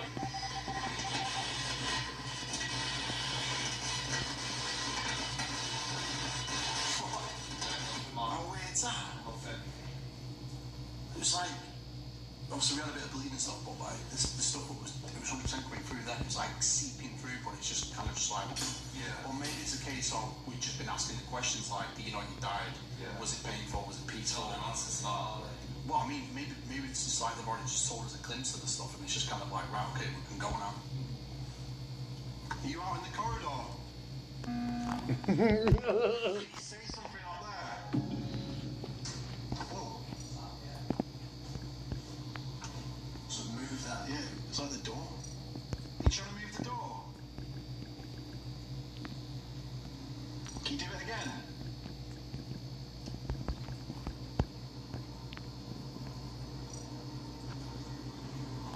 You on drugs? Can you go close to that red light at the end of the bed? Can you wave your hand in front of it?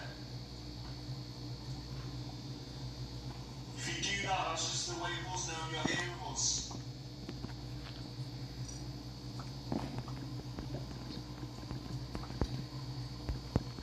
Right, look at that. Definitely something like that corner, yeah, it was, wasn't it? Yeah.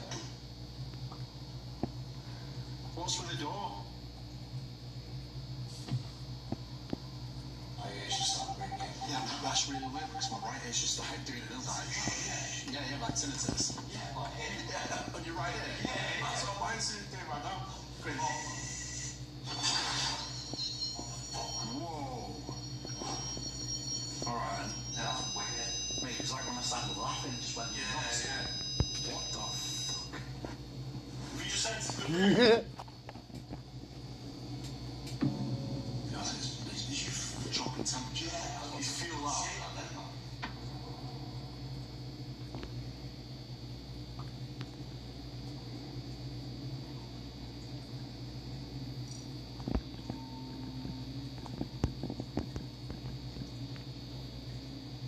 So we've actually come down into the corridor where he said that the little boy, he said to run from the room into the wall section just over there.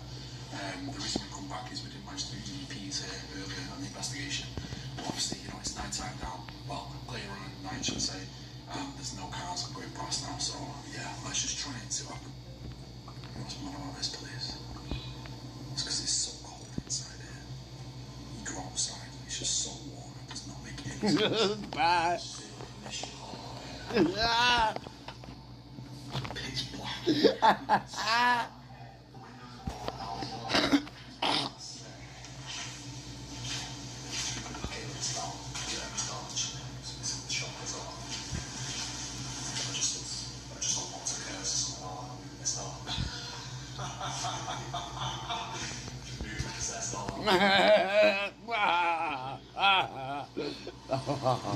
So you still are going to hear some like noises of the car with the name of reports.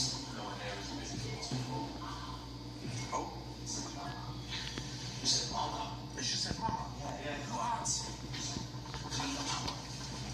No way. You just said no way. Mama. Yeah, mumps. David looking for a little boy with his parents.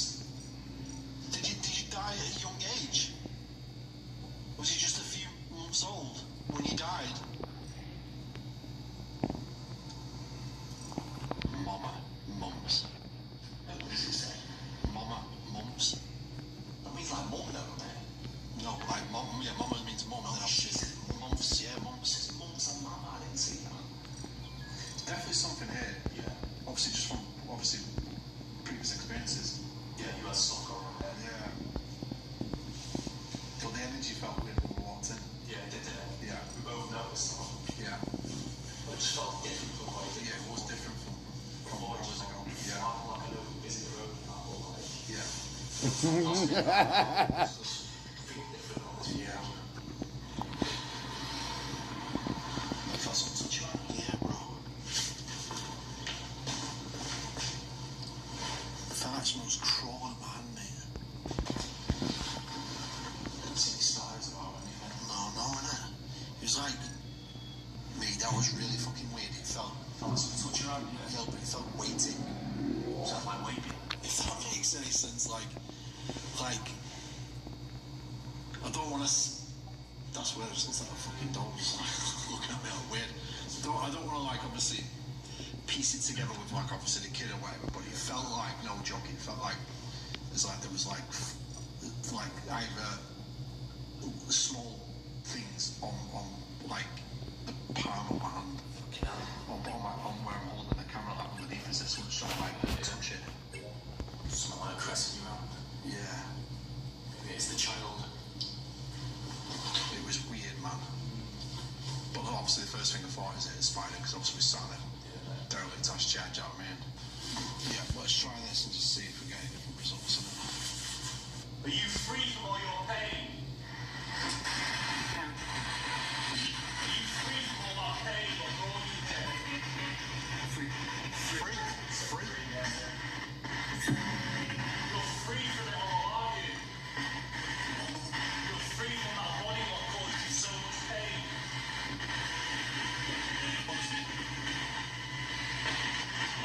Do you feel like you can move a lot more easier?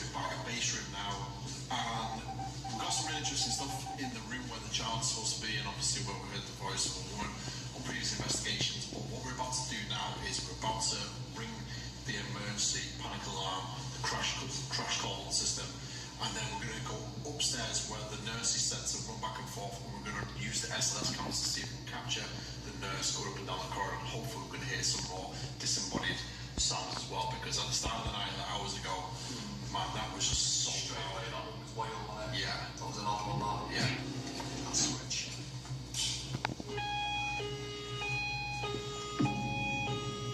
That's definitely going to trigger some of that. It's definitely going to trigger some of that. It's like an emergency sound like that. It's freaky, that now. A mayday call or something. Alright, so we're back upstairs in the ward section. Well, the corridor goes to the wards where we heard the disembodied voice, and obviously this is where the nurse is set to run down the corridor. So let's use the SLS cameras to see what happens. It's not the way of this. Me. Whoa. Fuck off. Yeah, let me see that. Yeah, it went down onto the floor. What was that? It was on the windowsill and it come down. Straight off the bat again, you see that? Yeah, I see it, yeah. It's corridor again, man, straight off the bat, when we least expect it. I'm going to start taking a picture of this. Yeah, so you've got a digital camera? Yeah, so this is just like a standard digital camera, which is just like a design, like an old school sort of like picture. Yeah, because obviously there's less processing. Yeah, more like grading the pictures where like you can catch stuff up manifests on it. Yeah. So I'm just going to span this corridor out with loads of pictures. Wicked. Whilst Carl's just got the SLS going. Yeah. And we just seized one out of the SLS, didn't we? Can you show yourself? We're back again. We're looking for this lady, this nurse who was meant to occupy this corridor.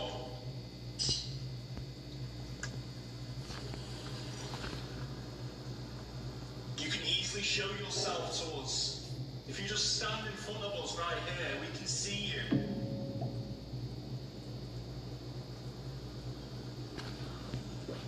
We just want to know who you are. We want to show the world who you are.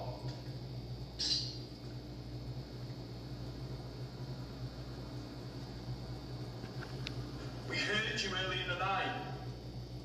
You spoke out to us.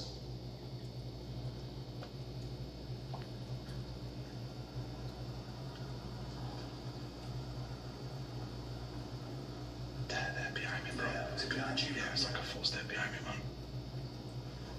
Let's play it again. Nurses, emergency right now in the wards. You need as many nurses as possible to go and treat this patient. He needs immediate assistance. Bro, it's right next to you now, man. Is it? It's reaching over to you, bro. Dude, can you feel anything? It's like trying to touch your face. What? You stood in front of me. There's an emergency nurse. It's gone. Alright, so guys, that is the end of this investigation. I hope you really enjoyed this one. It's been interesting.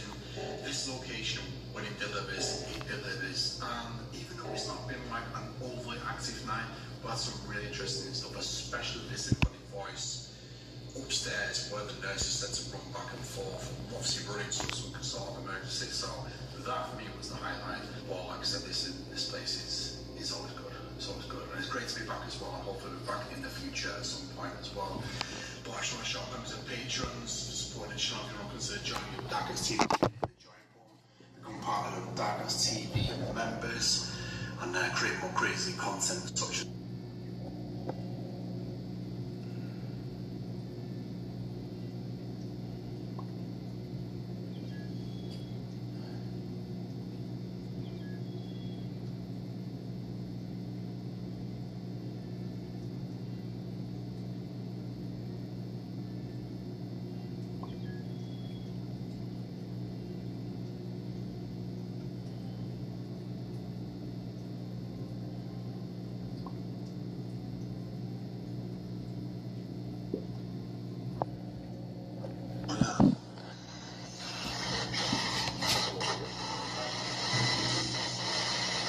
What's that? I blocked them.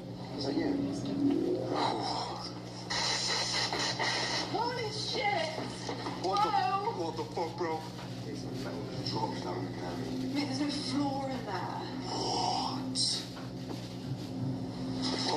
shit coming from that one. No, wait. What was that? I'm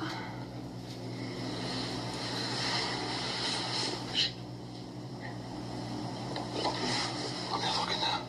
There's a floor in there, bro. Yeah, look, there's nothing, bro. It came from in there. Unless it was down. Mate, that was fucked up.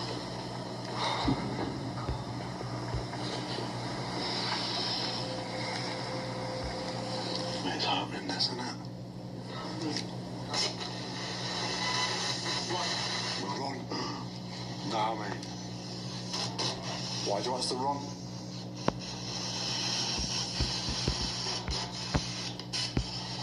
It's in your voice, bro.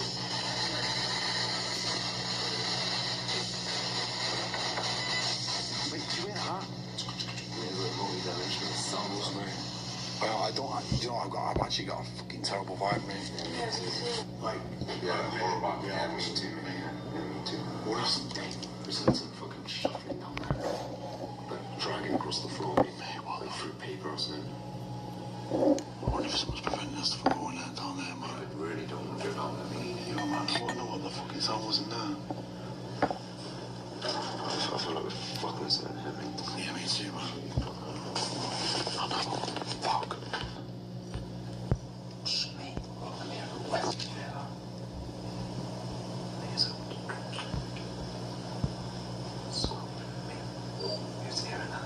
Explosion.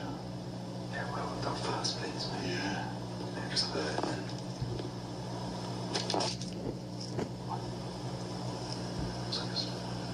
Do you hear that, bro? It's like a fucking band of us something else. Nah, mate. Like, really? I got frightened him. We're stuck in. Funny, I rolled it down, mate. You seen that? Don't do that. Don't do that. Don't roll it down, it's there. Do you want to speak to us?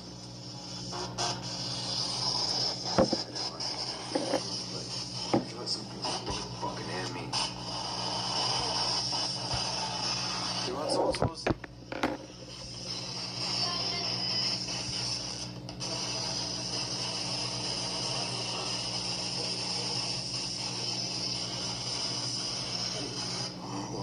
Is that your shadow then? Well, where? It's the shadow of this flat. Oh, fuck yeah. I thought something came up over your foot, mate. Nah, mate.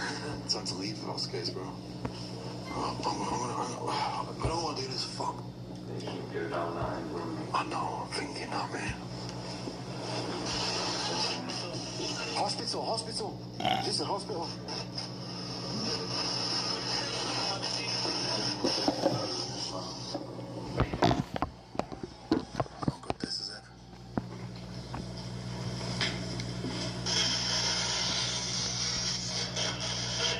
Yeah, hospital. Whoa, fucking hell, bro. Jesus Christ. Fuck. Dude, I looked to the right and you were just there like that. I was like, I'm trying to look in there. Fuck, bro. Me. He was like this. I was like, no. I thought he was behind me, mate. Fucking hell, bro. We need to cool down this charge. We're freaking out right now. So take his feet up. Yeah, it's hot. I'm feeling right now, bro. Oh, shit. Right. Jesus Christ. It's not every day you go to a location, it's like, it feels horrible. No, whoever's here is not on that spirit. Near enough. Don't go there. Don't come. Again, that female voice, like, come. Like two people going against it. It's like the man's trying to help us, What was that? Mate, it sounded like someone just walked in that room. Fuck. Like you broke the plaster on the floor, mate. It's a big bedroom. Yeah. Can you shout something to us?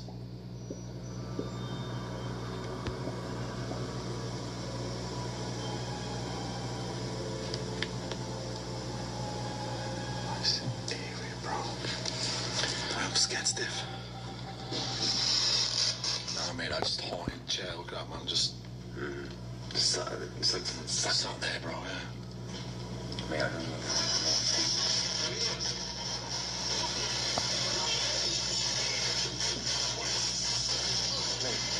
don't know. There's a reflection in there. Bring the glass, mate.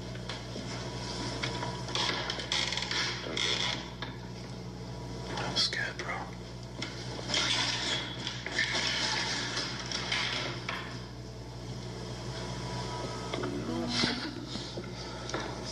I'm scared. No, mate. I know people watching this right now going, oh yeah, a bunch of idiots, no. Scared stiff. Yeah, come to places like this, in the middle of nowhere, where you ain't got a signal to bring help for help, man. Right, let's keep running this.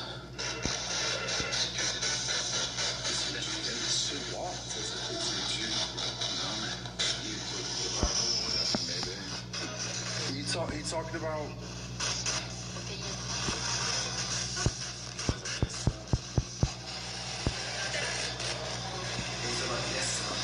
Yeah, maybe. So, why do you not want us to come in?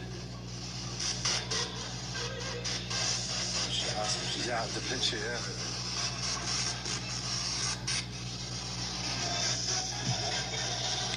You in this photo?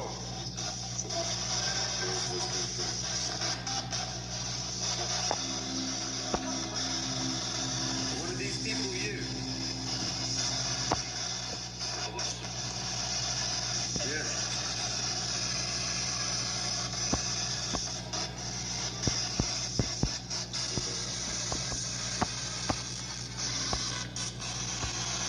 Are you able to see it right now?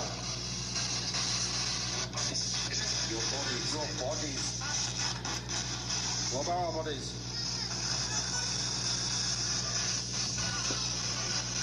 Tell us what about our bodies? Day. What about our bodies? Go on, tell us. Taps have gone out the window there. Oh, yeah.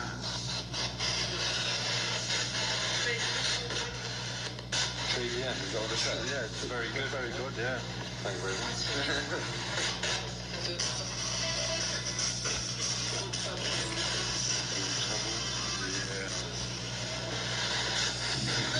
Right, if you can understand this.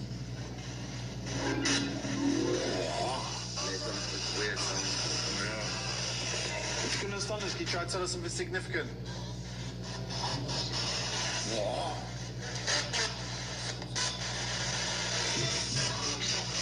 You stop.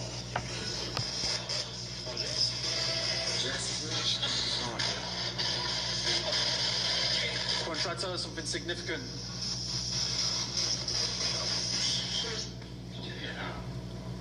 It's like a grammar.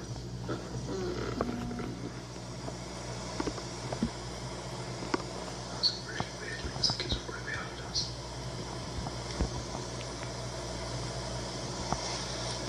Don't like this place, man. It's like a whole different place. Isn't it?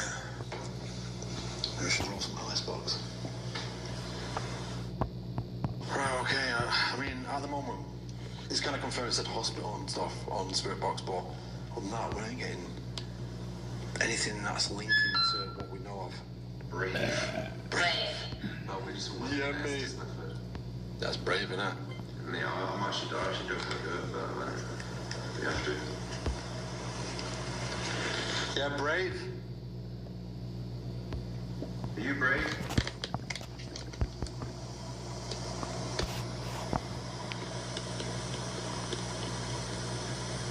You hearing that, bro? Yeah, man. It's a dragon.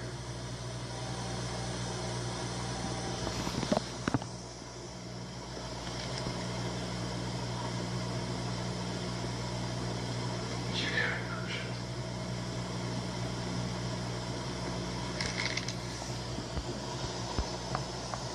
Whoa, yeah. Whoosh.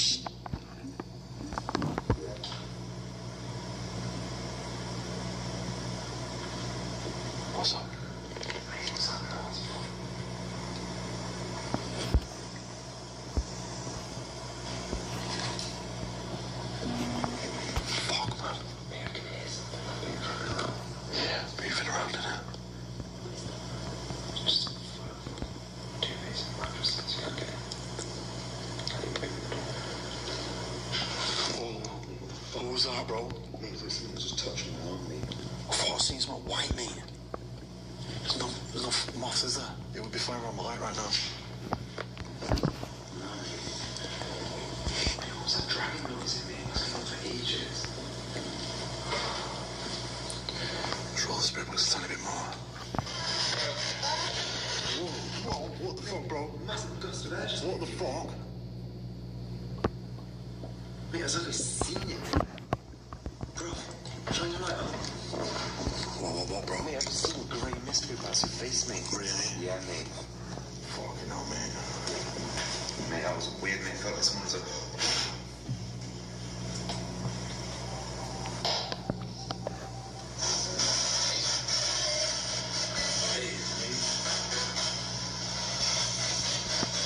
Are you sure yourself? Shush. Just shush. Blaze. Fireplace. Is that fire in there? Did you say something was fun? In there. The room is fun. Is it not? Warmed. Huh. Let's keep going through, actually. Yeah, let's move through the room, see if we can keep building this. We should try another easy. Yeah. It's pretty good. Some creepy in there. Yeah, it's terrifying, man. Oh. Do you hear it? Yeah, it's us. Yeah. That noise again? Yeah. It's like a squelch.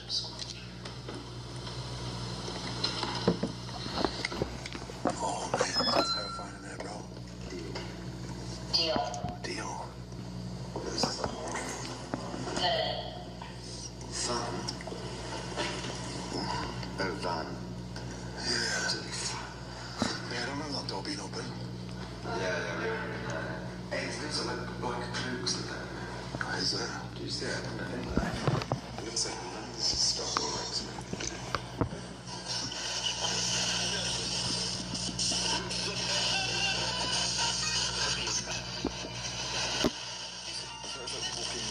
Walking this way.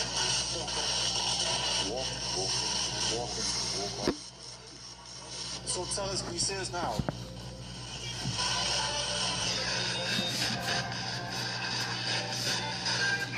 Wow.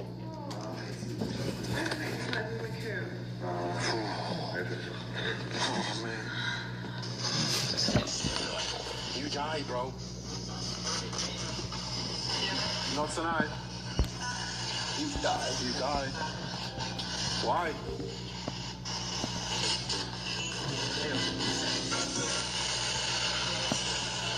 Is it evil in this place? I say burn.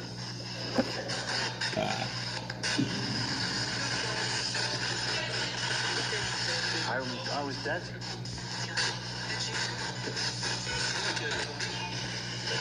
Is this a hospital?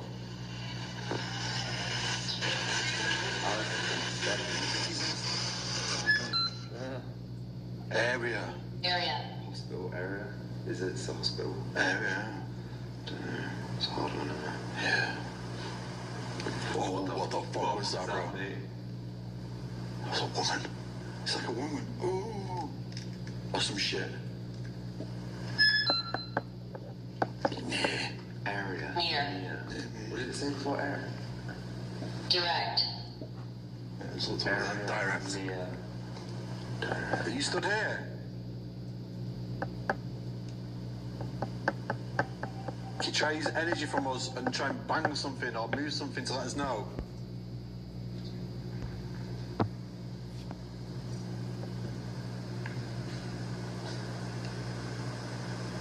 Can you tap on something?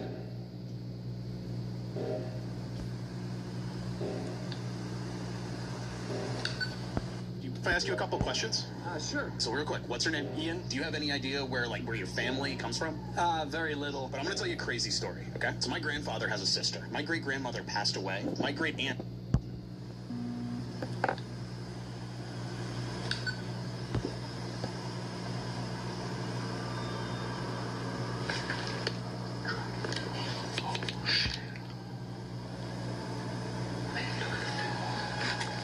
I drag Max.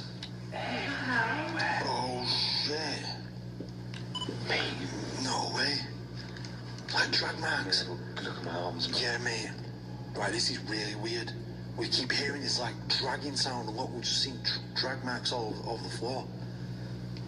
Where is that? That's bizarre. I'll show it, man. Yeah, everything. That's bizarre, man. I don't know, man. Just follow me, people.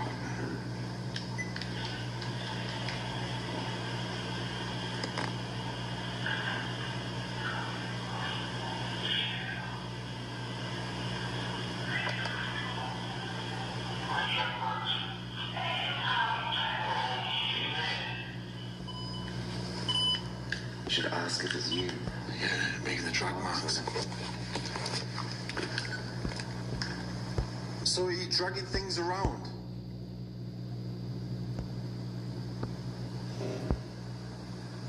Did you make these drag marks on the floor?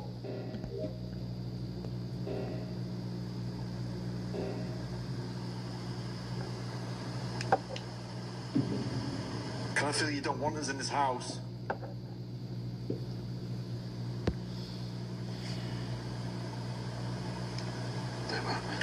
It's weird because they have like weird shit.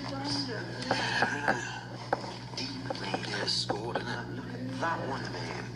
It's proper scored the floor. It's weird, that, you know. Isn't it?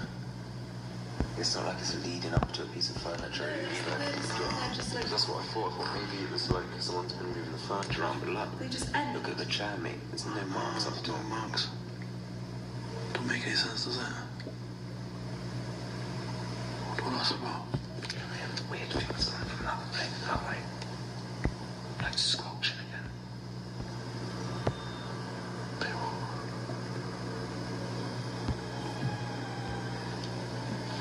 Should I run that? Yeah, I'll run it back.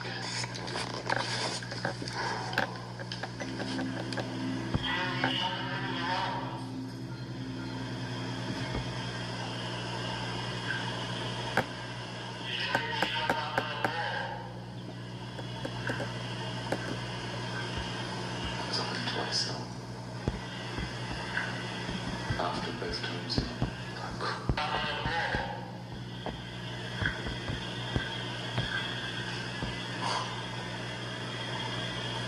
Oh. It's real life. It's a fly. Listen. That's a fly, yeah. What do you listen to this? There's an eyes that goes.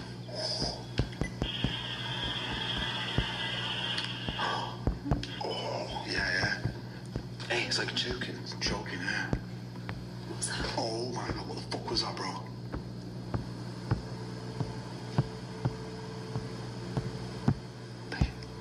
My whole body's got goosebumps again.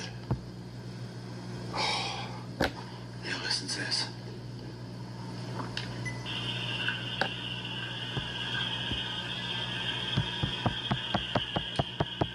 Yeah. That's like, oh. In the background, it's like, Oh. Where's the camera?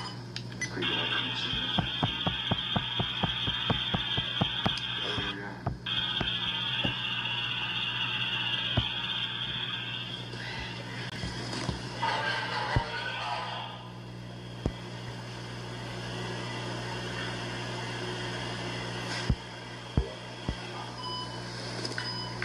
Let's keep moving. Shuffle, small. Jesus Christ, bro. Nah, mate, he's trying to fucking chase me down. Oh, shit, mate.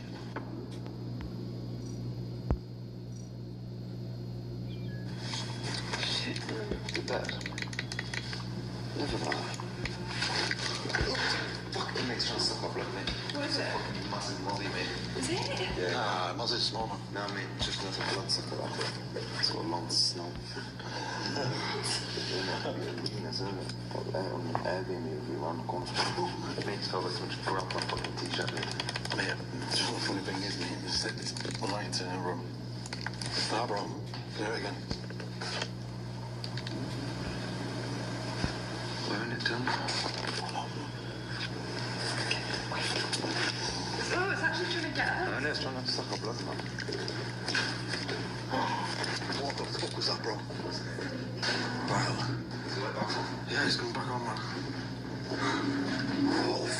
Someone's fucking was there, man. Let's go in this one. At least our finger phone is now. What the fuck, mate? Did you see someone move? Yeah, mate. It's like a black thing. Yo, roll eyes, man.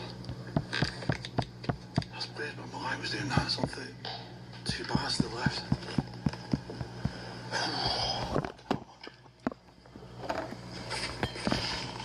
How's it feeling now? I don't know, I have such a tight chest. I was scared as the first one, so. No.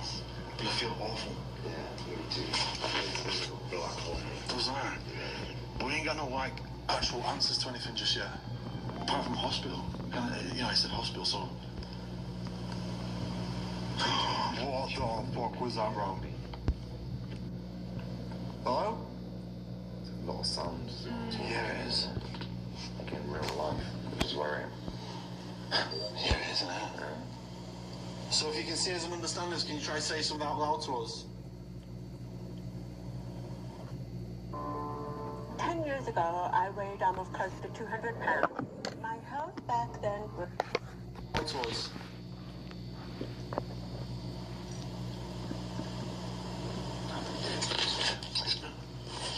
Fuck is that, bro? Keep banging something. Oh, Jesus. Bang on something as loud as you can. Loud.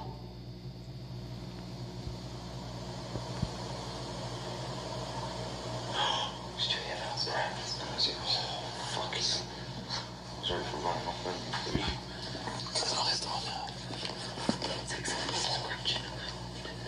Is it? Oh, it's scratching, yeah. If I said something like that's not scratching you, isn't it? It's like, fucking hell, we're getting out, ain't you? Right. What's finishing in there? Right, I want it, but...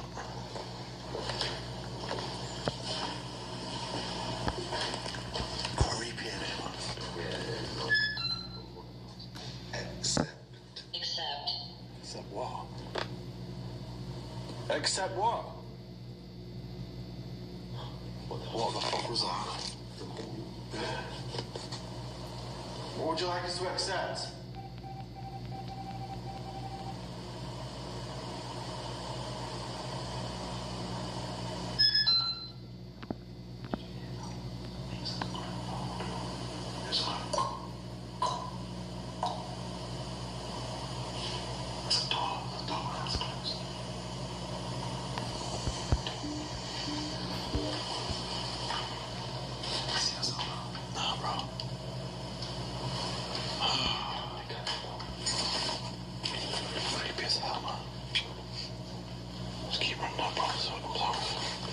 So can you try and tell us what this place is about? What happened there? You lived there?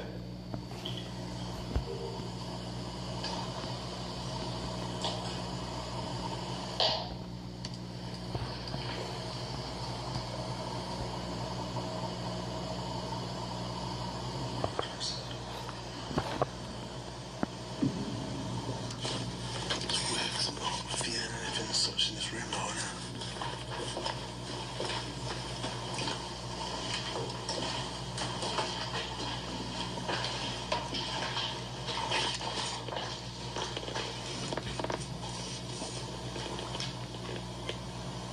It's weird, isn't it?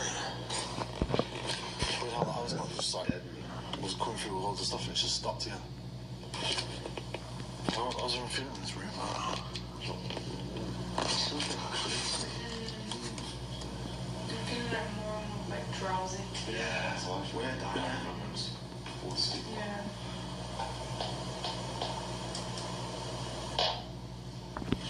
Just keep rolling away. We'll just try to chase it a bit, innit? Maybe it's the price of the engine, don't it? It's like draining. I mean, don't forget, like, I've put a lot of stuff up to now, like weird sounds, mainly audio.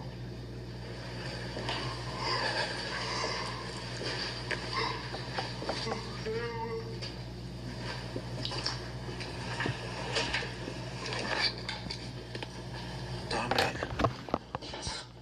Josh, head. Josh, wait, I just did. This one. Just this one was on my way. Yeah, mate.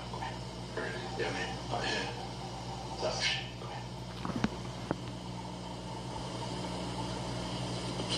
Trying to get us to go somewhere. You're hiding.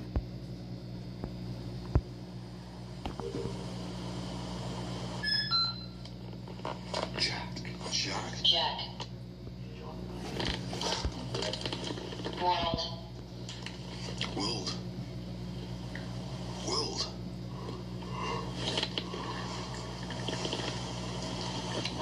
World. World War II. World War I, World War II. Jack's World. Jack's World, yeah. Jack's World. Yeah, no. Dude, bother going tonight. There's loads of stuff. Oh, yeah, there's those bedrooms at the end, actually. Yeah. What do you reckon, Jess? Yeah, it's scary, so we should probably go. Oh, let's do it. Jess can go first. I feel like whatever's there is kind of like moving around. I mean, it's just like reorganising its house all the time, so it sounded like it earlier, isn't it? Yeah. It was such marks. Like, imagine that, so because just reorganising that home and trying all the time. keeping it. Is invalid, we promise a tenfold refund.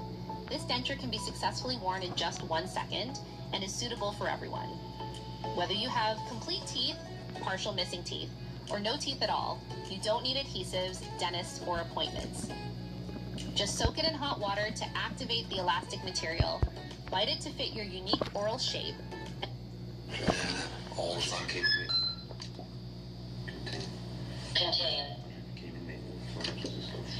No, I went back down and just started moving around and that. Jesus.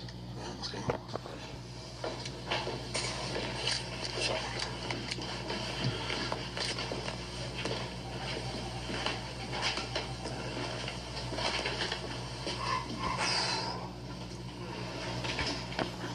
It's a little bit weird, man. Yeah, me too. It's proper like I'm dying. Like so drained. So we're upstairs now. Can you speak to us? I feel like I'm so I'm just full asleep here, mate. My heart's beating dead hard. Yeah, mine is, mate. It's like... A little bit more spirit box. This is a little bit about running now. Mate, you better not fall asleep here, mate. Honor. Honor. I can't think straight. I don't think we should spend too much time in it, Spencer. Because, like, I'm just feeling like this is, I don't know, it's like... We've been in here for like an hour or more, mate. Yeah, in it already. Yeah, mate. Let's roll this. We left at 20 to 12, bang on because we got in at 12:40. Yeah, 20 minutes to get here. Yeah. 1 o'clock, it's 2 o'clock now. Doesn't. That's some time. Mate. It's a bedroom. Are you in this room? Oh! Fucking hell, man. Back, bro. Oh, yeah, there's a bed. Yeah, forgot about the bar now. In the room, mate. Jesus Christ. There's a room in the bathroom, mate. There's loads of them on the roof. My God, man. Did you see him go there? Yeah, I've seen that. Let's roll this over.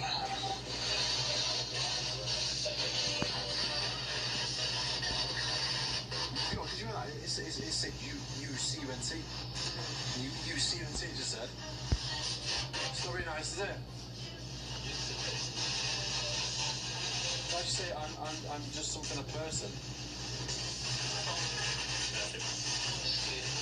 Not scared.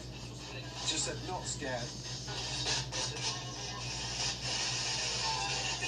So who's here with us then? We are bats again, bro.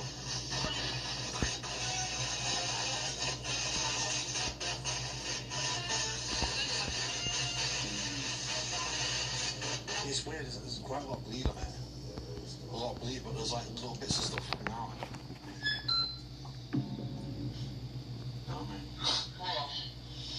So I don't know what to do with this one because we're all like dying here, like physically dead in it, like dead out of date, like completely dead. Didn't feel too bad coming in, and all of a sudden it's just like is it this bad energy or something just like draining us? I don't know. I think we need to do the Estes method. I think the spirit box is like it's got more to give in it. But I think we do it downstairs. I think down here somewhere. I don't know.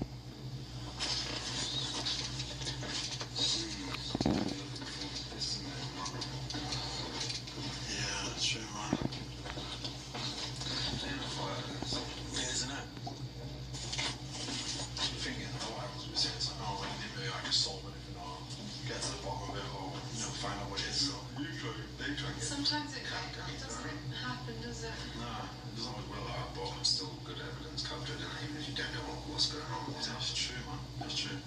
But on this channel, we do like to get down to the bottom of things. So yeah, let's do it.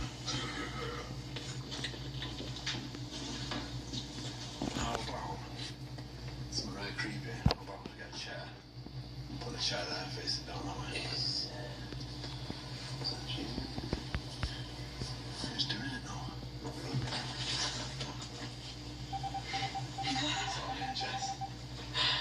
Oh shit, I'll do it. Fuck. Yeah, okay.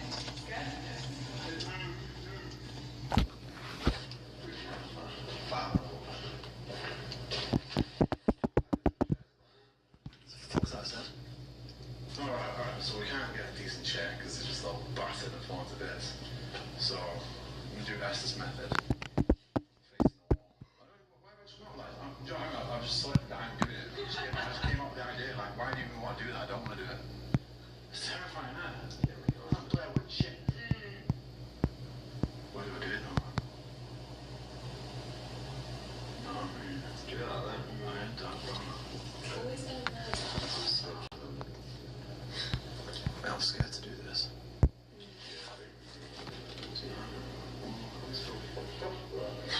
Right, well guys, please smash the like button because you are just going to do something absolutely ridiculous just for your enjoyment, basically. And it's been to the point where I just don't even want to know like what even holds this house anymore. Yeah, mate. So, but sucked all the life out of me, man. I feel like a dead bean, mate.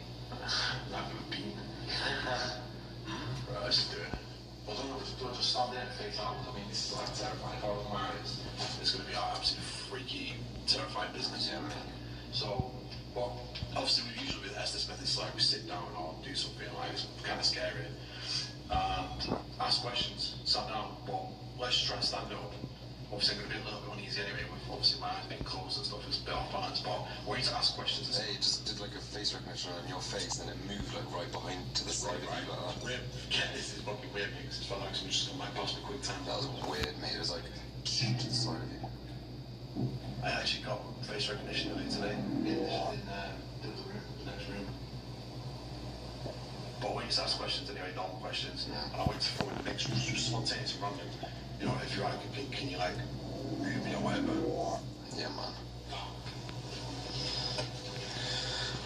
Damn, son. Everybody good, man? Pursue the other driver after a car accident. There's a better way to get paid a way bigger check without having to go to court. Just give me a voice check, man. Yeah, man. Yo, yo, yo, yo, yo, yo, yo, yo, yo, yo, yo, yo, yo, yo. You win? What do we win? Was that you driving the stuff? Who's that down there? Think. Never. I don't care. Who are we speaking to right now? A man or a woman? Mostly. Yeah. Monster. Monster.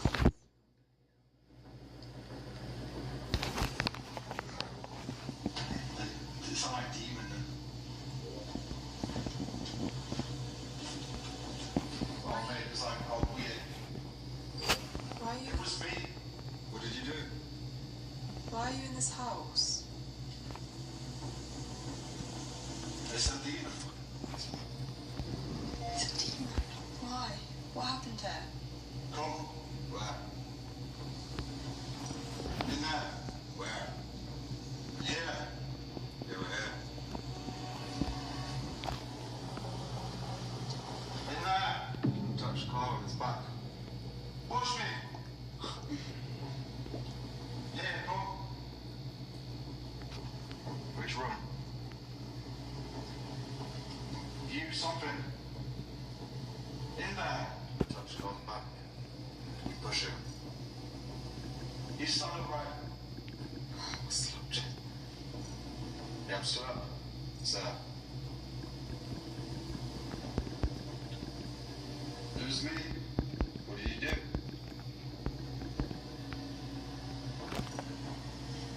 Can you tell us what year it is? Hail. Tourists. Tourists. Yeah, that's what they would think we are. Not tourists, we're working. You came here to unsolve the mystery of your home. Why it's left like this.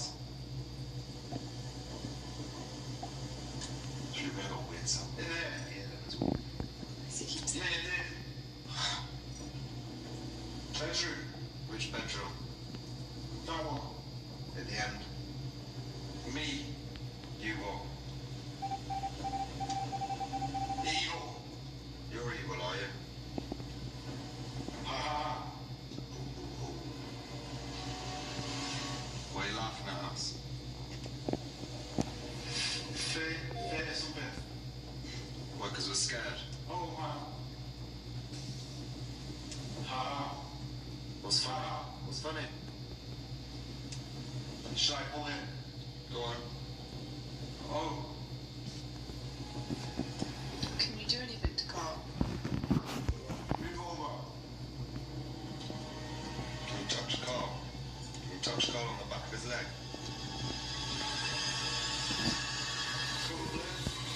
Yo, yeah! Take over! Let's go. Oh, shit. Mate, we just said touch Carl on the leg. Just touch my leg. I just told him to touch legs. Mate, we heard it. Then you did that.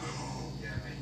All of this was like, it was like some listen, you were like, there was a sound and then something in my ear went. And I said, what can I say? I said, that's really weird because there was a sound in my ear. He's like, yes, it was. No way. Yeah. Mate, I can't believe you just touched your leg straight after we said touch your leg. Jesus Christ, man, how can that happen? Mate, my heart's beating, man. We said, can you do anything to Carl? And he said, probably. And then we said, can you touch his leg? And it touched your leg. Mate, no way. Like out of him, it was like, it was like a power up. Jesus Christ. You can't look. That's right. Yeah, fuck, so what's going on in bed, doesn't it? What? Oh, how many minutes was in? 4:20 now. Right, let's just carry on doing a little bit more. It's like just in the full thing, yeah. Because obviously, we just say it's getting somewhere. No, not really. Well, yeah, it's just it's laughing at us and saying it's a demon. It's not like intelligent, yeah. It's like weird sounds. It's like, it's like just coming out weird shit. It's a man's voice. It almost sounds like there's a woman saying shit as well in the background, just like trying to cool it down. It's really weird. Oh, man. Oh, man. My heart beat like hell, but... Mate, son, mate, I heard, mate, you could hear it, mate. That's... Listen, it sounded like all of this crap, mate, just got dragged across the floor. And then that happened to you. Alright. What time's it on now, the camera? 5. 5. Let's run till 12. Jesus, man. Oh, come on. Why are we doing this? I don't even want to do it, mate. It's stupid, man. If you get grabbed or pulled over now, mate, you wish you didn't do it, mate. No. Mate, I might, mate. Might run away, you know? This feels illegal. Ldoe is literally giving away their best-selling pheromone perfume for free during this month's deal. Might run away, you know? Oh, what, man? It's about this close my eyes as well, man. So oh, right, okay. Give me a check up. Yeah. Yo, yes, yo.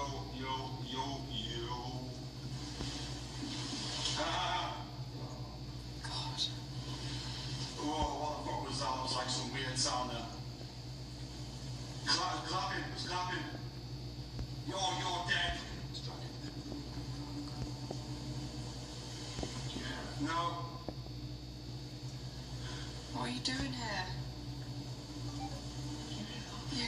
What is that? There you go. Push it. Can you push He's not realized. Ha ha ha.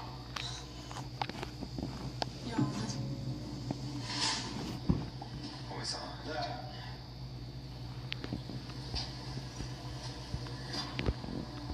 Let's try something new.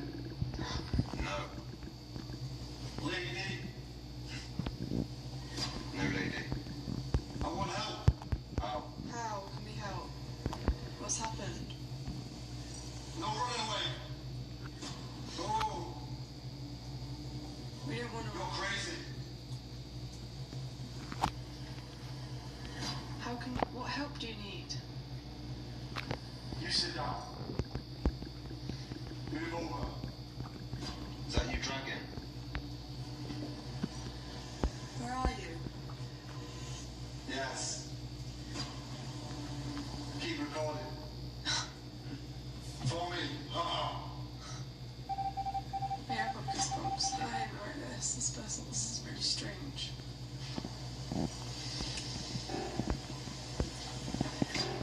Oh. Wait, that clubbing sound. Glass smashing. How many people are here? Does it sound again? Have you heard her? No comment. Please tell us. 2. Right here. You go down. Someone's downstairs. Can see them. Punch them. Don't punch us. Twist. No. God. Twist. Stop it. Running something. It just like running. Push them downstairs. Tell them to leave. We're leaving a sec. Punch them downstairs. Push them downstairs. It's good. It is good. Why are you so angry? I'll kill you.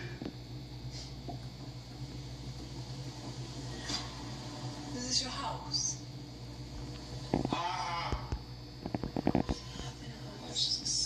No. It wasn't your house. Whose house? Talk to me. Yes, we're talking to you.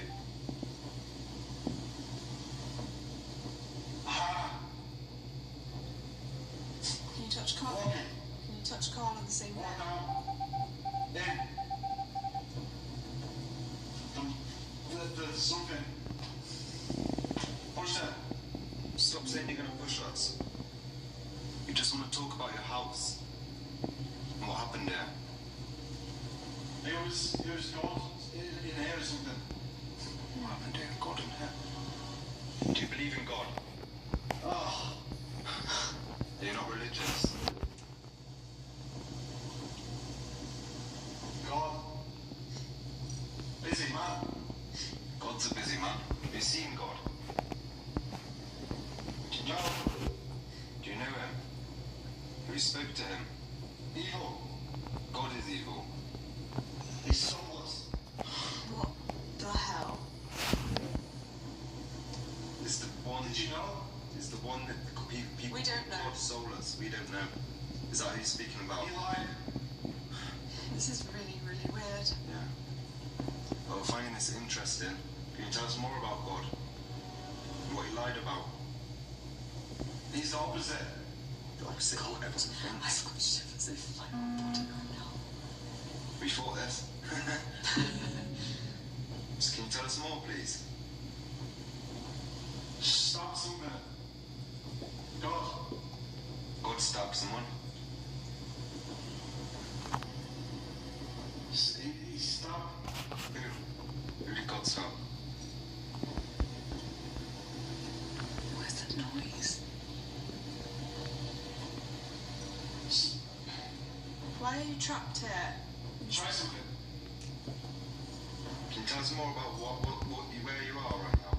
What can you see? other side. On the other side. On the other side. Where are you? Side. Like he's dead. Another realm. Another realm. That's scary. Oh my god, I feel like I'm gonna cry. Are you coming? Not yet. Come, please. We can't yet. Will you get used to it? Are you stuck there? Come. Learn. Learn. Can you tell us more about who's in charge there? Who's in control there? Died. Leave. We're gonna leave in about 30 seconds. It's not what I'm used to. This is really, really bizarre. Really? It's not good, no. No, it's very interesting. Thank you for this. Just come. Please. One day. One day we will It's see an you. emergency. One day we'll see you there. Just not today. True. Fuck it out, bro. Jesus Christ. Oi, mate. God, You wait till you fucking watch this, mate, yeah? You wait till you watch this, mate. Wow, this is gonna blow your mind, mate. This shit is going to blow your brain out of your skull, mate. I ain't even joking, bro. Oi, we was having like a super intelligent conversation with someone, yeah? About God, and he's not what everyone thinks he is, and all this mad stuff, mate. Saying it's a lie, everything about him's a lie, and like all this mad stuff, saying he's the opposite of what everyone thinks. And they're stuck in the other realm, and it's scary. I said, can you tell me one more thing? I said, what's it like where you are? And it was like something along them lines anyway. And it was like I'm in the other realm. No, it said other side. It said other side first, and then it was like other realm, and it's scary. And I said, please come. And it kept saying, just come and learn. That's what it was saying. No, it's one way I'm in, bro. Not today. Jesus Christ, mate. Mate, come on, goosebumps. Yeah, mate. So much just like felt like he just touched my arm, mate. Like we like stopped. This is so weird. Wow. So basically, this guy, this whoever's basically come through is basically saying everything about God is a lie. God is a lie. Yeah. Wow. I know people aren't gonna like this, watching this, but we're saying what we're hearing. Yeah. So it's not our fault, so we're not sure. Like. I mean, obviously, this is like, you know, is this real? Is it just spontaneous, random stuff going through? But then again, Now, mate, too much people doesn't ask it. It Who's answering us then? We had that in the bit, it was banging in there. It was like almost. It turned like less evil, didn't it? It was like it was trying to talk to us finally. By the end, it was like thinking, yeah, and it was like telling us about where he is. I mean, that made me feel like I was just gonna cry then. Really? Yeah, because it was just like the weirdest conversation I've ever listened to. that's messed up. It's weird because I kept on hearing you. Do you always at the Chinese mansion? I kept on hearing like bells ringing and like this horrible like sounds I've never even heard before, like alien sounds, like just dark, unexplained sounds. That keeps on happening between voices. Like it's fucking, I can't explain it. Like crap sounds you wouldn't hear for radios. Yeah, the same as you. Yeah. They make it itchy, chest pains, can't do anything, shaky, and that, do you know what I mean? Yeah, the energy.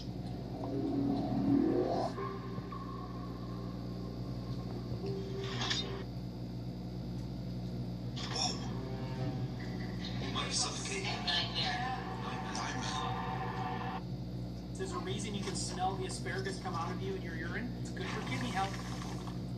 The kidneys produce urine to remove waste and extra water from the blood. But what many people don't know is that certain foods can...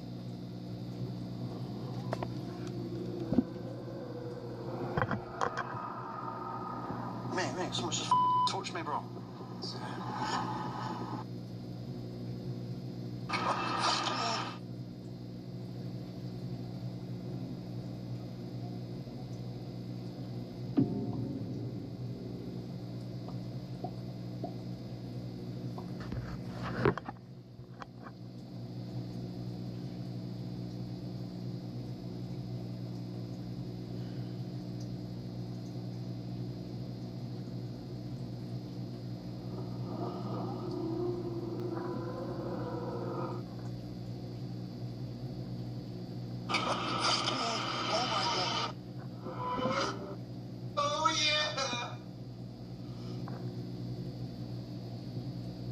Yesterday, and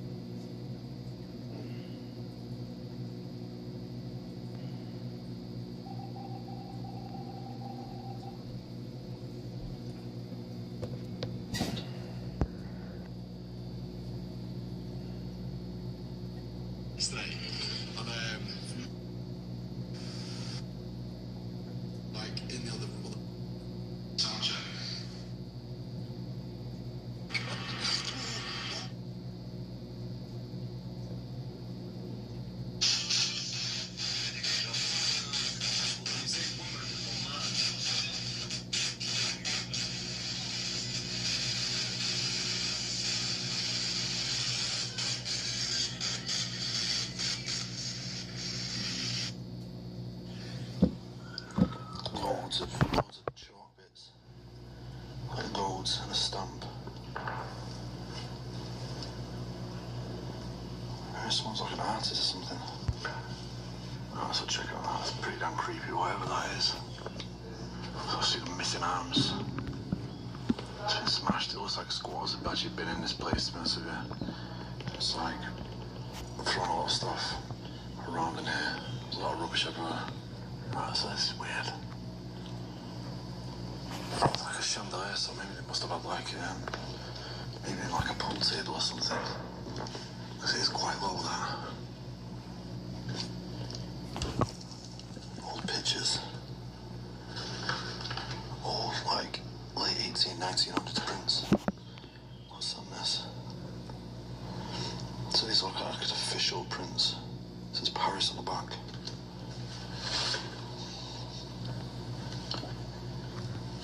Nothing on the back of that one. I'm noticing it seems to be like a common theme now. A lot of the magazines we go into the chateaus. There's a lot of music sheets everywhere. A lot of them.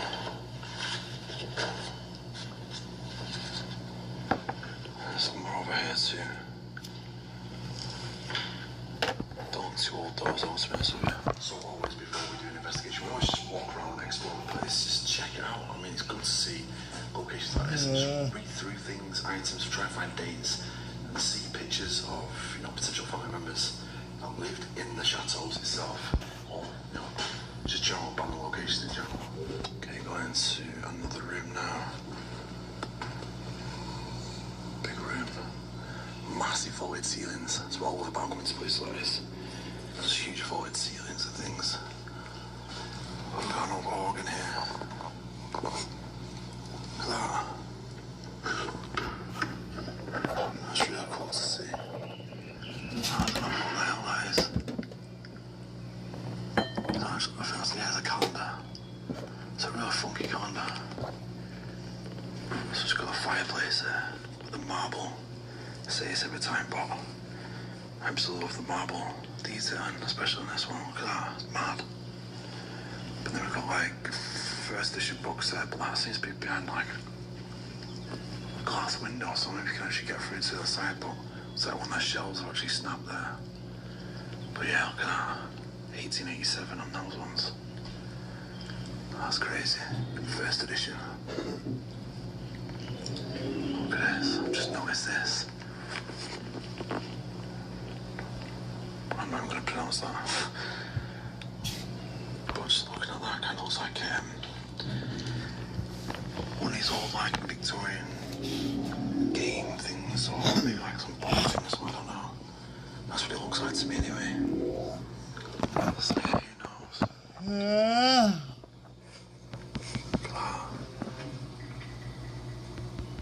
Possibly the family that lived here. But more music sheets.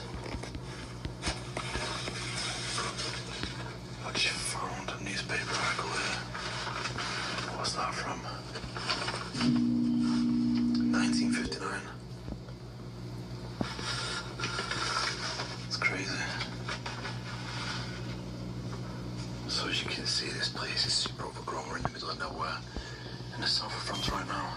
And literally walking up to this chateau, the amount of spiders and things like that were just absolutely chronic, big time. Okay, let's keep walking around.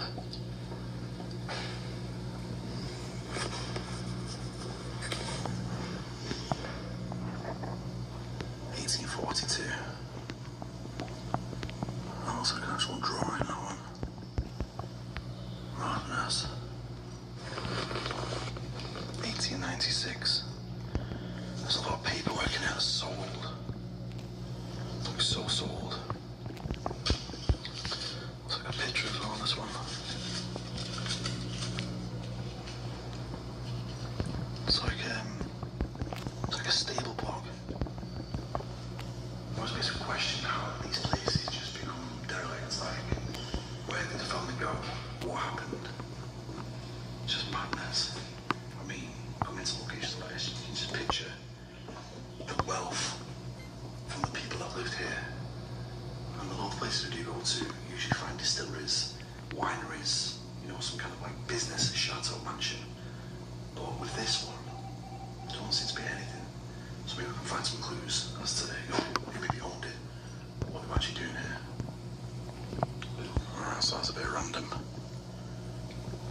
a bit creepy. Wow, this room's been wrecked. See, wrecked, but look, I've actually got a saddle for horses here. White horse, should I say. Wow. Well, that's random. Little bolt coming on, big chandelier. And what is that? Is that? That's tiled. It's like a tiled section for something. But it's been held together by tape. Maybe on one of the wall pieces. But it's been taken down, put tape on to try to preserve it from falling to bits. But yeah, it's actually hand-painted tiles. Some random chess going on here. Okay, going into the hall now.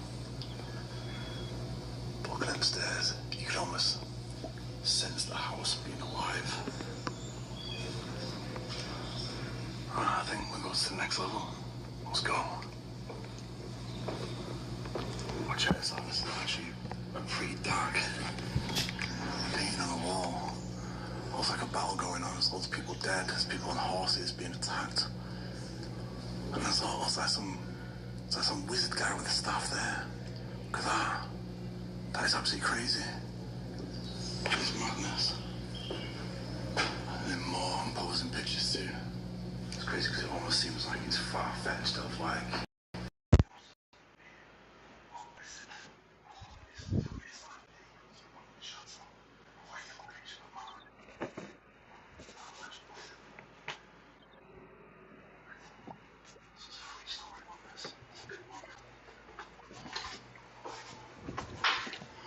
But then, look at that.